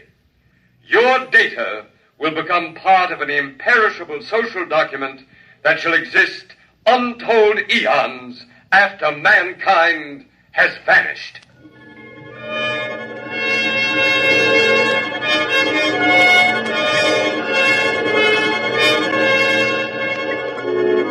Oh, he had a slick con. He had that crowd in the palm of his hand like a small-time grifter selling pearl necklaces on 6th Avenue. They all cheered. They were all flattered to think that they were joining in this vast project to make a record of the human race. After a while, they broke us up into divisions, and I got herded into a building marked Sports and Rackets. They took my name and my occupation like I was applying for unemployment insurance. Now, here's our problem, Mr. Locke. We're making two kinds of perpetual records. One is written, more precisely, microscribed. The other is a wonderfully exact duplicate of your cerebral pattern, in more durable material than brain matter, of course. Of course. The substance we use in place of brain cells absorbs memory quite slowly. But you'll be happy to know that the impression once made can never be lost or erased. Delighted, tickled to pieces. I knew you would be. Well, let's proceed, shall we? First, a basic description of horse racing. I started telling them about horse racing, but they held me down to one sentence. They said I had to repeat it over and over so that recording thing could get it. They had a picture of my body back on Earth lying in a bed in a hospital just saying that one sentence over and over again. Well, that's enough for today. Isn't it amazing? We have a more detailed record of human society than man himself ever had. Your life, my life, the life of this Zelda, whom you came here to rescue, all are trivial, for we must all die eventually. But the project will last eternally. You're telling me you know what I'm here for? To secure the return of your wife. I would naturally be aware that you'd submitted yourself to our control voluntarily. It was in your file that was sent to me by admissions. Then why did you let me in? Because, my dear friend, we also... Leave out the friend pitch. I'm here on business. As you wish. We let you in, as you express it, because you have knowledge that we should include in our archives. We hoped you'd recognize the merit and scope of our undertaking. Most people do once they're told. Zelda, too? Oh, yes. Yes, Zelda's extremely cooperative, quite convinced. Would you like to see her? Yeah, sure I would. Well, that can be arranged. I'll call the Arts and Entertainment section and arrange a meeting.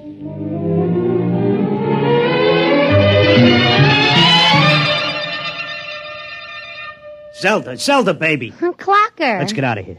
Oh, hello, Clocker. Aren't you glad to see me? I spent months and shot every dime I've got just to find you. Well, sure, I'm glad to see you, hon, but I can't waste any time. This work is so important. I want to talk to you. That con artist with the white beard said... isn't he wonderful, Clocker? Aren't they all wonderful? Regular scientists devoting their whole lives to this terrific cause. What's so wonderful about that? They could let the Earth go boom. It wouldn't mean a thing to them. Everybody wiped out, just like there never were any people. Not even as much record of us as the dinosaurs. Gee, wouldn't that make you feel simply awful? I wouldn't feel a thing. All I'm worried about is us, baby. Who cares about the rest of the world doing a disappearing act? I do, and so do they. They aren't selfish like some people I could mention. Selfish? You're darn right I am. Zelda, listen. I'm selfish because I got a wife and I'm nuts about her and I want her back. I have to help out on this project. It's the least I can do for history. History? What did history ever do for us? Go turn in your time card, baby. Tell them you got a date with me back on Earth. No, this is my job as much as theirs. More even. They don't keep anybody here against their will. I'm staying because I want to, Clocker. But, honey... Excuse me, I've got to get back. I'm teaching them the soft shoe now.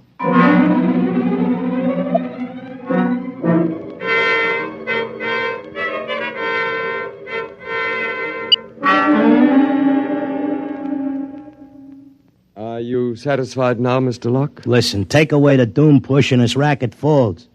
Listen, suppose you're all square. Suppose you're leveling. You're knocking yourself out because your guess is we're going to commit suicide. But is there any doubt of it?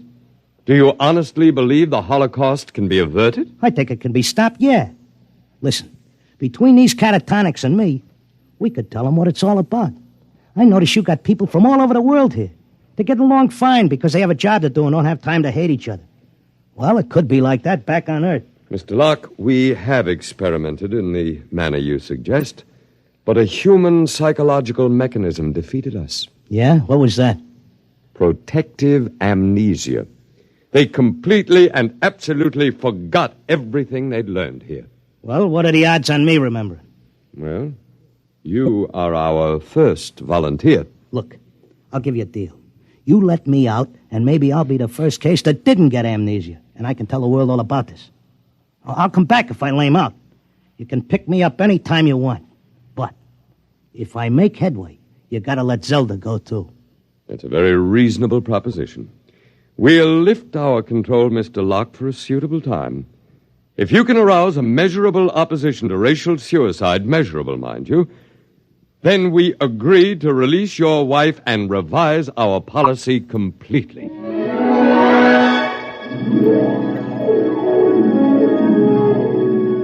I came to at Glendale. It took me about 2 weeks to convince them that I was all right again. But I had to convince the world that they were throwing a race and that they needed a saliva test. So I started to write it all out in my tip sheet, in and around the horses. Around that time, I ran into Doc. Clocker, my boy, you've no idea how anxious we were about you. But you're looking fit, I'm glad to say. Thanks. I wish I could say the same about you and the rest of the world. No need to worry about us. We'll muddle along somehow. You think so, huh? I'm glad to see you've got your tip sheet going again. As long as the bobtails run, who cares what happens to anything else?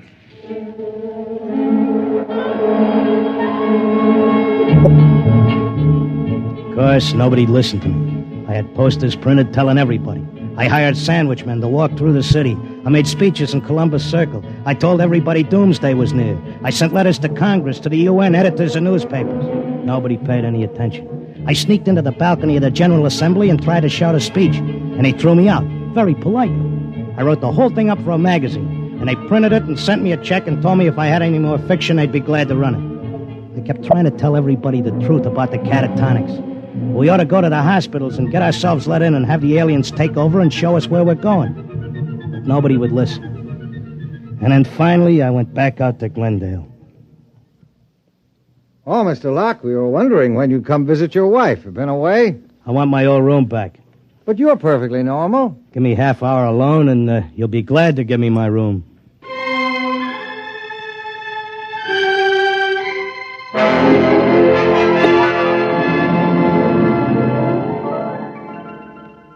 Well, here I am back again. Oh, Mr. Locke. Okay, I'll give you all the rest of the dope on racing. You won't have any trouble with me. Then you're convinced you failed. I'm no dummy. I know when I'm licked. So do we, Mr. Locke. Naturally, you have no way of detecting the effect you've had. We do. The result is that because of your experiment, we're gladly revising our policy. Huh? Is this a rib? Nobody listened to me. Oh, but they did. Visits to catatonics have increased considerably. When the visitors are alone with our human associates, they tentatively follow the directions you gave them in your article. Not all do, to be sure, only those who feel as strongly about being with their loved ones as you do about your wife. We've accepted 4 voluntary applicants. You mean I made it? That's right. Before long, we shall have to increase our staff as the numbers of voluntary applicants increases geometrically, and then we'll be able to release the first group to go back and carry the message. Whenever you care to, Mr. Locke, you and your wife are free to leave. Okay, but I'll tell you what. I owe you plenty. I'll help make that record before I go. I'll teach you how to dope the horses. Is that what you want? Why, yes. All right, then let's go. The quicker we get started, the quicker we can get back.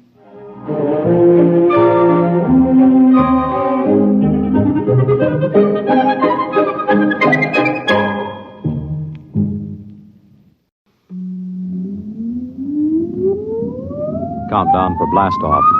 X minus 5, 4, 3, 2, X minus 1, fire.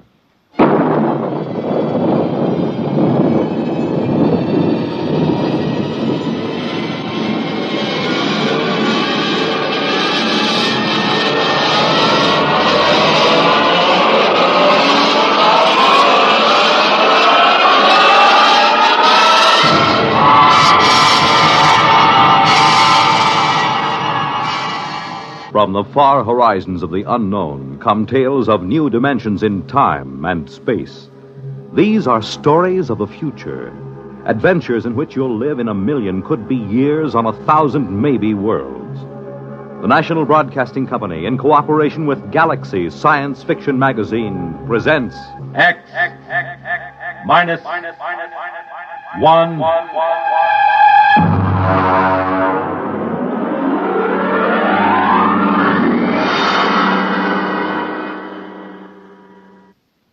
Tonight, Volpla by Wyman Gwynn.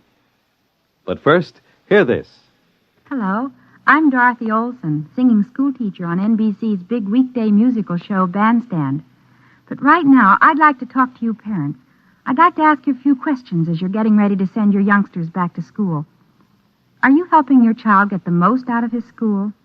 Do you make his home conditions favorable enough for him to do his homework? Do you show an interest in his schoolwork? Remember, your child's success in school and later on in life depends to a large degree on your attitude towards his schooling today. And there's another important thing. Everyone needs a good send-off in the morning, and that goes for children, too. Be sure your children have a substantial breakfast and a cheery goodbye before they head for school each day. Remember, you can't expect your child to do it all himself. Encourage him in his schooling, both in your attitude and in your actions as he goes back to school this fall.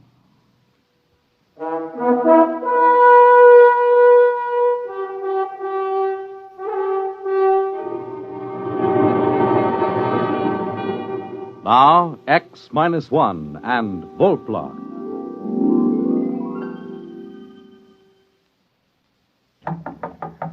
Lunch, dear. Oh, I'll be right there. Come on, you old hermit. I have a buffet on the terrace. I'm coming. So, I'm an old hermit, am I? And our daughter says I'm eccentric now. I wonder how the devil she ever found out. From me, of course. But you love me just the same. Oh, Max, what's got into you? Stop it. Oh, I reached the dangerous age. And, lady, I'm going to have fun. Well, come on out to the terrace. The hamburgers will get cold. My dear, I'm going to have a new kind of fun. Oh? It's a joke. I'm going to play a tremendous joke on the whole world.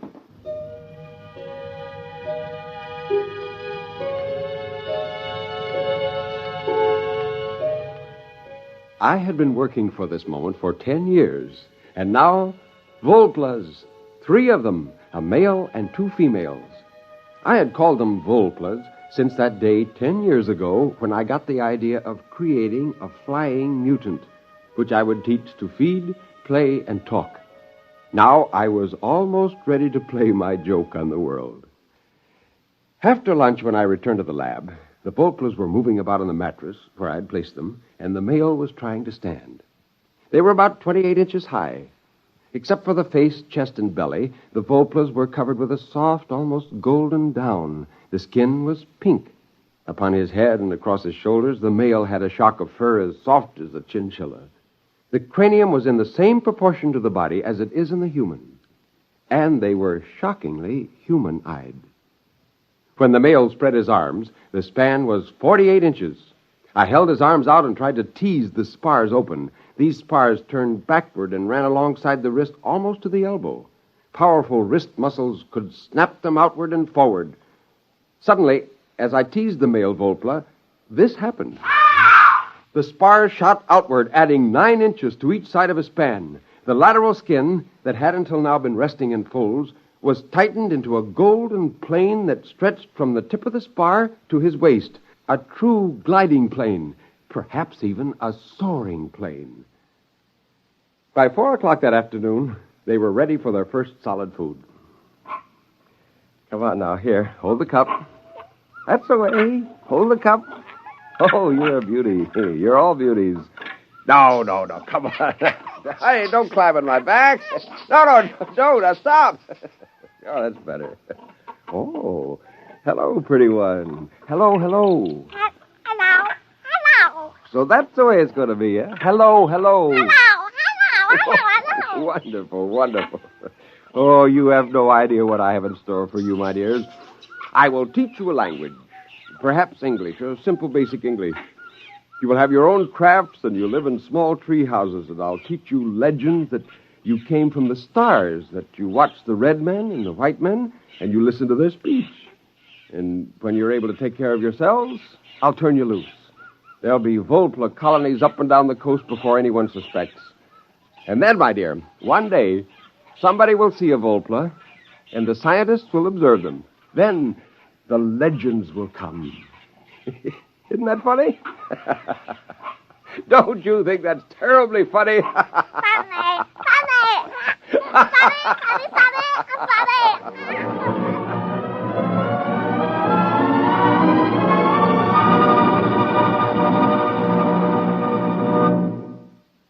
You're listening to Volpla.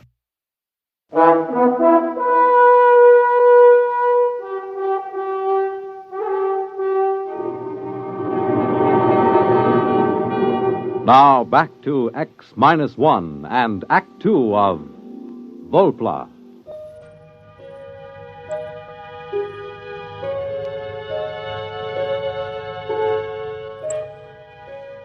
I used the metabolic accelerator to cut the Volpla's gestation down to 1 week, and I used it to bring the infants to maturity in 1 month.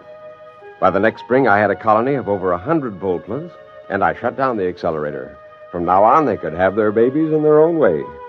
I had devised a language for them, and I carefully adulterated it with English, as if they had observed us and learned. My Volplas were amazing. They were bilingual. Now, Jane and Susie went down to Santa Barbara for a week, and I took the opportunity to ship the male and the oldest 2 females out of the lab. I put them in a jeep beside me and drove to a secluded valley about a mile back in the ranch. Tree, rock, sky. That's right, Chief. That's the sky. All right, come on now. Everybody out. Run, jump. Jump, run, sky. That's right. Take off. Go ahead.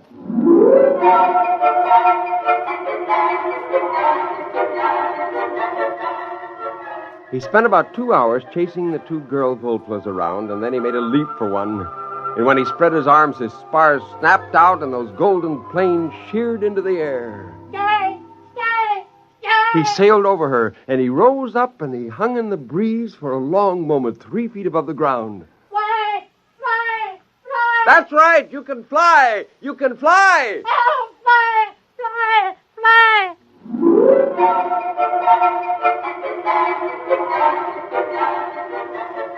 They learned quickly and brilliantly. They were not really flyers. They were gliders and soarers. Before long, they took agilely to the trees and launched themselves in beautiful glides for hundreds of feet, banking and turning and spiraling to a gentle halt. Oh, I laughed out loud with anticipation. Wait until the first pair of these is brought before a sheriff. Wait till the newspaper reporters are routed out into the hills to witness this. When they were tired, the Volplas lay on their backs with their planes stretched out. The oldest one came over to me. He squatted, his elbows resting in the ground, his wrist crossed at his chest. Before the red men, we live here. That's right. In places like these, you lived all along these mountains. Now there are very few of you left. Since you've been staying in my place, you've naturally forgotten the ways of living outdoors. We learn again. We stay here? That's right. Now look. Look, you see up in that tree? That's a bird. That's your food, if you can kill it. How? Well, I don't think you can get at them in the tree. You'll have to soar up above and catch one of them on the wing when they fly away. Go ahead, try.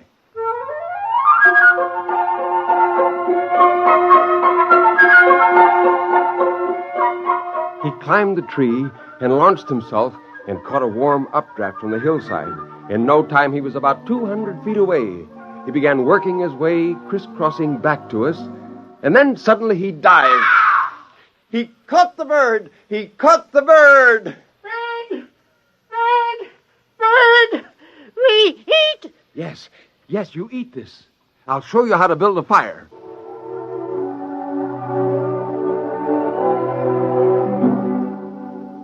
Again, I told them the story I had made up. How they came long before the red men in a ship from the stars. I taught them to point to the planet Venus and say that was the star they came from. I grinned to think of the many stories that would be written in the Sunday supplements. Oh, what a great joke I was playing on the world. We came from the star before the red men? From the star? Yes. The next week, I brought all the Volplas out to the Oakwood. There were 107 men, women, and children. By the end of the week, they were scattered over 4 square miles of the ranch. They hunted sparrows and cooked them over tiny fires. The little creatures delighted me more and more. For hours, I could watch them play. I could sit all afternoon and watch them at work in a treehouse, quite forgetting to go home. Well, how does the mighty hunter who now returns from the forest? Fine. Oh, I've been enjoying the local animal life. So is our daughter. What do you mean? She has 2 of them up in her room. 2 what? I don't know. What do you call them? I went up the stairs 3 at a time and burst into my daughter's room. There she sat in her bed, reading a book to 2 Volplas. Hello there, King Arthur. What's going on here? Oh, nothing, Daddy. We're just reading like we always do. Like always? How long has this been going on? Oh, weeks and weeks. How long is it since that first time you came here to visit me? Weeks and weeks. But you're teaching them to read. Oh, of course. They're such good pupils and so grateful. Daddy, you won't make them go away, will you? Oh, Jane, why did you tell me such a thing like this was going on? Now, you listen to me, mister. Your whole life is a secret from us. Just what makes you think your daughter can't have a little secret of her own? Oh, fine secret. Didn't it occur to you that this might be dangerous? Those creatures are... Oh, Max, for heaven's sakes, they're sweet, lovable little creatures without a harm in their furry little bodies. Now, don't get excited.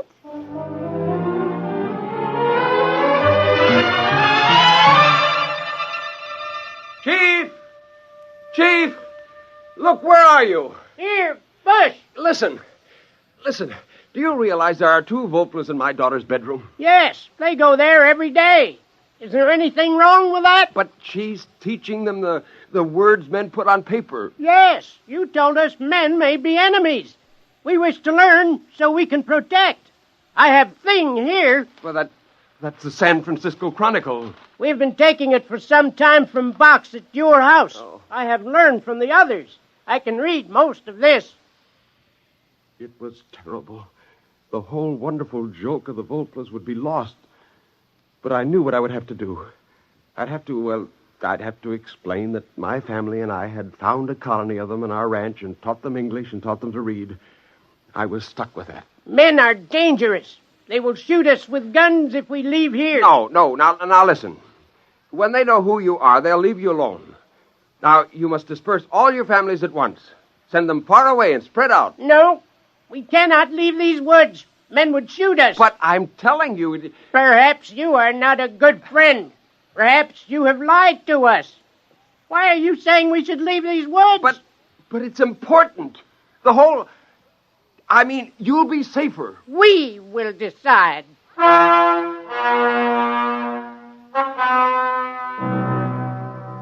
The whole thing was critical. It could be disastrous. I went back to the house and up to Susie's room. I found her talking to 2 Volplas. Oh, no. I'm sure you didn't come from the stars. That doesn't sound right. The more I think about it, the more I'm sure that my father made you. Susie, what business have you telling them that? I don't want you talking to them that way. Do you hear me? Daddy, you want to play a joke, don't you? Like the time you said I could have a horse for my birthday. You gave me that dried seahorse in the bottle instead of a real one. Were you going to make that kind of a joke? No, now, Susie, honey, that isn't exactly it. No. I don't think it's very funny. The Volplas are my friends. I wouldn't want to play a practical joke on them.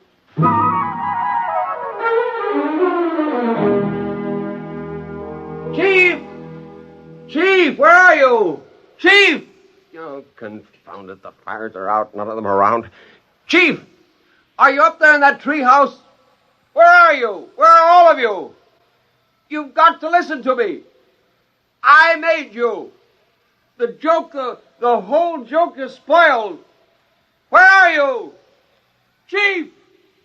Volplas! Volplas!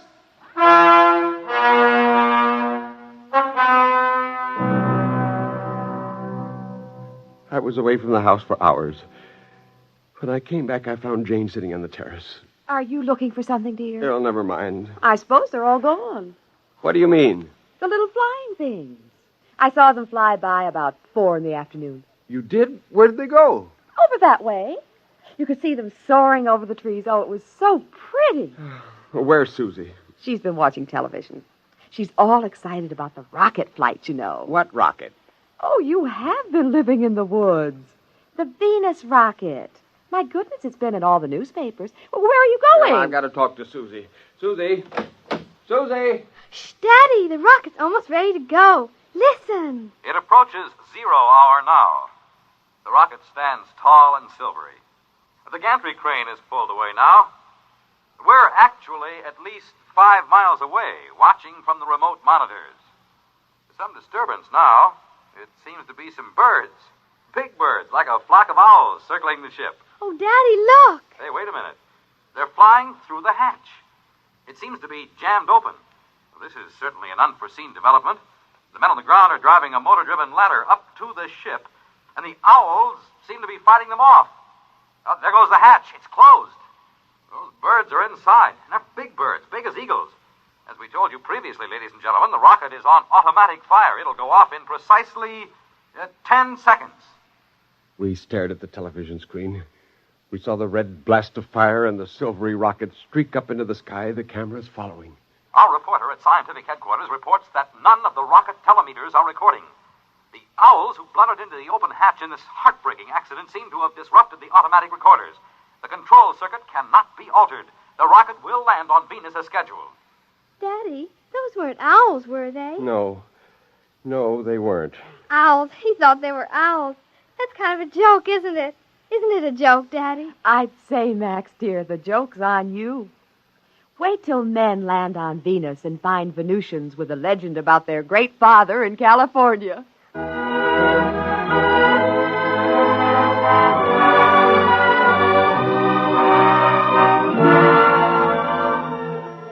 Of course, they left me a note. The handwriting wasn't very good, but then you wouldn't write very well either if your index finger was 9 inches long. I sat on the patio and read the Volpla's farewell. It said, "The man who made us, we forgive you. We know we did not come from the stars, but we go there. I, the chief, give you welcome to visit. We will try not to laugh at you. Goodbye."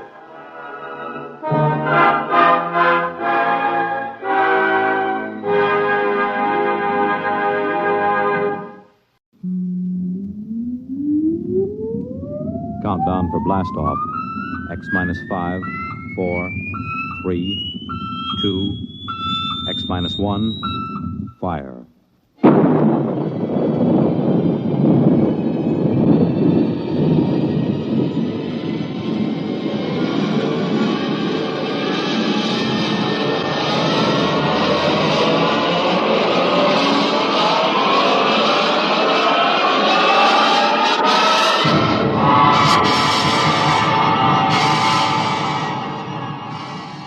From the far horizons of the unknown come tales of new dimensions in time and space.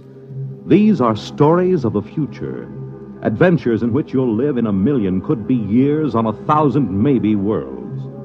The National Broadcasting Company, in cooperation with Galaxy Science Fiction Magazine, presents X minus 1.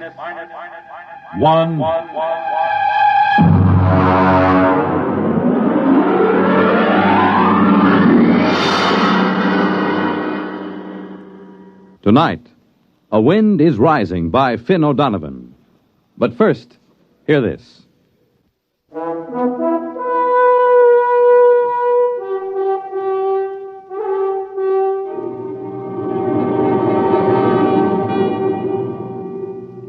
Now, X minus 1. And tonight's story, A Wind is Rising.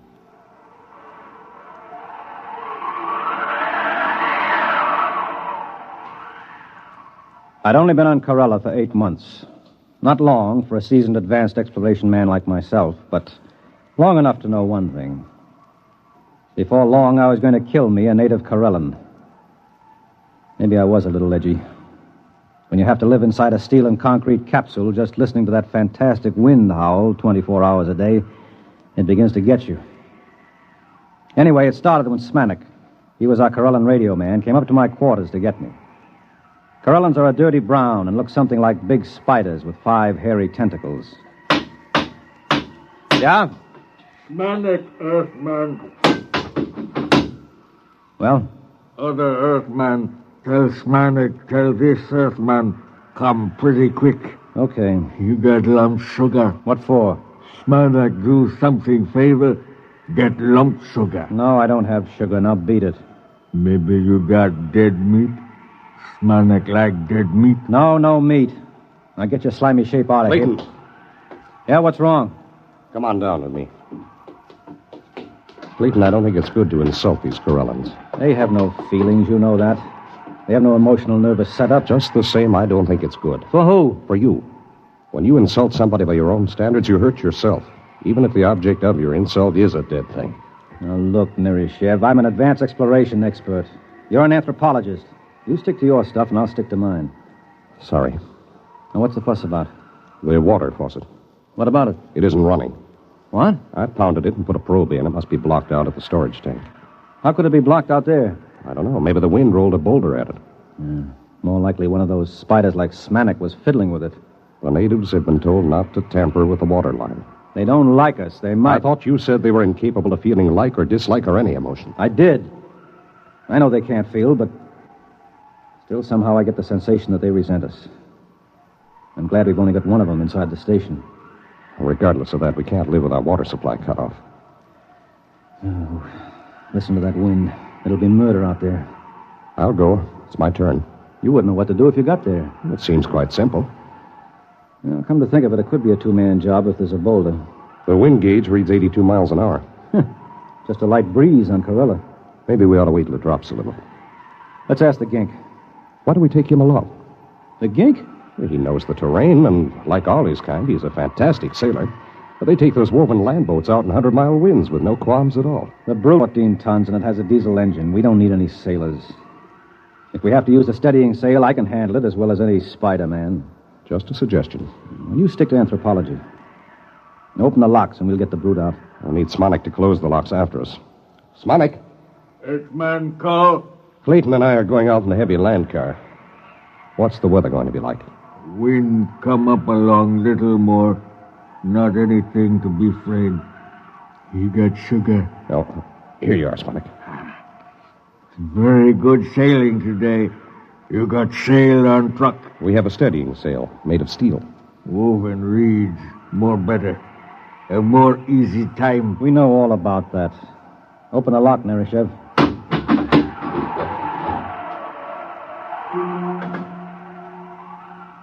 The brute, as we called it, was armored like a tank and streamlined. It had vision slits of shatterproof glass, and most of its 14 tons was centered near the ground. It was sealed from dust and had 6 giant tires made of woven steel mesh. It was built to take the rocky terrain of the planet Corella and to navigate in the gale-force winds that battered the planet. I strapped myself into the cockpit, and we were ready. The wind indicator told me that the winds had risen to 94 miles an hour and rising.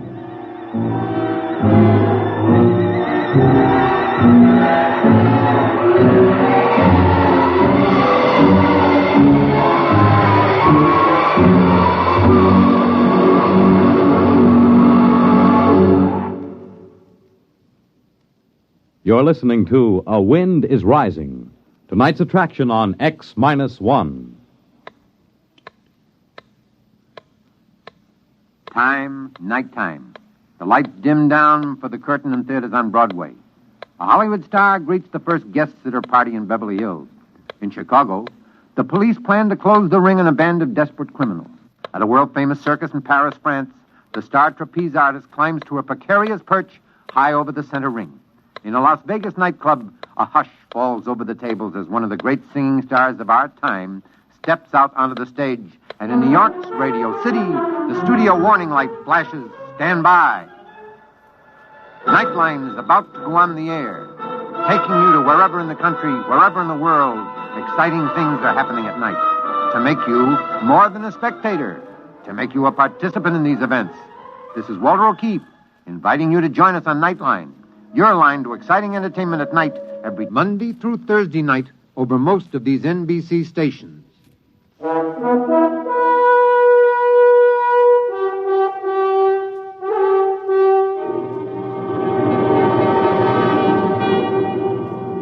Now back to X-1 and A Wind is Rising.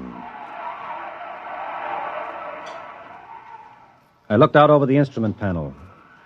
The Corella station had been set down like an overturned bowl on a rocky plain. In order to get to the water storage tank, we had to travel 6 miles. Immediately around the station were our boulder baffles, huge spikes of concrete designed to stop the boulders that the wind rolled off the mountains.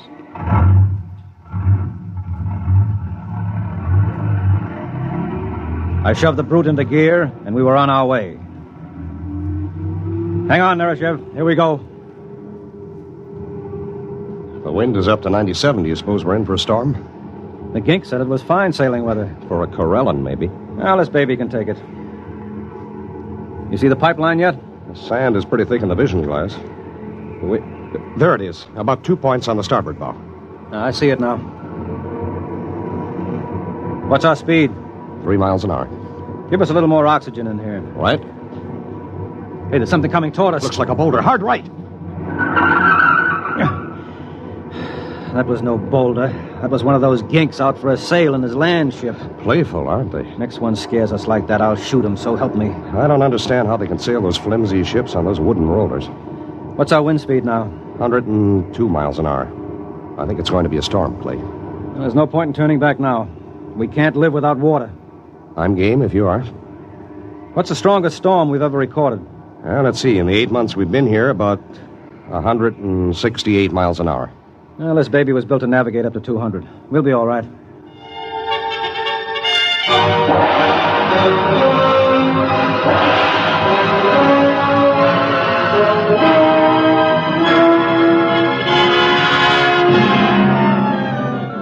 We had had 2 storms on Corella since Earthmen had been there. The first one had almost wiped out the station. That's why the boulder traps were built. The second one had leveled an entire mountain range on the other end of the plain. By the time we reached the water storage tanks, the wind was up to 113 miles an hour.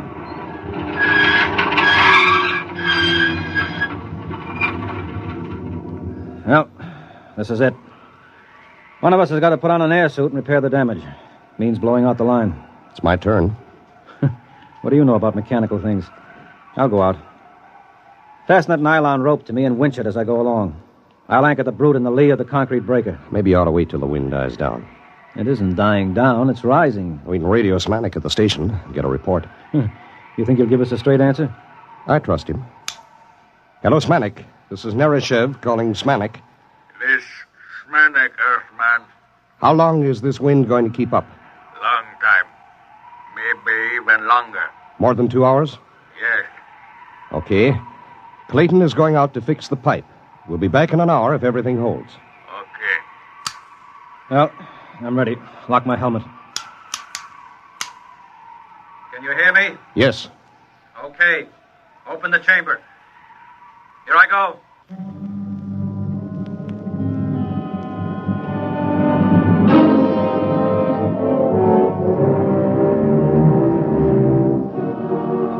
Outside, the wind thundered and roared like breaking surf. Once I was almost blown free, but the line held. By the time I crawled back into the ship, I'd cleared the water lines, but my suit was shredded and my air extractor was clogged with dust. The wind was up to 145 miles an hour and still rising. You all right? Yeah. All right, let's get this thing going. It's starting to shiver in the wind. Right.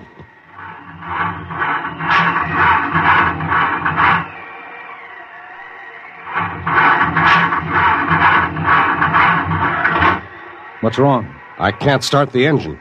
Here, let me try.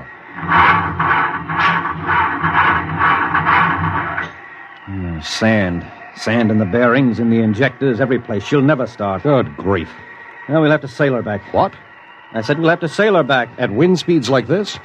It'll be like sailing a little dinghy across the Atlantic in a gale. Well, what else can we do? We'll put out the auxiliary anchor and ride it out. Oh, no. One good boulder and we'd be goners.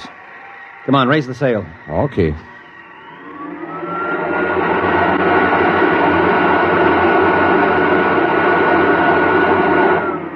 Release anchors.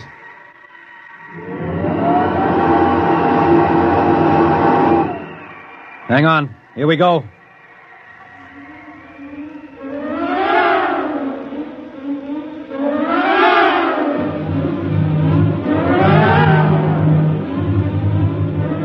We raised the steel sail and tacked into the wind. Shoved by a wind that had now reached 175 miles an hour, the 14-ton brute soon picked up to a speed of 40 miles an hour. Even reefed down and heeled over, I couldn't hold her. And I had to winch out the steel main sheet to straighten her up. Then it began to happen. The thing we feared the most.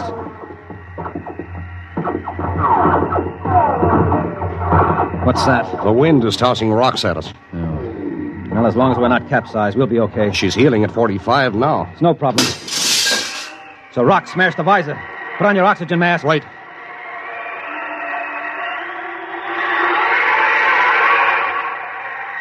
She's boiling along now, 75 miles an hour. Clay, there's a boulder coming. Down the mountain. I can't head her up. Head off. No use, I'll have to drive. You can't. Hang on! Wait, mistress. That boulder's as big as a city block. You're headed for the cliffs. Winch in the sheet again. We'll head up toward the station. No, it's no use. I can't head her up. We'll have to run with the wind. You can't run far. The cliffs are dead ahead. Let's drag the emergency anchor. Maybe it'll slow us down. Suppose it fouls. Worry about that later. Drag it.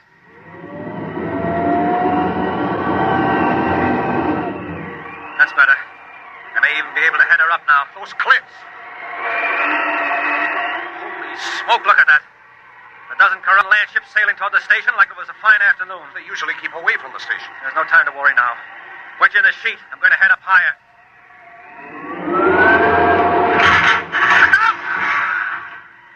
What was that? Boulder. Snap the mast off. Holy mother. We're being blown toward the cliffs. Is that land anchor out? Yes. Oh, pray it'll foul and hold us. Pray. Our Father who art... We're fouled. Yeah. And it's holding. Now if it'll just bite in. I think we're anchored.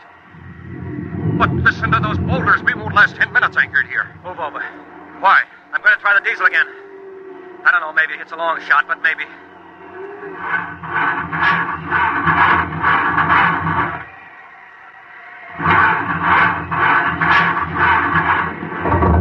It's caught. It's caught. Come on, baby. Start. Start! That's it. She's running. She's running. All right, let go of that anchor. Warm up that coffee, Smanik. We're coming in.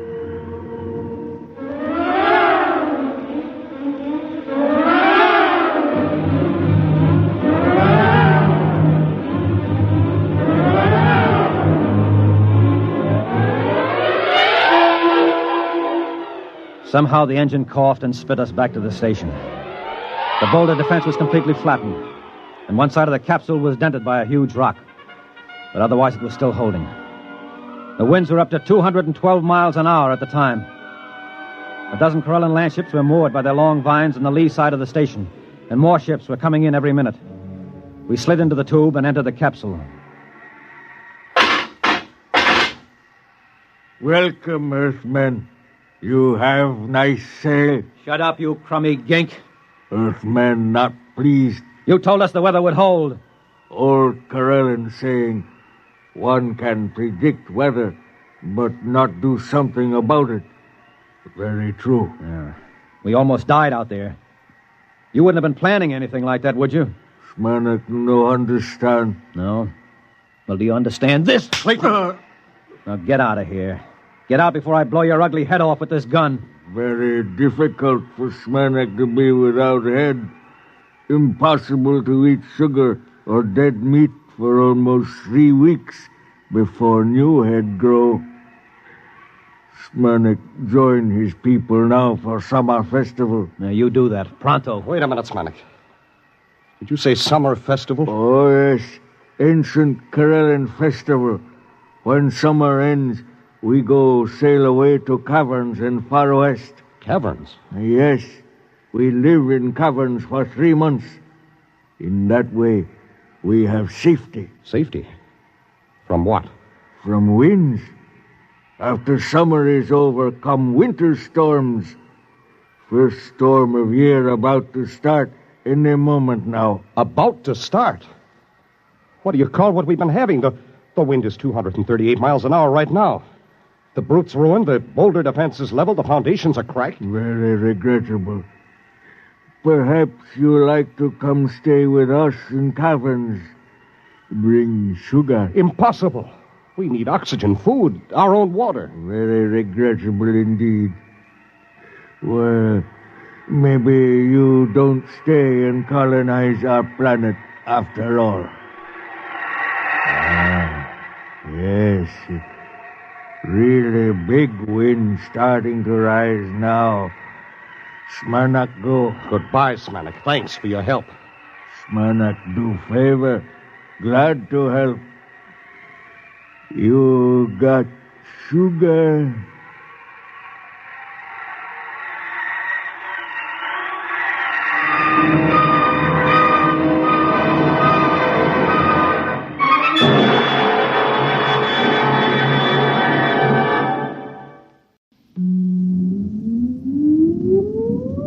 Countdown for blast off.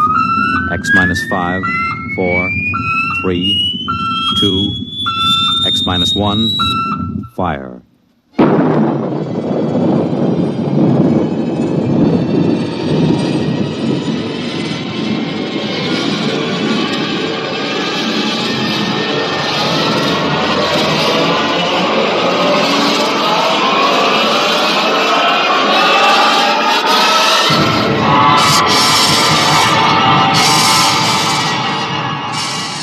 From the far horizon of the unknown come tales of new dimensions in time and space. These are stories of the future, adventures in which you'll live in a million, could be years, on 1,000 maybe worlds. The National Broadcasting Company, in cooperation with Galaxy Science Fiction Magazine, presents X minus 1.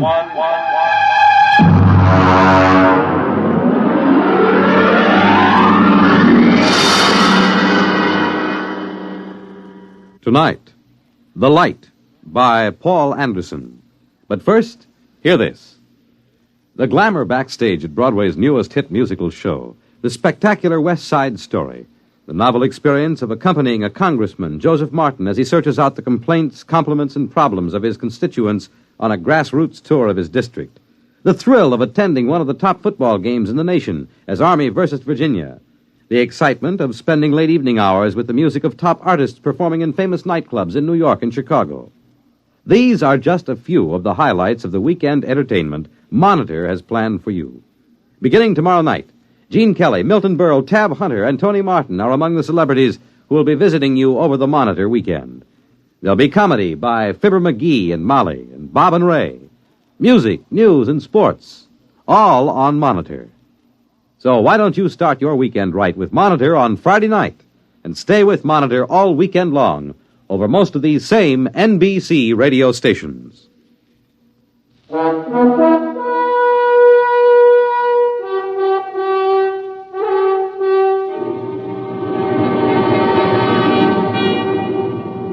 Now, X-1, and tonight's story, The Light.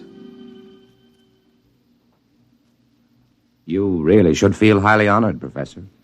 You're the only person I've been allowed to tell this to. And, of course, there's a good reason why you're being permitted to hear it. Why? I think you'll see why before I've finished. We're not a gang of power-nutty militarists, you know that. Personally, I'd like to tell it to the whole world, but it could very well touch off a war, and a war would mean the absolute end of civilization.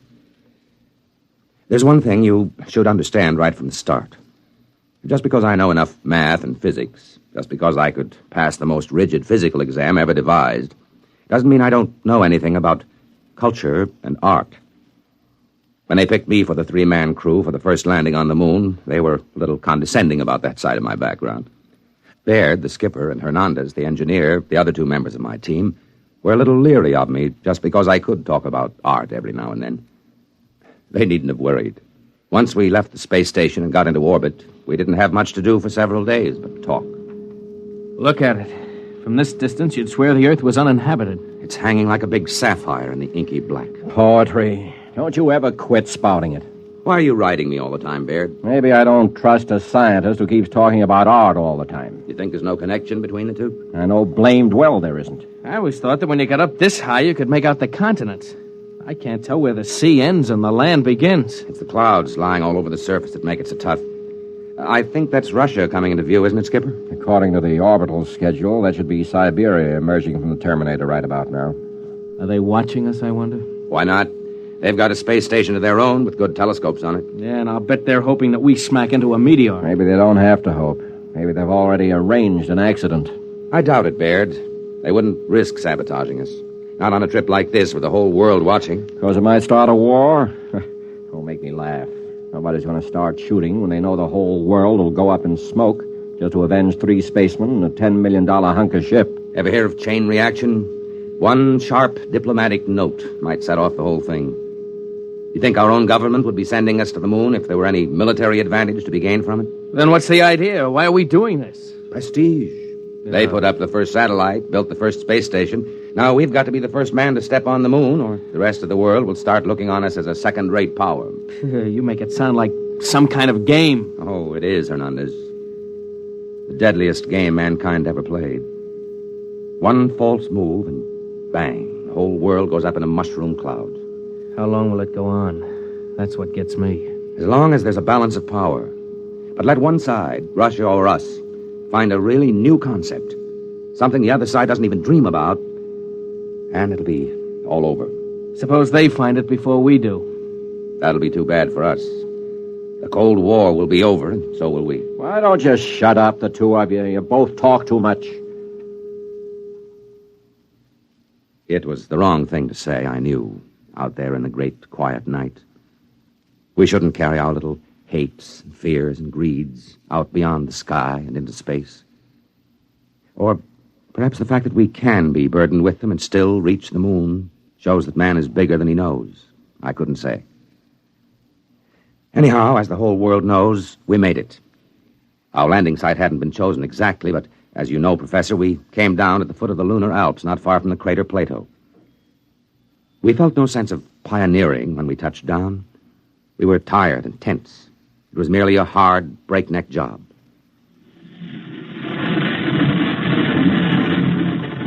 Hot rockets. Rockets off. Well, gentlemen, we're on the moon. Can we open the viewports? I want to see this. Go ahead, I'm bushed. Look at that. That light. I didn't realize it would be so bright. It's a cold, eerie light. It's not like our deserts on Earth. They aren't as bright or as dead. All right, that's enough gawking. Our orders are to draw lots to see who's first on the moon. All right, Hernandez, you draw first. Well, Professor, we drew lots. And, of course, everyone knows who won. I did. I was to be the first man ever to set foot on the moon. At least for a little while, that's what I believed.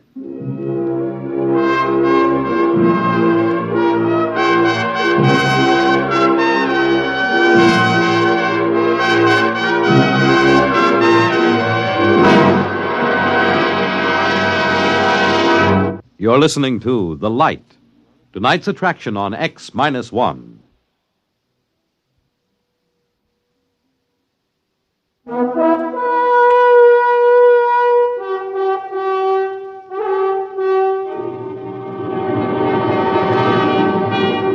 Now back to X-1 and The Light. We were in heavy spacesuits, of course, and it wasn't any too easy to move about, even with the light gravity of the moon. I stepped out of the airlock first, followed by Baird. I just stood there in the shadow of the ship, looking at the weird light, lost in wonder. I don't know how long I stood there before Baird spoke to me. Well, go ahead. Go ahead, what? Make the speech. You're the first man on the moon. You mean that prepared speech they gave us? No, thanks. We've got to make it. What's the matter with you? Your job to make the speeches. This is mutiny, you know. I ordered you to make it. I could make a suggestion. Why don't you write in the log that the speech was made and let it go at that? Judas Priest, man. All right. But if this ever gets out... It's our secret, Captain. Consider the speech made. Well, what do we do now? You start gathering rock samples. I'm going to take pictures. Come on the double. So we went to work. I gathered some samples, and each time I did, I left a little mark in the dust on the surface. The traces I left would probably last until the sun burned out. It seemed like an act of desecration, though the landscape was ugly enough. No, that's not true. It wasn't ugly, only alien. You know, it was several hours before I could really begin to see anything. I mean, it took that long for my brain to start registering in this strange, eerie place. I remember pausing to rest a minute while I watched Baird making adjustments on his camera lens and snapping various bits of landscape. Yeah, that ought to be a good one. You know, Baird, the thing that gets me is the light. It's no trouble. I'm using an F8 exposure this time. I mean, the quality of it. It isn't like anything I ever saw on Earth. I wonder if it can be photographed. Of course it'll photograph. You know, in a way, it reminds me of that weird brass-colored light you get just before a storm on Earth. Yet it isn't the same either. No, I think I'll try an F11 setting. What I mean, though, Baird, is I don't think you can get the feel of this light in a picture. What you'd need for that is such a painter as hasn't lived for centuries. Rembrandt? No, it's too harsh a light for him. Cold light that's somehow hell-hot. Will you shut up? You and your blasted Renaissance?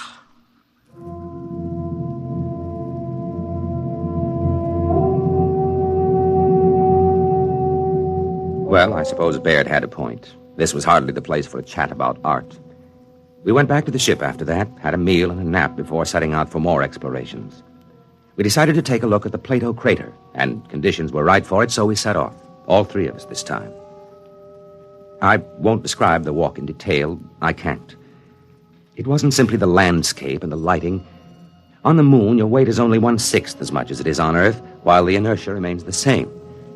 It feels almost like walking underwater, but you can move very fast once you get the hang of it. After a while, we reached the crater wall, climbed it, and stood looking down. Then Hernandez saw something and let out a yelp that almost split my ear when I heard it on the speaker in my helmet. Hey, look! What's the matter? What happened? There, in the floor of the crater, that mist. Yes, I see. Then they were right. Who? What are you talking about? The astronomers. They thought they saw something that looked like a mist in some of the big craters. They're right. It's right in front of our eyes. I thought there was no atmosphere here. How could there be mist? Maybe there's some kind of water table down in the floor of the crater. Hey, get back here. I want to go down for a closer look, Baird. And break your leg so we have to carry you home? No dice. You stay here. We've got to find out. He couldn't break anything wearing that spacesuit. They're like arms. Stay here. I'll have your court-martial. Oh, Skipper, have a heart. Yeah, come on, Skipper. We've got to find out what that stuff is. In the end, we convinced Captain Baird, but he insisted we rope ourselves together before we made the descent. It was agonizing work getting down the lip of that crater, but we made it. We stood there silently on the floor of the crater, bathed in a cold, golden-white radiance. There's never been such a light on Earth. It seemed to pervade everything, drenching us cold and white, like silence made luminous. It was the light of nirvana. And somewhere, somehow, I had seen it before. I stood there unable to speak until another yell from Hernandez brought me to my senses with a wrench. Oh, no. It can't be. Now, what's the matter, Hernandez? Look there in the dust of the crater. Look and tell me I'm crazy. Good Lord. Footprints. Footprints of a man. Who? There's only one other country on Earth that could send a spaceship to the moon yet. Yes, Hernandez. Russians. Are they still here, I wonder? We can't tell by staring at the tracks. They could be 5 hours old or 5 million years. But why haven't they told the world? Why haven't they been bragging about it? Why do you think? You mean they've found something of vital military importance? Look up at the Earth. Maybe right now they're planning their next move. The last move. I don't believe it. They couldn't have done it. They couldn't have kept it secret. Why not? They could have taken off in a black ship when our space station was on the opposite side of the planet. How would we know? Come on. Where? Back to the ship, of course. They'll have to know about this in Washington immediately. If they find out we know their secret, that could be enough, Baird. That could trigger the war. I've got a code. Are you sure it can't be broken? That it already hasn't been broken? Shut up, you trouble-making whelp. Let me alone. Just the same, Skipper. We better follow those tracks. See where they lead to. We didn't bring any weapons. I'd be surprised if they were as careless. Baird, listen to me. All right, court-martial me later if you want, but listen. We can't just go back to the ship, never knowing for sure what these footprints are and who left them. How much looking can you do? In less than 1 hour, the sun will sink behind the lip of the crater. When that happens, it's going to get cold. Colder than anything you've ever imagined. I've got a heating unit in my suit. Good for 20 minutes at the most against a cold like that. Barely time to get back to the ship. All right.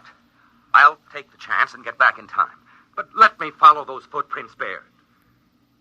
It's your duty to let him, Baird. All right, permission granted. God help you.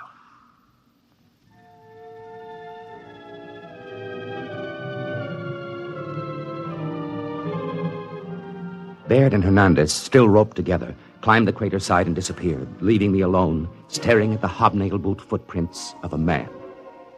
I had to work fast, knowing that the sun would soon disappear and the awful cold begin. I went on, following the steps in the still, lifeless dust of the moon. At last, I came to the place I was looking for. It wasn't much to see. There was a long track of plowed dust and a chipped stone where something had landed and taken off again. And this was the astonishing thing. There was no sign of a rocket blast. A few scars where a pick had removed samples, footprints, and that's all.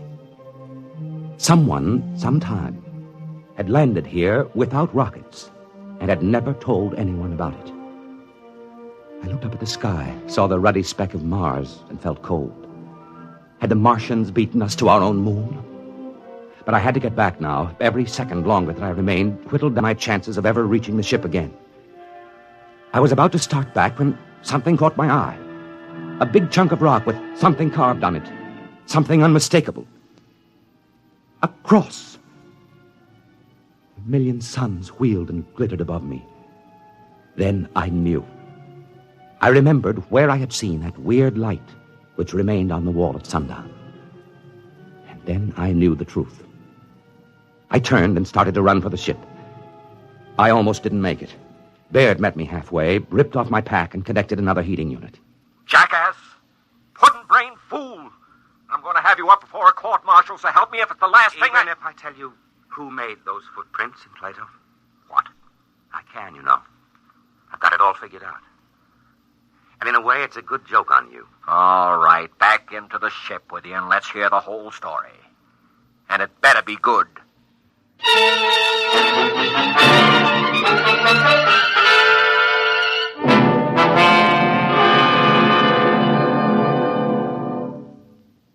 Of course, intelligence has been working night and day ever since we returned and made our report. They know we were telling the truth. And that's why you've been drafted, Professor. We're going overseas together, you and I. Officially, we're tourists. You search the archives, and I'll tell you when you've turned up something we can use. Oh, we'll find it. We'll find something. It couldn't have been done by rockets, you see. Even if the physics had been known, which it wasn't. The chemistry and metallurgy wasn't there. But there was something else. Anti-gravity? Maybe. Whatever it is, When we find it, the Cold War will be over and we'll have won. You don't get it? Professor, I'm shocked and grieved. You're a historian, a cultured man. All right, then. Our first stop is the National Gallery in London, where there's a painting called The Virgin of the Rocks. In that painting, you'll see a light, cold and pale and utterly gentle. A light which never shone on Earth. A light playing over the mother and child. And the artist, Professor, but of course you know the answer now. The artist was Leonardo da Vinci.